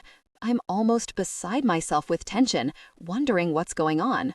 Meanwhile, David has sunk 2 whiskeys, torn into 3 packets of crisps, and is now scooping up a dish of hummus with taco chips. "Interested in children's entertainment, are you, Poppy?" he suddenly says. Why would I be interested in children's entertainment? Not really, I say politely, but he ignores me. He's produced a brown furry animal glove puppet from his briefcase and is dancing it round the table. Mr. Wombat goes down a storm with the kids. Want to have a go? No, I do not want to have a go. But in the interests of keeping the conversation going, I shrug. Okay, I have no idea what to do with a glove puppet, but David seems galvanized as soon as I have it on my hand. You're a natural. You take these along to a kid's party, playground, whatever, they fly. And the beauty is the profit margin. Poppy, you would not believe it. He smacks the table. Plus, it's flexible. You can sell them around your daytime job. I'll show you the whole kit. He reaches into his briefcase again and produces a plastic folder. I stare at him in bewilderment. What does he mean, sell them? He surely doesn't mean, have I spelled your name right? He looks up from writing on the folder, and I gape at it. Why is he writing my name on the front of a folder entitled Mr. Wombat Official Franchise Agreement? What you do is take a small consignment at first, say 100 units. He waves a hand airily. You'll sell that in a day, easy, especially with our new free gift, Mr. Magical. He places a plastic wizard on the table and twinkles at me. The next step is the exciting one, recruitment. Stop. I rip the glove puppet off. I don't want to sell glove puppets. I'm not doing this. David doesn't even seem to hear me. Like I say, it's totally flexible. It's all profit directly to you, into your pocket. I don't want any profit in my pocket. I lean across the bar table. I don't want to join. Thanks anyway. For good measure, I take his pen and cross through Poppy Wyatt on the folder, and David flinches as though I've wounded him. Well, no need for that. Just trying to do you a favor. I appreciate it. I try to sound polite, but I don't have time to sell wombats. Or I pick up the wizard. Who's this? Dumbledore? It's all so random. What's a magician got to do with a wombat anyway? No! David seems mortally offended. It's not Dumbledore. This is Mr. Magical, new TV series, next big thing. It was all lined up. Was? What happened? It's been temporarily canceled, he says stiffly, but it's still a very exciting product. Versatile, unbreakable, popular with both girls and boys. Vulnerability. Honor this through fearless emotional honesty. Let your mail. I could let you have 500 units for 200 pounds? Is he crazy? I don't want any plastic wizards, I say as politely as I can. Thanks anyway. A thought suddenly crosses my mind. How many of these Mr. Magicals have you got then? David looks as though he doesn't want to answer the question. At last he says, I believe my current stock is 10,000, and takes a glug of whiskey. 10,000? Oh my gosh, poor David Robinson. I feel quite sorry for him now.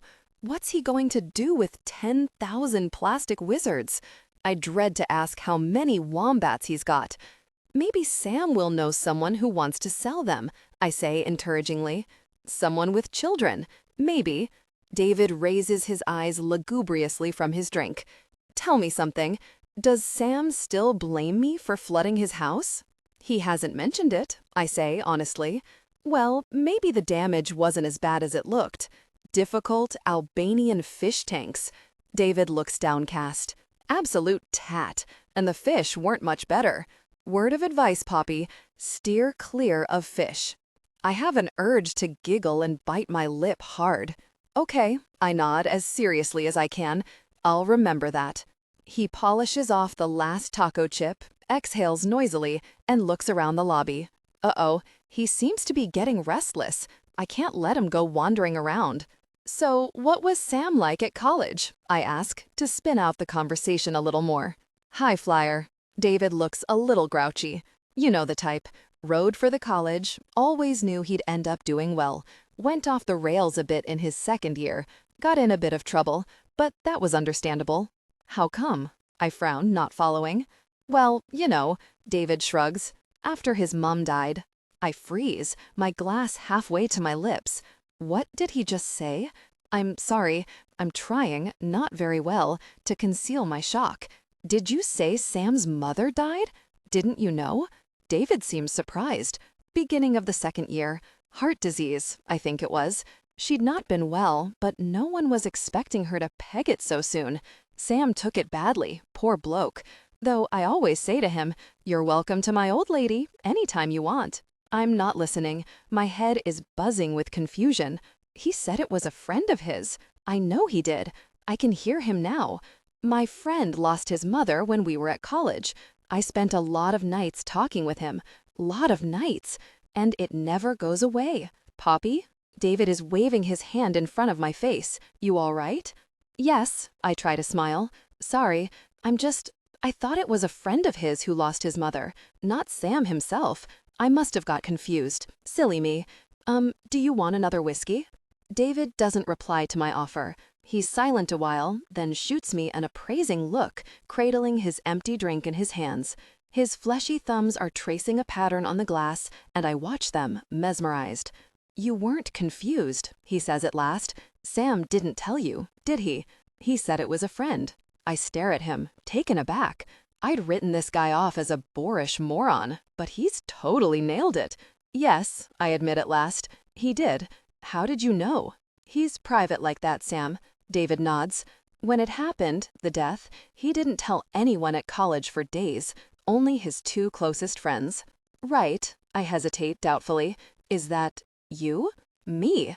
David gives a short, rueful laugh. No, not me. I'm not in the inner sanctum. It's Tim and Andrew. They're his right-hand men. All rowed in the same boat together. Know them? I shake my head. Joined at the hip. Even now those three guys are. Tim's over at Merrill Lynch. Andrew's a barrister in some chambers or other. And of course, Sam's pretty close to his brother, Josh, David adds. He's 2 years older. Used to come and visit. Sorted Sam out when things went wrong for him. Spoke to his tutors. He's a good guy. I didn't know Sam had a brother either. As I sit there, digesting all this, I feel a bit chastened. I've never even heard of Tim or Andrew or Josh. But then, why would I have heard of them? They probably text Sam directly.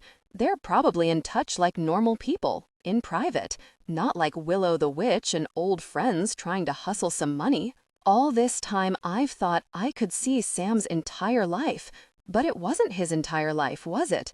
It was one inbox, and I judged him on it. He has friends. He has a life. He has a relationship with his family. He has a whole load of stuff I have no idea about. I was an idiot if I thought I'd got to know the whole story. I know a single chapter, that's all. I take a swig of wine, numbing the strange wistfulness that suddenly washes over me. I'll never know all of Sam's other chapters. He'll never tell me, and I'll never ask. We'll part ways, and I'll just have the impression I've already got, the version of him that lives in his PA's inbox. I wonder what impression he'll have of me. Oh gosh, better not go there. The thought makes me snort with laughter, and David eyes me curiously. Funny girl, aren't you? Am I? My phone buzzes, and I pull it to me, not caring if I'm rude. It's telling me I have a voicemail from Magnus. Magnus? I missed a call from Magnus?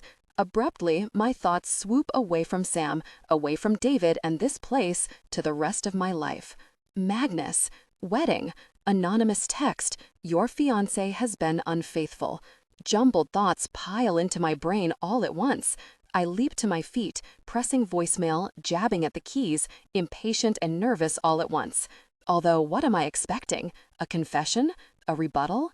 Why would Magnus have any idea that I received an anonymous message? Hey, Pops. Magnus' distinctive voice is muffled by a background thump of music. Could you call Professor Wilson and remind her I'm away?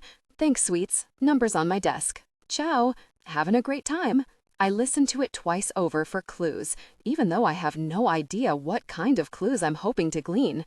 83. As I ring off, my stomach is churning. I can't bear it. I don't want this. If I'd never got that text message, I'd be happy now. I'd be looking forward to my wedding and thinking about the honeymoon and practicing my new signature. I'd be happy. I've run out of conversational gambits, so I kick off my shoes, draw my feet up onto the bench, and hug my knees morosely. I'm aware that around us, in the bar, the White Globe Consulting employees have started to cluster. I can hear snatches of low, anxious conversation, and I've caught the word memo a few times. The news must be seeping out. I glance at my watch and feel a clench of alarm. It's 9:40 p.m. Only 20 minutes till the ITN bulletin. For the millionth time, I wonder what Vix and Sam are up to. I wish I could help. I wish I could do something. I feel powerless. Okay. A sharp female voice interrupts my thoughts, and I look up to see Willow standing in front of me, glaring down. She's changed into a halter-neck evening dress, and even her shoulders are twitchy. I'm going to ask you this straight, and I hope you'll answer it straight. No games, no playing around, no little tricks. She's practically spitting the words at me. Honestly, what little tricks am I supposed to have played? Hello, I say politely. The trouble is, I can't see this woman without remembering all her screwy capital letter emails. It's as though they're emblazoned on her face. Who are you? She bristles at me. Just tell that. Who are you? And if you won't tell me, then believe me, I'm Poppy, I interrupt. Poppy. She sounds deeply suspicious, as though Poppy must be my invented escort agency name. Have you met David? I add politely. He's an old university friend of Sam's. Oh, at these words, I can see interest flash across her features. Hello, David. I'm Willow. Her gaze swivels to focus on him, and I swear I feel a cooling on my face. Charmed, Willow. Friend of Sam's, are you? I'm Willow. She says it with slightly more emphasis. Nice name. He nods. I'm Willow. Willow. There's an edge to her voice now. Sam must have mentioned me. Willow. David wrinkles his brow thoughtfully. Don't think so. But she looks as though she's going to expire with outrage. Vulnerability. Honor this through fearless emotional honesty. Let your male. In with him. Not right now, you're not, are you? Says David jovially, then shoots me a tiny wink. I'm actually warming to this David. Once you get past the bad shirt and the dodgy investments, he's okay. Willow looks incandescent. This is just... The world is going insane, she says, almost to herself. You don't know me, but you know her? She jerks a thumb at me. I assumed she was Sam's special lady, says David innocently. Her? You? Willow's eyeing me up and down in a disbelieving, supercilious sort of way that nettles me. Why not me? I say robustly. Why shouldn't he be with me? Willow says nothing for a moment, just blinks very fast. So that's it. He's two-timing me, she murmurs at last, her voice throbbing with intensity. The truth finally comes out. I should have known it. It explains a lot. She exhales sharply, her fingers raking through her hair. So, where do we go now? She addresses some unknown audience. Where do we really go now? She's a total Fruit Loop. I want to burst out laughing. Where does she think she is, acting in her own private stage play? Who does she think is impressed by her performance? And she's missed a crucial fact. How can Sam be two-timing her if she's not his girlfriend?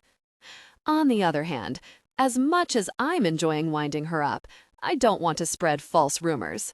I didn't say I was with him. I clarify. I said, why shouldn't he be with me? Are you Sam's girlfriend then? Willow flinches, but doesn't answer, I notice. Who the hell are you? She rounds on me again. You appear in my life. I have no idea who you are or where you came from. She's playing to the gallery again. I wonder if she went to drama school and got chucked out for being too melodramatic. It's complicated. The word complicated seems to inflame Willow even more. Oh, complicated. She makes little jabby quote gestures. Complicated. Wait a minute. Her eyes suddenly narrow to disbelieving slits as she surveys my outfit. Is that Sam's shirt? Aha. She's really not going to like that. Maybe I won't answer. Is that Sam's shirt? Tell me right now. Her voice is so hectoring and abrasive, I flinch. Are you wearing Sam's shirt? Tell me. Is that his shirt? Answer me. Mind your own Brazilian. The words fly out of my mouth before I can stop them. Oops. Okay, the trick when you've said something embarrassing by mistake is not to overreact. Instead, keep your chin up and pretend nothing happened. Maybe Willow didn't even notice what I said. I'm sure she didn't notice. Of course she didn't. I dart a surreptitious look at her, and her eyes have widened so much, I think her eyeballs might pop out. All right, so she did notice. And from David's gleeful expression, it's clear he did too. I mean business, I amend, clearing my throat. Business.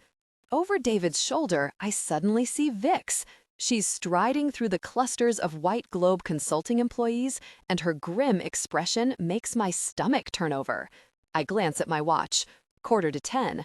Vix. Willow has noticed her too. She blocks Vic's way, her arms folded imperiously. Where's Sam? Someone said he was with you. Excuse me, Willow. Vix tries to get past. Just tell me where Sam is. I have no idea, Willow, Vix snaps. Can you get out of my way? I need to speak to Poppy. Poppy? You need to speak to Poppy? Willow looks as if she's going to explode with frustration. Who is this freaking Poppy? I almost feel sorry for Willow. Completely ignoring her, Vix comes round to my seat, bends down low, and mutters, "Do you know where Sam is?" No. I look at her in alarm. What's happened? Has he texted you? Anything? No. I double-check my phone. Nothing. I thought he was with you. He was. Vix does her eye-rubbing thing with the heels of her hands, and I resist the temptation to grab her wrists. What happened? I lower my voice further. Please, Vix, I'll be discreet, I swear. There's a beat of silence. Then Vix nods. Okay, we ran out of time. I guess you could say Sam lost. I feel a plunge of disappointment. After all that, what did Sam say? Not a lot. He stormed out. What will happen to Sir Nicholas? I speak as quietly as I can. Vix doesn't reply, but her head turns away as though she wants to escape that particular thought. I have to go, she says abruptly. Let me know if you hear from Sam, please. Okay. I wait as Vix walks away, then casually raise my head. Sure enough, Willow is fixated on me, like a cobra. So, she says. So. I smile back pleasantly, just as Willow's eyes land on my left hand. Her mouth opens. For an instant, she seems incapable of speech. Who gave you that ring? She utters at last. What bloody business is it of hers? A girl called Lucinda, I say to wind her up.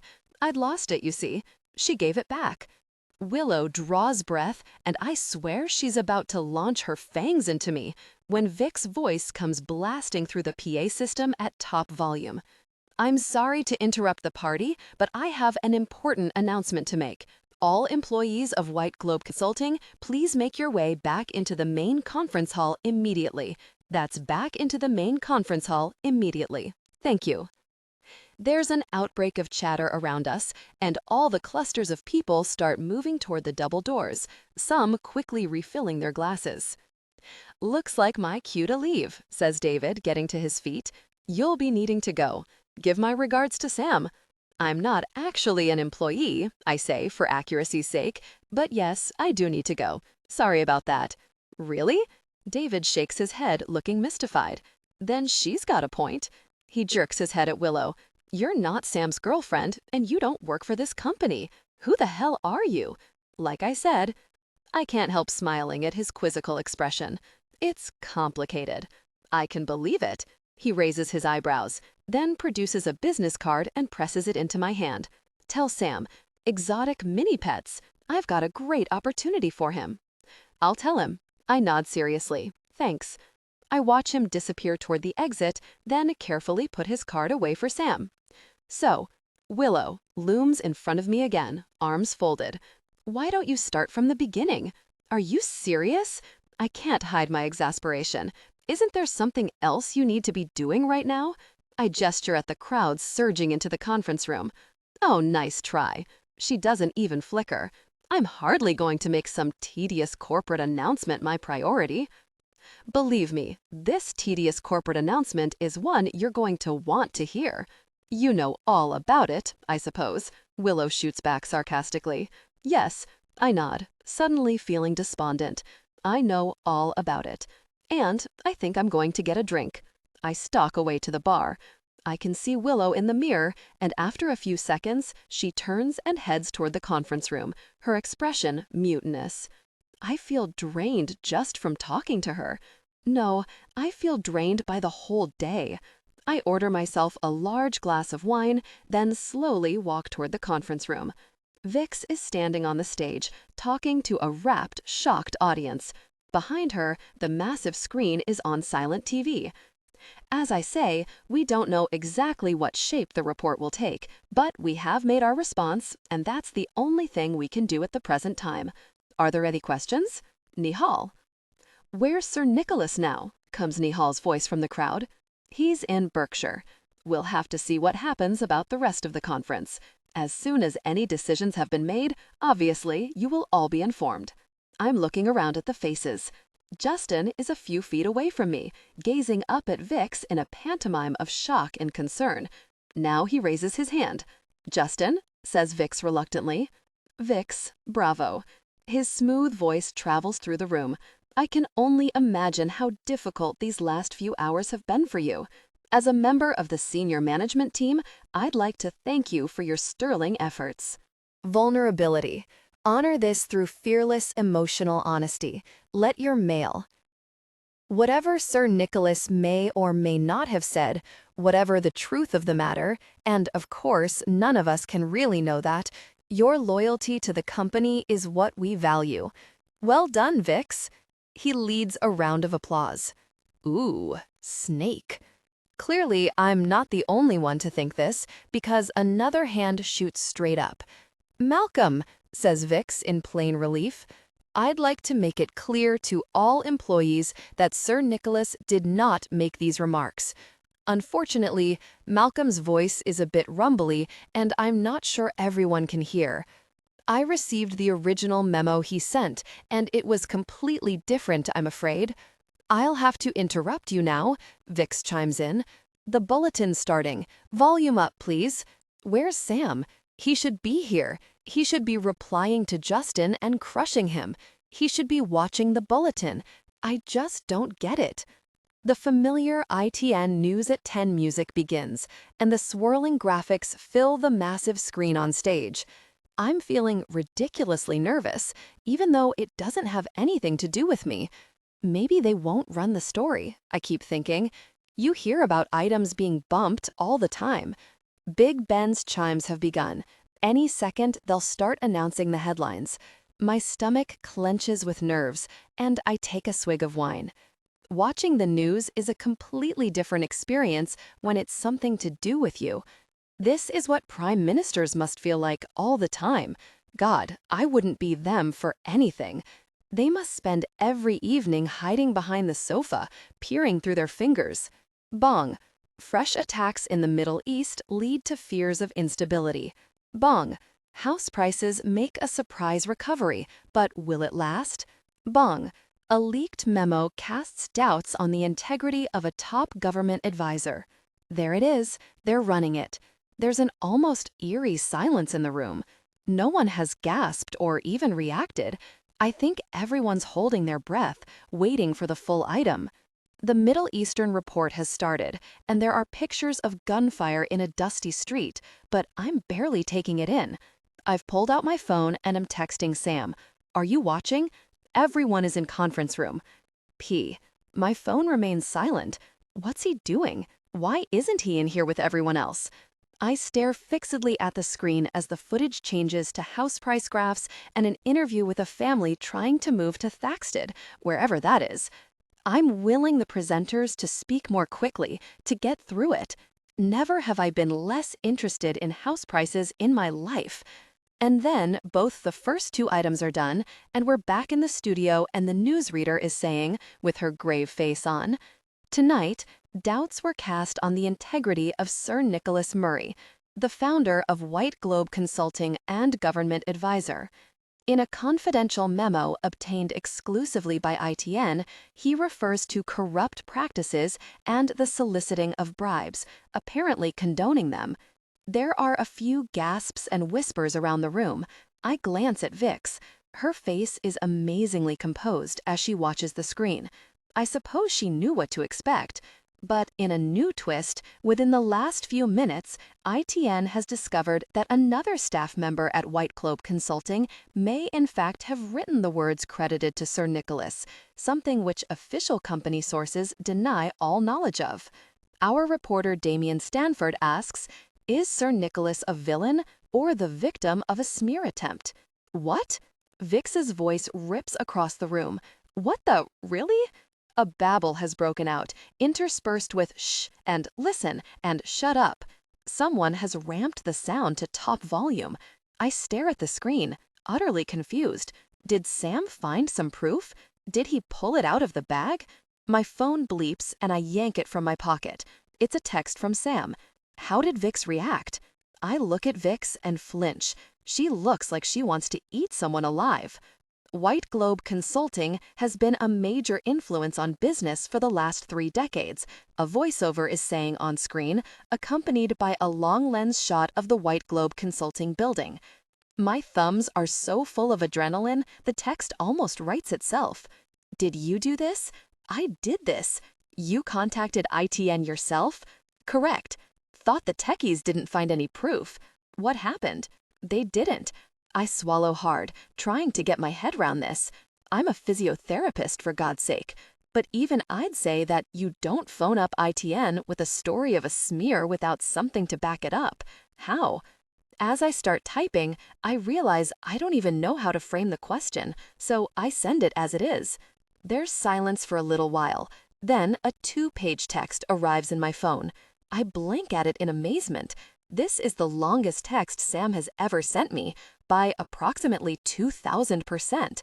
I went on the record. I stand by what I said. Tomorrow, I give them an exclusive interview about original memo, directors washing hands of Nick, everything. It's a stitch up. Corporate spin has gone too far. The true story needs to be out there. Wanted Malcolm to join me, but he won't. He has 3 kids, can't risk it. So it's just me. My head is buzzing. Sam's put himself on the line. He's turned into a whistleblower. I can't believe he's done something so extreme. But at the same time, I can. That's a pretty big deal. I have no idea what else to type. I'm in a state of shock. Someone had to have the guts to stand by Nick. I stare at his words, my brow crinkled, thinking this through. Doesn't prove anything though, surely. It's only your word. A moment later he replies. Raises question mark over story. That's enough. Where are you now? In conference hall. Anyone know you're texting me? Vix is talking volubly to some guy while holding a phone to her ear. She happens to look my way, and I don't know if it's my expression, but her eyes narrow a smidgen. She glances at my phone, then at my face again. I feel a dart of apprehension. Don't think so. Yet. Can you get away without anyone noticing? I count to 3, then casually scan the room as though I'm interested in the light fittings. Vix is in my peripheral vision. Now she's gazing straight at me. I lower my phone out of sight and text. Where are you exactly? Outside. Doesn't help much. All I've got. No idea where I am. A moment later, another one arrives. It's dark, if that's a clue. Grass underfoot. Are you in big trouble? There's no reply. I guess that's a yes. Okay, I won't look at Vix. I will simply yawn, scratch my nose, yes, good, unconcerned, turn on my heel, and move behind this group of people. Then I'll duck down behind this big fat pillar. Now I'll peek out. Vix is looking around with a frustrated expression. People are trying to get her attention, but she's batting them away. I can almost see the calculation in her eyes. How much brain space does she allocate this strange girl, who might know something but might also be a red herring? Within 5 seconds, I'm in the corridor. 10 seconds through the deserted lobby, avoiding the eye of the disconsolate-looking barman. He'll be getting enough business in a minute. 15 seconds, I'm outside, ignoring the doorman, running over the gravel drive, round the corner until grass is underfoot, and I feel as though I've gotten away. I walk slowly, waiting for my breath to return. I'm still in shock over what's just happened. Are you going to lose your job over this? Another silence. I walk a little more, adjusting to the night sky, the cool air with a little breeze, the soft grass. The hotel is a good 400 yards away by now, and I start to unwind. Maybe. He sounds quite relaxed about the fact. If a one-word text can sound relaxed. I'm outside now. Where should I head? God knows. I went out back of hotel and walked into oblivion. That's what I'm doing now. So we'll meet. You never said your mom had died. I've typed it and pressed send before I can stop myself. I stare at the screen, cringing at my own crassness. I can't believe I said that. Of all the times. Like this is going to be his priority right now. No, I never did. Vulnerability. Honor this through fearless emotional honesty. Let your mail. I've reached the edge of what seems to be a croquet lawn. There's a wooded area ahead. Is that where he is? I'm about to ask him when another text bleeps into my phone. I just get tired of telling people. The awkward pause. You know? I blink at the screen. I can't believe someone else knows about the awkward pause. I understand. I should have told you. There's no way I'm guilt-tripping him over this. That's not what I meant. That's not what I wanted him to feel. As quickly as I can, I type a reply. No, no should. Never any should. That's my rule. That's your rule for life? Rule for life? That's not exactly what I meant, but I like the idea that he thinks I have a rule for life. No, my rule for life is, I paused, trying to think, a rule for life. That's quite a huge one. I can think of quite a few good rules, but for life? On tenterhooks here. Stop it, I'm thinking. Then, suddenly, inspiration hits. Confidently, I type, if it's in a bin, it's public property. There's silence. Then the phone bleeps again with his reply. I stare in disbelief. A smiley face? Sam Roxton typed a smiley face? A moment later, he sends a follow-up. I know, I don't believe it either. I laugh out loud, then shiver as a breeze hits my shoulders. This is all very well, but I'm standing in a field in Hampshire with no coat and no idea where I'm going or what I'm doing. Come on, Poppy, focus. There's no moon, and all the stars must be hidden behind clouds. I can hardly see to type. Where are you? In the wood? Can't see a thing. Through the wood, other side. I'll meet you. Cautiously, I start picking my way through the trees, cursing as a bramble catches my leg. There are probably stinging nettles and snake pits. There are probably man traps. I reach for my phone, trying to text and avoid brambles at the same time. My new rule for life. Don't go into spooky, dark woods on your own. There's silence, a moment, then my phone bleeps. You're not on your own. I clutch the phone more tightly. It's true, with him on the other end, I do feel secure. I walk on a bit more, nearly tripping over a tree root, wondering where the moon's got to. Waxing, I suppose, or waning, whichever. Look for me, I'm coming. I peer at his text in disbelief. Look for him? How can I look for him? It's pitch black, hadn't you noticed? My phone. Look for the light. Don't call out. Someone might hear. I peer into the gloom. I can't see anything at all except the dark shadows of trees and looming mounds of bramble bushes. Still, I guess the worst that can happen is I fall off a sudden cliff and break all my limbs. I take another few steps forward, listening to my own padding footsteps, breathing in the musky, damp air. Okay, still here. I've reached a tiny clearing and I hesitate, biting my lip. Before I go on, I want to say the things I won't be able to when I see him. I'll be too embarrassed. It's different by text. Just wanted to say, I think you've done an amazing thing, putting yourself on the line like that.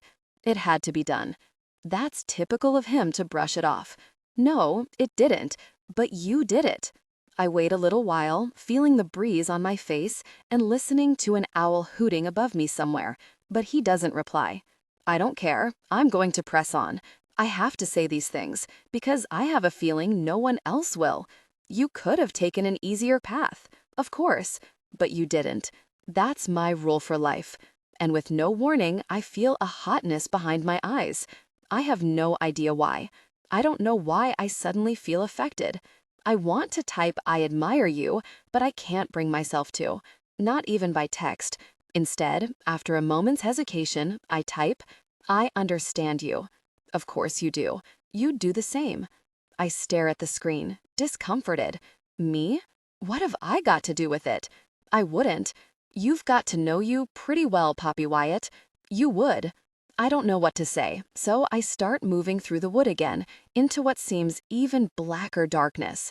My hand is wrapped around the phone so tightly I'm going to get a cramp, but somehow I can't loosen my fingers. I feel as though the harder I grip, the more I'm connected to Sam. I feel as though I'm holding his hand, and I don't want to let go. I don't want this to end, even though I'm stumbling and cold and in the middle of nowhere. We're in a place that we won't ever be again. On impulse, I type, "I'm glad it was your phone I picked up." A moment later, his reply comes. So am I. I feel a tiny glow inside. Maybe he's just being polite, but I don't think so. It's been good. Weird, but good. Weird but good would sum it up, yes. He sent another smiley face. I don't believe it. What's happened to the man formerly known as Sam Roxton? He's broadening his horizons. Which reminds me, where have all your kisses gone? I peer at my phone, surprised at myself. Don't know. You've cured me. I've never sent kisses to Sam, it occurs to me. Not once. Strange. Well, I can make up for that now. I'm almost giggling as I press the X button down firmly. XXXX. A moment later, his reply arrives. XXXX. Ha! With a snuffle of laughter, I type an even longer row of kisses. XXXXX. XXXXXX. XOXOXOXO. XOXOXOXOXXX. XXXX. I see you. I peer through the gloom again, but he must have better eyesight than I do, because I can't see anything. Really? Coming. I lean forward, craning my neck, squinting for a glimpse of light, but there's nothing. He must have seen some other light. Can't see you. I'm coming. You're nowhere near. Yes, I am. Coming. And then, suddenly, I hear his footsteps approaching. He's behind me, 30 feet away at a guess. No wonder I couldn't see him. I should turn. Right now, I should turn. This is the moment that it would be natural to swivel round and greet him, call out a hello, wave my phone in the air. But my feet are rooted to the spot. I can't bring myself to move, because as soon as I do, it will be time to be polite and matter-of-fact and back to normal. And I can't bear that. I want to stay here, in the place where we can say anything to each other, in the magic spell. Sam pauses right behind me. There's an unbearable fragile beat as I wait for him to shatter the quiet, but it's as though he feels the same way. He says nothing. All I can hear is the gentle sound of his breathing.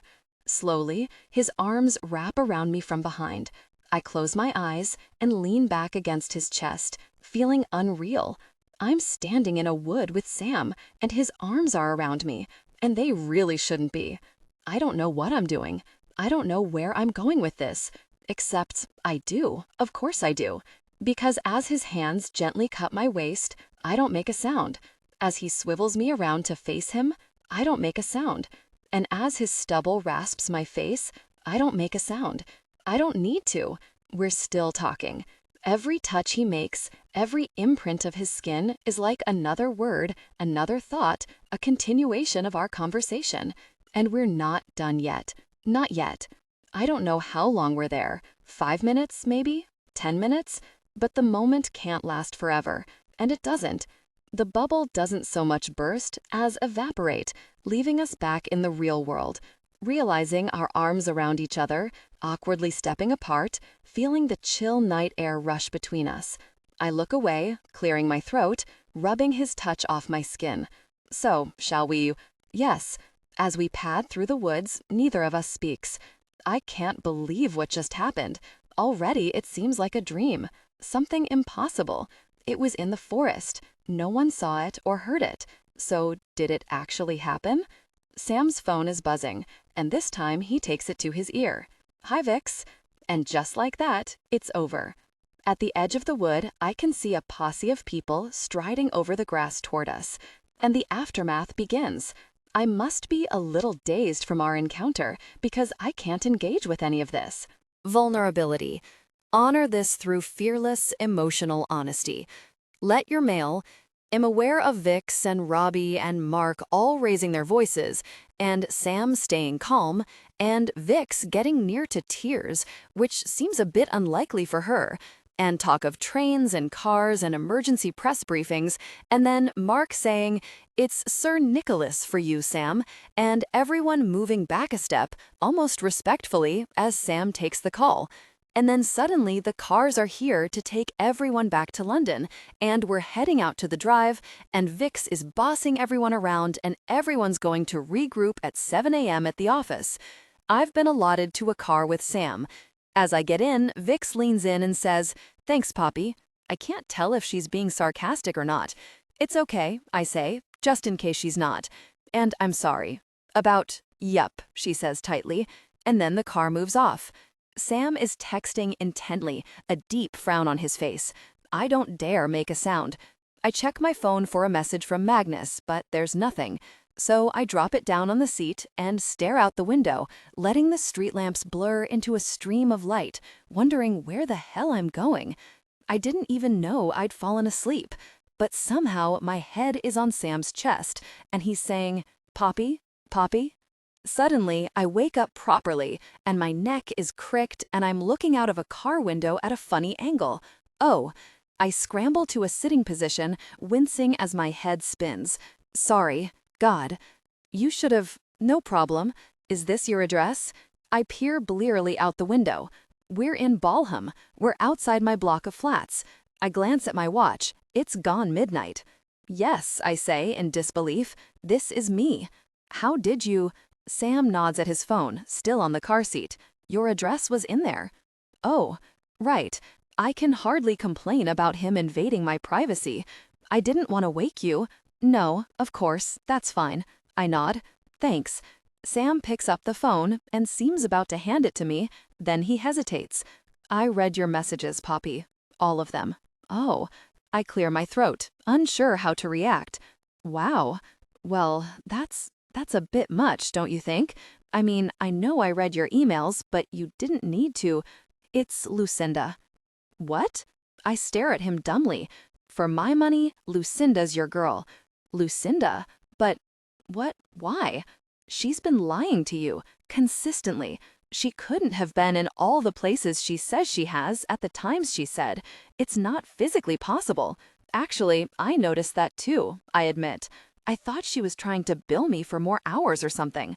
"Does she bill by the hour?" I rub my nose, feeling stupid. "In fact, she doesn't. It's an all-inclusive fee." "Have you ever noticed that Magnus and Lucinda inevitably text you within 10 minutes of each other?" Slowly, I shake my head. Why would I notice that? I get zillions of texts every day from all kinds of people. And anyway, how did he notice? I started off life as an analyst. He looks a bit abashed. "This is my kind of thing." "What's your kind of thing?" I say, puzzled. Sam produces a piece of paper, and I clap a hand over my mouth. I don't believe it. He's drawn a chart. Times and dates, calls, texts, emails. Has he been doing this while I've been asleep? "I analyzed your messages. You'll see what's going on." He analyzed my messages? How do you analyze messages? He hands me the paper, and I blink at it. "What? You see the correlation?" "Correlation?" I have no idea what he's talking about. It sounds like something from math exams. Take this date," he points at the paper. "They both email at around 6 p.m. asking how you're doing, being chatty. Then at 8 p.m., Magnus tells you he's working late at the London Library, and a few minutes later, Lucinda tells you she's working on garters for the bridesmaids at a fashion warehouse in Shoreditch. At 8 at night? Please." I'm silent for a few moments. I remember that email about the garters now. It seemed a bit odd, even at the time. But you can't jump to conclusions from one weird email, surely. Who asked you to analyze my messages anyway? I know I sound all prickly, but I can't help it. Who said it was any of your business? No one. You were asleep. He spreads his hands. I'm sorry. I just started looking idly, and then a pattern built up. 2 emails aren't a pattern.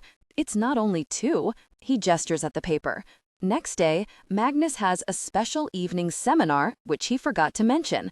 5 minutes later, Lucinda tells you about a lace workshop in Nottinghamshire, but she was in Fulham 2 hours earlier. Fulham to Nottinghamshire in the rush hour? That's not real.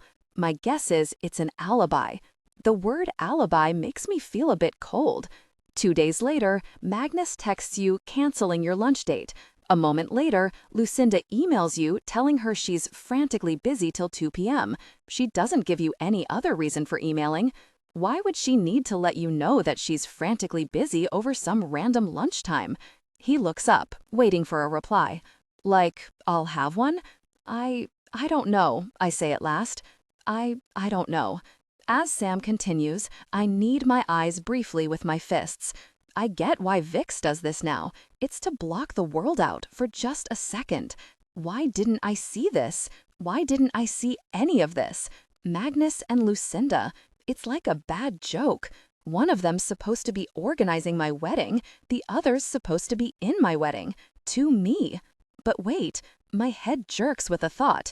Who sent me the anonymous text? Sam's theory can't be right because someone must have sent that. It wouldn't have been any of Magnus's friends, and I don't know any of Lucinda's friends, so who on earth? Remember when Magnus told you he had to counsel some PhD student, and Lucinda pulled out of your drinks meeting? She sent Clemency along instead? If you look at the timings, Sam's still talking, but I can barely hear him. My heart has constricted. Of course, Clemency. Clemency is dyslexic. She would have spelled fiancé wrong. She would have been too terrified of Lucinda to give her name, but she would have wanted me to know, if there was something to know. My fingers are shaking as I grab my phone again. Now that I read it over, I can hear the words in Clemency's sweet, anxious voice. It feels like her. It sounds like her. Clemency wouldn't invent something like that. She must believe it's true. She must have seen something, heard something. I sag back against the car seat. My limbs are aching.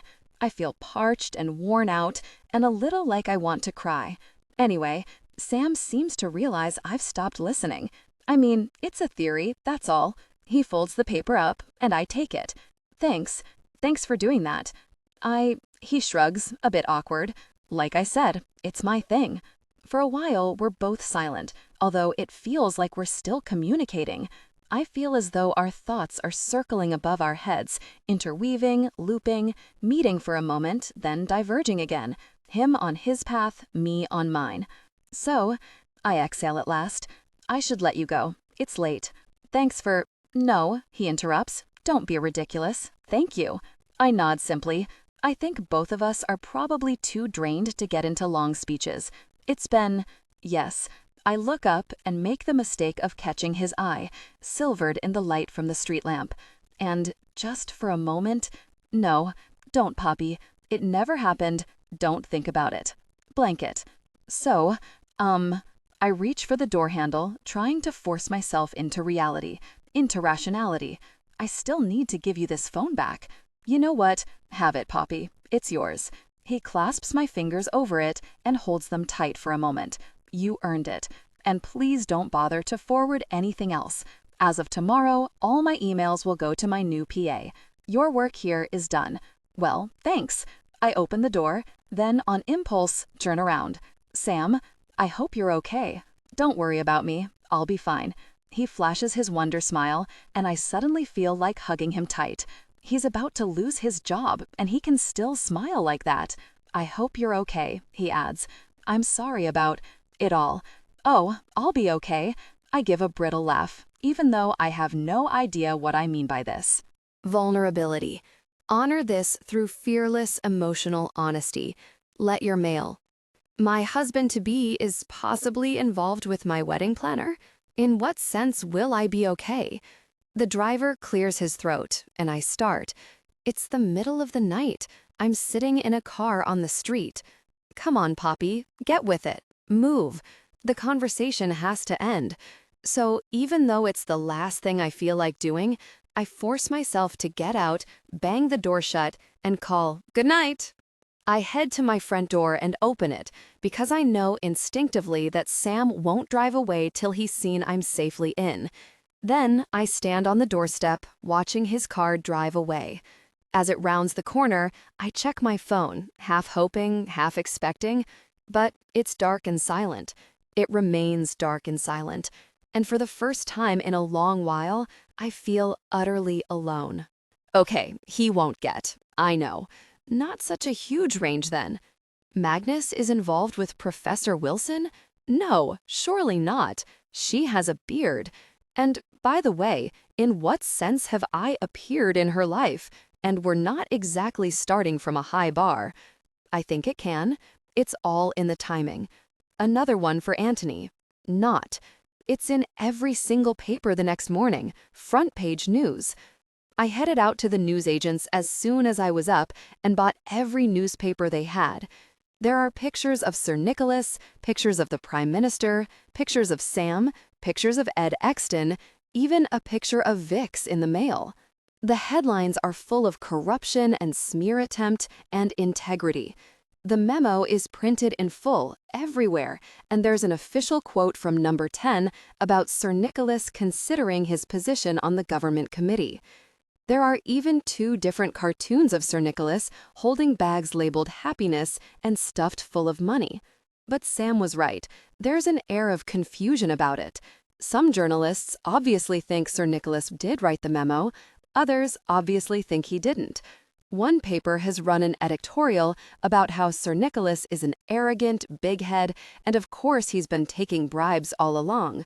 Another has written that Sir Nicholas is known for his quiet integrity, and it couldn't possibly be him. If Sam wanted to throw up a question mark over everything, he's definitely succeeded. I texted him this morning, "You okay?" But I got no reply. I guess he's busy, to say the least. Meanwhile, I feel like a wreck.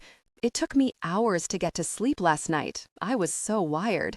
But then I woke at 6 and sat bolt upright, already grabbing for my phone, my heart racing.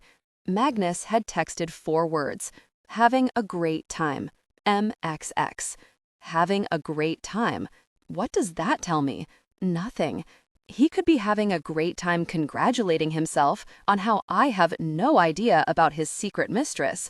There again, he could be having a great time innocently looking forward to a life of faithful monogamy, with no idea that Clemency somehow got the wrong end of the stick about him and Lucinda. Or possibly, he could be having a great time deciding that he's never going to be unfaithful again and regrets it hugely and will confess everything to me as soon as he gets back. I can't cope. I need Magnus to be here, in this country, in this room. I need to ask him, "Have you been unfaithful with Lucinda?" and see what he says. And then maybe we can move forward and I can work out what I'm going to do. Until then, I feel like I'm in limbo. As I go to make another cup of tea, I catch a glimpse of myself in the bathroom mirror and I wince. My hair is a mess. My hands are covered with newsprint from reading all the papers. My stomach is full of acid and my skin looks drawn. So much for my bridal beauty regimen. According to my plan, last night I was supposed to apply a hydration mask. I didn't even take my makeup off.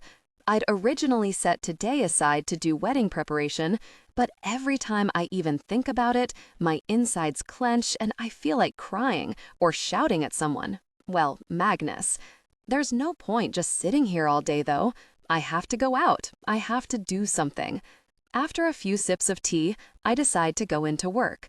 I don't have any appointments, but I've got some admin I can catch up with, and at least it'll force me to have a shower and get myself together. I'm the first to arrive, and I sit in the quiet calm, sorting through patient files, letting the monotony of the job soothe me, which lasts about 5 minutes before Angela slouches through the door and clatters around, starting her computer and making coffee and turning on the wall-mounted telly. Do we have to? I feel as if I've got a hangover, even though I hardly drank anything last night, and I could do without this blaring in my ears. But Angela stares at me as though I've violated some basic human right. I always watch Daybreak. It's not worth arguing. I could always heft all the files into my appointment room, but I don't have the energy for that either. So I just hunch my shoulders and try to block the world out. Parcel. Angela dumps a jiffy bag in front of me. Star blue. Is that your swimwear for the honeymoon? I stare at it blankly. I was a different person when I ordered that. I can remember myself now, going online one lunchtime, picking out bikinis and wraps. Never in a million years did I think that 3 days before the wedding, I'd be sitting here wondering if the whole thing should go ahead at all.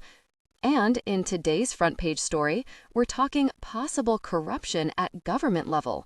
The presenter's voice attracts my attention. Here in the studio, a man who has known Sir Nicholas Murray for 30 years, Alan Smith Reeves. Alan, this is a confusing business. What's your take?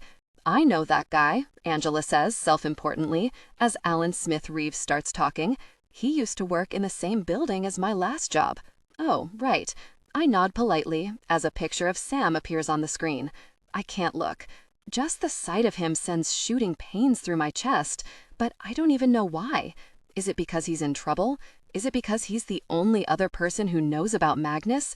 Is it because last night I was standing in a wood with his arms around him, and now I'll probably never see him again? He's quite good looking, says Angela, squinting at Sam critically. Is he Sir Nicholas What's-it? No, I say, more vehemently than I meant to. Don't be stupid. All right, she scowls at me. What's it to you anyway? I can't answer. I have to escape from all this. I get to my feet. Want a coffee? I'm making one. Duh. Angela shoots me an odd look. Are you okay? What are you doing here anyway? Thought you had the day off. I wanted to get ahead with stuff. I grab my denim jacket.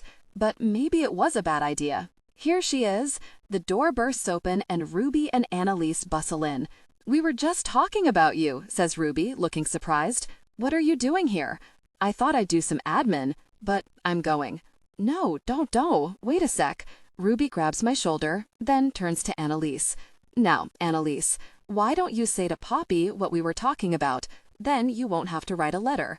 Uh-oh, she's wearing her headmistressy look, and Annalise is looking shamefaced. What's going on? I don't want to say it. Annalise bites her lip like a 6-year-old. I'll write a letter. Say it. Then it's done. Ruby is eyeing Annalise with the kind of stern gaze that's impossible to ignore. Okay, Annalise takes a breath, looking a little pink around the cheeks. Poppy, I'm sorry I behaved badly with Magnus the other day. It was wrong of me, and I was just doing it to get back at you. And, prompts Ruby, I'm sorry I've given you a hard time. Magnus is yours, not mine. And I'm never going to mention the fact we switched appointments again. She finishes in a rush. Promise. She looks so discomforted, I feel quite touched. I can't believe Ruby did that. They should put her in charge at White Globe Consulting. She'd sort out Justin Cole in no time. Well, thanks, I say. I appreciate it. I truly am sorry, you know, Poppy? Annalise twists her fingers, looking abject. I don't want to spoil your wedding.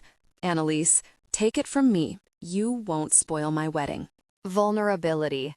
Honor this through fearless emotional honesty. Let your mail. I smile, but to my horror, I can feel tears welling up in my eyes. If anything spoils my wedding, it'll be the fact that it was called off. It'll be the fact that Magnus didn't really love me after all. It'll be the fact that I was a completely stupid, deluded fool. Oh God, I am going to cry. Mrs.? Ruby gives me a close look. You okay? Fine, I exclaim, blinking furiously. Wedding stress, says Annalise. Oh my God, Poppy, are you turning into a bridezilla at last? Go on, I'll help. I'll be a bridezilla. Let's go and throw a hissy fit somewhere. That'll cheer you up. I raise a half smile and wipe my eyes. I don't know how to respond. Do I tell them about Magnus? They're my friends after all, and I'm longing for someone to talk to. But then, what if it is all a mix-up? I haven't heard anything further from unknown number. The whole thing's guesswork. I can't start telling the world that Magnus has been unfaithful based on one anonymous text, and then have Annalise putting it on Facebook and calling him a love rat and booing as we walk down the aisle. I'm just tired, I say at last. Slap up breakfast, exclaims Ruby. That's what you need. No, I say in horror. I won't fit into my dress, assuming I'm still going to get married. I feel the rush of tears again. Preparing for a wedding is stressful enough. Preparing for a wedding or possible last-minute breakup cancellation is going to turn my hair gray. You will, Ruby contradicts me. Everyone knows brides lose 2 dress sizes before their wedding. You've got a massive margin to play with there, girl. Use it. Pig out. You'll never be in this position again. Have you dropped 2 dress sizes? Asks Annalise, eyeing me a little resentfully. You can't have. No, I say gloomily. Maybe half of one. Well, that qualifies you for a latte and a donut, at any rate, says Ruby, heading for the door. Come on, comfort food's what you need. We've got half an hour. Let's cram it in. When Ruby gets an idea, she goes for it. She's already striding along the pavement and into the Costa 2 doors away. As Annalise and I push our way in, she's heading up to the till. Hello there, she begins cheerfully. I'd like 3 lattes, 3 donuts, 3 plain croissants, 3 almond croissants. Ruby, stop, I start giggling. 3 pains au chocolat, well, give them to the patients if we can't finish them. 3 apple muffins, 3 tins of breath mints, chimes in Annalise. Breath mints? Ruby turns to regard her scornfully. Breath mints? And some cinnamon swirls, Annalise adds hurriedly. That's more like it. 3 cinnamon swirls. My phone rings in my pocket, and my stomach lurches. Oh God, who's this? What if it's Magnus? What if it's Sam? I haul it out, taking a step away from Ruby and Annalise, who are arguing about what kind of cookies they should buy. As I see the screen, I feel a dreadful squeezing sensation inside. It's unknown number. Whoever it is has finally phoned me back. This is it. This is where I find out the truth, for good or for bad. I'm so petrified my hand is actually shaking as I press accept, and at first I can't catch my breath to speak. Hello? A girl's voice is saying down the line. Hello? Can you hear me? Is that Clemency? I can't tell. Hi, I manage to utter at last. Hello? This is Poppy speaking. Is this Clemency? No, the girl sounds surprised. Oh, I swallow. Right, it's not Clemency? Who is it then? My mind is scampering around frantically. Who else could have sent me that text? Does this mean Lucinda's not involved after all? I can see Annalise and Ruby eyeing me curiously from the register, and I swing away. So, I try, desperately to sound dignified and not at all like someone who's about to be totally humiliated and have to call their entire wedding off. Was there something you wanted to say to me? Yes, I'm urgently trying to get in touch with Sam Roxton. Sam? The tension that's been growing inside me breaks with a crash. It's not unknown number after all. At least it's different unknown number. I don't know if I'm disappointed or relieved. How did you get this number? The girl is demanding. Do you know Sam? Yes, I do. I try to gather myself. Sorry, I misunderstood for a moment. I thought you were someone else. Can I take a message for Sam? I say it automatically before I realize that I'm not forwarding things to Sam anymore. Still, I can get a message to him, can't I? Just for old time's sake. Just to be helpful. I've tried that. She sounds quite high-handed. You don't understand. I need to speak to him. Today. Now. It's urgent. Oh, well, I can give you his email address. That's a joke. She cuts me off impatiently. Sam never reads emails, but believe me, this is important. I have to speak to him as soon as possible. It's about the phone, in fact. The phone you're holding right now. What? I gape at the receiver, wondering if I've gone crazy. How does some strange girl know what phone I'm holding?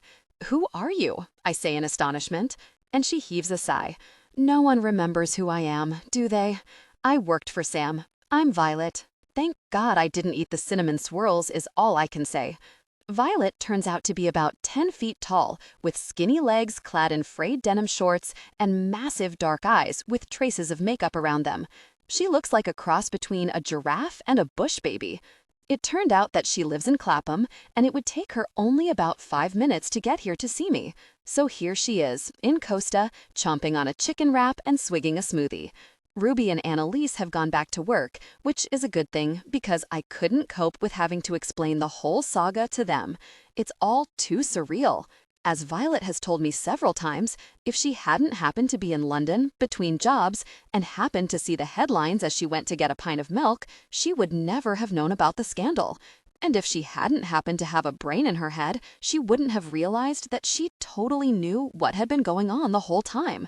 But are people grateful? Do they want to hear? No, they're all idiots. My parents are on this stupid cruise, she's saying with disdain. I tried to look in their telephone book, but I don't know who's who, do I?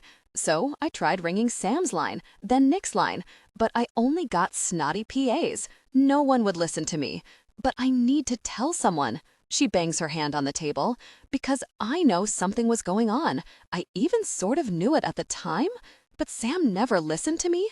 Do you find he never listens to you? She focuses on me with interest for the first time. Who exactly are you anyway? You said you'd been helping him.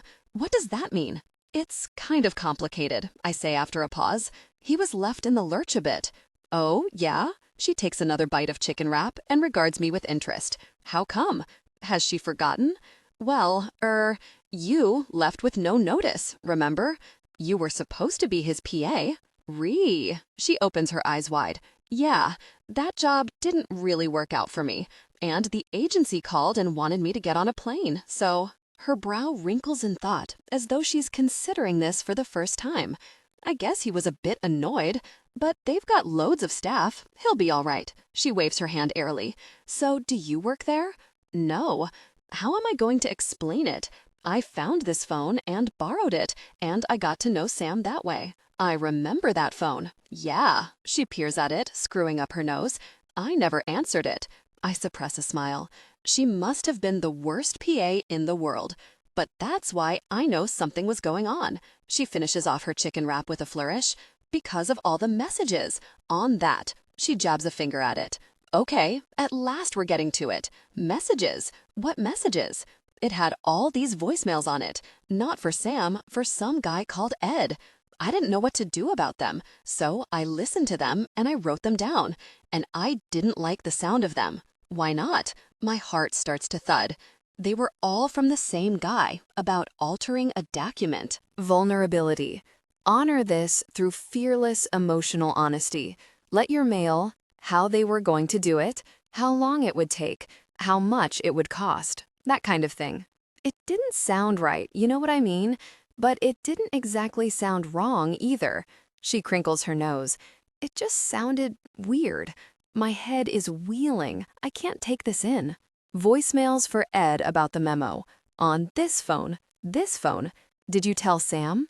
I sent him an email and he said ignore them. But I didn't want to ignore them. You know what I mean? I had this instinct. She swigs her smoothie. Then I open the paper this morning and I see Sam talking about some memo and saying it must have been sexed up. And I think, yes! She bangs her hand on the table again. That's what was going on. How many voicemails were there in all? 4? 5? But there aren't any voicemails on here now. At least I haven't found any. I can hardly bear to ask the question. Did you delete them? No, she beams in triumph. That's the point. I saved them. At least my boyfriend, Aaron, did. I was writing one out one night, and he was like, babe, just save it to the server. And I was like, how do I save a voicemail? So he came into the office and put them all on a file. He can do amazing stuff, Aaron, she adds proudly. He's a model too, but he writes games on the side. A file? I'm not following. So where's the file now? It must still be there. She shrugs. On the PA's computer. There's an icon called voicemails on the desktop. An icon on the PA's computer? Just outside Sam's office. All the time, it was right there, right in front of our faces. Will it still be there? I feel a blast of panic. Won't it be deleted? Don't know why it would be. She shrugs. Nothing was deleted when I arrived. There was just a big old pile of crap I was supposed to wade through. I almost want to laugh hysterically. All that panic, all that effort. We could have simply gone to the computer outside Sam's office. Anyway, I'm going to the States tomorrow, and I had to tell someone, but it's impossible to get in touch with Sam at the moment. She shakes her head. I've tried emailing, texting, phoning. I'm like, if you only knew what I had to tell you. Let me have a go, I say after a pause, and type a text to Sam. Sam, you have to call me, now. It's about Sir Nicholas. Could be a help, not a time waster. Believe me. Call at once, please, Poppy. Well, good luck with that. Violet rolls her eyes. Like I told you, he's gone off radar. His PA said he's not responding to anybody, not emailing, not answering calls. She breaks off as the tinny sound of Beyoncé comes through the air. Sam Mobile has already popped up on the display. Okay, her eyes widen. I'm impressed. I press accept and lift the receiver to my ear. Hi, Sam, Poppy. His voice feels like a blast of sunshine in my ear. There's so much I want to say, but I can't. Not now. Maybe not ever. Listen, I say, are you in your office? Go it to your PA's computer, quickly. There's the briefest pause, then he says, okay. Look on the desktop, I instruct him. Is there a file called voicemails? There's silence for a little while, then Sam's voice comes down the phone. Affirmative. Okay, my breath comes out in a whoosh. I hadn't realized I'd been holding it. You need to look after that file carefully, and now you need to speak to Violet. Violet? He sounds taken aback. You don't mean Violet, my flaky ex-PA? I'm with her now. Listen to her, Sam, please. I pass the phone over. Hey, Sam, says Violet easily. Sorry about leaving you in the lurch and all that, but you've had Poppy to help you out, yeah? As she's talking, I head up to the counter and buy myself another coffee, even though I'm so wired I probably shouldn't. Hearing Sam's voice has thrown me. I immediately wanted to talk to him about everything. I wanted to nestle up and hear what he had to say, but that's impossible. Number one, because he's mired in massive problems of his own. Number two, because who is he? Not a friend, not a colleague, just some random guy who has no place in my life. It's over. The only place for us to go from here is goodbye. Maybe we'll exchange the odd text, maybe we'll meet up awkwardly in a year's time. Both of us will look different and will say hello stiltedly, already regretting the decision to come. We'll laugh about how bizarre that whole phone business was. We'll never mention what happened in the woods, because it didn't happen. You okay, Poppy? Violet is standing in front of me, waving the phone in front of my face. Here. Oh, I come to and take it. Thanks. Did you speak to Sam? He opened the file as I was talking to him. He's pretty stoked. He said to say he'd call you later. Oh, well, he doesn't have to. I pick up my coffee, whatever. Hey, nice rock. Violet grabs my hand. Is that an emerald? Yes. Cool. So who's the lucky guy? She gets out an iPhone. Can I take a picture of it? I'm just getting ideas for when Aaron becomes a gazillionaire. Did you choose it yourself? No, he had it already when he proposed. It's a family ring. Romantic, Violet nods. Wow, so you didn't expect it? No, not at all. Were you like, really? Kind of, I nod. It seems a million years ago now, that evening when Magnus proposed. I was so giddy. I felt as if I'd entered a magic bubble where everything was shiny and perfect and nothing could ever go wrong again. Gosh, I was a fool. A tear splashes onto my cheek before I can stop it. Hey, Violet looks at me with concern. What's wrong? Nothing. I smile, wiping at my eyes. Things aren't exactly brilliant. My fiancé might be cheating on me, and I don't know what to do. Just letting the words out makes me feel better. I take a deep breath and smile at Violet. Sorry, ignore that. You don't want to know. No, it's fine. She draws her feet up onto her chair and regards me intently. Why aren't you sure if he is or not? What makes you think he is? Someone sent me an anonymous text. That's it. So ignore it. Violet gives me a close look. Or do you have a gut feeling? Does it seem like something he might do? I'm silent for a moment. I so wish I could say, never, not in a million years. But too many moments are sticking in my brain. Moments I haven't wanted to see, that I've tried to blank out.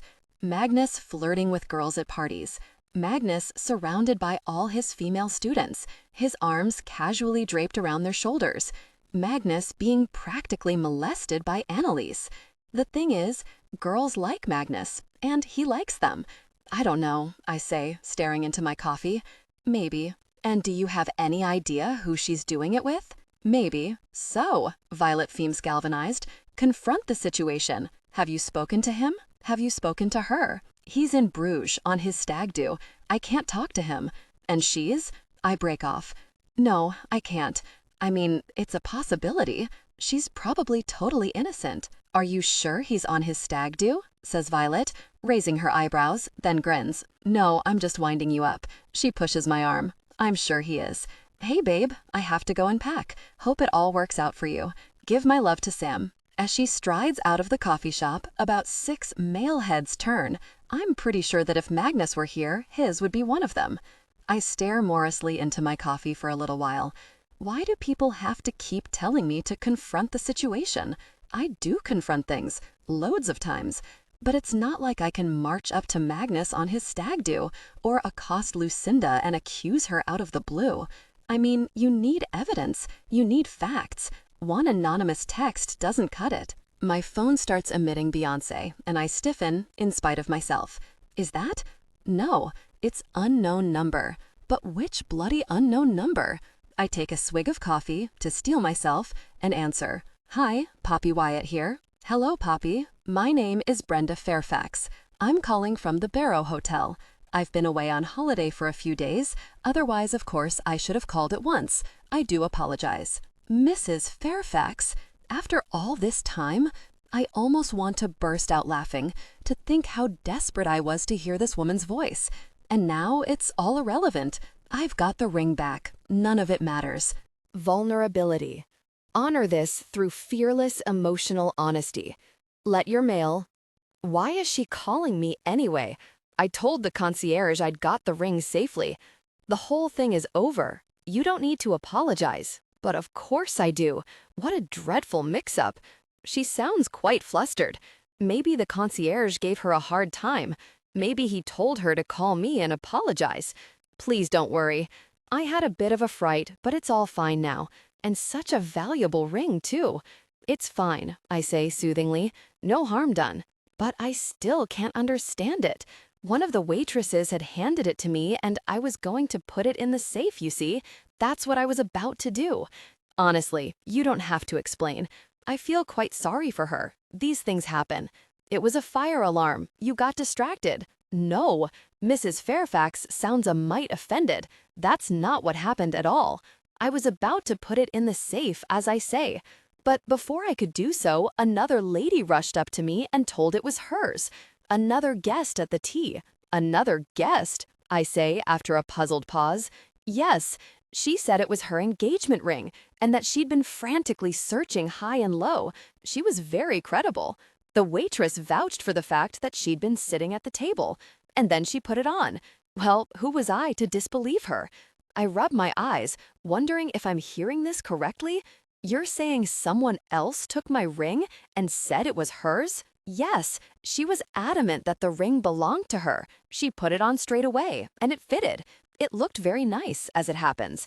I know that, strictly speaking, I should have asked her for proof that she was the owner, and we will be reviewing our official procedures in light of this unfortunate occurrence. Mrs. Fairfax, I cut her off, not remotely interested in official procedures. Can I just ask you, did she have long dark hair by any chance, and a little diamante hairband? Yes, long dark hair with a diamante hairband, as you say, and a wonderful orange dress. I close my eyes in disbelief. Lucinda. It was Lucinda. The ring didn't get caught on her bag lining. She deliberately took it. She knew how panicked I'd be. She knew how important it was. But she took it and pretended it was hers. God only knows why. A pulse is beating in my head as I say goodbye to Mrs. Fairfax. I'm breathing hard and my hands are balling into fists. Enough is enough. Maybe I don't have any evidence that she's romantically involved with Magnus, but I can sure as very confront her about this. And I'm going to do it right now. I don't know what Lucinda's doing today. I haven't had any emails or messages from her for a couple of days, which is unusual. As I text, my hands are actually shaking. Hi, Lucinda. How's it going? What are you up to? Can I help? Poppy. Almost immediately she replies, just polishing off some loose ends at home. Don't worry, nothing for you to help with. Lucinda. Lucinda lives in Battersea, 20 minutes away by taxi. I'm not going to give her time to get her story straight. I'm going to take her by surprise. I hail a cab and give her address, then sit back, trying to stay calm and steely, even though the more I think about this, the more flabbergasted I feel. Lucinda took my ring. Does that mean she's a thief? Did she make a copy and keep the real one and sell it? I glance at my left hand, suddenly doubtful. Am I so sure this is the real thing? Or was she somehow meaning to be helpful? Did she forget she had it? Should I give her the benefit of the doubt? No, Poppy, no chance. As I arrive at her red brick mansion block, a guy in jeans is opening the main front door. I quickly dodge in behind him and head up the 3 flights of stairs to Lucinda's flat. This way, she'll get absolutely no warning that I'm here. Maybe she'll open the door wearing the real ring, plus all the other jewelry she's stolen from unsuspecting friends. Maybe no one will answer, because she's actually in Bruges. Maybe Magnus will open the door, dressed in a bedsheet. Oh God, stop it, Poppy. I rap on the door, trying to sound like a delivery guy. It must have worked, because she swings the door open, her face creased in annoyance, her phone to her ear, before stopping dead, her mouth in an O. I stare back, equally wordless. My eyes flick past Lucinda, to the huge suitcase in the hall, then to the passport in her hand, and then back to the suitcase. As soon as possible, she says. Terminal 4. Thanks. She rings off and glares at me, as though daring me to ask what she's doing. I'm racking my brains for something inspired and caustic to say, but my inner 5-year-old is quicker off the mark. You took my ring! As the words burst out, I can feel my cheeks turning pink to add to the effect. Maybe I should stamp my foot too. Oh, for God's sake. Lucinda wrinkles her nose disparagingly, as though to accuse one's wedding planner of theft is a total etiquette no-no. You got it back, didn't you? But you took it. I step inside her flat, even though she hasn't invited me to, and can't help glancing around. I've never been to Lucinda's flat before. It's quite grand, and has clearly been interior decorated, but it's an absolute mess of cluttered surfaces and chairs, with wine glasses everywhere. No wonder she always wants to meet at hotels. Look, Poppy, she sighs bad-temperedly, I've got things to do, okay? If you're going to come around and make offensive remarks, then I'm going to have to ask you to leave. Huh? She's the one who did something wrong. She's the one who took a priceless engagement ring and pretended it was hers. How has she managed to leapfrog over that fact and make it look like I'm in the wrong for even mentioning it? Now, if that's all, I am rather busy. Stop right there. The force of my own voice takes me by surprise. That's not all. I want to know exactly why you took my ring. Were you planning to sell it? Did you need the money? No, I didn't need the money, she glares at me. You want to know why I took it, Miss Poppy? It's because it should have been mine. Yours? I can't even finish the word, let alone the sentence. You know Magnus and I are old flames. She throws the information out casually, like a swatch of material on a table. What? No, no one ever told me that. Were you engaged? My mind is juddering with shock. Magnus was with Lucinda? Magnus was engaged? He never mentioned a previous fiancé, let alone that it was Lucinda. Why don't I know any of this? What is going on? No, we were never engaged, she says reluctantly, then shoots me a murderous look. But we should have been. He proposed to me, with that ring. I feel a clench of disbelieving pain. Magnus proposed to another girl with my ring? With our ring? I want to turn on my heel and leave, escape, block my ears. But I can't. I have to get to the bottom of all this. Nothing seems to make sense. I don't understand. I don't get it. You said you should have been engaged. What happened? He bottled it, is what happened, she says furiously. The very coward. Oh, God. At what stage? Had you planned the wedding? He didn't jilt you, did he? I say in sudden horror. He didn't leave you standing at the altar. Lucinda has closed her eyes as though reliving it. Now she opens them and gives me a vicious glare. Far worse. He chickened out halfway through the very proposal. What? I peer at her, not quite understanding. What do you... We were on a skiing holiday 2 years ago. Her brow tightens in memory. I wasn't stupid. I knew he'd brought the family ring. I knew he was going to propose. So we'd had dinner one night, and it was just us in the chalet. The fire was going, and he knelt down on the rug and brought out this little box. He opened it up, and there was this amazing vintage emerald ring. Lucinda pauses, breathing hard. I don't move a muscle. He took hold of my hand, and he said, "Lucinda, my darling, will you—" She inhales sharply, as though she can hardly bear to carry on. And I was going to say yes. I was all poised. I was only waiting for him to get to the end. But then he stopped. He started sweating. And then he stood up and said, "Gosh, sorry, I can't do this. Sorry, Lucinda." Vulnerability. Honor this through fearless emotional honesty. Let your male— He didn't. He didn't. I stare at her in disbelief, almost wanting to laugh. "What did you say?" I yelled. "Do what, you jerk? You haven't even very proposed yet?" But he didn't have anything to say. He closed up the box and put the ring away. And that was that. "I'm sorry," I say lamely. "That's really awful. He's such a commitment phobe. He couldn't even commit to a really proposal? He couldn't even see that through?" She looks absolutely livid, and I don't blame her. "So why on earth did you agree to organize his wedding?" I say incredulously. "Isn't that rubbing it in your face every day?" "It was the least he could do to make amends." She glowers at me. "I needed a job. Although, actually, I'm thinking of changing career. Arranging weddings is a very nightmare. No wonder Lucinda's been in such a bad mood this whole time.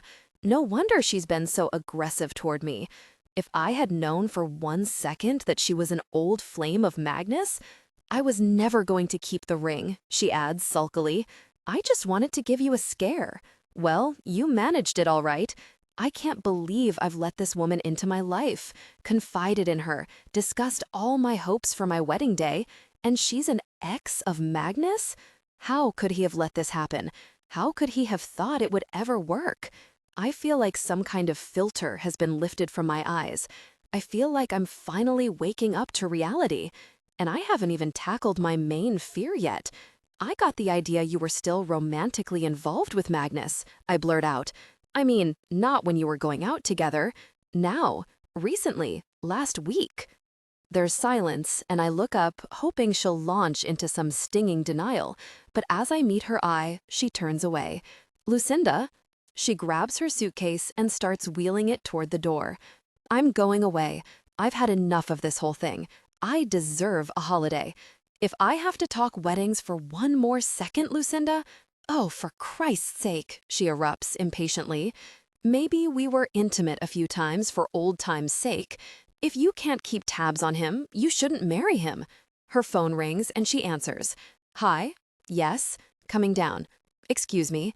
She ushers me out of the flat, bangs the door, and double locks it. "You can't just leave." I'm shaking all over. "You have to tell me what happened." "What do you want me to say?" She throws her hands up. "These things happen. You weren't meant to find out, but there you go." She manhandles her suitcase into the lift. "Oh, and by the way, if you think you and I are the only girls he's hauled that emerald ring out of the safe for, think again. We are on the end of a list, sweetie." "What?" I'm starting to hyperventilate. "What list? Lucinda, wait, what are you talking about?" "Work it out, Poppy. It's your problem. I've sorted the flowers and the order of service and the almonds and the really dessert spoons." She jabs a button and the lift doors start to close.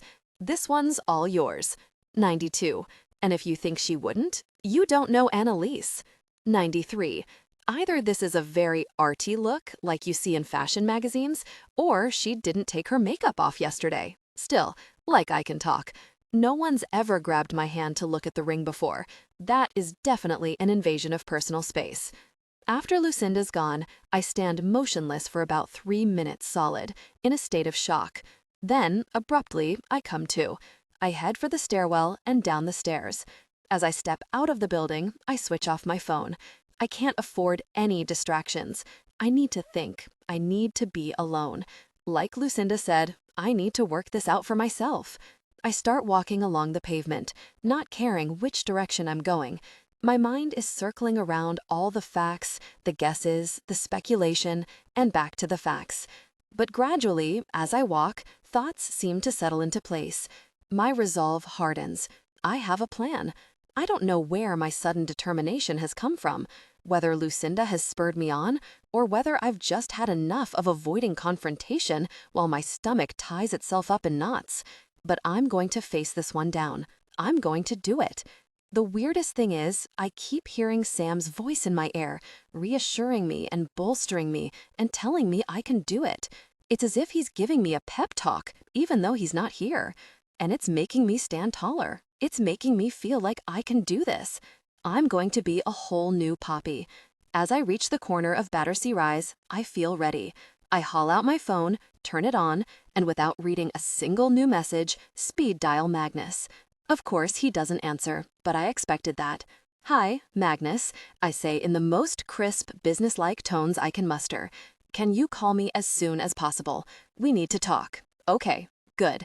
That was dignified. A brief, cutting message that he will understand. Now, ring off. Ring off, Poppy. But I can't. My hand feels welded to the phone. While I'm connected to him, or even just to his voicemail, I can feel my defenses coming down. I want to talk. I want to hear from him. I want him to know how shocked and hurt I am. Because I've heard some news, okay? I hear myself continuing. I've been speaking to your great friend, Lucinda. I give Lucinda an angry little emphasis. And what she told me was a bit of a shock, to say the least. So I think we need to talk as soon as possible. Because unless you've got some great, marvelous explanation, which I can't think how you would, because was Lucinda lying? Because someone must be lying, Magnus. Someone must be... Beep. Very. I got cut off. As I turn off my phone again, I'm cursing myself. So much for the brief, cutting message. So much for a whole new Poppy. That wasn't how it was supposed to go at all. Still, never mind. At least I made the call. At least I didn't sit with my hands over my ears, avoiding the whole thing. And now to the next thing on my mental list. I step into the road, lift my hand, and flag down a cab. "Hi," I say as I get in. "I'd like to go to Hampstead, please." I know Wanda's in today because she said she was preparing for some radio show she's doing tonight. And, sure enough, as I draw up to the house, music is blasting out of the windows. I have no idea if Anthony is there too, but I don't care. They can both hear this. As I approach the house, I'm trembling, like I was the other night, but in a different way, in a positive way, in a bring-it-on way. "Poppy!" As Wanda swings the door open, she beams widely. What a lovely surprise! She swoops in for a kiss, then studies my face again. "Have you just dropped round to be sociable, or was there anything? We need to talk." There's a brief moment of silence between us. I can tell she understands that I don't mean a jolly chit-chat. I see. "Well, come in." She smiles again, but I can see anxiety in the downward slant of her eyes and the faint crinkling of her mouth. She has a very expressive face, Wanda. Her English rose skin is pale and fragile, like tissue paper, and the lines round her eyes crease in a myriad of different ways according to her mood. I guess that's what happens when you have no Botox, makeup, or fake tan. You have expressions instead. Shall I put on some coffee? Why not? I follow her into the kitchen, which is about 10 times as messy as it was when I was living here with Magnus. I can't help wrinkling my nose at a bad smell in the air, which I guess is the bunch of flowers still in paper, gently rotting on the counter. A man's shoe is in the sink, along with a hairbrush, and there are huge piles of old cardboard folders on every chair. Ah, Wanda gestures vaguely around, as though hoping one of the chairs might magically clear itself. We were having a sort out. To what extent does one archive? That's the question. Once upon a time, I would have hastily cast around for something intelligent to say about archives. But now, I face her square on and say bluntly, "Actually, there's something else I want to talk to you about." "Indeed," says Wanda after a pause. "I rather thought there might be. Let's sit down." She grabs a pile of folders off a chair to reveal a large fish wrapped in fishmonger's paper. Okay. Vulnerability. Honor this through fearless emotional honesty. Let your mail? So that was the smell. That's where that went. Extraordinary. She frowns, hesitates a moment, then puts the folders back on top of it. Let's try the drawing room. I sit down on one of the bumpy sofas, and Wanda draws up an ancient needlepoint embroidered chair opposite. The smell of old wood smoke, musty killam, and potpourri is overwhelming. Golden light is streaming through the original stained glass panels in the windows. This room is so tavish, and so is Wanda. She's sitting in her usual uncompromising position, knees firmly apart, dirndl skirt draping around her legs, head tilted forward to listen, with her frizzy henned hair falling all around her face. Magnus, I begin, then immediately come to a halt. Yes? Magnus? I stop again. There's silence for a moment. This woman is so significant in my life, but I barely know her. We've had a completely civilized, distant relationship where we haven't talked about anything except things that don't matter. Now it feels like I'm about to rip down the screen between us, but I don't know where to start. Words are buzzing around my head like flies. I need to catch one. How many girls has Magnus proposed to? I didn't mean to start there, but then, why not? Wanda looks caught out. Poppy. She swallows. Goodness, I really think Magnus... This is a matter... She rubs her face, and I notice that her fingernails are filthy. Magnus is in Bruges. I can't talk to him, so I've come to talk to you. I see. Wanda's expression becomes grave. Lucinda told me there's a list, and she and I are at the end of it. Magnus never mentioned anyone else. He never even told me he and Lucinda used to be an item. Nobody told me. I can't keep the resentment out of my voice. Poppy, you mustn't. I can tell Wanda's floundering. Magnus is very, very fond of you, and you shouldn't worry about that. You're a lovely girl. She might be trying to be kind, but the way she says it makes me flinch. What does she mean by lovely girl? Is that some patronizing way of saying, you may not have a brain, but you look okay? I have to say something. I have to. It's now or never. Go, Poppy. Wanda, you're making me feel inferior. The words rush out. Do you think I'm inferior, or is this just in my mind? I did it. I can't believe I said that out loud. What? Wanda's eyes widen so far, I notice for the first time what a stunning periwinkle blue they are. I'm taken aback by how shocked she seems, but I can't back down now. I feel inferior when I'm here. I swallow. Always. And I just wondered if you really thought I was? Or, Wanda has thrust both hands into her frizzy hair. She comes across a pencil, pulls it out, and absent-mindedly puts it down on the table. I think we both need a drink, she says at last. She heaves herself up out of the sagging chair and pours 2 glasses of scotch from a bottle in the cabinet. She hands one to me, raises her own, and takes a deep gulp. I feel a bit knocked for 6. I'm sorry. Immediately I feel bad. No, she raises a hand. Absolutely not. Dear girl, you do not have to apologize for a bona fide expression of your perception of the situation, be it construct or not. I have no idea what she's going on about, but I think she's trying to be nice. It's up to me to apologize, she continues, if you have ever felt uncomfortable, let alone inferior. Although this is such a ridiculous idea that I can barely... She trails off, looking baffled. Poppy, I simply don't understand. May I just ask what has given you this impression? You're all so intelligent. I shrug uncomfortably. You publish things in journals and I don't. Wanda looks perplexed.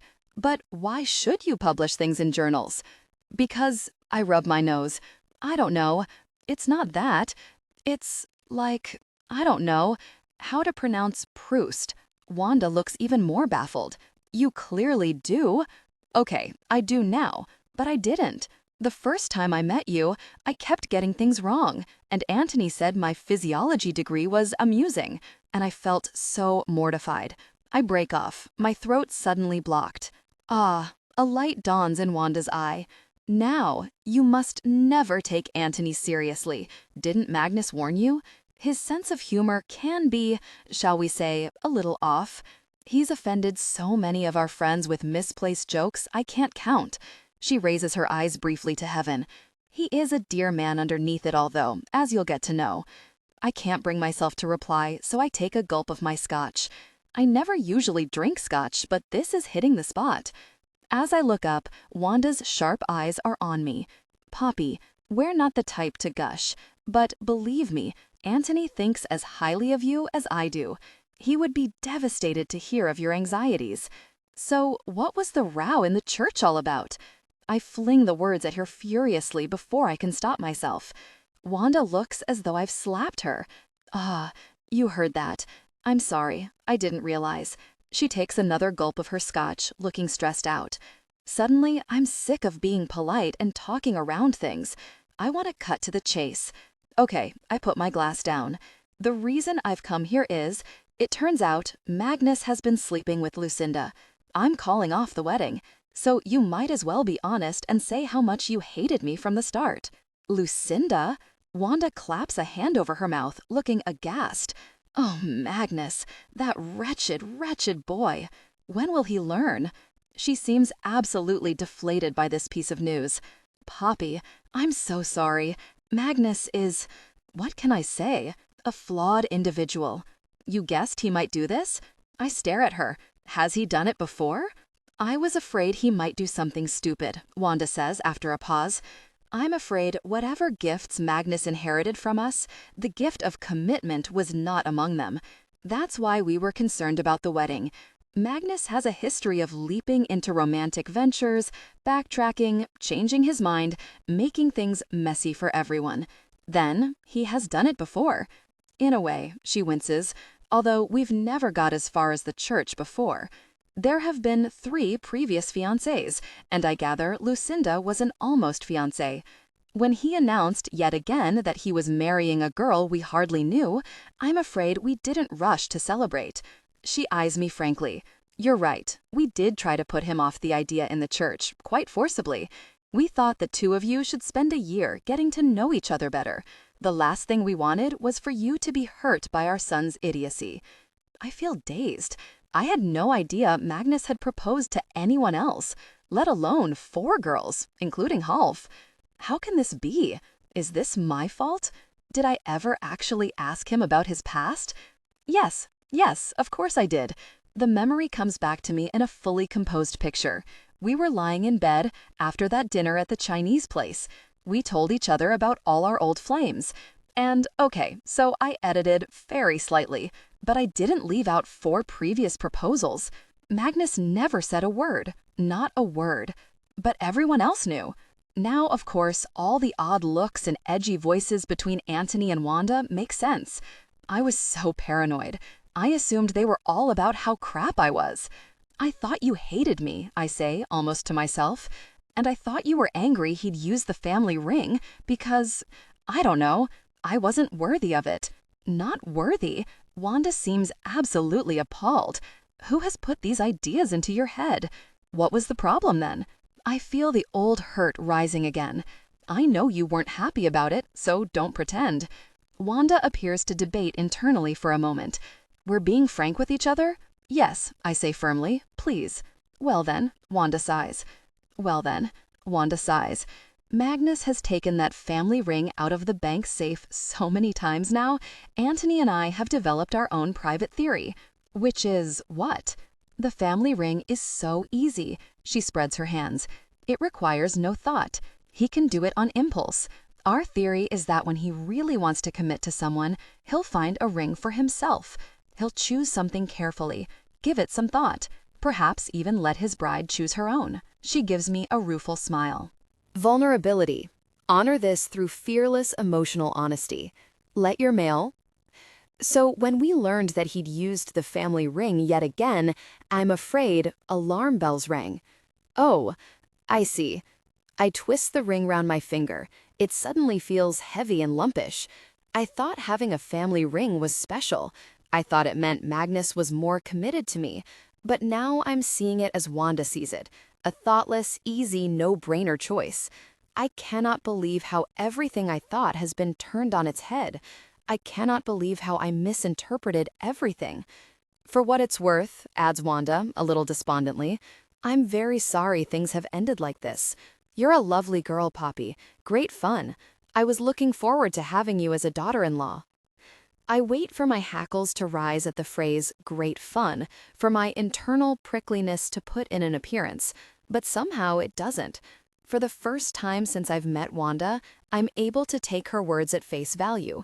By great fun, she doesn't mean low IQ and inferior degree, she means great fun. I'm sorry too, I say, and I'm speaking the truth. I do feel sad. Just as I work Wanda out, it's all over. I thought Magnus was perfect, and his parents were my only problem. Now I'm feeling like it's the other way round. Wanda's great, shame about her son. Here, I wrench the ring off and hand it to her. Poppy, she looks startled. Surely, it's over. I don't want to wear it anymore. It belongs to you. To be honest, it never really felt like mine. I grab my bag and stand up. I think I should go. But Wanda seems bewildered. Please don't rush into anything. Have you spoken to Magnus? Not yet. I breathe out. But it's kind of irrelevant. It's over. That's pretty much the end of the conversation. Wanda sees me to the door and presses my hand as I leave, and I feel a sudden rush of affection for her. Maybe we'll stay in touch. Maybe I'll lose Magnus but gain Wanda. The massive front door closes, and I push my way through the overgrown rhododendrons, down the path to the gate. I'm expecting to crumble into tears any moment. My perfect fiancé isn't perfect after all. He's a lying, unfaithful, commitment-phobic flake. I'm going to have to call off a whole wedding. My brothers won't get to walk me up the aisle after all. I should be in bits. But as I walk down the hill, all I can feel is numb. I can't face the tube, nor can I afford any more taxis. So I head toward an out-of-the-way bench in a patch of sunshine, sit down, and stare blankly into space for a while.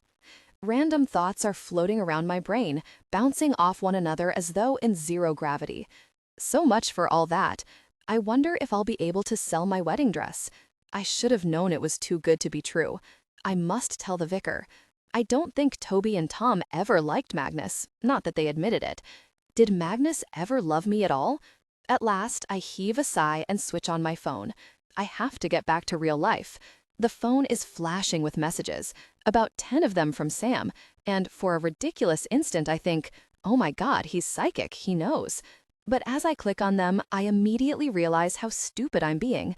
Of course he's not texting about my personal life. This is all strictly business.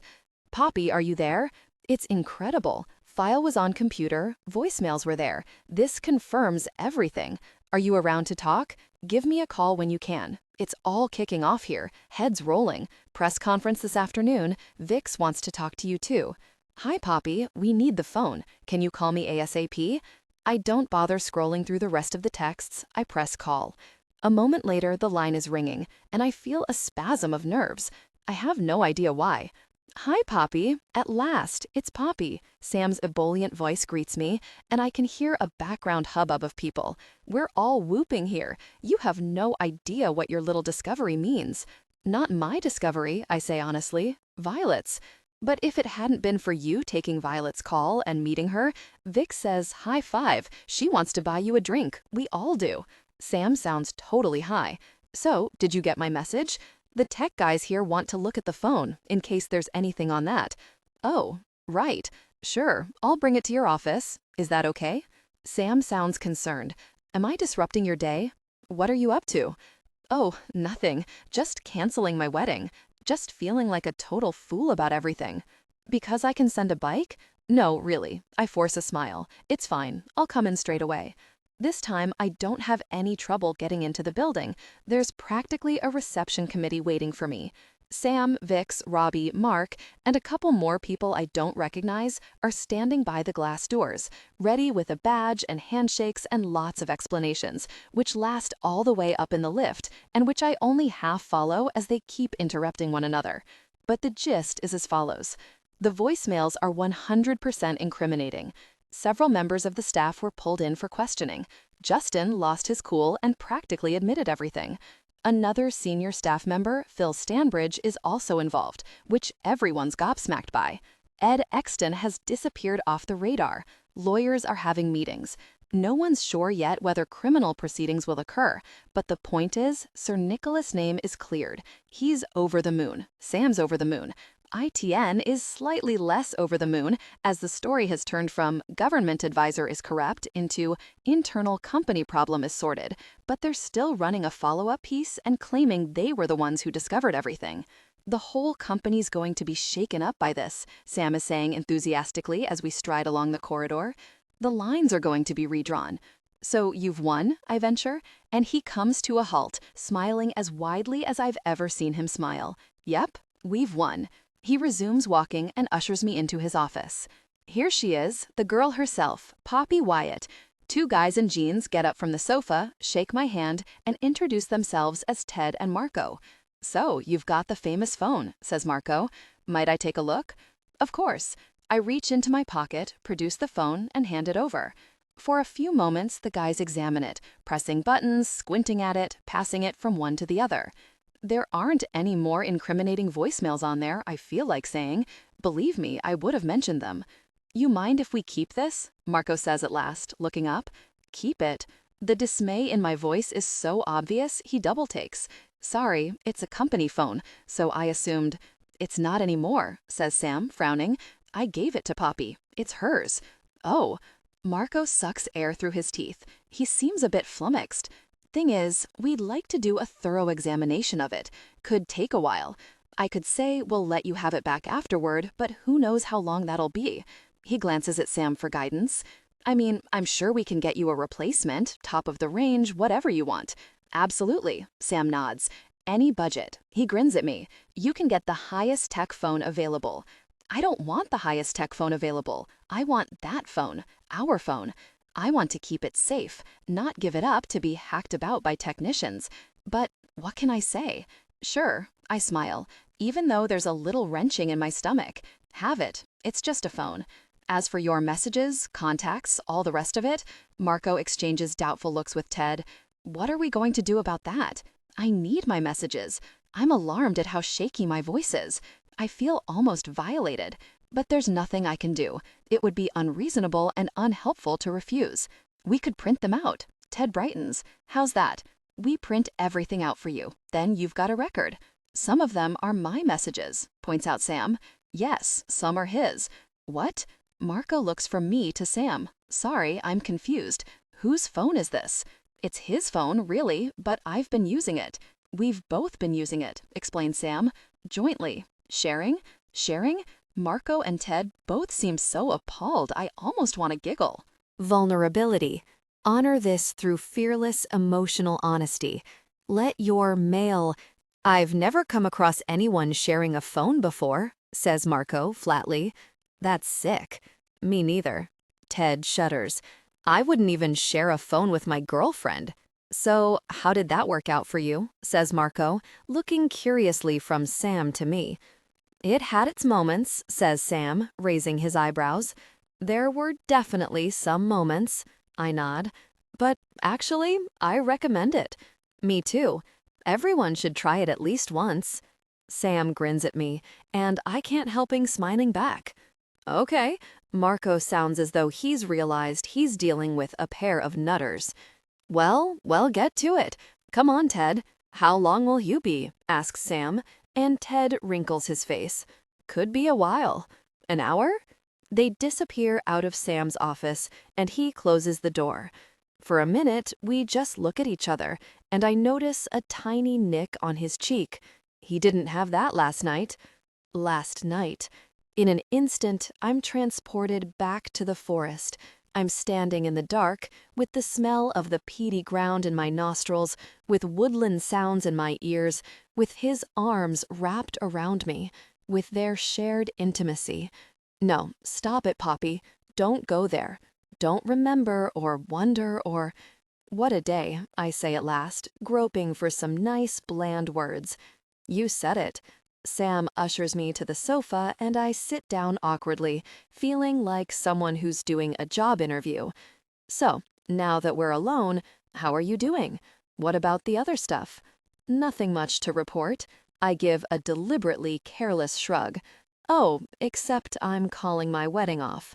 As I say the words aloud, I feel slightly sick. How many times am I going to have to utter those words? How many times am I going to have to explain myself? How am I going to cope over the next few days? Sam nods, wincing. Okay, that's pretty grim. Not brilliant. You speak to him? Wanda. I went to see her at her house. I said, Wanda, do you really think I'm inferior, or is this just in my mind? You didn't, exclaimed Sam, looking delighted. Word for word.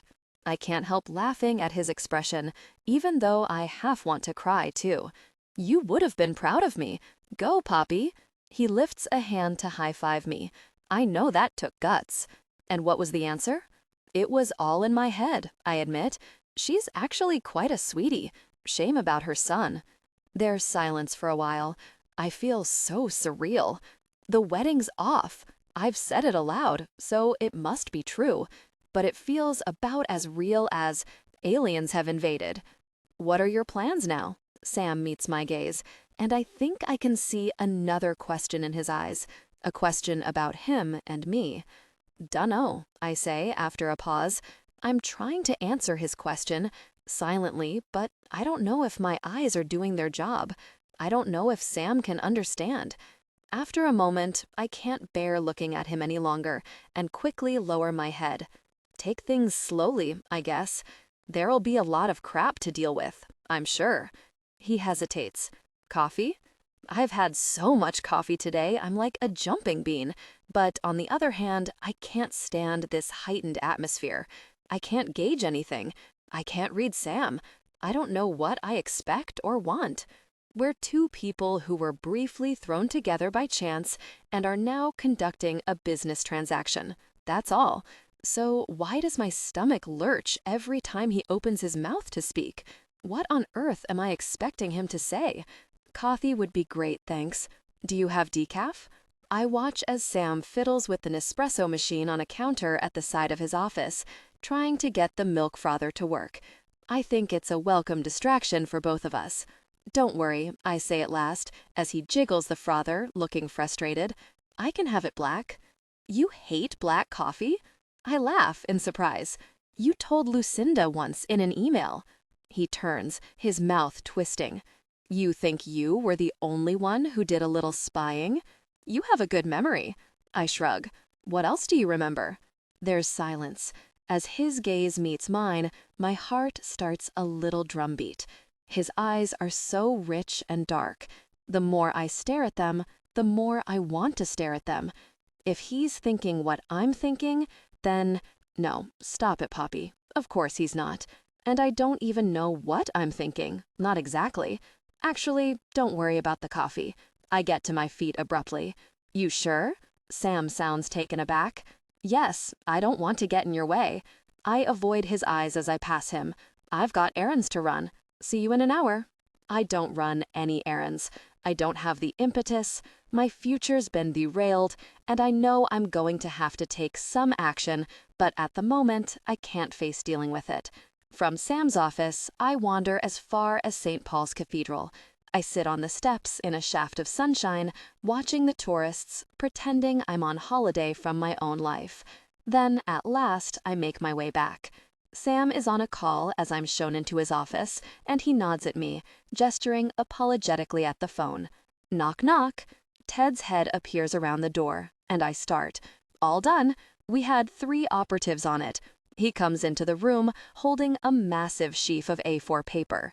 Only trouble is, we've had to print each text on a separate piece of paper. It's like Ruddy War and Peace. Wow, I can't believe how many pieces of paper he's holding. I surely can't have sent that many texts and emails.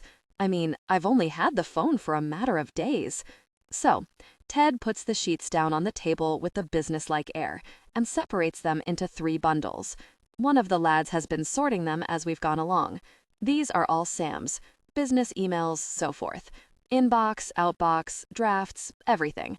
Sam, here you go. He holds them out as Sam gets up from his desk. Great, thanks, says Sam, flipping through them. We've printed out the attachments as well. They should all be on your computer too, Sam, but just in case. And these are yours, Poppy. He pats a second bundle. Everything should be there. Right. Thanks. I leaf through the papers. Then there's this third pile.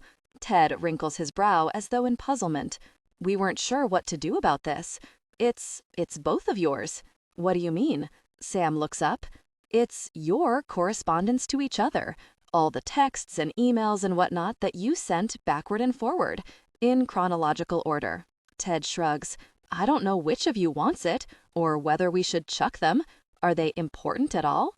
He puts the pile of capers down, and I stare at the top sheet in disbelief. It's a grainy photograph of me in a mirror, holding the phone and making the brownie sign. I'd forgotten I ever did that. I turn to the next page to find a single printed text from Sam. I could send this to the police and have you arrested. Then on the following page is my answer. I really, really appreciate it. Thanks. That feels like a million years ago now, when Sam was just a stranger at the other end of a phone line, when I'd never met him, had no idea what he was like. I sense a movement at my shoulder. Sam has come over to look too. Strange seeing it all, he says. I know. I nod. I come to a picture of manky teeth, and we simultaneously snort with laughter. Quite a few pictures of teeth, aren't there? Says Ted, eyeing us curiously. We wondered what that was all about. In dental care, are you, Poppy? Not exactly. I leaf through the pages, mesmerized. It's everything we said to each other, page after page of messages, back and forth, like a book of the last few days. Y-A-Z. 3 letters left, D, outstepped. Triple word score, plus 50-point bonus. Have you booked dentist yet? You will get manky paint. What are you doing up so late? My life ends tomorrow. I can see how that might keep you up. Why does it end? Your tie's crooked. I didn't know your name was on my invitation. Just stopped by to collect your goodie bag for you. All part of the service. No need to thank me. How did Vix react? As I reach the text from last night, I catch my breath. Seeing those words, it's as though I'm back there. Vulnerability. Honor this through fearless emotional honesty. Let your mail. I don't dare look at Sam or give away any hint of emotion, so I calmly leaf through as though I'm really not bothered, catching just the odd text here and there. Anyone know you're texting me? Don't think so. Yet. My new rule for life: don't go into spooky, dark woods on your own. You're not on your own. I'm glad it was your phone I picked up. So am I. XXXXXXXXXXX. You're nowhere near. Yes, I am. Coming. And suddenly there's a lump in my throat. Enough. Stop. I slap the papers back on the pile and look up with a light-hearted smile. Wow. Ted shrugs. Yeah, well, like I say, we didn't know what to do with them. Well, sort it, says Sam. Thanks, Ted. His face is impassive. I have no idea if he felt anything reading those texts. So we can do what we like with the phone, yeah? Says Ted. No problem. Sam nods. Cheers, Ted. As Ted disappears, Sam heads over to the Nespresso again and starts making a new cup. Come on, let me make you a coffee. I've worked it out now. Really, I'm fine, I begin, but the frother starts emitting hot milk with such a loud hissing, there's no point even trying to speak. Here you go. He hands me a cup. Thanks. So, you want these? He gestures at the pile of papers. I feel a kind of heat rising from my feet, and I take a sip of coffee, playing for time. The phone's gone. These printouts are the only record of that weird and wonderful time. Of course I want them, but for some reason I can't admit that to Sam. I'm easy. I try to sound nonchalant. You want them? Sam says nothing, just shrugs. I mean, I don't need them for anything. No. He shakes his head. It's all pretty inconsequential stuff. His phone bleeps with a text, and he pulls it out of his pocket. He scans the screen, then scowls. Oh, Jesus. Oh, bloody hell. This is all I need. What's wrong? I say in alarm. Is it about the voicemails? It's not that. He regards me from under lowered brows. What the hell did you send to Willow? What? I stare at him, bewildered. She's on the warpath about some email from you. Why the hell were you emailing Willow anyway? I wasn't. I stare at him, perplexed. I would never email her. I don't even know her. Well, that's not what she says. He breaks off as his phone bleeps again. Okay, here we are. Recognize that? He passes it to me and I start reading. FFS, Willow the Witch, can't you leave Sam alone and stop writing in obnoxious capitals? And just FYI, you are not Sam's girlfriend, so who cares what he was doing with some cutesy girl last night? Why don't you get a life? A cold feeling is creeping over me. Maybe I did type something like that this morning while I was on the tube to Sam's office, just out of irritation at yet another rant from Willow. Just to vent a little. But I didn't send it. I mean, of course I didn't send it. I would never, ever have sent it. Oh God, my mouth is dry as I finally raise my head. I might possibly have written that as a joke and accidentally pressed send, totally by mistake. I mean, I didn't intend to, I add, to make it crystal clear. I never would have done it on purpose. I scan the words again and imagine Willow reading them. She must have hit the roof. I almost wish I'd been there to see it. I can't help a tiny snuffle as I imagine her eyes widening, her nostrils flaring, fire coming from her mouth. You think this is funny? Snaps Sam. Well, no, I say, shocked by his tone. I mean, I'm really sorry, obviously, but it was a mistake. What does it matter whether it was a mistake or not? He grabs the phone from me. It's a headache, and it's the last thing I need on my plate. Wait a minute. I lift a hand. I don't understand. Why is it on your plate? Why is it your problem? It was me who sent the email, not you. Believe me, he gives me a savage look. It'll somehow end up being my problem. Okay, this makes no sense. Why will it be his problem? And why is he so irate? I know I shouldn't have sent that email, but neither should Willow have sent him 95 million nutty rants. Why is he taking her side? Look, I try to sound calm. I'll send her an email and apologize, but I think you're overreacting. She's not your girlfriend anymore. This isn't anything to do with you. He isn't even looking at me. He's typing on his phone. Is he typing to Willow? You're not over her, are you? I feel a raw hurt as the truth hits me. Why didn't I realize this before? You're not over Willow. Of course I am. He frowns impatiently. You're not. If you were over her, you wouldn't care about this email. You'd think it served her right. You'd think it was funny. You'd take my side. My voice is trembling, and I have a dreadful feeling that my cheeks are turning pink. Sam looks baffled. Poppy, why are you so upset? Because, I break off, breathing hard. Because of reasons I could never tell him.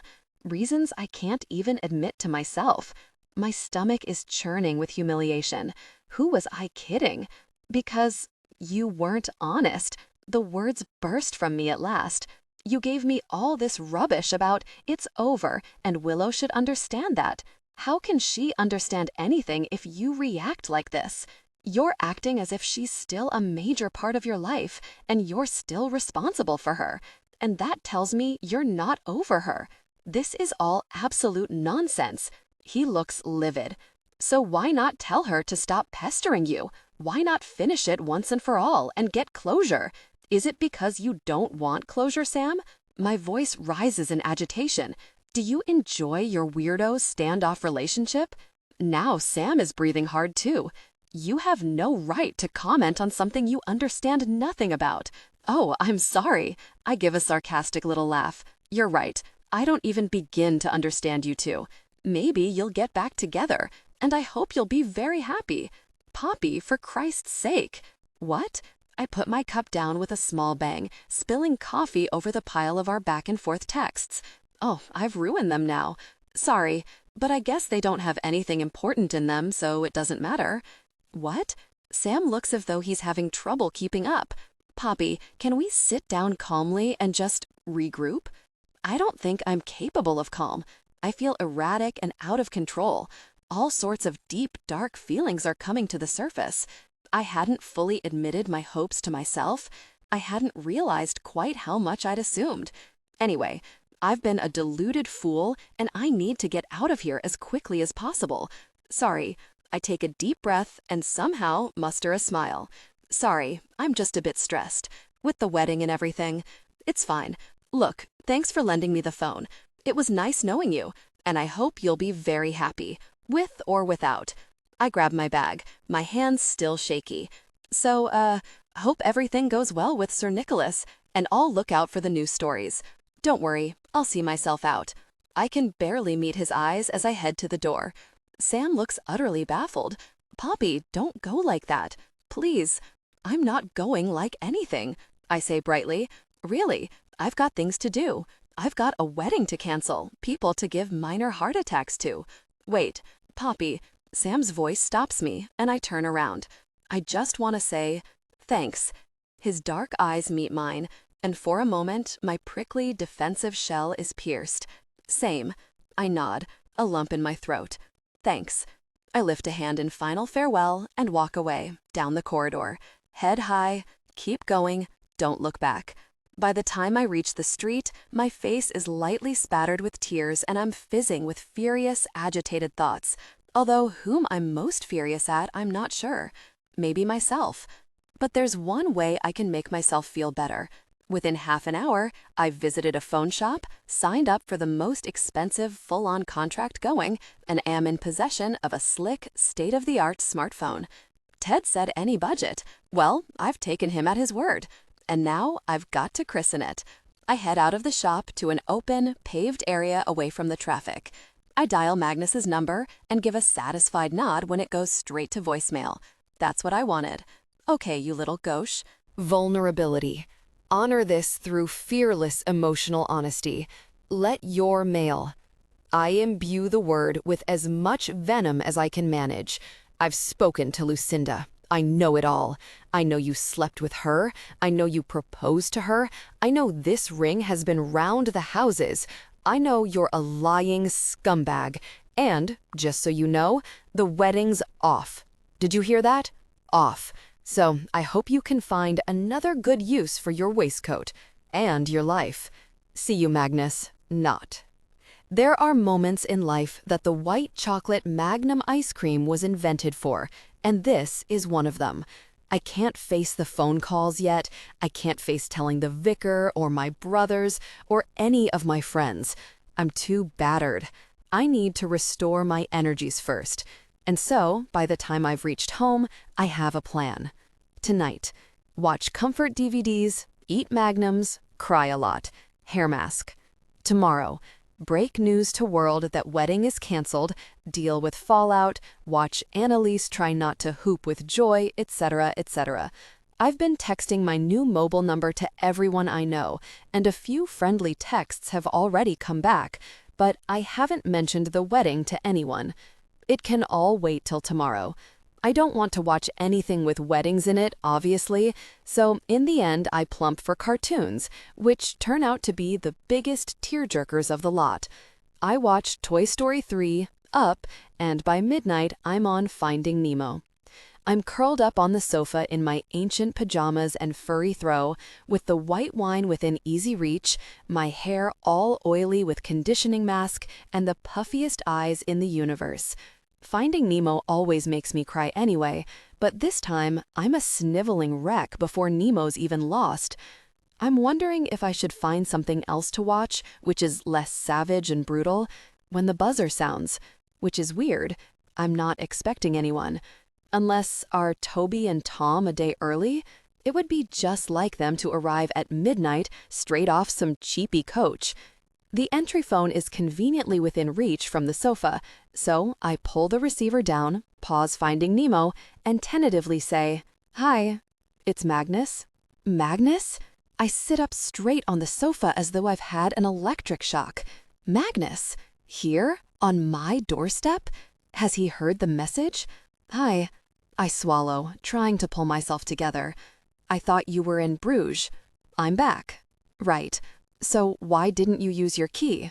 I thought you might have changed the locks. Oh, I brush a lock of hair out of my tear-stained eyes. So he has heard the message. Well, I haven't. Can I come up then? I suppose. I put the receiver down and look around. Gosh, it's a pigsty in here.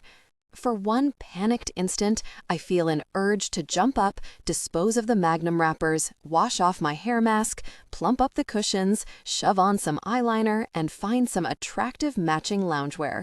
That's what Annalise would do. And maybe that's what stops me. Who cares if I've got puffy eyes and a hair mask? I'm not marrying this man, so it's irrelevant what I look like. I hear his key in the lock and defiantly put Finding Nemo back on. I'm not pausing my life for him. I've done enough of that already. I turn the volume up slightly and fill my wine glass higher. I'm not offering him any, so he needn't expect it. Or a Magnum. The door makes a familiar squeaking sound, and I know he's in the room, but I keep my gaze resolutely fixed on the screen. Hi. Hi. I shrug, as though to say, whatever. In my peripheral vision, I can see Magnus exhale. He looks a teeny bit nervous. So, I can play this game too. Poppy? Magnus. I scowl. He caught me out. By mistake, I lift my eyes to his, and he immediately rushes over and grabs my hands, just like he did that first time we met. Stop it! I practically snarl at him, pulling them away. You don't get to do that. I'm sorry. He lifts his hands as though I've scalded him. I don't know who you are. I gaze miserably at Nemo and Dory. You lied about everything. I can't marry someone who's a lying cheat. So you might as well go. I don't even know what you're doing here. Magnus heaves another huge sigh. Poppy? Okay, I made a mistake. Hands up. I'll admit it. A mistake? I echo sarcastically. Yes, a mistake. I'm not perfect, okay? He thrusts his fingers through his hair in a frustrated gesture. Is that what you expect out of a man? Perfection? You want a flawless man? Because, believe me, that man doesn't exist. And if that's why you're calling off this wedding, because I made one simple error, he holds his hands out, his eyes reflecting the colored light of the TV. I'm human, Poppy. I'm a flawed, imperfect human being. I don't want a flawless man, I snap. I want a man who doesn't sleep with my wedding planner. We don't choose our flaws, unfortunately, and I've regretted my weakness over and over again. How is he managing to sound all noble, like he's the victim here? Well, poor old you. I turn up the volume of Finding Nemo, but, to my surprise, Magnus grabs the remote and switches it off. I blink at him in the sudden silence. Poppy, you can't be serious. You can't want to call everything off for one tiny... It's not only that. I feel an old, burning hurt in my chest. You never told me about all your other fiancés. You never told me you'd proposed to Lucinda. I thought that ring was special. Your mom's got it, by the way. I have proposed to other girls, he says slowly. But now I can't think why. Because you loved them? No, he says with a sudden fierceness. I didn't. I was nuts. Poppy, you and I were different. We could make it. I know we could. We just have to get through the wedding. Get through it? That's not what I mean. He breathes out impatiently. Look, come on, Poppy. The wedding's all set up. It's all arranged. It's not about what happened with Lucinda. It's about you and me. We can do it. I want to do this. He's speaking with such fervor. I stare at him in surprise. Magnus, will this change your mind? To my astonishment, he sinks down on one knee beside the sofa and reaches in his pocket. I stare speechlessly as he opens a little jewelry box. Inside is a ring made of twisted golden strands with a tiny diamond perched at the side. Where did that come from? I can hardly find my voice. I bought it for you in Bruges. He clears his throat, as though embarrassed to admit it. I was walking along the street one day, saw it in a window, thought of you. I can't believe it. Magnus bought a ring for me? Specially for me. I can hear Wanda's voice in my head. When he really wants to commit to someone, he'll find a ring for himself. He'll choose something carefully, give it some thought. But I can't relax. Why did you choose this ring? I probe. Why did it make you think of me? The strands of gold.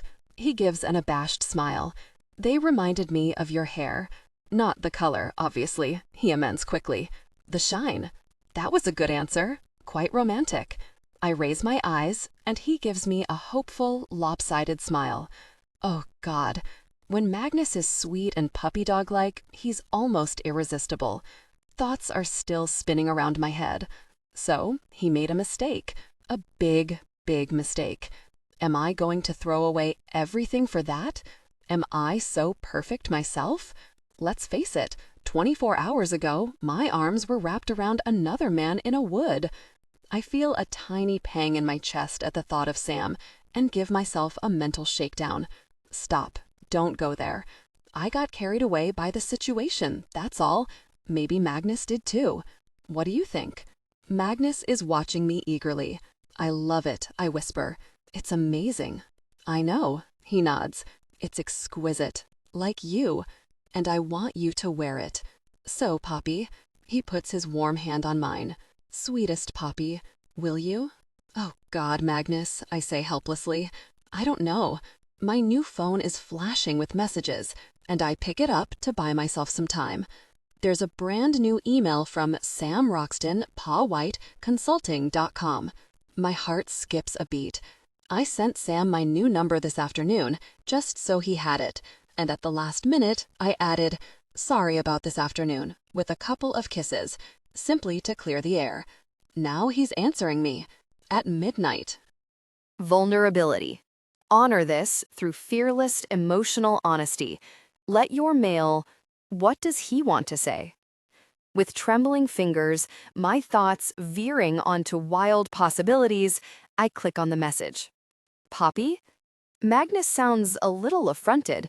Sweets? Could we focus? Sam is delighted to have received your email. He'll get back to you as soon as he possibly can. Meanwhile, thanks for your interest. I feel a sting of humiliation as I read the words. The brush-off email. He got his PA to send me the brush-off email. I suddenly remember him, that time in the restaurant. You must have a brush-off email. They come in pretty useful for fending off unwanted advances, too. Well, he couldn't be any clearer than that, could he? And now there's more than a tiny pang in my chest. There's a real, wrenching pain. I was so stupid. What did I think? At least Magnus didn't delude himself that he and Lucinda were anything more than a casual fling. In some ways, he stayed more faithful than I did. I mean, if Magnus even knew the half of what's been going on these last few days. Poppy? Magnus is peering at me. Bad news? No.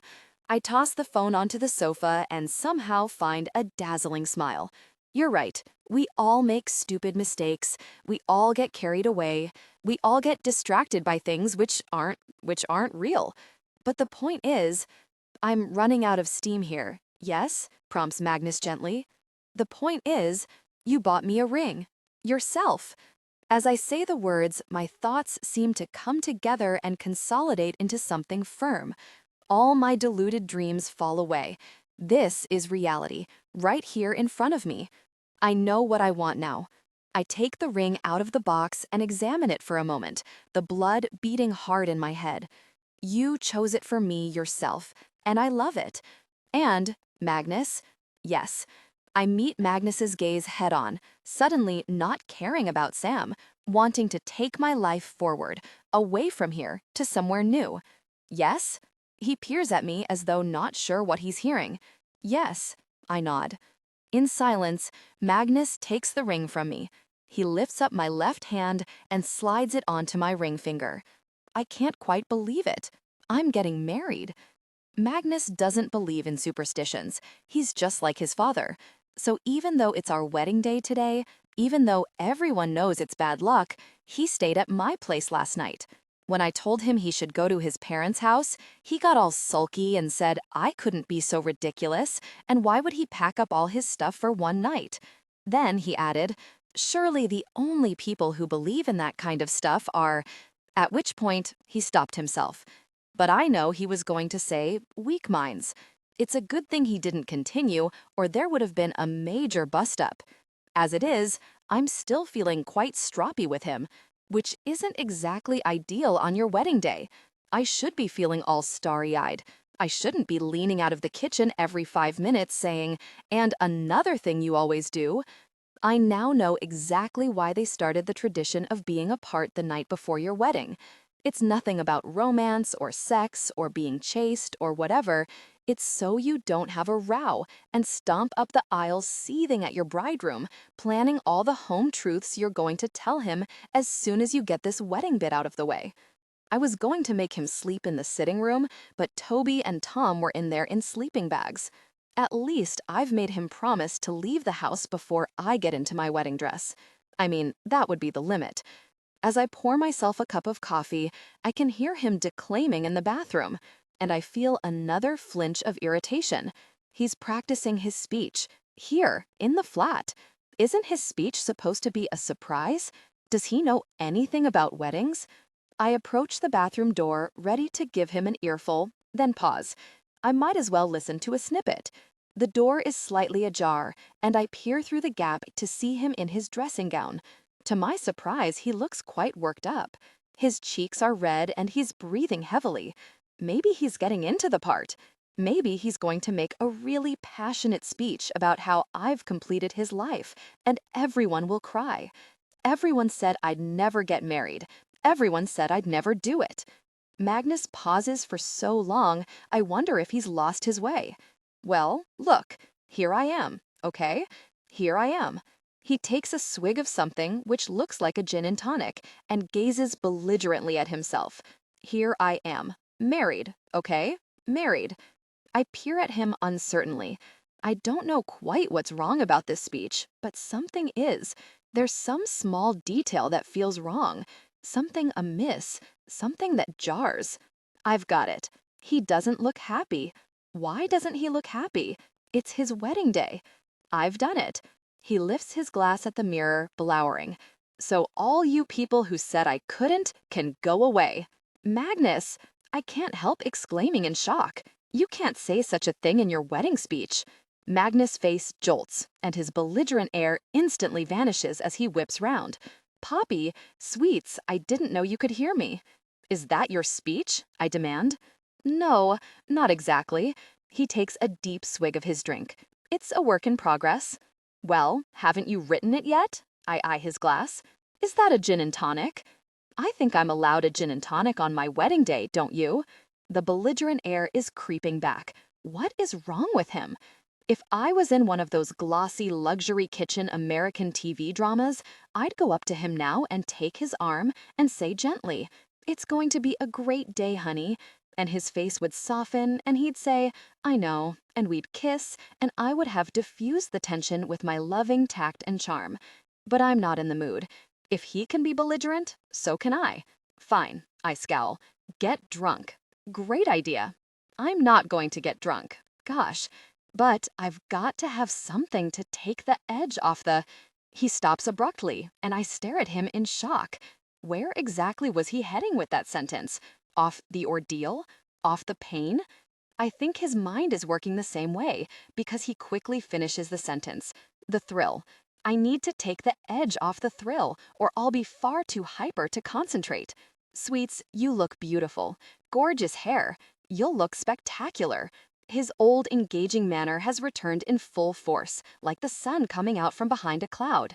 My hair hasn't even been done yet, I say, with a grudging smile. The hairdresser's on his way. Well, don't let him ruin it.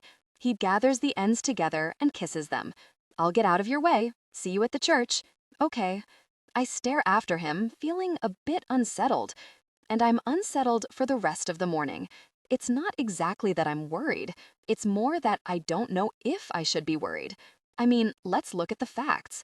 One moment, Magnus is all over me, begging me to marry him.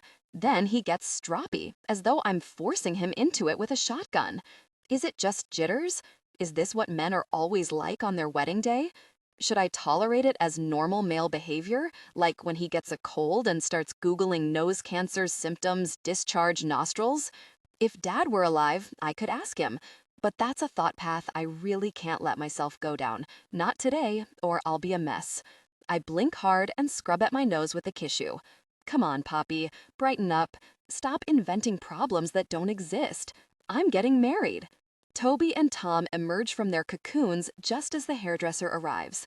They make monster cups of tea and mugs, which they brought themselves, then instantly start bantering with the hairdresser and putting rollers in their hair and making me fall about with laughter.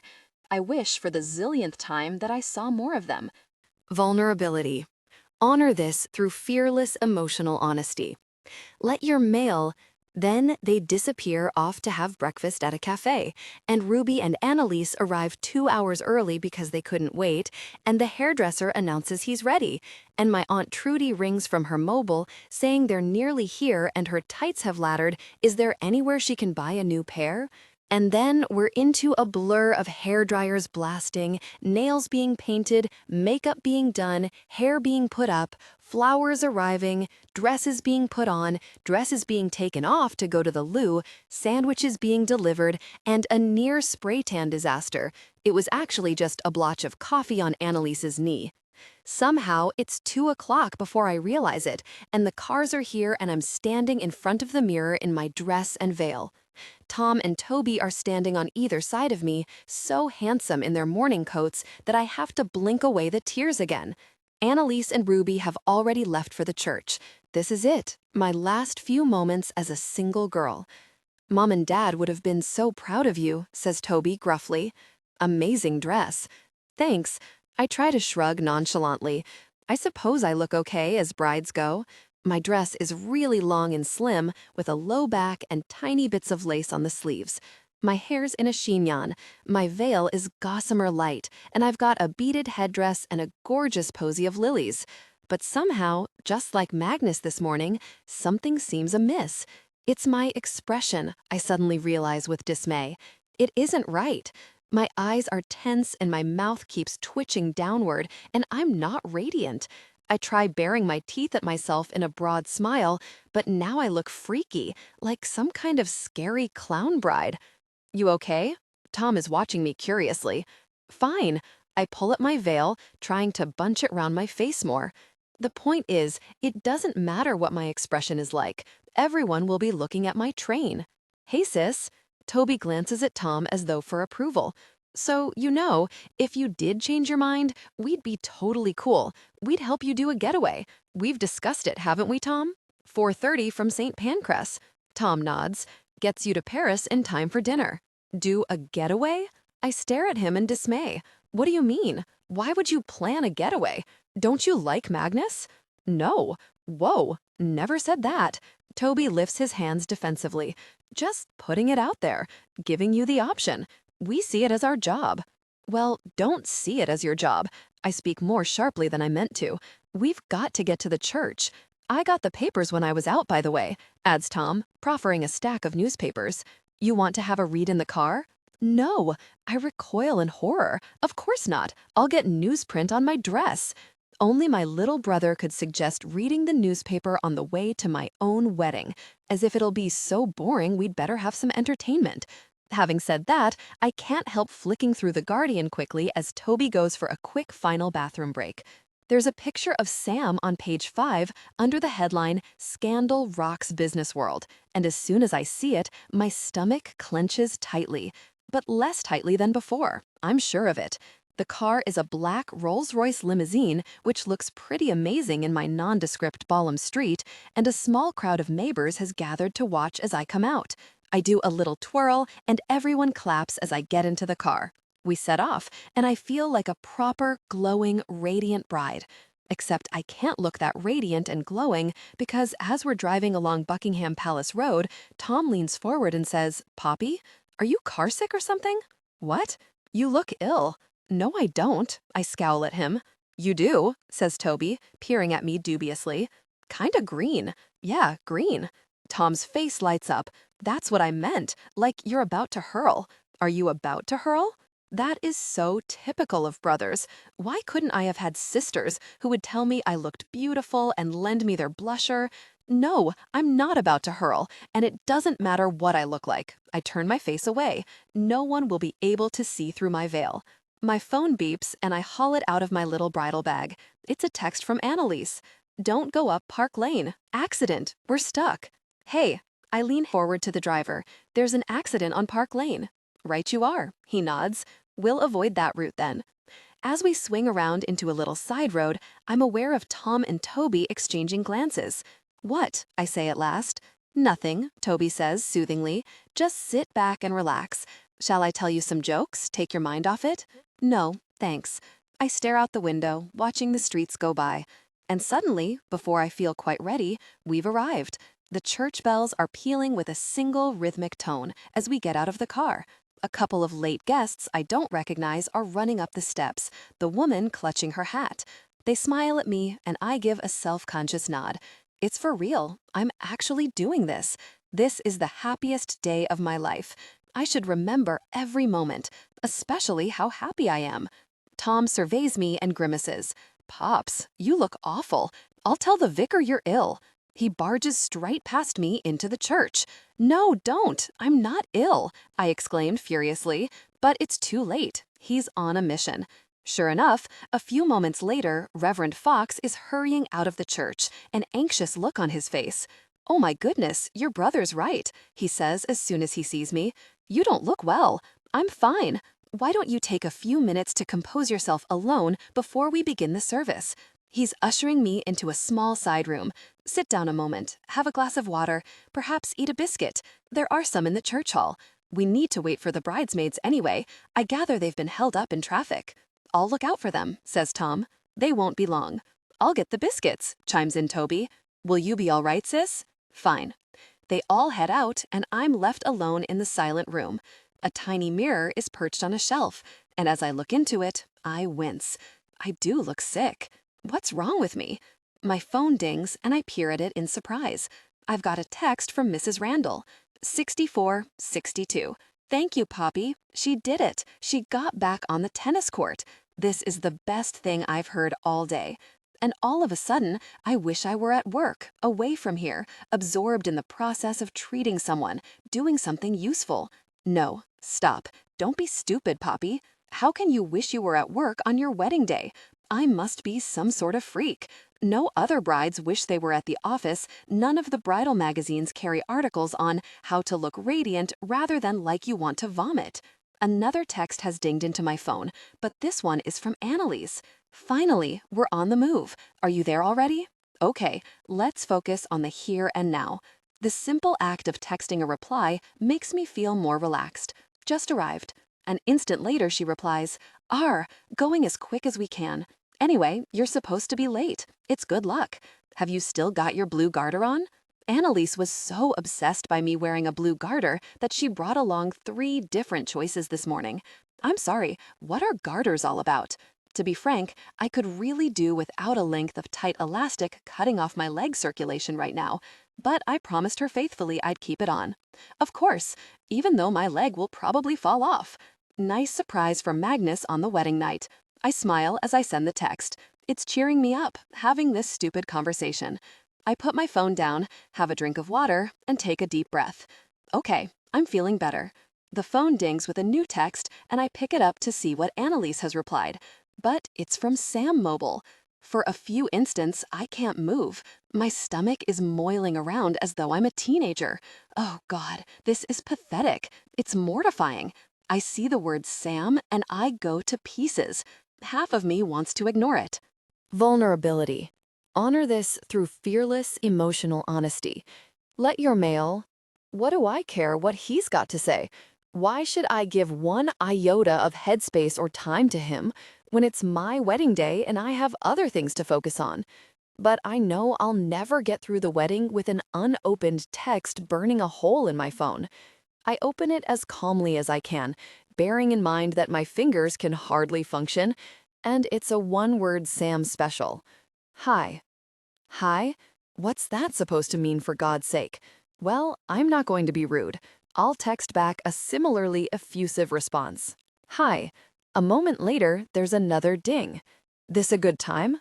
What? Is he for real, or is he being sarcastic? Or then I realize, of course, he thinks I canceled the wedding. He doesn't know. He has no idea.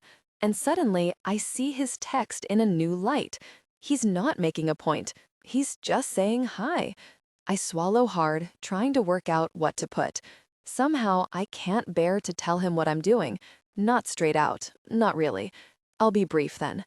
You were right, and I was wrong. I stare at his words, perplexed. Right? About what? Slowly, I type, "What do you mean?" Almost immediately, his reply dings into the phone. About Willow. You were right, and I was wrong. I'm sorry I reacted badly. I didn't want you to be right, but you were. I spoke to her. What did you say? Told her it was over. Finito. Stop the emails, or I'll take out a stalking injunction. He didn't? I can't believe it. How did she react?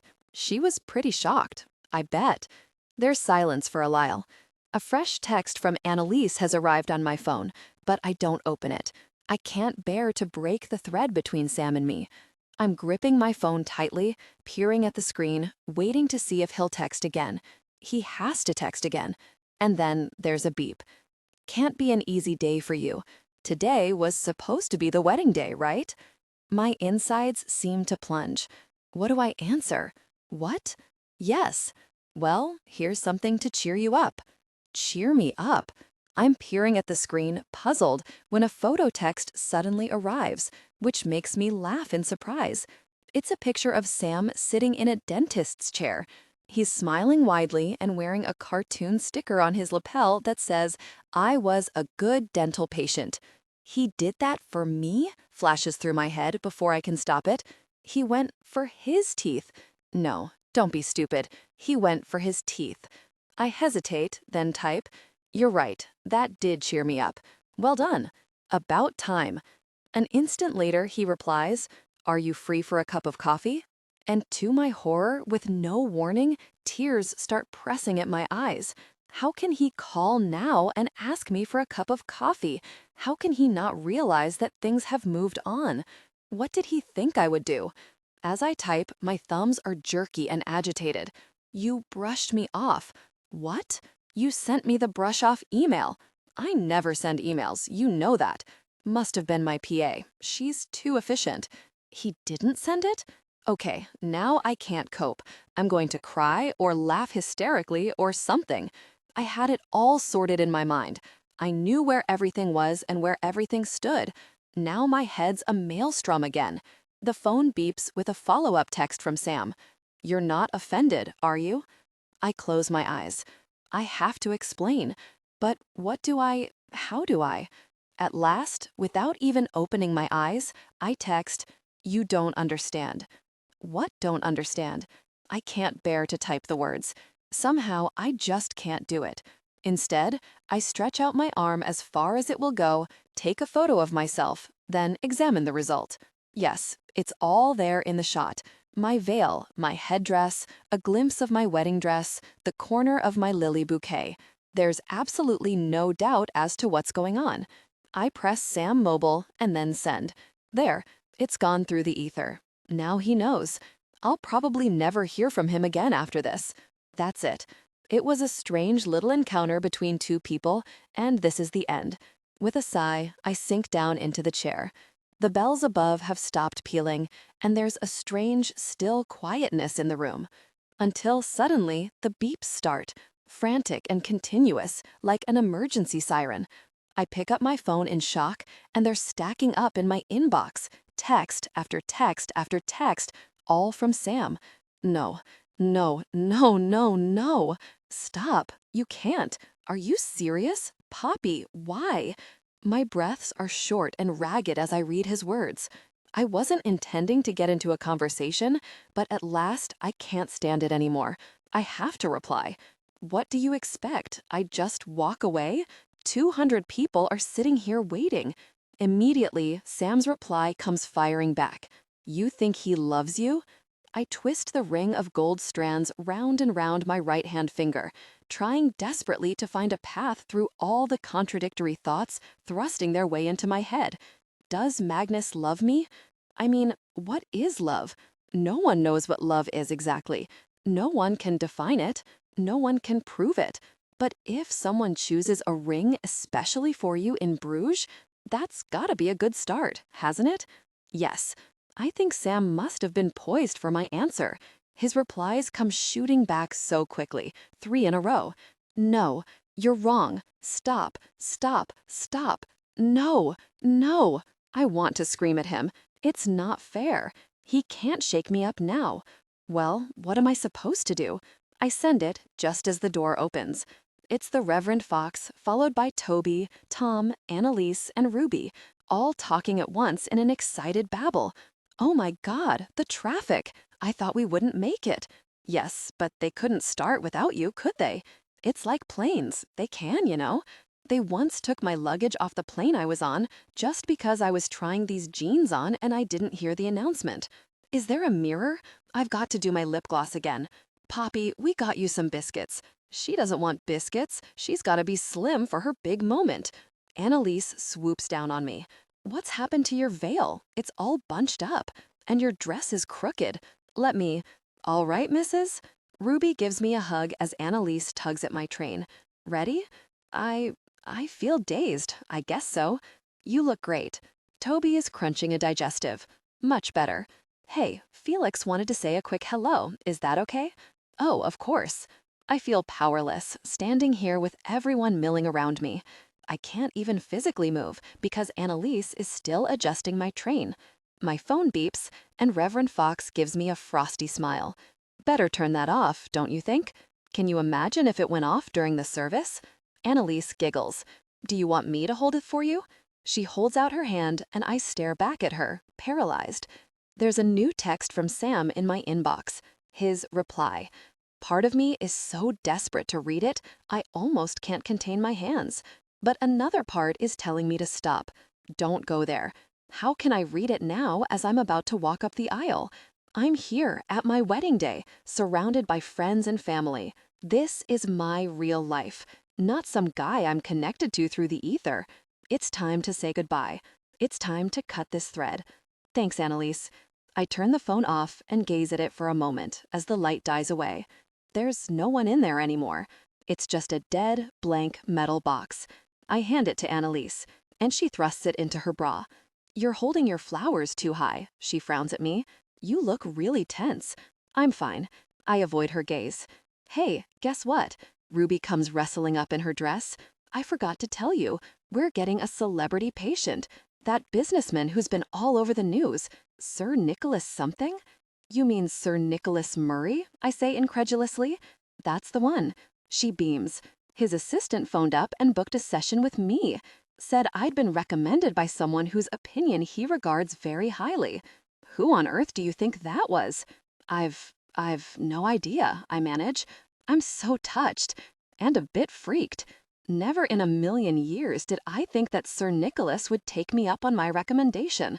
How can I face him again? What if... No, stop it, Poppy. By the time I see Sir Nicholas again, I'll be a married woman. The whole bizarre little episode will be long forgotten. It'll be fine. Vulnerability. Honor this through fearless emotional honesty. Let your mail. I'll alert the organist that we're ready to go, says Reverend Fox. Take your places for the procession, everyone. Annalise and Ruby make their way to their places behind me. Tom and Toby are flanking me, each with an arm loosely crooked in mine. There's a knock at the door, and Felix's owlish face peers round. Poppy, you look amazing. Thanks. Come in. Just thought I'd wish you luck. He heads toward me, skirting my dress hem carefully with his feet, and say, I'm so chuffed you're joining the family. We all are. My parents think you're brilliant. Really? I say, trying to hide my dubious tone. Both your parents? Oh, yes. He nods fervently. They love you. They were so gutted when they heard it was all off. Off? Echo 4 astonished voices, all at once. Was the wedding off? Says Tom. When was it off? Demands Annalise. You never told us, Poppy. Why didn't you tell us? Great. This is all I need, the 3rd degree from my entire wedding party. It was only temporary. I try to downplay it. You know, one of those last-minute wedding jitter things. Everyone has them. Mom gave Magnus such a hard time. Felix's eyes gleam behind his glasses. She said he was a fool, and he'd never find anyone better than you. Really? I can't help feeling a glow. Oh, she was livid. Felix looks highly entertained. She practically threw the ring at him. She threw the emerald ring? I say in astonishment. That ring is worth thousands. Surely even Wanda wouldn't start chucking it around the room. No, the gold twisty ring. That ring. He nods at my hand. When she was getting it out of her dressing table for Magnus, she threw it at him and cut his forehead. He chuckles. Not badly, of course. I stare at him, frozen. What did he just say? Wanda got the gold twisty ring out of her dressing table? I try to sound relaxed, I thought Magnus bought it in Bruges. Felix looks blank. Oh no, it's Mum's. Was. Right. I lick my dry lips. So, Felix, what happened exactly? Why did she give it to him? I wish I'd been there. I try to sound lighthearted. Tell me the whole story. Well, Felix screws up his eyes, as though trying to recall. Mum told Magnus not to bother trying to give you that emerald ring again, and she got out the gold ring and said she couldn't wait to have you as a daughter-in-law. Then Dad said, "Why are you bothering? It's obvious Magnus doesn't have the sticking power for a marriage." And Magnus got in a fury with him and said, "Yes, he does." And Dad said, "Look at the Birmingham job." And they had this massive argument like they always do, and then we got a takeaway supper. He blinks. That was pretty much it. Behind me, Annalise is leaning forward to listen. So that's why you switched rings. I knew you weren't allergic to emeralds. This is Wanda's ring. Magnus didn't buy it especially for me at all. As I stare at my hand, I feel a bit sick. Then something else occurs to me. What Birmingham job? You know, the one he quit. Dad always gives Magnus a hard time for being a quitter. Sorry, I thought you knew. Felix is eyeing me curiously as loud organ chords from above make us all jump. Oh, we're starting. I'd better beetle off. See you in there. Yes, okay. Somehow I manage to nod, but I feel as though I'm on another planet. I need to digest all this. Ready? Reverend Fox is at the door, beckoning us out. As we arrive at the back of the church, I can't help gasping. It's filled with spectacular flower arrangements and rows of people in hats and a crackling air of expectation. I can just glimpse the back of Magnus's head right at the front. Magnus. The thought makes my stomach turn over. I need time to think, but I don't have any time. The organ piece is gathering momentum. The choir suddenly crashes in with a triumphant chord. The Reverend Fox has already disappeared up the aisle. The fairground ride has begun, and I'm on it. All right? Toby grins across at Tom. Don't trip her up, Bigfoot. And we're off. We're moving up the aisle, and people are smiling at me, and I'm aiming for a serene, happy gaze, but inside, my thoughts are about as serene as the particles whizzing about in CERN. It doesn't matter. It's only a ring. I'm overreacting. But he lied to me. Oh, wow, look at Wanda's hat. Gosh, this music is amazing. Lucinda was right to get the choir. What job in Birmingham? Why did he never tell me about that? Am I gliding? Gosh, okay, that's better. Come on, Poppy, let's get some perspective. You have a great relationship with Magnus. Whether he bought you the ring himself or not is irrelevant. Some ancient job in Birmingham is irrelevant. And as for Sam, no, forget Sam. This is reality. This is my wedding. It's my wedding, and I can't even focus on it properly. What's wrong with me? I'm going to do it. I can do it. Yes, yes, bring it on. Why really does Magnus look so sweaty? As I arrive at the altar, all other thoughts are temporarily overcome by this last one. I can't help gaping at him in dismay. He looks terrible. If I look like I'm sick, then he looks like he's got malaria. Hi. He gives me a weedy smile. You look lovely. Are you okay? I whisper as I hand my bouquet to Ruby. Why wouldn't I be okay? He retorts defensively.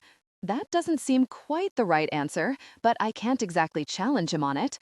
The music has stopped, and Reverend Fox is addressing the congregation with an ebullient beam. He looks as though he absolutely loves taking weddings. Dearly beloved, we are gathered here in the sight of God. As I hear the familiar words echoing around the church, I start to relax. Okay, here we go.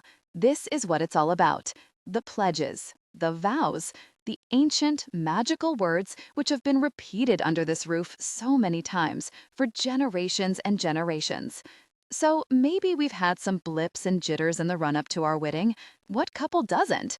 But if we can just focus on our vows, if we can just make them special. Magnus? Reverend Fox turns to Magnus, and there's a rustle of anticipation in the congregation. Wilt thou have this woman to thy wedded wife, to live together after God's ordinance in the holy estate of matrimony? Wilt thou love her, comfort her, honor and keep her, in sickness and in health, and, forsaking all others, keep thee only unto her, so long as ye both shall live? Magnus has a slightly glazed look in his eye, and he's breathing heavily. He looks as though he's psyching himself for the 100-meter Olympic final. Magnus? Prompts Reverend Fox. Okay, he says, almost to himself. Okay, here goes. I can do this. He takes an almighty deep breath and, in a loud, dramatic voice, which rises to the ceiling, announces proudly, I do. I do. I do? Wasn't he listening? Magnus, I whisper with a meaningful edge. It's not I do. Magnus peers at me, clearly baffled. Of course it's I do. I feel a surge of irritation. He wasn't listening to a single word. He just said I do because it's what they say in American films. I should have known this would happen. I should have ignored Antony's snarky comments and made Magnus rehearse the vows. It's not I will. I'm trying not to sound as upset as I feel. Didn't you listen to the question? Wilt thou? Wilt thou? Oh. Magnus's brow clears in understanding. I get it. Sorry, I will then. Although it hardly matters, surely, he adds with a shrug. What? Shall we resume? Reverend Fox is saying hurriedly. Poppy, he beams at me. Wilt thou take this man to thy wedded husband? I'm sorry, I can't let that go. Sorry, Reverend Fox. I lift a hand. One more thing. Sorry. For good measure, I swivel round to the congregation. I just need to clear up a tiny point. I won't be a moment. I turn back to Magnus and say in a furious undertone, What do you mean it hardly matters? Of course it matters. It's a question. You're supposed to answer it. Sweets, I think that's taking it a little literally. Magnus is looking distinctly uncomfortable. Can we crack on? No, we cannot crack on. It's a literal question. Wilt thou? A question. What do you think it is? Well, Vulnerability. Honor this through fearless emotional honesty. Let your male... Magnus shrugs again. You know, a symbol. It's as though he's lit my fuse paper. How can he say that? He knows how important the vows are to me. Not everything in life is a very symbol. I explode. It's a real, proper question, and you didn't answer it properly. Don't you mean anything you're saying here? For goodness sake, Poppy. Magnus lowers his voice. Is this really the time? What's he suggesting? That we say the vows and then discuss whether we meant them or not afterward? Okay, so perhaps we should have discussed our vows before we were standing at the altar. I can see that now. If I could go back in time, I'd do it differently. But I can't. It's now or never. And, in my defense, Magnus knew what the wedding vows were, didn't he? I mean, I haven't exactly sprung them on him, have I? They're not exactly a secret, are they? Yes, it is. My voice rises with agitation. This would be the time. Right now would be the time. I swing round to face the congregation, who all gaze at me, agog. Hands up, who thinks that at a wedding, the groom should mean his vows? There's absolute silence. Then, to my astonishment, Antony slowly raises his hand into the air, followed by Wanda looking sheepish. Seeing them, Annalise and Ruby shoot their hands up. Within about 30 seconds, all the pews are full of waving hands. Tom and Toby each have both hands up, and so have my aunt and uncle. Reverend Fox looks utterly flummoxed by events. I do mean them, says Magnus, but he sounds so lame and unconvincing. Even Reverend Fox winces. Really? I turn to him. Forsaking all others? In sickness and in health? Till death us do part? You're absolutely sure about that, are you? Or did you just want to prove to everyone that you can go through with a wedding? And although I wasn't planning to say that, as soon as the words are out of my mouth, they feel true. That's what this is. Everything falls into place. His belligerent speech this morning, his sweaty forehead, even his proposal. No wonder he waited only a month. This was never about him and me. It was about proving a point.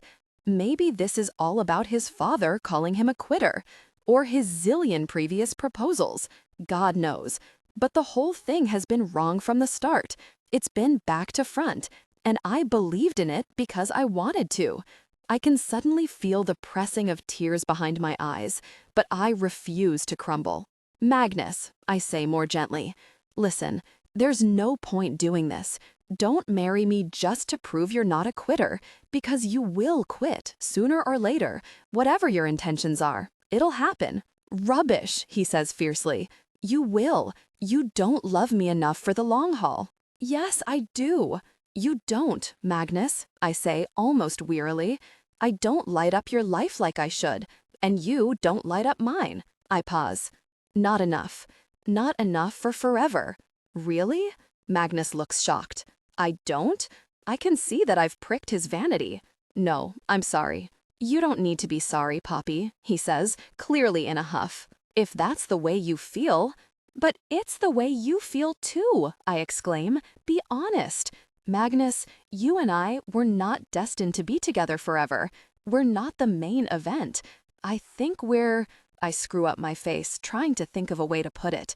I think we're each other's footnotes. There's silence. Magnus looks as though he wants to find a riposte but can't. I touch his hand, then turn to the vicar. Reverend Fox, I'm sorry. We've wasted your time. I think we should probably call it a day. I see, says Reverend Fox. Goodness, I see. He mops his head with his handkerchief, looking flustered. Are you sure? Perhaps a 5-minute chat in the vestry? I don't think that'll fix it, I say gently. I think we're done. Don't you, Magnus? If you say so. Magnus looks genuinely gutted, and for a moment, I wonder, no, there's no doubt. I'm doing the right thing. Well, what shall we do now? I say hesitantly. Shall we still have the reception? Magnus looks uncertain, then nods. Might as well. We've paid for it. I step down from the altar, then pause. Okay, this is awkward. We didn't rehearse this. The congregation is all watching, agog, to see what happens next. So, should I turn to Magnus. I mean, we can't exactly walk down the aisle together. You go first. He shrugs. Then I'll go. Reverend Fox is signaling at the organist, who suddenly starts playing the bridal march. No, I squeak in horror. No music, please. So sorry, Reverend Fox makes hasty cut-it gestures. I was trying to signal don't play. Mrs. Fortescue is a little deaf, I'm afraid. She may not have followed exactly what's been going on. This is such a shambles. I don't even know whether to hold my flowers or not. In the end, I grab them from Ruby, who gives me a sympathetic squeeze on the arm, while Annalise whispers, "Are you insane?" The music has finally petered out, so I start making my way back down the aisle in silence, avoiding everyone's eyes and prickling all over with self-consciousness. Oh God, this is hideous. There should be an exit strategy for this eventuality. There should be an option in the Book of Common Prayer. Procession for ye bride who changed her minded. No one's talking as I make my way along the stone aisle. Everyone's watching me, riveted, but I'm aware of phones being turned on from the cacophony of bleepy noises up and down the pews. Great. I expect there'll be a race to see who can post it first on Facebook. Suddenly, a woman at the end of a pew thrusts a hand out in front of me. She's got a big pink hat on, and I have absolutely no idea who she is. Stop. Me? I come to a halt and look at her. Yes, you. She looks a bit flustered. I'm sorry, but I've got a message for you. For me? I say, puzzled, but I don't even know you. That's what's so odd. She flushes. Sorry, I should introduce myself. I'm Magnus's godmother, Margaret. I don't know many people here, but a text arrived in my phone during the service from someone called Sam Roxton. At least, it's not for you, it's about you. It says, if you happen to be at the wedding of Poppy Wyatt. There's a loud gasp behind her. I've got that message too, a girl exclaims. Exactly the same. If you happen to be at the wedding of Poppy Wyatt. Me too, same here. Voices start chiming in around the church. I've just got it. If you happen to be at the wedding of Poppy Wyatt. I'm too bewildered to speak. What's going on? Has Sam been texting the wedding guests? More and more hands are flying up. More and more phones are bleeping. More and more people are exclaiming. Has he texted everyone at the wedding? Have we all got the same text? Margaret looks around the congregation in disbelief. All right, let's see. If you've got the message in your phone, read it out. I'll count us in. 1, 2, 3. If you happen... As the rumble of voices starts, I feel faint. This can't be real. There's a crowd of 200 people at this wedding, and most are joining in, reading aloud from their phones in unison. As the words echo round the church, it sounds like a mass prayer or a football chant or something. To be at the wedding of Poppy Wyatt? Stop it. Stop her. Hold it off. Delay it. She's doing the wrong thing. At least get her to think about it. I'm transfixed in the aisle, clutching my bouquet, my heart thudding. I can't believe he's done this. I can't believe it. Where did he get all the phone numbers from? Lucinda? Let me tell you why. A clever man once said, a treasure such as this should not be left in the hands of Philistines, and Poppy is a treasure, though she doesn't realize it. I can't help glancing over at Anthony, who is holding his phone and has raised his eyebrows very high. There isn't time to talk or discuss or be reasonable, which is why I'm taking this extreme measure. And I hope you will too. Anything you can do, anything you can say. The wedding is wrong. Thank you.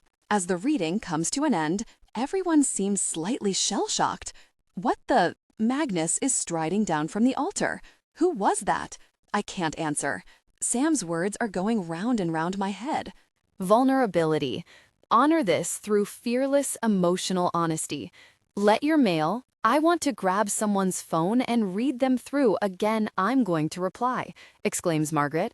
Who's this? She says aloud as she taps at her phone. Are you her lover? She presses send with a dramatic flourish, and there's a rapt silence in the church, till her phone suddenly bleeps. He's answered. She pauses for effect, then reads out, Lover? I don't know. I don't know if she loves me. I don't know if I love her. Deep down inside, I feel a crushing disappointment. Of course he doesn't love me. He just thinks I shouldn't marry Magnus. He's just putting right what he sees as a wrong. That's a totally different thing. It doesn't mean he has any feelings for me whatsoever, let alone all I can say is, she's the one I think about. Margaret pauses, and her voice softens as she reads. All the time. She's the voice I want to hear. She's the face I hope to see. My throat is full of lumps. I'm swallowing desperately, trying to keep my composure. He's the one I think about, all the time. He's the voice I want to hear. When my phone bleeps, I hope it's him. Who is he? Magnus sounds incredulously. Yes, who is he? Pipes up Annalise from beside the altar, and there's a ripple of laughter around the church. He's just a guy. I found his phone. I trail off helplessly. I can't even begin to describe who Sam is and what we've been to each other. Margaret's phone bleeps again, and the hubbub dies down to an expectant hush. It's from him, she says. What does he say? I can hardly trust my voice. The church is so silent and still, I can almost hear my own heart beating. It says, and I'll be standing outside the church. Warn her, he's here. I don't even realize I'm running until one of the sidemen backs out of my way, looking alarmed. The heavy church door is closed, and it takes about 5 tugs before I manage to wrench it open. I burst out and stand on the step, panting hard, looking up and down the pavement, searching for his face. There he is, on the other side of the road. He's standing in the doorway of a Starbucks, in jeans and a dark blue shirt. As he meets my gaze, his eyes crinkle, but he doesn't smile. He keeps looking at my hands. His eyes have a huge question burning in them. Doesn't he know? Can't he tell the answer? Is that him? Breathes Annalise beside me. Dreamy. Can I have Magnus? Annalise, give me my phone, I say, without taking my eyes off Sam. Here you go. A moment later, the phone is in my hand, lit up and ready to go, and I'm sending him a text. Hi. He texts something back, and a moment later it arrives. Nice outfit. Involuntarily, I glance down at my wedding dress. This old thing? There's a long silence, and then I see Sam typing a new message. His head is bowed and he doesn't look up, even when he's finished, even when the text arrives in my phone. So, are you married? I carefully line up my phone and take a picture of my bare left finger. Sam Mobile, send. A crowd of wedding guests is jostling behind me to see, but I don't move my head an inch. My eyes are glued on Sam, so that I see the reaction on his face as the text arrives. I see his brow relax. I see his face expand into the most brilliant, joyous smile. And finally, he looks up at me. I could go to bed in that smile. Now he's texting again. Want a cup of coffee? Poppy. A voice in my ear interrupts me, and I turn to see Wanda peering anxiously at me from under her hat, which looks like a massive dead moth. Poppy, I'm sorry. I acted dishonorably and selfishly.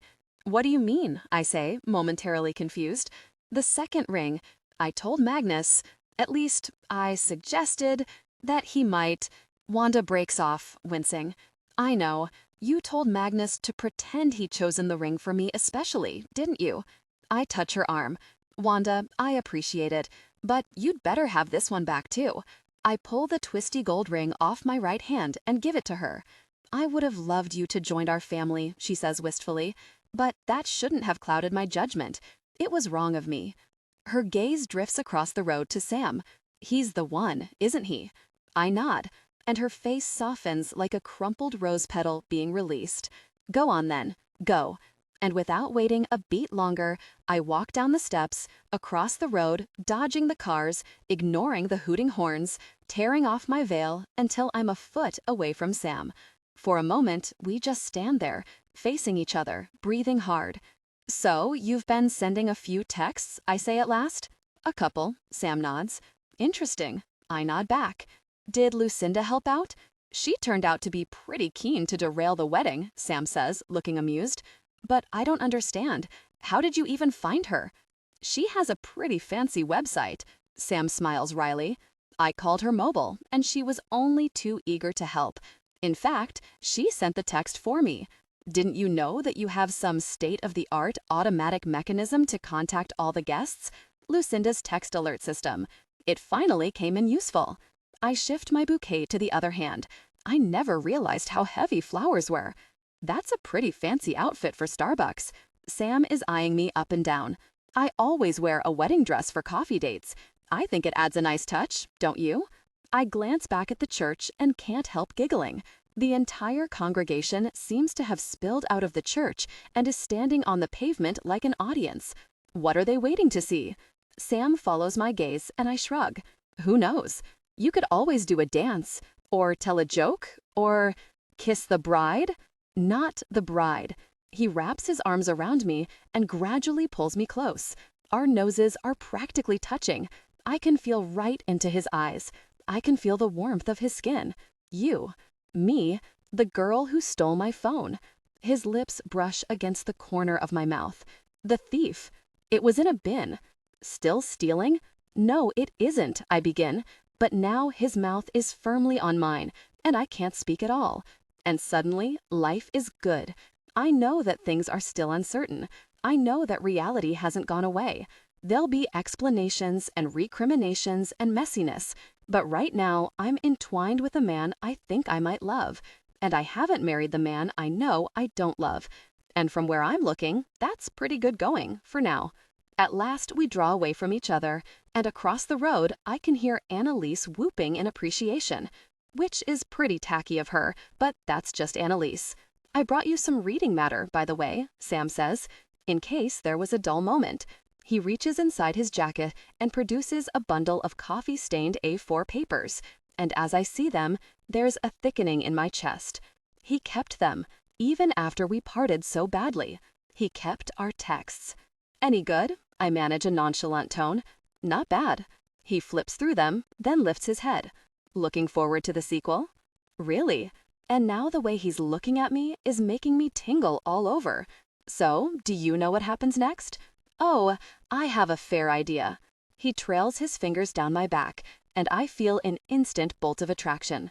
I am totally ready for what comes next. I don't need the champagne, or the canapes, or the three-course dinner, or the first dance, or even the last dance. But on the other hand, there's the small matter of 200 people standing across the street watching me, as though waiting for instructions. Some of them have traveled for miles. I can't bail out on them. So, we've got this party, I say tentatively to Sam. It's like all my friends and family all at once in a really intimidating bunch, plus all the friends and family of the guy I was supposed to marry today. And sugared almonds. You want to come? Sam raises his eyebrows. You think Magnus will shoot me? Don't know. I squint at Magnus across the road. He's standing there, along with everyone else, watching us. But as far as I can tell, he doesn't look too homicidal. I don't think so. Shall I send him a text and ask him? If you like. Sam shrugs, taking out his own phone. Magnus, this guy I'm standing with is Sam. Vulnerability. Honor this through fearless emotional honesty. Let your male... I know this isn't exactly usual, but can I bring him to our wedding reception? Poppy XX. P.S. Why don't you bring a guest too? A moment later, I get a response. If you must, Mag, which isn't exactly enthusiastic, but doesn't sound like he's planning to shoot anyone either. I'm about to put my phone away when it bleeps again, and I stare in surprise. It's a text from Sam. He must have just sent it a few seconds ago. Without looking at him, I open it to see 3. It's a heart. He sent me a love heart without even saying anything, like a little secret.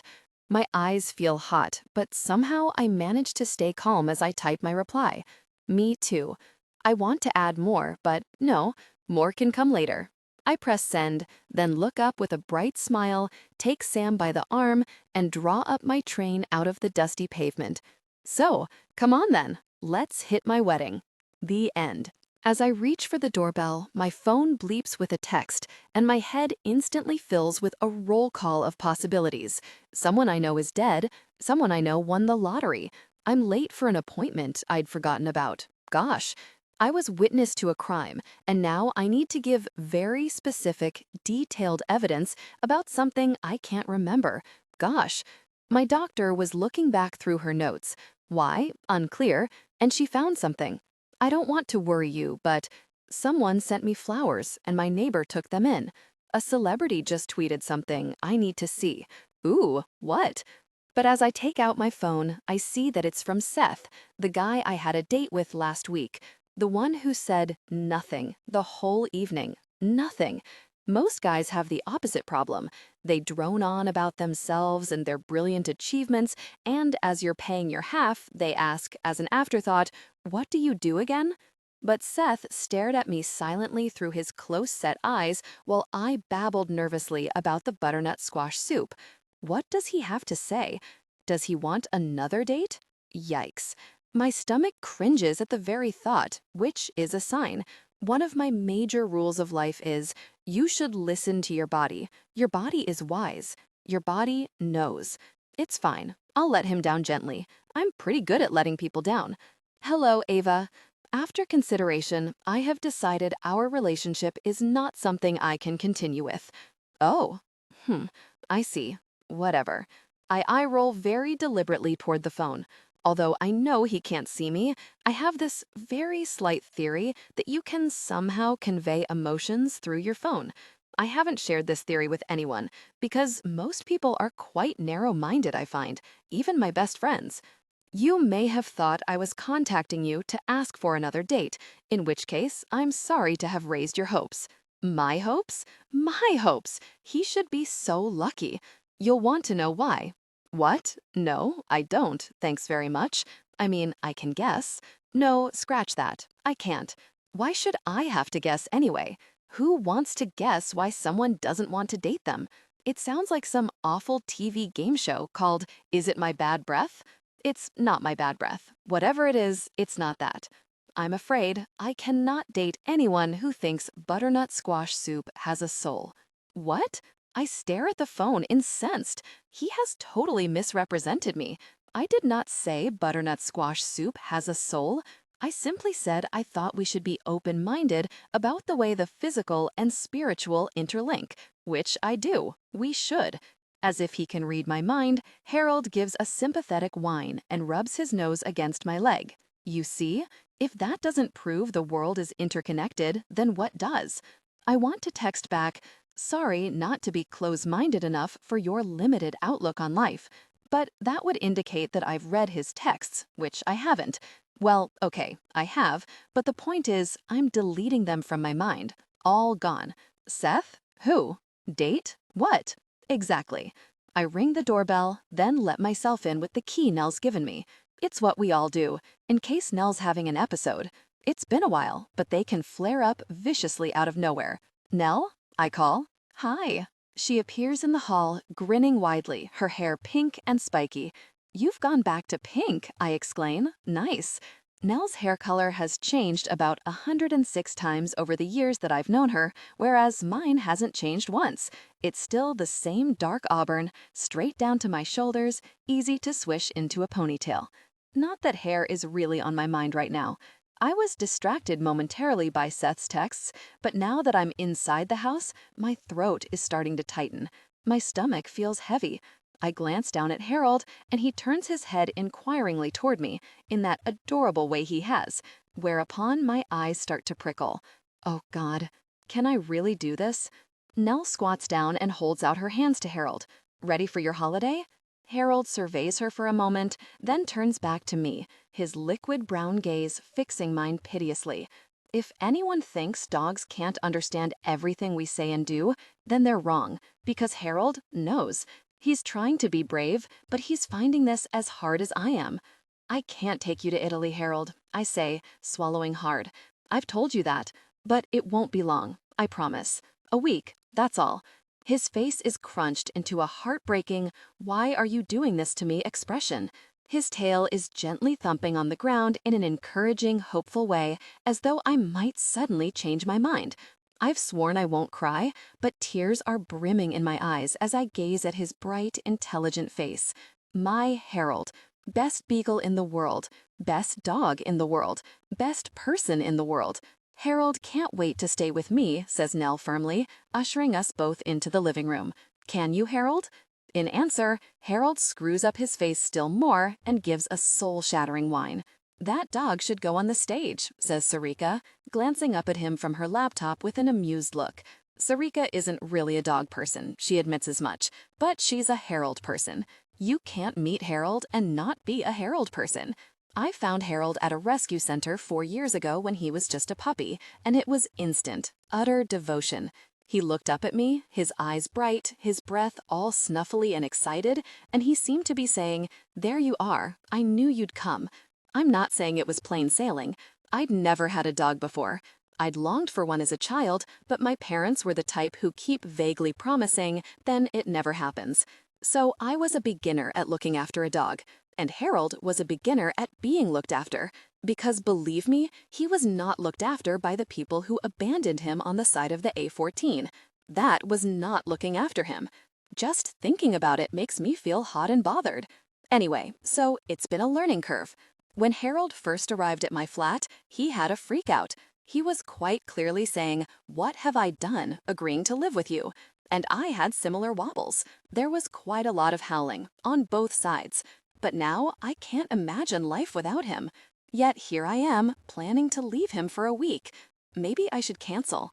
Yes, I should cancel. Ava, stop stressing. You realize he's trying to make you feel bad, says Nell. She turns to Harold and surveys him sternly.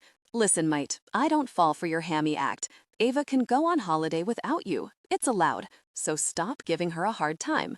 For a long moment, Harold and Nell lock eyes, two huge personalities confronting each other. Then, at last, Harold subsides. He gives me another reproachful look, but pads over to the hearthrug by Nell's chair and settles down. Okay, maybe I won't cancel. Do not apologize to him, says Nell to me. And do not waste all week mooning over videos of Harold instead of writing your book. I won't, I say defensively. We'll be fine, she reiterates. Fine. I don't have many life tips, but one of them is, if you're ever feeling sorry for yourself, visit Nell. She's tough in all the right places. She bounces back stupid thoughts at you. Vulnerability. Honor this through fearless emotional honesty. Let your male, her matter-of-fact attitude whips through you like a gust of sharp, cold air. Here's all his stuff. I dump my massive bag on the floor. Bed, water bowl, blanket, food. Oh, his essential oils. I suddenly remember taking the bottle from my bag. I've made him a new blend, lavender and cedarwood. You just have to spritz his bedding. Nell cuts me off. Ava, relax. You've already sent me 5 emails about this, remember? She takes the bottle from me and scrutinizes it briefly before putting it down. That reminds me, I've been meaning to ask, whatever happened to your aromatherapy qualification? Oh, I say, halted. I'm still doing it, kinda. My mind flicks back to my aromatherapy books and bottles shoved to the side in my kitchen. I'm doing an online course, and I must get back to it because I'm definitely still interested in becoming a part-time aromatherapist. Kind of? Queries Nell. It's on pause. It's just, with work and writing this book, I heave a sigh. Life gets in the way. My job is writing pharmaceutical leaflets and online copy, which I can pretty much do in my sleep by now. I work for a drug company called Breaksons Inc., based in Surrey. It's fine, I like the firm, and they let me work mostly at home. But I'm always trying to expand my horizons. If you ask me, life's too short not to expand your horizons. You should always be thinking, this is okay, but what else could I be doing? All the more reason to go to Italy and focus on writing your book, says Nell firmly. Harold wants you to do that, don't you, Harold? In answer, Harold emits a soulful woohoo. Sometimes he sounds just like a wolf, and Nell laughs. She ruffles Harold's head with her strong, stubby hand and says, "Idiot dog." We've been friends since Manchester Uni. Nell, Sarika, Maud, and I all met in the university choir and bonded on a tour to Bremen. Sarika had barely spoken a word till then. All we knew about her was that she was studying law and could sing a top C. But after a few drinks, she revealed she was secretly involved with a conductor and their relationship was getting complicated. So now she wanted to dump him, but also stay in the choir. And what did we think? We spent a whole night drinking German beer and discussing it, trying to understand the situation. In the end, Nell crashed her glass down and said, "Just bloody tell us, okay?" Anyway, Sarika did dump the conductor, and she did stay in the choir. That was 14 years ago now. How did that happen? And we're still friends. Of the 4 of us, only Sarika still sings in a choir, but then she was always the most musical one. Plus, she's constantly on the lookout for a man whose interests chime with hers. And she reckons London choirs are a good place to start, along with cycling clubs. She joins a new choir every year and switches cycling clubs every 6 months. And there's been a pretty good yield of guys. 3 serious possibilities in 2 years. Not bad for London.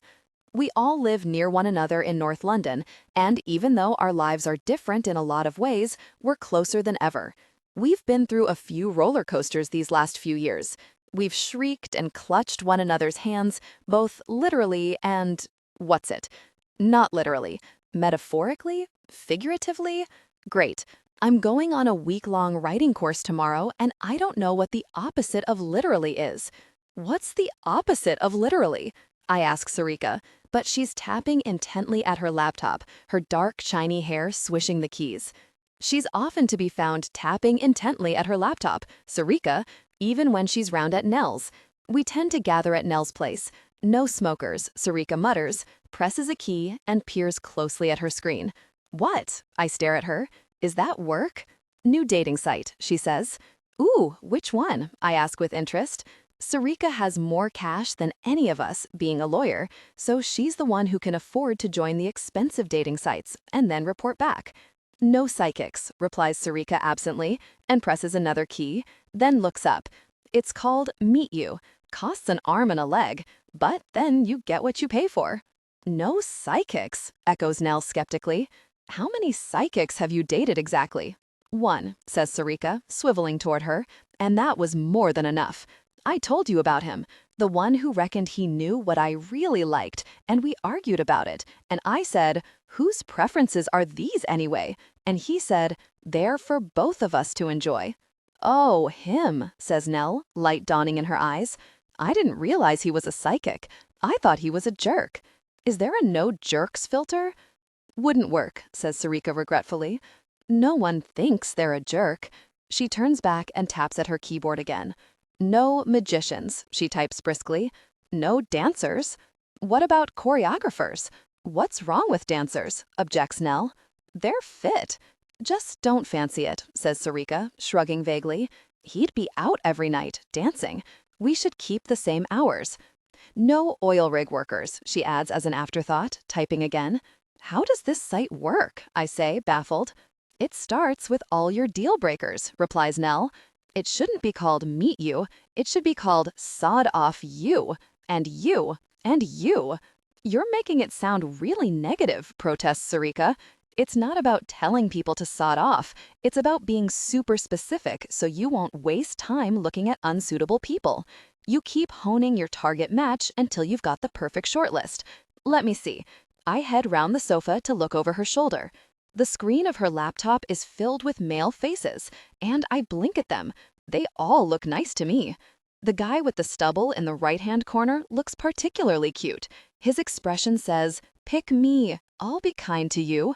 He looks sweet. I point at him. Maybe. Okay, what next? Sarika consults a typed list on her phone. No vegetarians.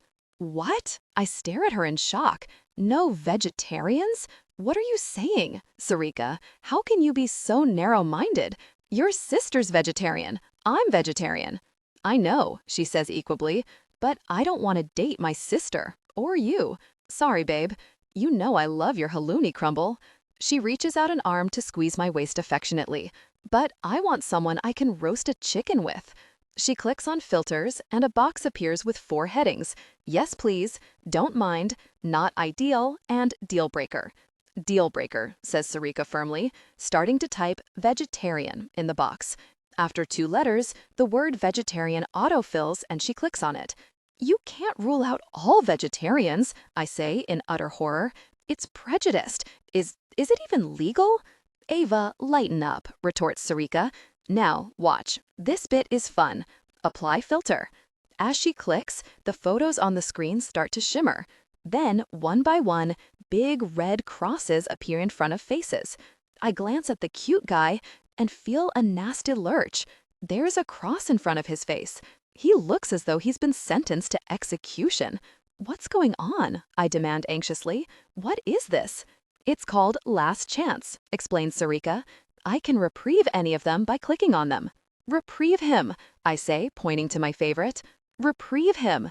Ava, you don't know anything about him, says Sarika, rolling her eyes. He looks nice, but he's vegetarian, says Sarika, and presses done.